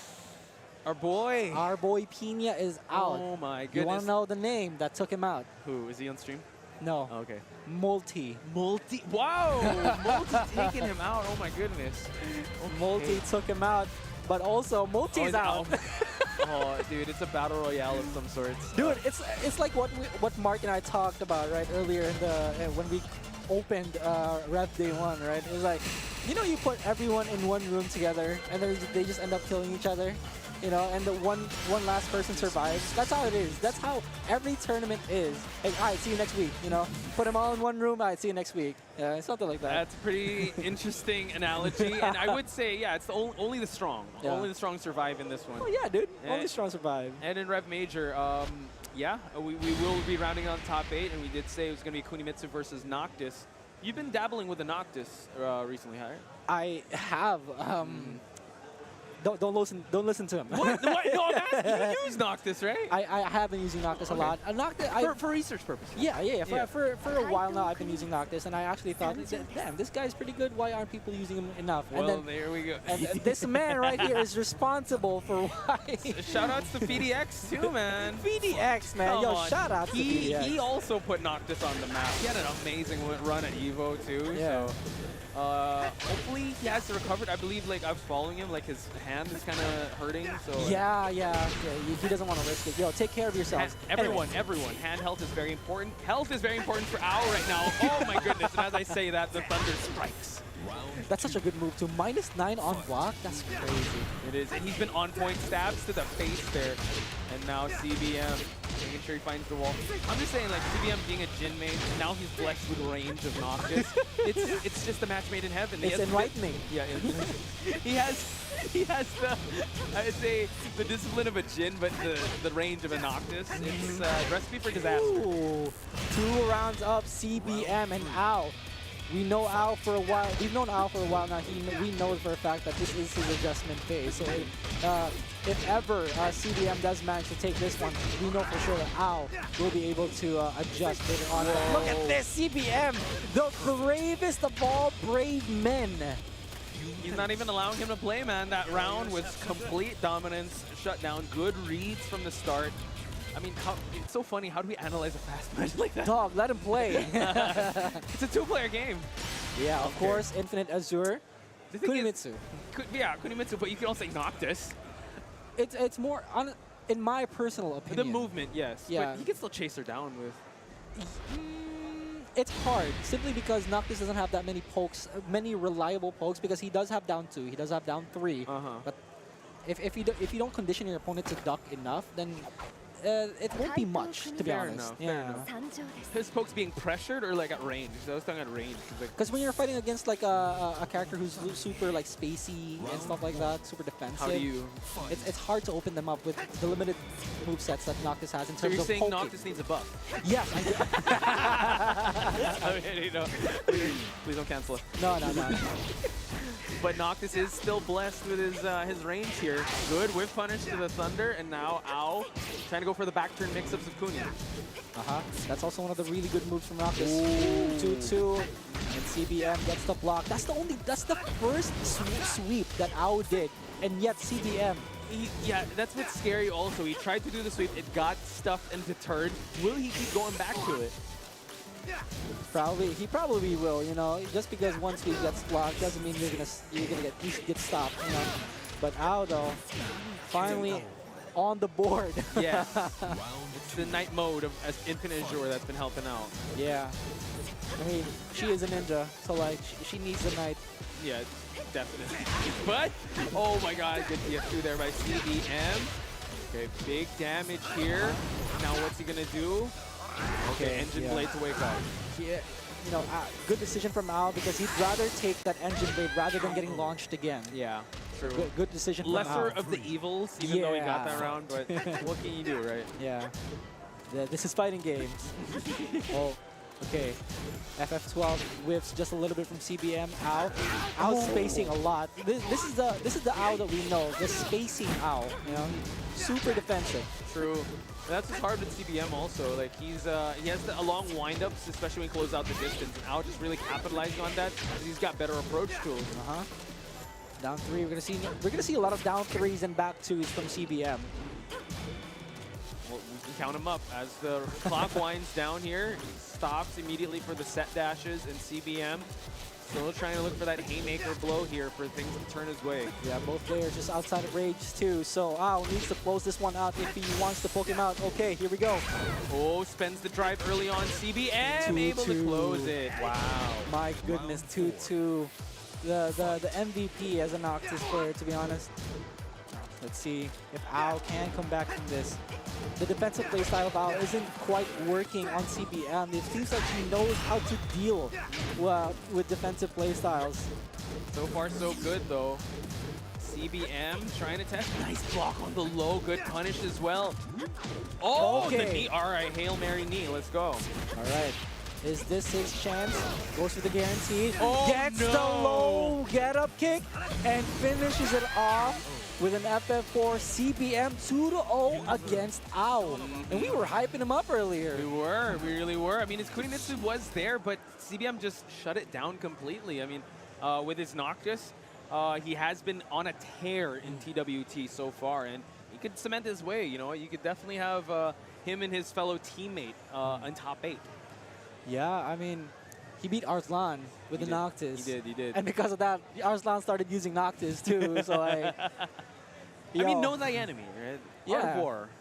I know thy enemy and know thyself. So if you can't beat him, join him. I mean, that's the best way to understand Yes. your enemy. Like, you understand it, then you kind of get, you know, you grab that ring of power and you're like, huh, Not bad. Maybe I should main. Yo, shout outs to my boy Sun Tzu for Know Thy Enemy. There we go. Know Thy Enemy. And Be Thy Enemy, we're going to find out in just a bit. I see Kkokkoma. I see Chikurin, though. Yep. It looks like Kkokkoma lost the first round of rock, paper, scissors. Wow. Chikurin gets player 1. Okay. Well, that's the entire set already. All right, next match. All right. Who we got next for rock, paper, scissors? But I love how Kkokkoma is so expressive when it comes to like things that don't go his way. For example, back in 2019, I was watching Kkokkoma. He's still playing Dragunov at that time. Yeah. And whenever like he'd mess something up, he'd be very expressive about it. He'd jump out of his chair. He'd do this and stuff like that. And then just now he lost the rock paper scissors, and it felt like the end of the world for him. It's a really important rock, paper, scissors, man. It is. He actually, when he was done with the first set, he turned his back. He's like, what do I do? What do I do? Okay. And I still lost. He's like asking the crowd, hey, what should I pick? What should I pick? Probably they told that to Chikurin. He's going to pick paper. Pick scissors. Oh, no. And the funniest part about this is that, you know, Chikurin isn't normally like an express. He's like the complete opposite of Kkokkoma, right? He's like stone-faced. He's poker-faced all the time. But when he won the rock, paper, scissors, like, yes! I think he was just expressing the same amount of investment that Kkokkoma did in that rock, paper, scissors. And so you got to love about FGC events, man. Rock, paper, scissors is pretty intense here. Yeah, dude. It's the game of life. You know what? Actually, when I was in BAM, I was trying to play rock, paper, scissors with Ulsan. Yeah. He takes it so seriously. I was just like, I just want to play rock, paper, scissors. And then he's like, oh, download it. I'm like, wait, hang on. Whoa. But he beat me, though. It was truly a competitive player. Very. You know? He beat me like 3-1. So I'm like, what? Dang it. Yeah. Damn. We tied in like 2 rounds straight, and then it was pretty intense. Shout outs to Ulsan. He's still doing pretty well in his pools. Yeah. And now we're about to head into our next match. It's going to be Kkokkoma versus Chikurin. Chikurin on that Geese. Kkokkoma, we did see him on the Feng Wei. He has been using a lot of Feng recently. He also has been using Kuni? I don't quite remember the Kunimitsu. Or Zafina. No, not even Zafina. But like, you know what? We can bank on the fact that he's the Noctis. Noctis. We can bet on the Feng. Yeah, we can bet on the Feng here. I don't want to say the word bet. You know, commentators have been proved wrong in the past. I feel like Kkokoma's listening to us and like, no, you think I'm going to use Feng? I'm going to change it. Okay, I'm not going to think he's using Feng. Wink, wink. They can't see it. They can't see me do the wink. The wink, yeah, it's a wink, wink. Oh, see, Noctis. No, it's a Feng. He's not choosing it. Yeah. The mix-up. You mixed them up. I told you. My intuitions are about 30% correct. 30% of the time, it works every time. Yeah, exactly, right? You gotta think of it in a positive way, in a positive light. Like 50% of the time, it works every time. So here we go. Chikurin versus Kkokkoma. Geese versus the Feng Wei. All right, let's see. In the Island Paradise also, Kiba and MJ style Kkokkoma, THY Chikurin. Chikurin immediately going for the Geese though. Normally he'd go for Leroy. I mean, when we saw him on stream, he just mained Geese the entire time. So maybe he's pocketing Leroy probably, I don't know. Waiting for top 8? Yeah, because so far his matches on pools have been so dominant. So maybe the Leroy doesn't come out just yet. Yep. All right, here we go. Chikurin. You see Chikurin do this a lot. What the hell? You see him do that a lot? No, he goes full crouch and then like mixes you up with while standing one. But the walk though, the walk. Now Kkokkoma not starting out the round in the best of shape, while Chikurin is building that bar. The movement is so good between these two. Chikurin has to get away, goes for the wall jump, has one stick of butter. He doesn't want to spend it right just immediately though. I find that wall jump so funny. It's like tries to cross body right away. Yeah, and like the active frames. There's a lot of active frames for it too. Flying Geese, man. Kkokkoma though. Oh wow, closed it out. Like I told you earlier, while standing one, he likes to schmix you up with that. He really does. As all Geese players, that's a really good move, the while standing one. Kkokkoma has to be very careful though. He has one stick of butter. Watch out for that knee. All right, let's see. Chikurin tries to throw him. Chikurin lost a lot of health. Kkokkoma still has full. Still sitting on a lot. Actually, he is yet to be hit in this round. That's a good punish. Minus 13. Yep. Good call from Kkokkoma. Goes low that time. Chikurin. Hail Mary play. Tries to jump in here. Just chooses to get more meter now. Not much time left, kid. Yeah. Oh, counter hit down for. This could spell disaster for Kkokkoma here. We don't see the wall. Oh no, he drops the last hit. Hang on. Oh, back fish four. hook. The mid check just to keep him in place. And Kkokkoma, good call. Yeah, good. I mean, it looked like it was getting Chikurin's way, but now it seems like round 3 is where he's going to be activating this meter. Back 3, just for Oki. 10 seconds have been spent. Kkokkoma lower than half health right now. Yo. Down forward 2. Wall crush mechanic, and now, wow, the rising option from Kkokkoma. Now he's going to try to even out the life. Tries to find the wall. No, he's getting real estate advantage. Shaolin split kicks for more pressure. Okay, here we go. Kkokkoma just outside of rage 2. This is what Chikurin wants. Back 1 is blocked. Good punish from Kkokkoma. Back 3! And he still has meter. That's good meter efficiency. I think I definitely need to think of investment tips from Chikurin. He knows when to catch out. Yep. All right, here we go. Chikurin eventually is going to use that meter here. Back 3 just to catch Kkokkoma. Because the confirm on the back 3 is really easy. True. I mean, once the knee hits, it's like your life flashes before your eyes. You're like, oh no! All right, Chikurin does not have rage just yet. Wants Kkokkoma at full health. Here we go. 3 sticks of butter. Down for check. Here we go. That is a Doomsday device waiting to pop. But Kkokkoma delays the Doomsday. Tonight, he is canceling the apocalypse. Shout out to my boy Idris Elba. That's such a good speech. Okay, hang on. Max mode already spent. Okay, danger meter has gotten down just a little bit. Kkokkoma, though, his life is being drained slowly. All right, let's see. Chikurin again with that while standing 1. Kkokkoma right now. He's playing so solid. But Chikurin. Trying to poke him out. His money in the bank has been spent, but he hasn't gotten much dividends out of it. Yeah. Kkokkoma is in the life lead. One small mistake. Kkokkoma could be dead here as well as Chikurin. So let's see what's going to happen. He has rage. He spends the meter. Spends it again. Here we go. Doesn't press. Good job. Not much to work with on Chikurin's side, but he does have rage. Kkokoma's just shy of it.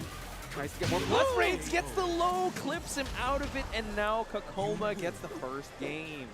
The tracking him down 2 is pretty good. he was already sidewalking to the left. It's like, where your toes at? There they are. He still got clipped. Yeah. And Hammerhead stage chosen by Chikurin here. I wonder what the reason is, because normally when you're a Geese player, you go for Howard Estate. Howard Estate, yeah. Just like how King would want to go for Forgotten Realm, right? Yeah, but unless it's against another King. That's true. Yeah. Interesting, but yeah. I wonder why this is the case. And you start out so awkwardly too. It's like a diamond. It's not like Mishima Dojo where, all right, there's clear walls behind us, but here, easy corner carry here for Geese Howard, but you still have to get meter to do that. I am not a fan of starting off playing this stage. Because, like, for example, just an example, what if you get a hop kick out of nowhere at the start of the round, right? He's going to do it. Oh, never mind. You're going to end up with a sidewall situation anyway, so I don't like it. True. It's like, at the start of the round, they readjust. All right, let's fight. Yeah. Or start around, hop kick.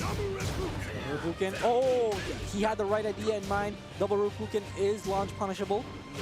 But I don't think Feng has enough range for that. True. Kkokkoma now working with half health here. Still going for those down 2s, man. He really wants to shine those shoes at Geese Howard. All right. We're going to see the wall here. Yep, this should be dead.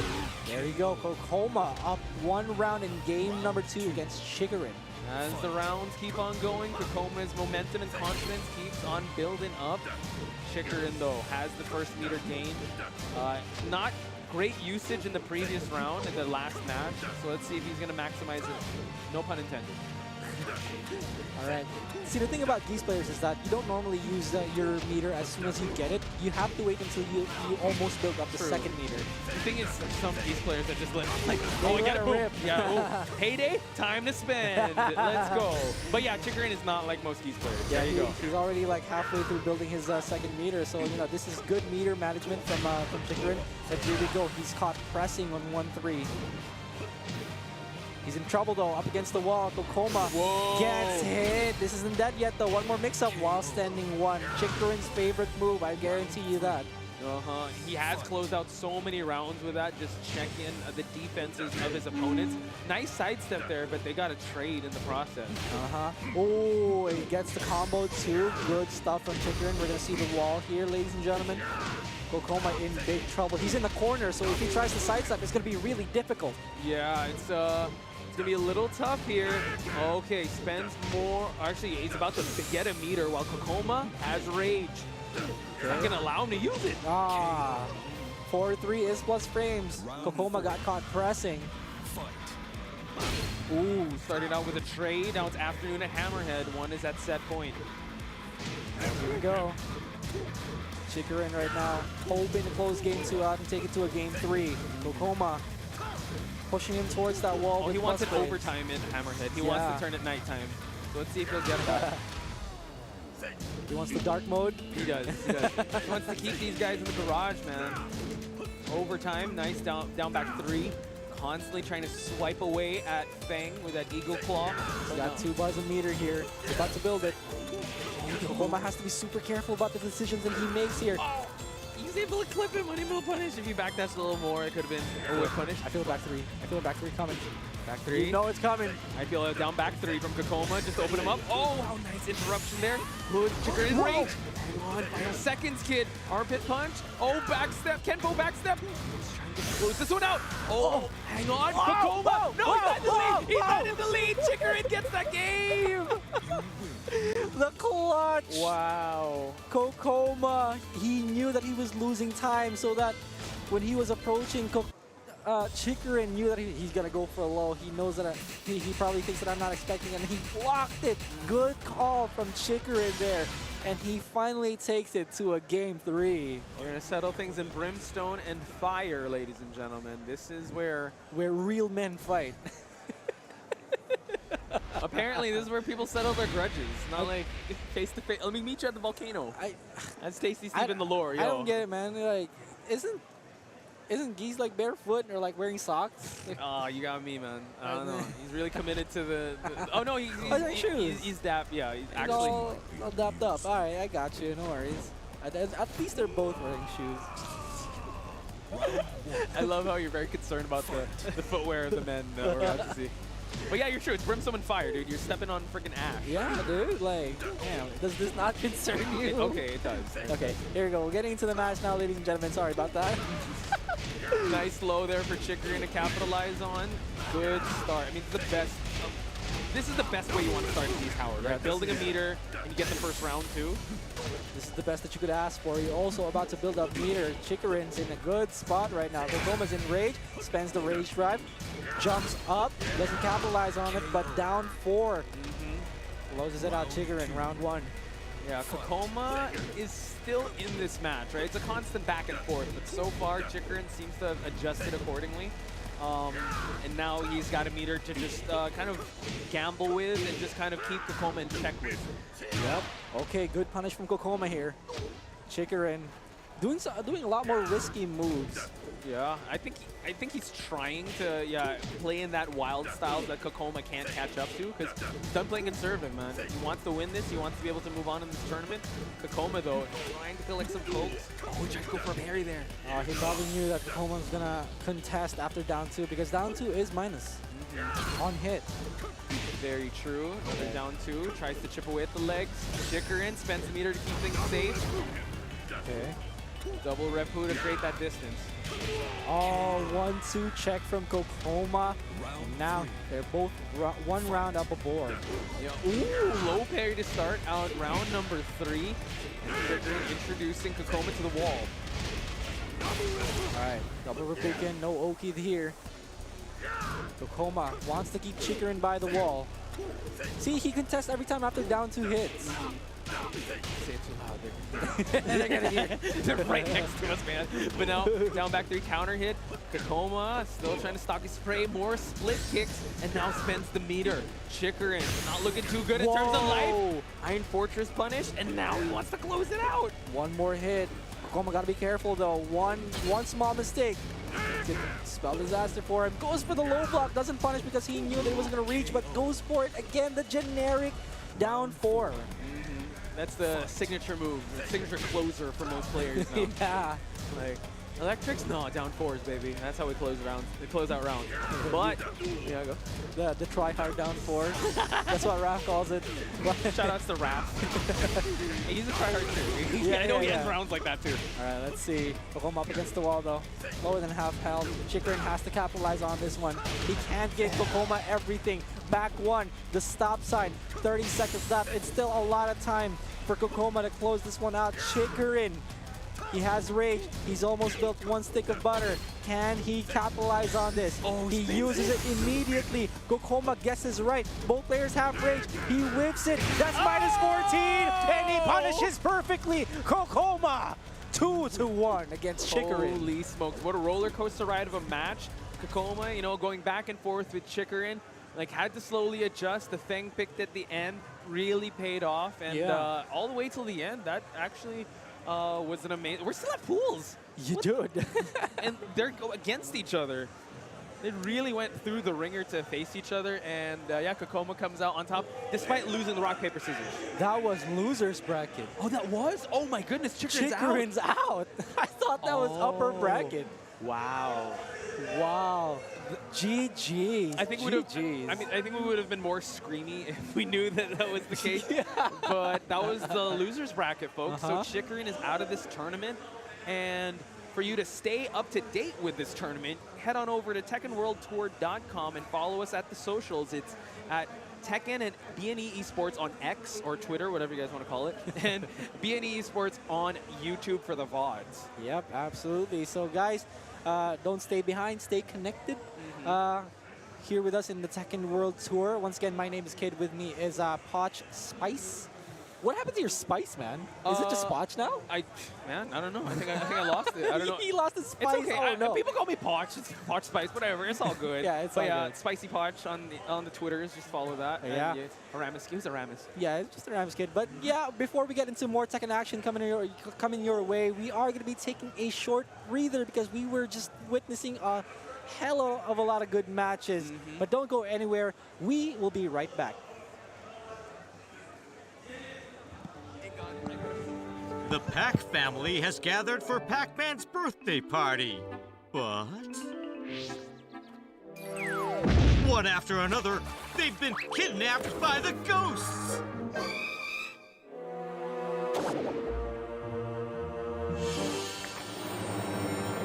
Rescue the Pac family. Head to Ghost Island. Pac-Man World Repack. Set off on a grand adventure in this full remake of Pac-Man World.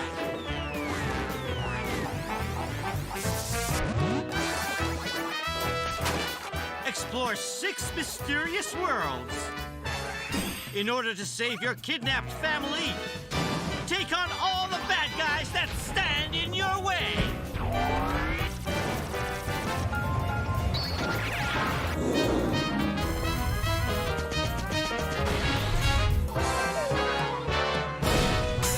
Feed your appetite for adventure! Pac-Man World Repack!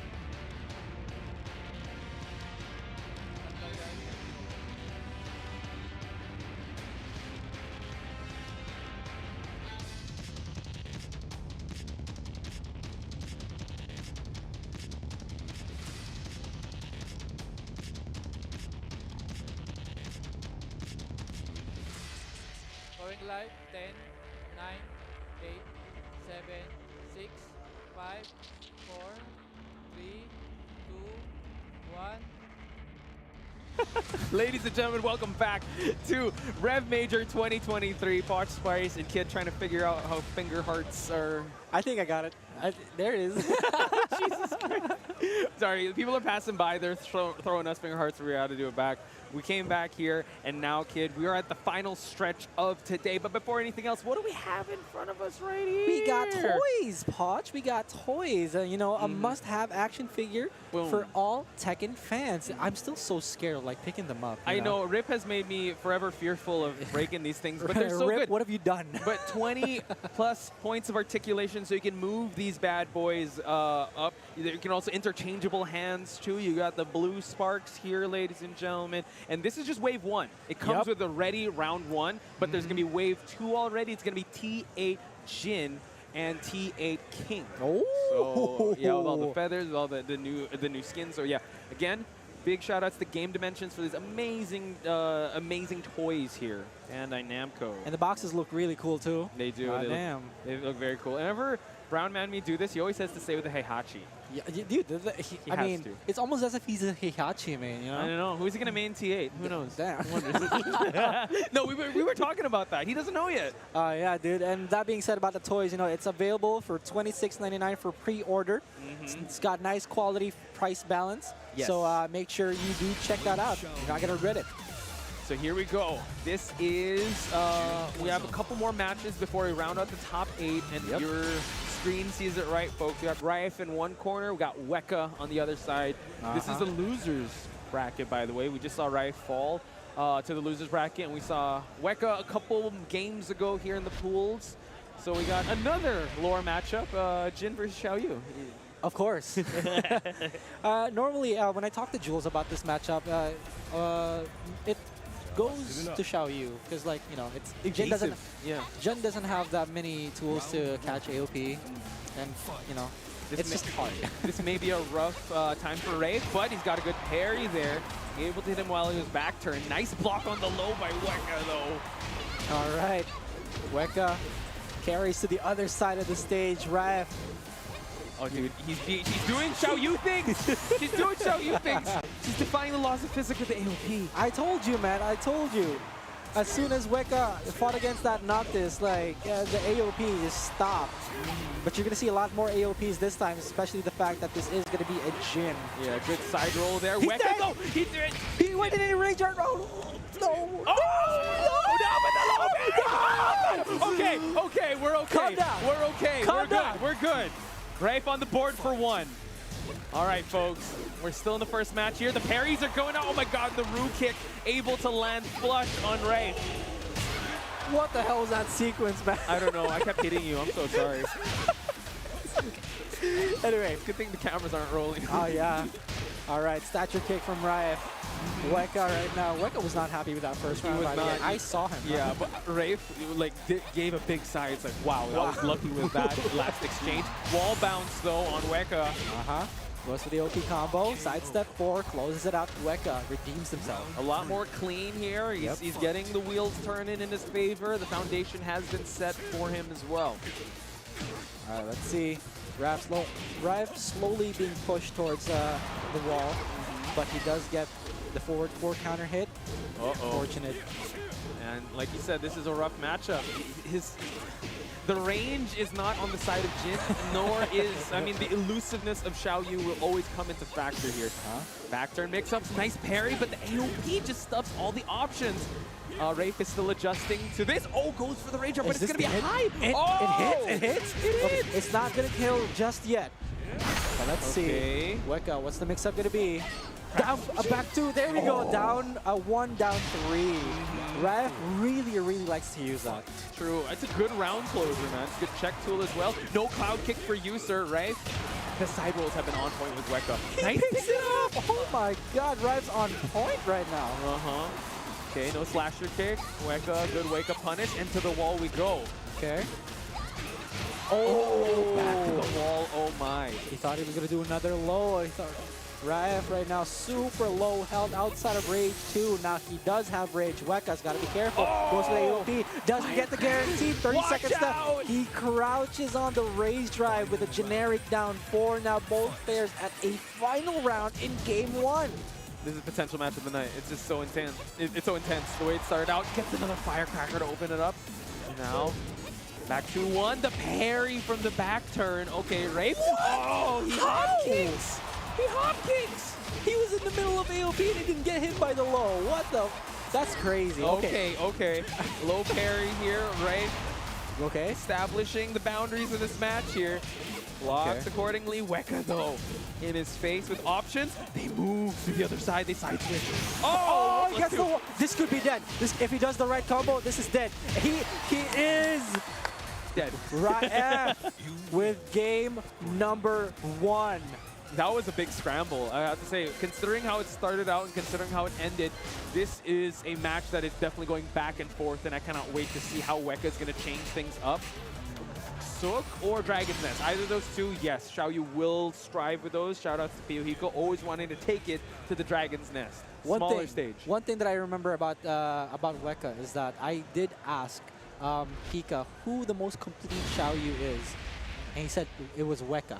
Well, I'm not surprised he's this far in the competition. Yeah, I mean, it feels so nice being able to see him in action. Because I don't normally see him in any other tournaments. True. I'm glad he made the trip out to REV Major, man. Yeah. Only in REV Major you're able to see an intense battle between REV and Wecka. Wow, Storming Flower to open it up.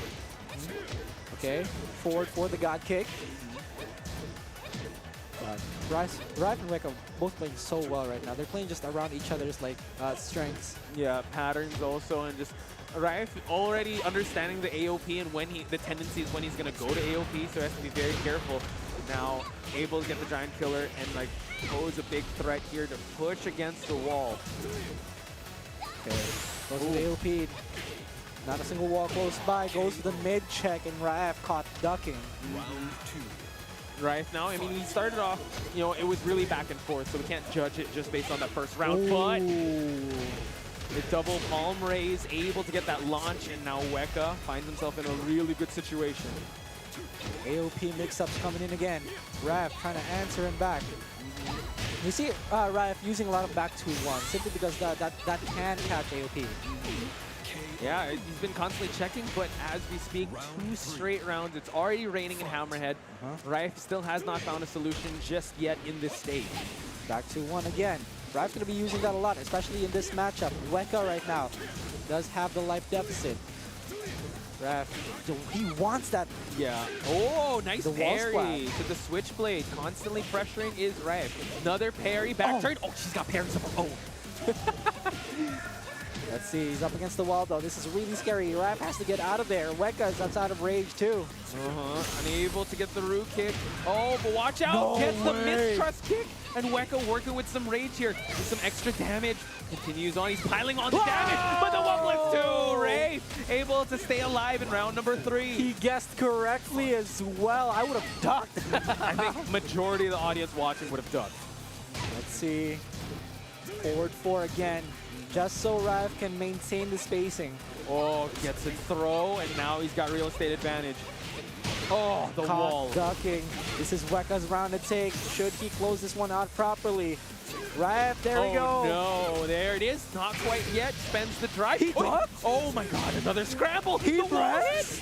Holy smokes. Wecka now in big trouble. He gets the big low. Can he close it out? Oh! Wecka stays alive. 1 game each. I thought Raif, even Wecka's looking real nervous right now. Wow. What a crazy back and forth, folks. A lot of people in the audience as well is just in disbelief of how that ended. He knew, and any other decision could have spelled doom, and now we're going to Jungle Outpost. Did you see Wecka just take a big, deep breath? Both of them. Look at Raif too. Right, dude. Raif and Wecka. I love how calm and collected they are. It ain't over till it's over. You can have your reactions, but it ain't over till it's over. Calm and collected. You may say that, but I'm thinking they're in deep contemplation right now. Look at Raif, man. With the camera on him, he is contemplating life. He's trying to look into the matrix as we speak and trying to think about what do I need to do to finish this match off. It's constantly back and forth. Oh man, big launch for Wecka to start things off. Yeah, as soon as the round starts, he gets the launcher in, and Wecka follows it up. AOP. REV. Oh, he's getting caught pressing again. Yep. Breaks the throw, goes back to the wall though. One more hit, and the 7 golden letters from Wecka. Not the best way to start things out, but it's not how you start, it's how you finish, right? It's definitely still in this match, but Storming Flower can test the early seconds of that round. All right, AOP mix-up. Oh, the jab gets crushed, and Wecka capitalizing on it. Doesn't break the throw. There's a guaranteed after this one. There it is. The low hand sweep there. Wecka now 2 rounds in. What does REV have to do to get back in this match? He's looking so strong. Wecka's looking really unstoppable right now. But REV has to make adjustments as soon as he can, or else he will be eliminated from this tournament. Demon Potter Corpse Thrust hitting nothing. Wecka though. Back turn makes it the AOP and also the balcony break kid. Goes to the wall. There's going to be a lot of damage. Look at that. Oki situation. What's it going to be? Goes for the low. Oh, God kick. Oh, spends the drive early on. We're mixing things up. But no, Wecka takes it 3 straight and sends REV out of this tournament. But Wecka, well-deserved victory. My goodness, a constant back and forth from the first to second game. And he's doing the Wecka wave. But REV reaching really, really far here in REV Major 2023 in a pool of killers, man. He went so far. He may have gotten eliminated today, but he can tomorrow. He can. There can be something he can be proud of. You know? I'm sure. Yeah, just coming out also here. I mean, all these players, right? Even though unfortunately most of the Pakistani players couldn't come here, it's still a stacked pool, man. It is. It's a pool of sharks. Very, very stacked. Looks a lot of Japanese and Korean players here. Kkokkoma won. We were just watching them do the rock, paper, scissors, and when Kkokkoma won, it's almost as if he won the tournament. Like, woo! Can you imagine if he wins the tournament? What is he going to do? He's going to freaking explode off the stage. I don't think we mentioned who Kokkoma's opponent was, but it is going to be Kkokkoma versus How in the losers bracket. Sorry, I was just thinking, the Feng. Who did How face to get here? Did he lose to get here? Low high. It was low high, right. It was so hype. Yeah, it was super hype. So now are we going to see a Feng mirror of sorts? Because How definitely not going to change. He's always been on that Feng. But now we could introduce a little bit of mystery here, a little bit of unknown if Kkokkoma chooses to change his character. Did you ever figure out who else we were thinking about? We were talking about his character pool, right? For How or Kkokkoma? No, Kkokkoma. Kkokkoma, yeah. So is Kkokkoma, Dragunov, Kazumi, Kunimitsu, Feng. Yeah. Zafina? I really don't remember the Zafina. But like, because I know he wanted to. I remember me and Bryan talking. It's that Kkokkoma wanted to bring out. Oh no, was it the Kunimitsu? He wanted to implement something like Arslan. Yeah. So it was the Kunimitsu, but he can bring it out now if he wants to. If there's one thing that I've learned about like about people and their opinions on mirror matches, it's like 90% no, they don't want mirror matches. Right. So like, I don't know who. I've never met someone in common. I always ask this to people. Do you like them? Mirror matches? Personally, yes, I really do. You're the 10%. It is him, folks. He is him. You are him. I like mirror matches. Like sometimes I learn from people. Like, oh, you can do that. You know. Good for you. I like learning from people, man. Good for you. Your confidence is not shot when you're like, why am I losing this match? But yeah, it's not really. Like, it doesn't hurt my pride as much as people. It's not just that. It's not a pride thing. It's also kind of frustrating. Yeah. It's like I know this character. Why am I losing? Right. And you always have to find the same range. You're always at the same range. So, yeah. I don't know. A lot of people. I get like a bunch of answers. One is like it's frustrating. Yep. Second one, they find it kind of boring because it's like, oh, we're looking for the same things. Yeah. Third one, it's a pride thing. Yeah. Because it's like you're putting your stake. Oh, you're the better this character. So you like it. Interesting. I really do. Like especially I have been using Noctis lately quite a lot. It's him. It's him. For a couple of months. Get him. Twitch chat. For a couple of months. Yeah. There's a lot more that I haven't figured out about Noctis yet that I learned from other people in mirror matches. Well, there you go. I enjoy it. Yeah. So it seems like you're going with the Kunimitsu this time. Yeah. So denying the mirror match. Sorry. I'm sorry. Kid. Sorry. You won't see your precious mirror matches, kid. This ain't about a matter of learning. It's about winning right now. That's true. That's true. That's true. In competition, do you like mirror match or just learning? No, I don't like mirror match. There we go. There we go. That's a human answer. I like that for you, kid. Okay, but I like that for when you. it comes to when it comes to tournament settings, of course I don't like mirror matches. But when it comes to like personal development, Yeah, and that's learning, fine. That's no. I'm talking about competition. In competition, that's what we're gonna see. Not. Oh, there Screw we go. that, Oh, there we go. That's what I like to see. Little fangs in kid. Oh, yeah, I like to learn. I'm the. Why are you trying to sound like I'm the anime pro tag. That's what I'm trying to say. I like tournament arcs. Yes. I don't know. But why is he roasting me, dude? No, I'm not. I'm not. Anyway, I'm back into the match. Back to the match. Let's go back to the match. How with the sweep, sidestep 4, carries Kkokkoma to the wall, big damage. Wow, Iron Fortress to close it out. Kkokkoma. Oh, down 2 to close it out for How. Round 2. Full crouch down forward 1. Oh, full crouch down forward. Yeah. It was in slow motion. I was like, what? And I was still stuck on the Mickey Mouse impression I was doing. That was my bad. I just realized that's not an anime pro tag. I broke kid, guys. While I did that, the backswing blow lands. Kkokkoma does have a bit of that life lead. The hop kick lands, though. I love Hao's use of the backswing blow. He's been pretty rampant in it for the past couple of matches that he's been in. This guy does not stop. Hurricane Rana, and now eats him with a low. Okay, back and forth they go again. A lot of stakes in this matchup and in the next matchup we're about to see because we are rounding out the top 8, folks. Yep, 2 of the strongest characters in the game right now, you know, minus Akuma. Akuma's just there in the background. He's got a twin. He's there, like, looking for the strongest opponent. He's Tatsuing in the background. like just flying with the elevator. But spends that rage drive. Backswing blow. Sometimes it works, sometimes it doesn't. Not favored Kkokkoma at that time. Already at the rooftop here. Al's got to hustle here to stay alive in this match.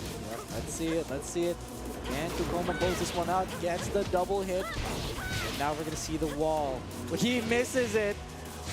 I can't believe it.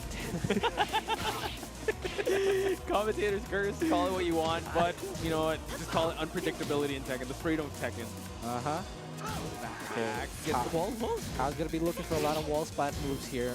Safe wall splat moves, but Kkokkoma slowly but surely getting out of that wall situation. Puts both players at rage, and he gets the full crouch down for 3. Out of on hit down back 3. Kkokoma's brave. Yeah. That is brave. Okay. It's like he has different mains, but that style is still there, that bravery style that he always brings to the table. He can go on the offensive and oppress, and that's what happened there, and he gained a lot of... I mean, this is the one he wanted to emulate, REV, right? But he wants to put in his own flavor. Yeah. So the bravery is definitely part of that flavor. All right, let's see. Can Hao come back from this? Or will he be sent to the Dark Realm? I was going to say Shadow Realm. Trust in the deck, Yugi. Yeah, I was actually thinking of the Shadow Realm, but like, why did I say Dark Realm? What is the Dark Realm? What is the Dark Realm? I don't know. Is that a... What are frogs? What are... Round 1. We're having a little too much fun here, folks. But Hao wants to have some fun here if Kkokoma's going to let him even try to play here. But so far, no offensive, I would say big offensive swings from Hao. All right. Hao again gets caught by the dash in 2. Kkokkoma with a big wall damage here. Hao's lower than half health. He presses on the last hit. Kkokkoma is brave, man. This is the scariest. Kkokoma's been, oh my god, the rage drive whips. And now the set dash 2 to close it out for Kkokkoma. Hao removes his glasses. You know it's getting serious. The limiters are gone. The limiters are gone. He just removed his glasses. You know that's frustration setting in. He's seeing in 2020 at this point. All right, let's see. Will that change anything? I'm actively looking at the players right now at the same time, like looking at the game. It's fun to see their reactions. Let's see. Can Hao still come back from this? Down back 1, follows it up. Big damage. Definitely the start of something here. So Hao spends the drive though. Kkokkoma looking for a decent whiff punish to close it out. Headbutt though. Oh man, I saw you twitch there. he checked him off. Oh Oh. He's getting so frustrated. Oh god, I don't want to. God, Kkokoma's playing so well. Oh wow, yeah, Kkokkoma just has his number. Oh my goodness. I was gonna have to change things up here and now just stay alive, folks. But can he do it? Oh my god, gets He the misses the teleport combo. overhead. He misses the combo. Hao still has a chance here. I believe in Hao. Did I just curse him? I don't know. Believe in Hao. Okay, down two. I don't Gets wanna the curse pick him. up to the Iron Fortress. Good defense on Kkokkoma. He still knows when to reel it back. He doesn't press. Good stuff. Good patience from Hao. But gets caught by the counter hit again. It's not dead just yet. But just a little more. One more hit. One more mix-up. Hao. Oh my goodness. Kkokkoma able to take it. A mis-execution here. And now Kkokkoma is moving on. A bit of a heartbreaker in that sequence. They shake hands. But it is Kkokkoma that will be moving on. Bit of a heartbreaker, but like you said, you know what? Pressure is finally gone. He can enjoy the day, take pictures with his fans and all that, because Hao is a legend in his own right. Like I was telling this to Brown Man. Like it was the first time I heard about Hao was when he was featured in a Choto video. Ooh, yeah, okay. The best Feng in Korea. I was like, yeah, this guy's sick. Why don't I see him more in tournaments? And then boom, he's there. Right there. Yo, shout outs to Hao for making it this far in this tournament, nearly qualifying for top 8. But that being said, congratulations to Kkokkoma for qualifying for top 8 here. As for our next match, we do have... Drum roll, please. And as I believe it has to do with Ow. And is this... We're still waiting for anyone else, but as we're waiting... Do you want some spoilers? Go, I mean, I guess. It's Book. Yeah. He just came in the frame as we were talking. But yeah. Ow versus Book. You know what? They have joined ICFC. Like both Ow of them. and Book, yeah. But Ow has gotten the better of him. How many times? Pretty much. If it was like out of 10, I think maybe it was a 7-3. Oh, really? But that was online, and that was when. Things are different now. Things are different. Yeah. You know, Book also is also traveled in tournaments, so maybe things have changed in a way. But yeah, because that season of dominance. But again, maybe not 7-3, but there were some weeks that Book didn't join, but I was just on it every week. So yeah, his Kunimitsu could be a problem. Book, not sure what he's going to be bringing out. It could be the Jin, could be the Akuma, Lydia. Yeah, I honestly love Book's jersey right now because like it kind of like resembles what? Jin's new pants. Oh, you're right. It kind of looks like, it's probably not it, but it kind of looks like it. It's art imitating life. Oh, wait, life imitating art. Yeah, oh, wait, no. Other way around. It could be the other way around, too. It can work either way, yeah. There we go, see? Boom. Yeah, that's the Talon jersey, but it kind of resembles the new... Well, the color scheme is there. Yeah. And then I'm trying to find out the patterns, too, on the thing. And I would also say last year, we also did commentate a Book match to close out the top 32. So this is a big callback from when we closed out the show last year. Damn. Deja vu, huh? Let's see it. So... And the thing is, Book started out winners in top 8 last year. Yeah. I'm sure you've been seeing Book's tweets a lot lately. He's been struggling quite a bit when it comes to tournaments. Do you think it's going to be the same here, or will he bounce back? That's going to be tough. I need to see who he's going to pick first. That's true, because the character options also matter here for Book. And that's the thing. He's going up against Kunimitsu here. So he needs to pick... I don't know if he's going to go with his main Jin, because Jin, you know, he has glaring issues. And I don't know if he can catch up to Kunimitsu or pin her down, really. Yeah. So, I mean, to answer your question, I don't know, but I'm always rooting for Book. Fellow Southeast Asia, Tekken player also. But Ao also, you know, he doesn't... First time traveling in the Philippines, so this is my hardest torn between the two. Yeah. I mean, at this point, I don't even know who Book is gonna pick. Yeah, it's... Would Lydia be better for Kunimitsu? Lydia doesn't... You know... It's a simple question.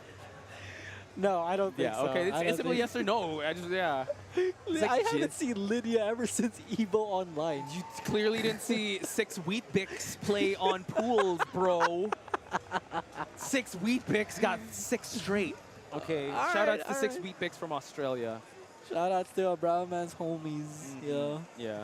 He plays Lydia? Yeah, he does. Wait, I be joking? Wow, that's a mocking laugh, dude. What was that? I haven't heard of Lydia in quite a long time. You know, the same way as like the Pokemon Ram just disappeared off the face of the earth. Hey, Power Slam mains Pokemon.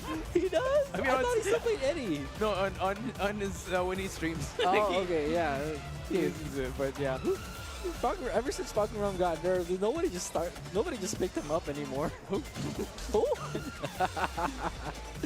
But yeah, that's in competitive at least. But we have some, you know, in casuals you do see Pokemon here and there. He's a cool character. Very Muay cool Thai. character. I really think it was just the time and also just the state he was brought out in, and then a lot of people used him competitively already, and then it's like, all right, you know what? Then they changed it up. So I don't know. I do hope we see him again, but in the T8 meta. So I wonder how that's gonna change things up. Whoa, you think he's coming back to T8? Maybe not in season 1. Oh, definitely we'll see. This dude, I mean, book Thailand, dude. You gotta have representation. That's fair. That's fair. And you need a Muay Thai practitioner. We don't have a Muay Thai practitioner yet. Josie's not there. Bruce not there yet. So I don't know. You need that style, right, chat? Come on. You know what I'd really like though? Filipino representation. Like instead of Josie, it's like Sipa. So she's constantly kicking something. Yeah. Wow. That's it'd be really cool. I don't know. At Harada. Nah. I ain't asking him. Nah. But that would be fun. I mean, Josie. We're talking about our favorite Tekken moments, right? Yeah. And then Kagemaru with a comeback, the Josie comeback at Master Cup, right? So, I mean, Josie has her own moments. Actually, you know what? We were like while we were talking, having like a podcast in Brahman. What are like your favorite Tekken 7 moments? Since this is like the twilight already of like it's the golden age. Tekken Akuma. He's gonna go Akuma. No, don't do it. I mean, just do it, but do whatever you want. Any favorite Tekken 7 moments? Favorite Tekken 7 moment? Moments. Like, there's a lot, moments. right? Or yeah, like when AK got second place in EVO Japan. He got really far. Yeah, that was the same EVO where Arslan came out. Yeah. Right? That was also, I mentioned that moment too. You know, also I would say SEA Games. That was really good. SEA Games? Yeah. What happened to SEA Games? Book versus AK in the Southeast Asian game. Yeah. And it was Tekken. Right. Yeah. Okay, and Book came back from wow. And he used Akuma. He used Akuma in that part. Okay, let's see. Let's see how things are gonna go. Ao has a lot of experience with Akuma, I assume. True. Since he does will spar with like the best of the best in Japan. And also, I'm pretty sure Chikurin might have also given him a little bit of and some tips here, but this is Book. I keep forgetting that Chikurin actually uses Akuma. He won with in TWT with Akuma. Well, against Ulsan, out of all people. Yeah, that is true. So now Book, though, making a deal with the demon himself, Akuma. Good block on the low, and Book gonna carry to that wall. Should be going for big damage here. Goes for the Oki instead. Wow, the jump ins though. Ow, worse for wear here, but that's not gonna carry it. Pixel in a dream. One more. Nakanetsu, and now Book. This be the start for Ao. Oh, goes for the down jab here. But Book again persisting with down 3. Yeah, I mean, he's needed one to close it out, right? Just a little bit of a tap to checkmate him. Now, you can only guard for so long. Oh, EXCP, the get out of jail free card. That's wild. He uses his meter immediately. Let's see. And that's what I was talking about. Those type of players that, like, once they get paid with a meter, all right, let's spend it right away. We'll roll the dice with that. Yeah. Meter users are impulsive gamblers, or what you're saying, right? I'm saying Book. Okay. He will do that. He will play in that wild style, and it's worked. It works, and if it... Oh, my God. Okay. He still gets something. Ow. Opens Book up again. Huh? He drops the combo, though. Okay, uncharacteristic, but still gets a low parry in the process there. He's going to get another counter hit too, but goes low that time for the climbing shadows, and Ao has closed out round number 3. 2 rounds up. Potential final round for Ao here, unless Book has something to say about it. Let's see. Here we go. Ao right now. Hoping to dash in again. He's been mixing Book up with dash in mix-ups. He drops the combo. Unfortunate. The duck on Ao, and oh my God, just gets the grab. Drops him on his head, and Book now working with rage. Oh, the XDP. Can he continue on with the momentum? This is going to be a little tough, kid. Oh, he catches him. And there you have it, Ao with game number 1. Yep, that was, I mean, the first round was very interesting, right? Book, I think I was just caught off guard just a little bit. Now, do we want to see characters select? He's going stage select, so he's really going to commit to the Akuma. Which, maybe he just needs to warm up, but who are we going to, I mean, he's going to go Jin, he's going to go Lydia. Well, you don't believe in Lydia, but... We're never going to see Lydia in Rev Major 2023. I promise. How dare you? You went 6 weepings? I watched it with my own eyes. You're gaslighting me right now. I just saw Lydia. We're never going to see Lydia. I just chat at him right now. We just saw Lydia. No, okay. I'll make it clear. Okay, We're never going to see Lydia in top 8. You know, I'm going to talk to these players. I'm so sorry. I emphasized a little bit there, but that was... Dang, I don't know, man. You seem so offended with Lydia's the a lack great of character. Polish power. Yeah, Lydia is a great character. We're just not going to see her. Okay, all right. What we are going to see is Alan Book game number 2 here. Mishima Dojo, this is what he usually goes with if rounds don't go his way, but so far, so good for Al. Let's see. Book wants to come in with this Akuma. Better make it count, because that last combo in that game 1, unfortunate drop, and I was aware enough to duck. True. It just seems like he's definitely really comfy in this matchup. Good interruptions. Book can't get anything started. What a duck from Al. Follows up the combo. If this reaches the wall, it's dead. He's dead. He's dead. That's it. Round number 2 is going to commence. Hopefully Book can shake off the cobwebs here. It's not looking good. Let's see. Oh, he doesn't get the full launch in, but he still gets something. Yeah. Book's still trying to open him up, but Ao just on point with the ducks, on point with the punishment, and now he can close this one out. One big low to seal the deal in round number 2.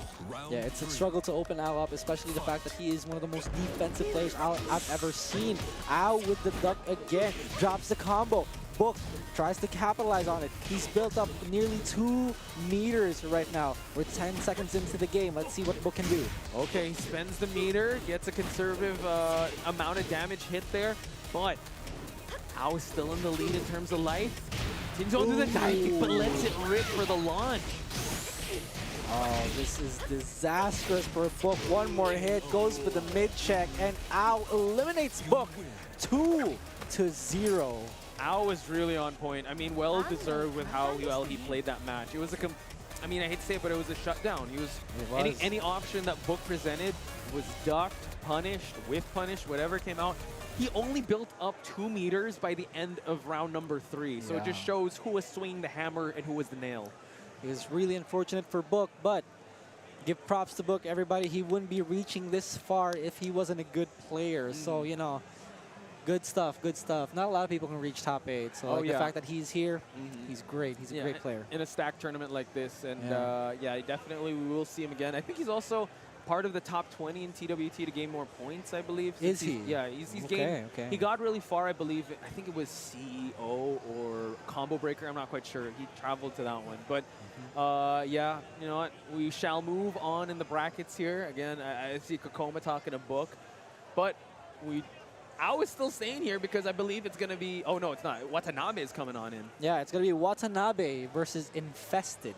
Infested's been on a tear. He's been taking names. Our last top 32 match of the day to qualify for top 8.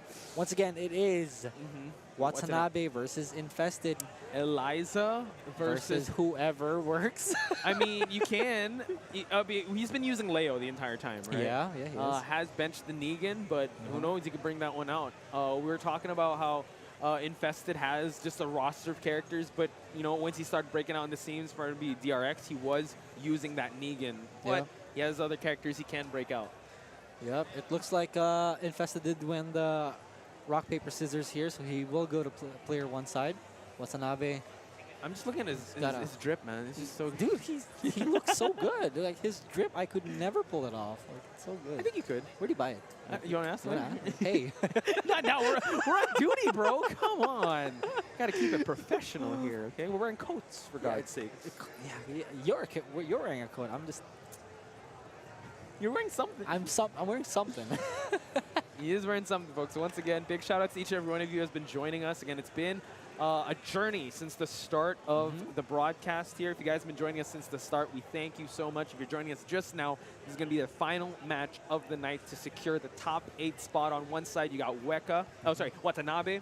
On the other side, you have Infested. Infested, my goodness. Well, the only DRX person who's reached this far so far, and Chanel's right beside him, hoping to coach him whenever he needs. Chanel's like the best cheerleader. Oh yeah, dude! Like the amount of, I wish I had a friend like that. Yeah. I mean, you're a friend like that. Yeah, but I can't give you enough insights on the No, technology. okay. I just need you to cheerlead for me. For sure. Yeah. Yeah, dude. I'm there, dude. I'm there. Doing great, by the way. Yeah. You're doing great. No, you. Anyway, you got to focus on the match here, ladies and gentlemen. Once again, Watanabe versus Infested. We have no idea which character Infested is going to use, but the entire time he has been on Leo. Hey, he's flexing. He's flexing. He's flexing. Yeah, Watanabe. Let's see. It will be very interesting to see if, I mean, this is to secure top 8, right? Are we going to see an Alisa into top 8, or are we going to see Infested's roulette of characters? I sure hope so, because like Alisa is one of the more acceptable 2D characters. Wow. Wow. Coming from a former Geese fan, that means a lot from you. Okay. Acceptable. Hey, man. Acceptable? I mean, like, okay, have you ever seen people chant when Akuma does a FADC combo? I mean, we freak out. We freak out, but is that like in a good way? It hurts. No! Yeah. Oh no! Right? But then, like, when Alisa... when Alisa does it, the people are like, hey, right? People are actually cheering for it. You don't hear What are you that trying from to say? Akuma. What are you trying to say? What are you trying I'm just saying, man. Bandai Namco did great with Alisa. That's true. Original Tekken character, very by the original. way. Yeah. The lore is also very original. Yeah. I'm just saying. Connected to Lily as well. So it would be interesting to see an Elise in top 8. But standing in his way is going to be Infested. All right. Looks like Infested is going all the way for Leo today. Yeah. Twilight Conflict number 2. I made Markman stutter because he picked the pirate costume, right? Yeah. And then he got the first round. He got the 1 round, and he got 1 piece. He's looking for the 1 piece. The 1 piece. Do you think they can get much higher? So high. We're having too much fun here. Markman, he slammed the table, and these Game Dimension toys almost fell off. I was like, oh my god, I fell into that one. Anyway, here we go. Watanabe Infested. Infested has been very, very committed with his Leo so far. Not a single Negan we've seen from this guy. But Watanabe also will be Alisa and the go-to Alisa preset. True. But we are going to see Watanabe. I believe we have to switch the sides here. It is Infested on the Leo and Watanabe on the Alisa. Yep. Got Infested with the down for a 2 whiff punish there. That was really good. So far, Watanabe has not gained that meter just yet, but unlike other 2D characters, well, I mean, unlike Geese, she gains it pretty fast. Akuma also gains it pretty okay compared to Geese. Actually, yeah. So the fastest is like Alisa and then Akuma. True. Geese is miserable. You're sounding like a Geese main back in 2018. He needs to gain it faster.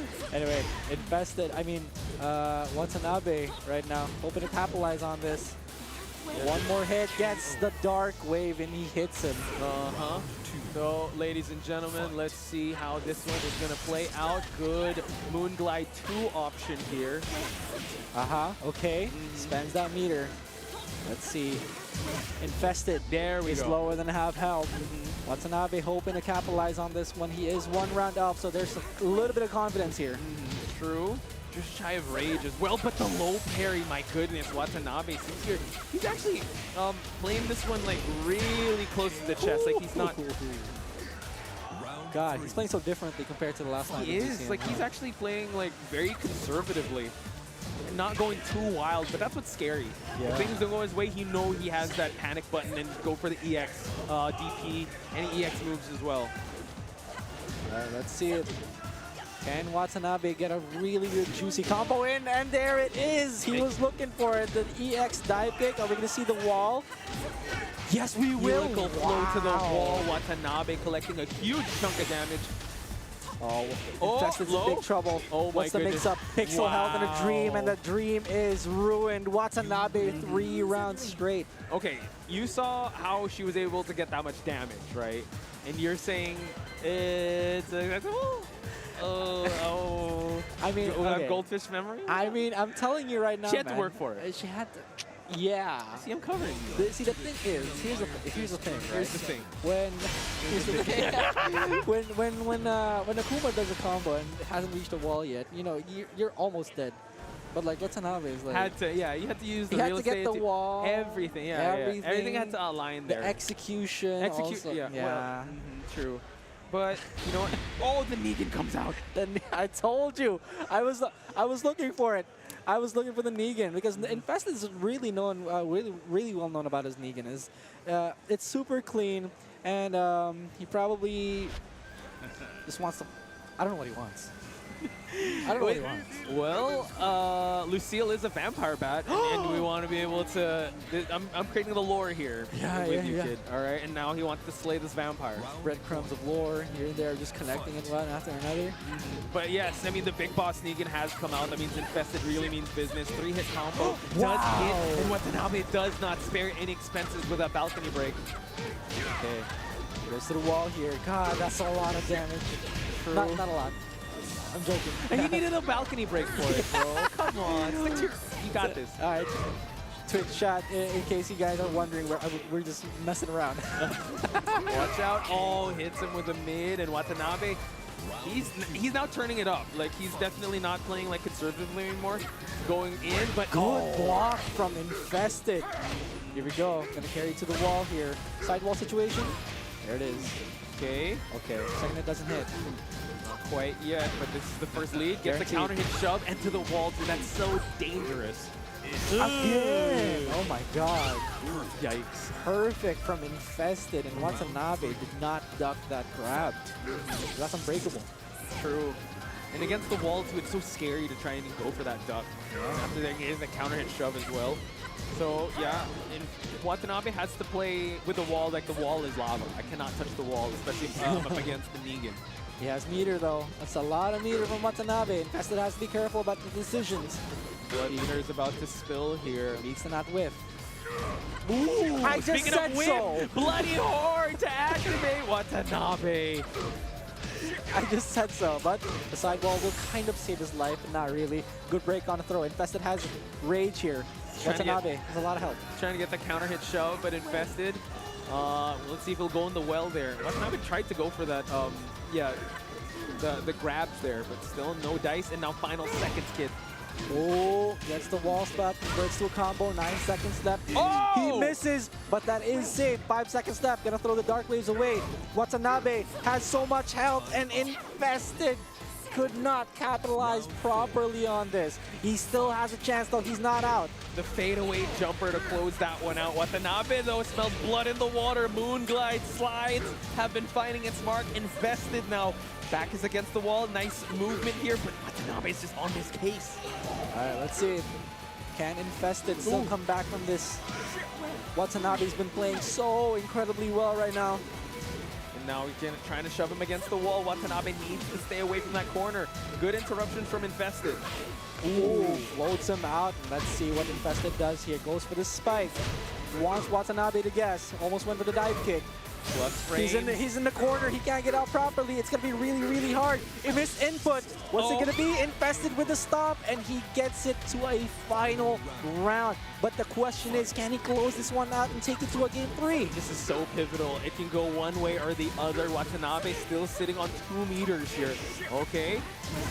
Doesn't go for that low, spends it right away, but Infested punishes accordingly. Oh, okay. Oh, he gets it. He spends that meter too. That's a lot of damage, but he drops the combo on the wall. Infested still. That's a big life lead for Watanabe, ladies and gentlemen. And he's slowly getting a meter as well. He's dashing up. Infested. Looks a little lost here. He's outside of range too. Can he still make it? Oh my god! He has a meter now. So Infested, gets the wall. Tries to get more plus frames. No counter hit shove for you, sir. Not yet. 17 seconds left. This is nerve-wracking. Gets the block on the low. He's not dead just yet. He has to capitalize. Does the right combo. 10 seconds. Guess is right. Watanabe, he still has rage. Is he going to spend rage? He presses! He drops it. 3 seconds left. Infested has rage. What's he going to do? Infested gets it! Just by a pixel of health, Infested able to get a victory. He puts his hands over his head because he himself cannot believe that, folks. Watanabe as well. Doesn't seem as phased, but holy heck, what a match so far, kid. I thought for sure Watanabe was going to get that. Me too. Final seconds. But you know what? The life bars don't lie. And it spelled disaster. It did. A REV Major. The numbers don't lie, kid. A genetic freak like Infested, it's all there. He's got a 1 1/3 chance. You take that 1 1/3 chance and add it with him using Negan, and that gives himself. You do the math. I can't do it. That was such a good game. Holy hell. That was a great game. Got me off my seat. Infested with good decision making. Anyone would have expected he'd go for a low because you know that's normally the go-to when you're in a time scam situation. I need to catch up on health. He's never gonna expect this low. But then boom, he goes for the mid. Remnants of knee. Remnants of knee. You can really see the defense that's emanating through Infested. So we're heading to Dome with the Cereal here. Watanabe seems to be taking it in stride though. Like he's still as cheery as ever. His hand is over his head. But he's like, all right, let's keep going. Let's keep playing. Focus on the immediate moment. Let's go. Let's see. Can Infested take this back? He's got a lot of momentum on his side too. Definitely does. At 1+2 here, just collect some plus frames. Uh-oh, counter hit shove. Follow it up. All right. He's close to the wall, but Watanabe has to get out of there. He's close to the corner, man. Good chip damage here. Tried to go for the Blood Moon. Oh, good block again. That's like 3 for 3. 3 for 3 blocks on the low. And Infested showing how on point he is today. Yeah, and after those Moonglide, I mean, it started out really well for those Moonglides lows, but it hasn't hit a single one just yet after he switched to the Negan. So this is going to be really tough for Watanabe, but he burns the meter just to extend the combo. All right. Sioki's situation going to be a good block on the low. No punish from Infested. Back is against the wall here. He's going to try and push for more, but he's created a little bit of separation. Oh, punish that. Perfect on-point punish from Watanabe while standing for 1 round apiece. Back and forth they go, folks. What a way to close this one out. Oh, what an answer from Watanabe. Goes to the wall, too. My goodness. More damage on inbound for Watanabe here. He also has a meter to spend. But look at that. Reorienting himself to face against the wall here. Infested now. Oh, the low option was not good. He gets the wall bounce too. That is unfortunate for Infested. But it ain't over until it's over. Infested can still come back from this. We've seen him pull one out of the fire here. But Watanabe, though, looking cool as ever for him to be able to try and get this victory. All right, perfect punish again. He doesn't miss. He does not. I mean, he's been baiting those DF2s to come out, and then he goes for the punish right afterwards. Let's see though. Infested playing a bit more slow this time. No whiff punish on that one. True. Tried to mid check. Oh wow. Sidestep from Watanabe. Infested. Trying to get him with the plus frames. 30 seconds left. It's still a lot of time here, so they can burn it as much as they want to. Yes, and now Watanabe eating some pokes here and there. Oh no, whip punish there. So close, yet so far to the end of the round here. Wow. But Watanabe with a punish. Let's see, outside of Rage, Infested gets the FF2, 10 seconds left. This is intense, gets the float in, goes to the wall too. What's the wall combo? Goes for the Oki situation, 4 seconds left, what's gonna happen? Watanabe still has Rage here, goes for the low, and he can't. That was close, so now really down to the wire, final round. Oh my goodness. Here we have it, folks. Who will be moving on? Will it be Infested? Will it be Watanabe? We're gonna find out in just a bit. Let's see what's going to happen here. Spends that Rage immediately. Corner pressure coming from Watanabe. Infested needs to get out of this situation, but Kid, there's going to be so much damage on the board for Watanabe. Infested needs to guess right here, or else it's going to be the death of him. Watanabe has so much health. He's confident. He's just backing away. Goes for the low again. The counter hit. Infested has rage. Gets the counter hit. Guaranteed. Infested follows up with a combo. Has rage still. He chooses to use it just to go back to the wall. Let's see what's going to happen here. Infested looking so strong right now. If he guesses wrong, it's going to be the death of him. He gets it! Infested takes it! Ladies and gentlemen, Watanabe is eliminated! Infested, making sure his shot counted just when he was down and out in the rounds. He made a comeback with the Negan. What a way to end top 32, Kid. Holy smokes! I mean, Watanabe's not even mad about that. He was impressed. He was very impressed. Like, what a way to end that. It looked like 30 seconds left on the clock. The life lead, the round lead. I mean, he pulled that one out of the fire. If you look at it from a, in a perfect world, that could have been Watanabe's round. He had all the health left. He did. He had all the patience. He had everything that he could just to get that round in and eliminate Infested. Infested pulled through. He pushed through. Incredible stuff from Infested here. And now we have, ladies and gentlemen, top 8 of REV Major 2023 for Tekken 7. I see a lot of Korean flags, but we have a sole Japanese player there in Ao. We're going to think things through. We got Low High versus Yonorang. Ulsan versus CBM, a KDF kill match. Oh, wow, that is going to be a spicy one. We got Wecka versus Kkokkoma, and to round it out, we have Ao versus Infested. This is going to be a banger of a top 8 tomorrow, ladies and gentlemen, so make sure you stick around for that tomorrow at 6 p.m. Manila time. Make sure you tune in for that because, God, we for sure are going to tune in for that. Of course, man, of course. With the way they ended that match, of course we're going to be seeing, I mean, Infested. I feel like he's won the entire crowd over with that comeback. And of course, make sure you do follow us. They clipped that. I'm sure they clipped that. They put it there. They're going to be clipping that for sure. And if you want to see the clips, make sure you go to TekkenWorldTour.com and follow at Twitter or X, whatever you want, at Tekken or at BNE Esports. And if you want to go watch the VODs, go ahead to YouTube and go type in BNE Esports as well. Oof, great VODs, great matches. What a way to end things out here at REV Major 2023, Kid. I'm speechless. Any final words before we sign off? I just want to say thank you to the FGC and to the people who supported everyone around us. This wouldn't be possible without all the crew and everything around us. Everybody working behind the scenes, man. Yo, shout outs to you guys. We know you're listening. We know you're smiling right over there. But God, those were some amazing matches. I'm going to make sure I get some rest. How about you? Yeah, we're just going to sign off here, folks. Thank you so much for tuning in. We'll see you tomorrow for Top 8. See you guys, and have a great night.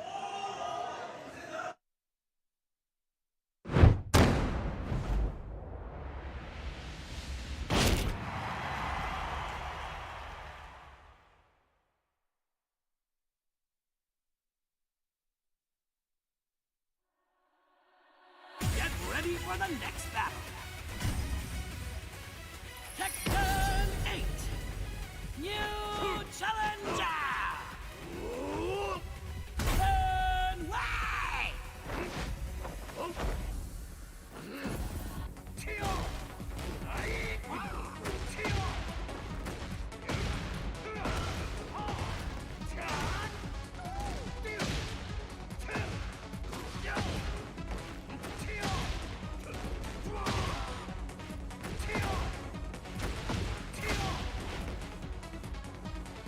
Looks like you're stronger than before. 今日便是雪耻之时。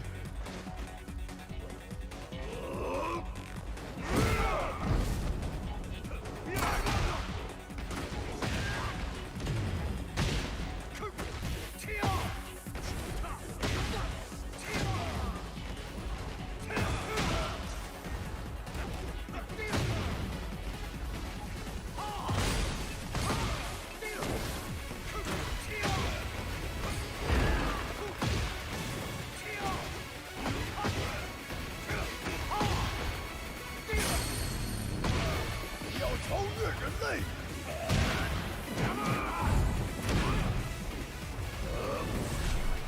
最终万段。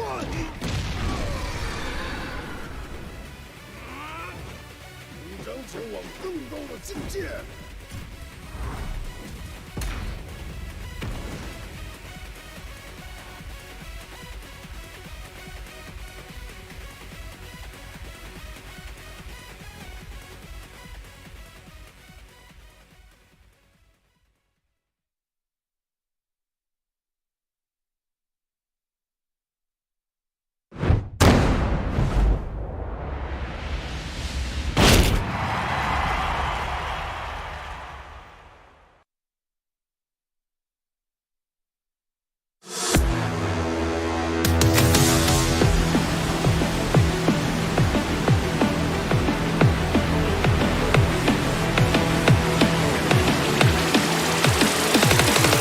Going somewhere? Yes!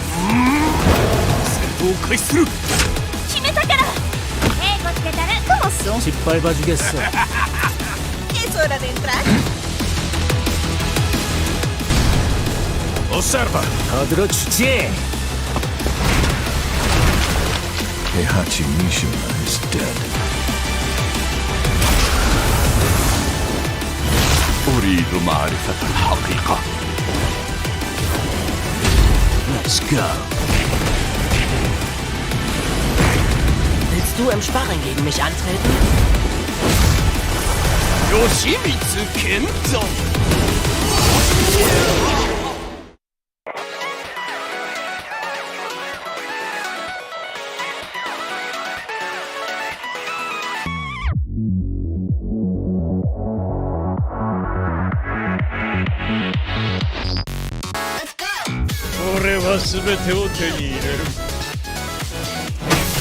Eat this!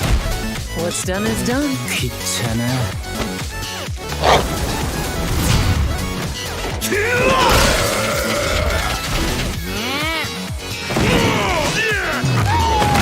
Forgive me. ¡Bajaste la guardia!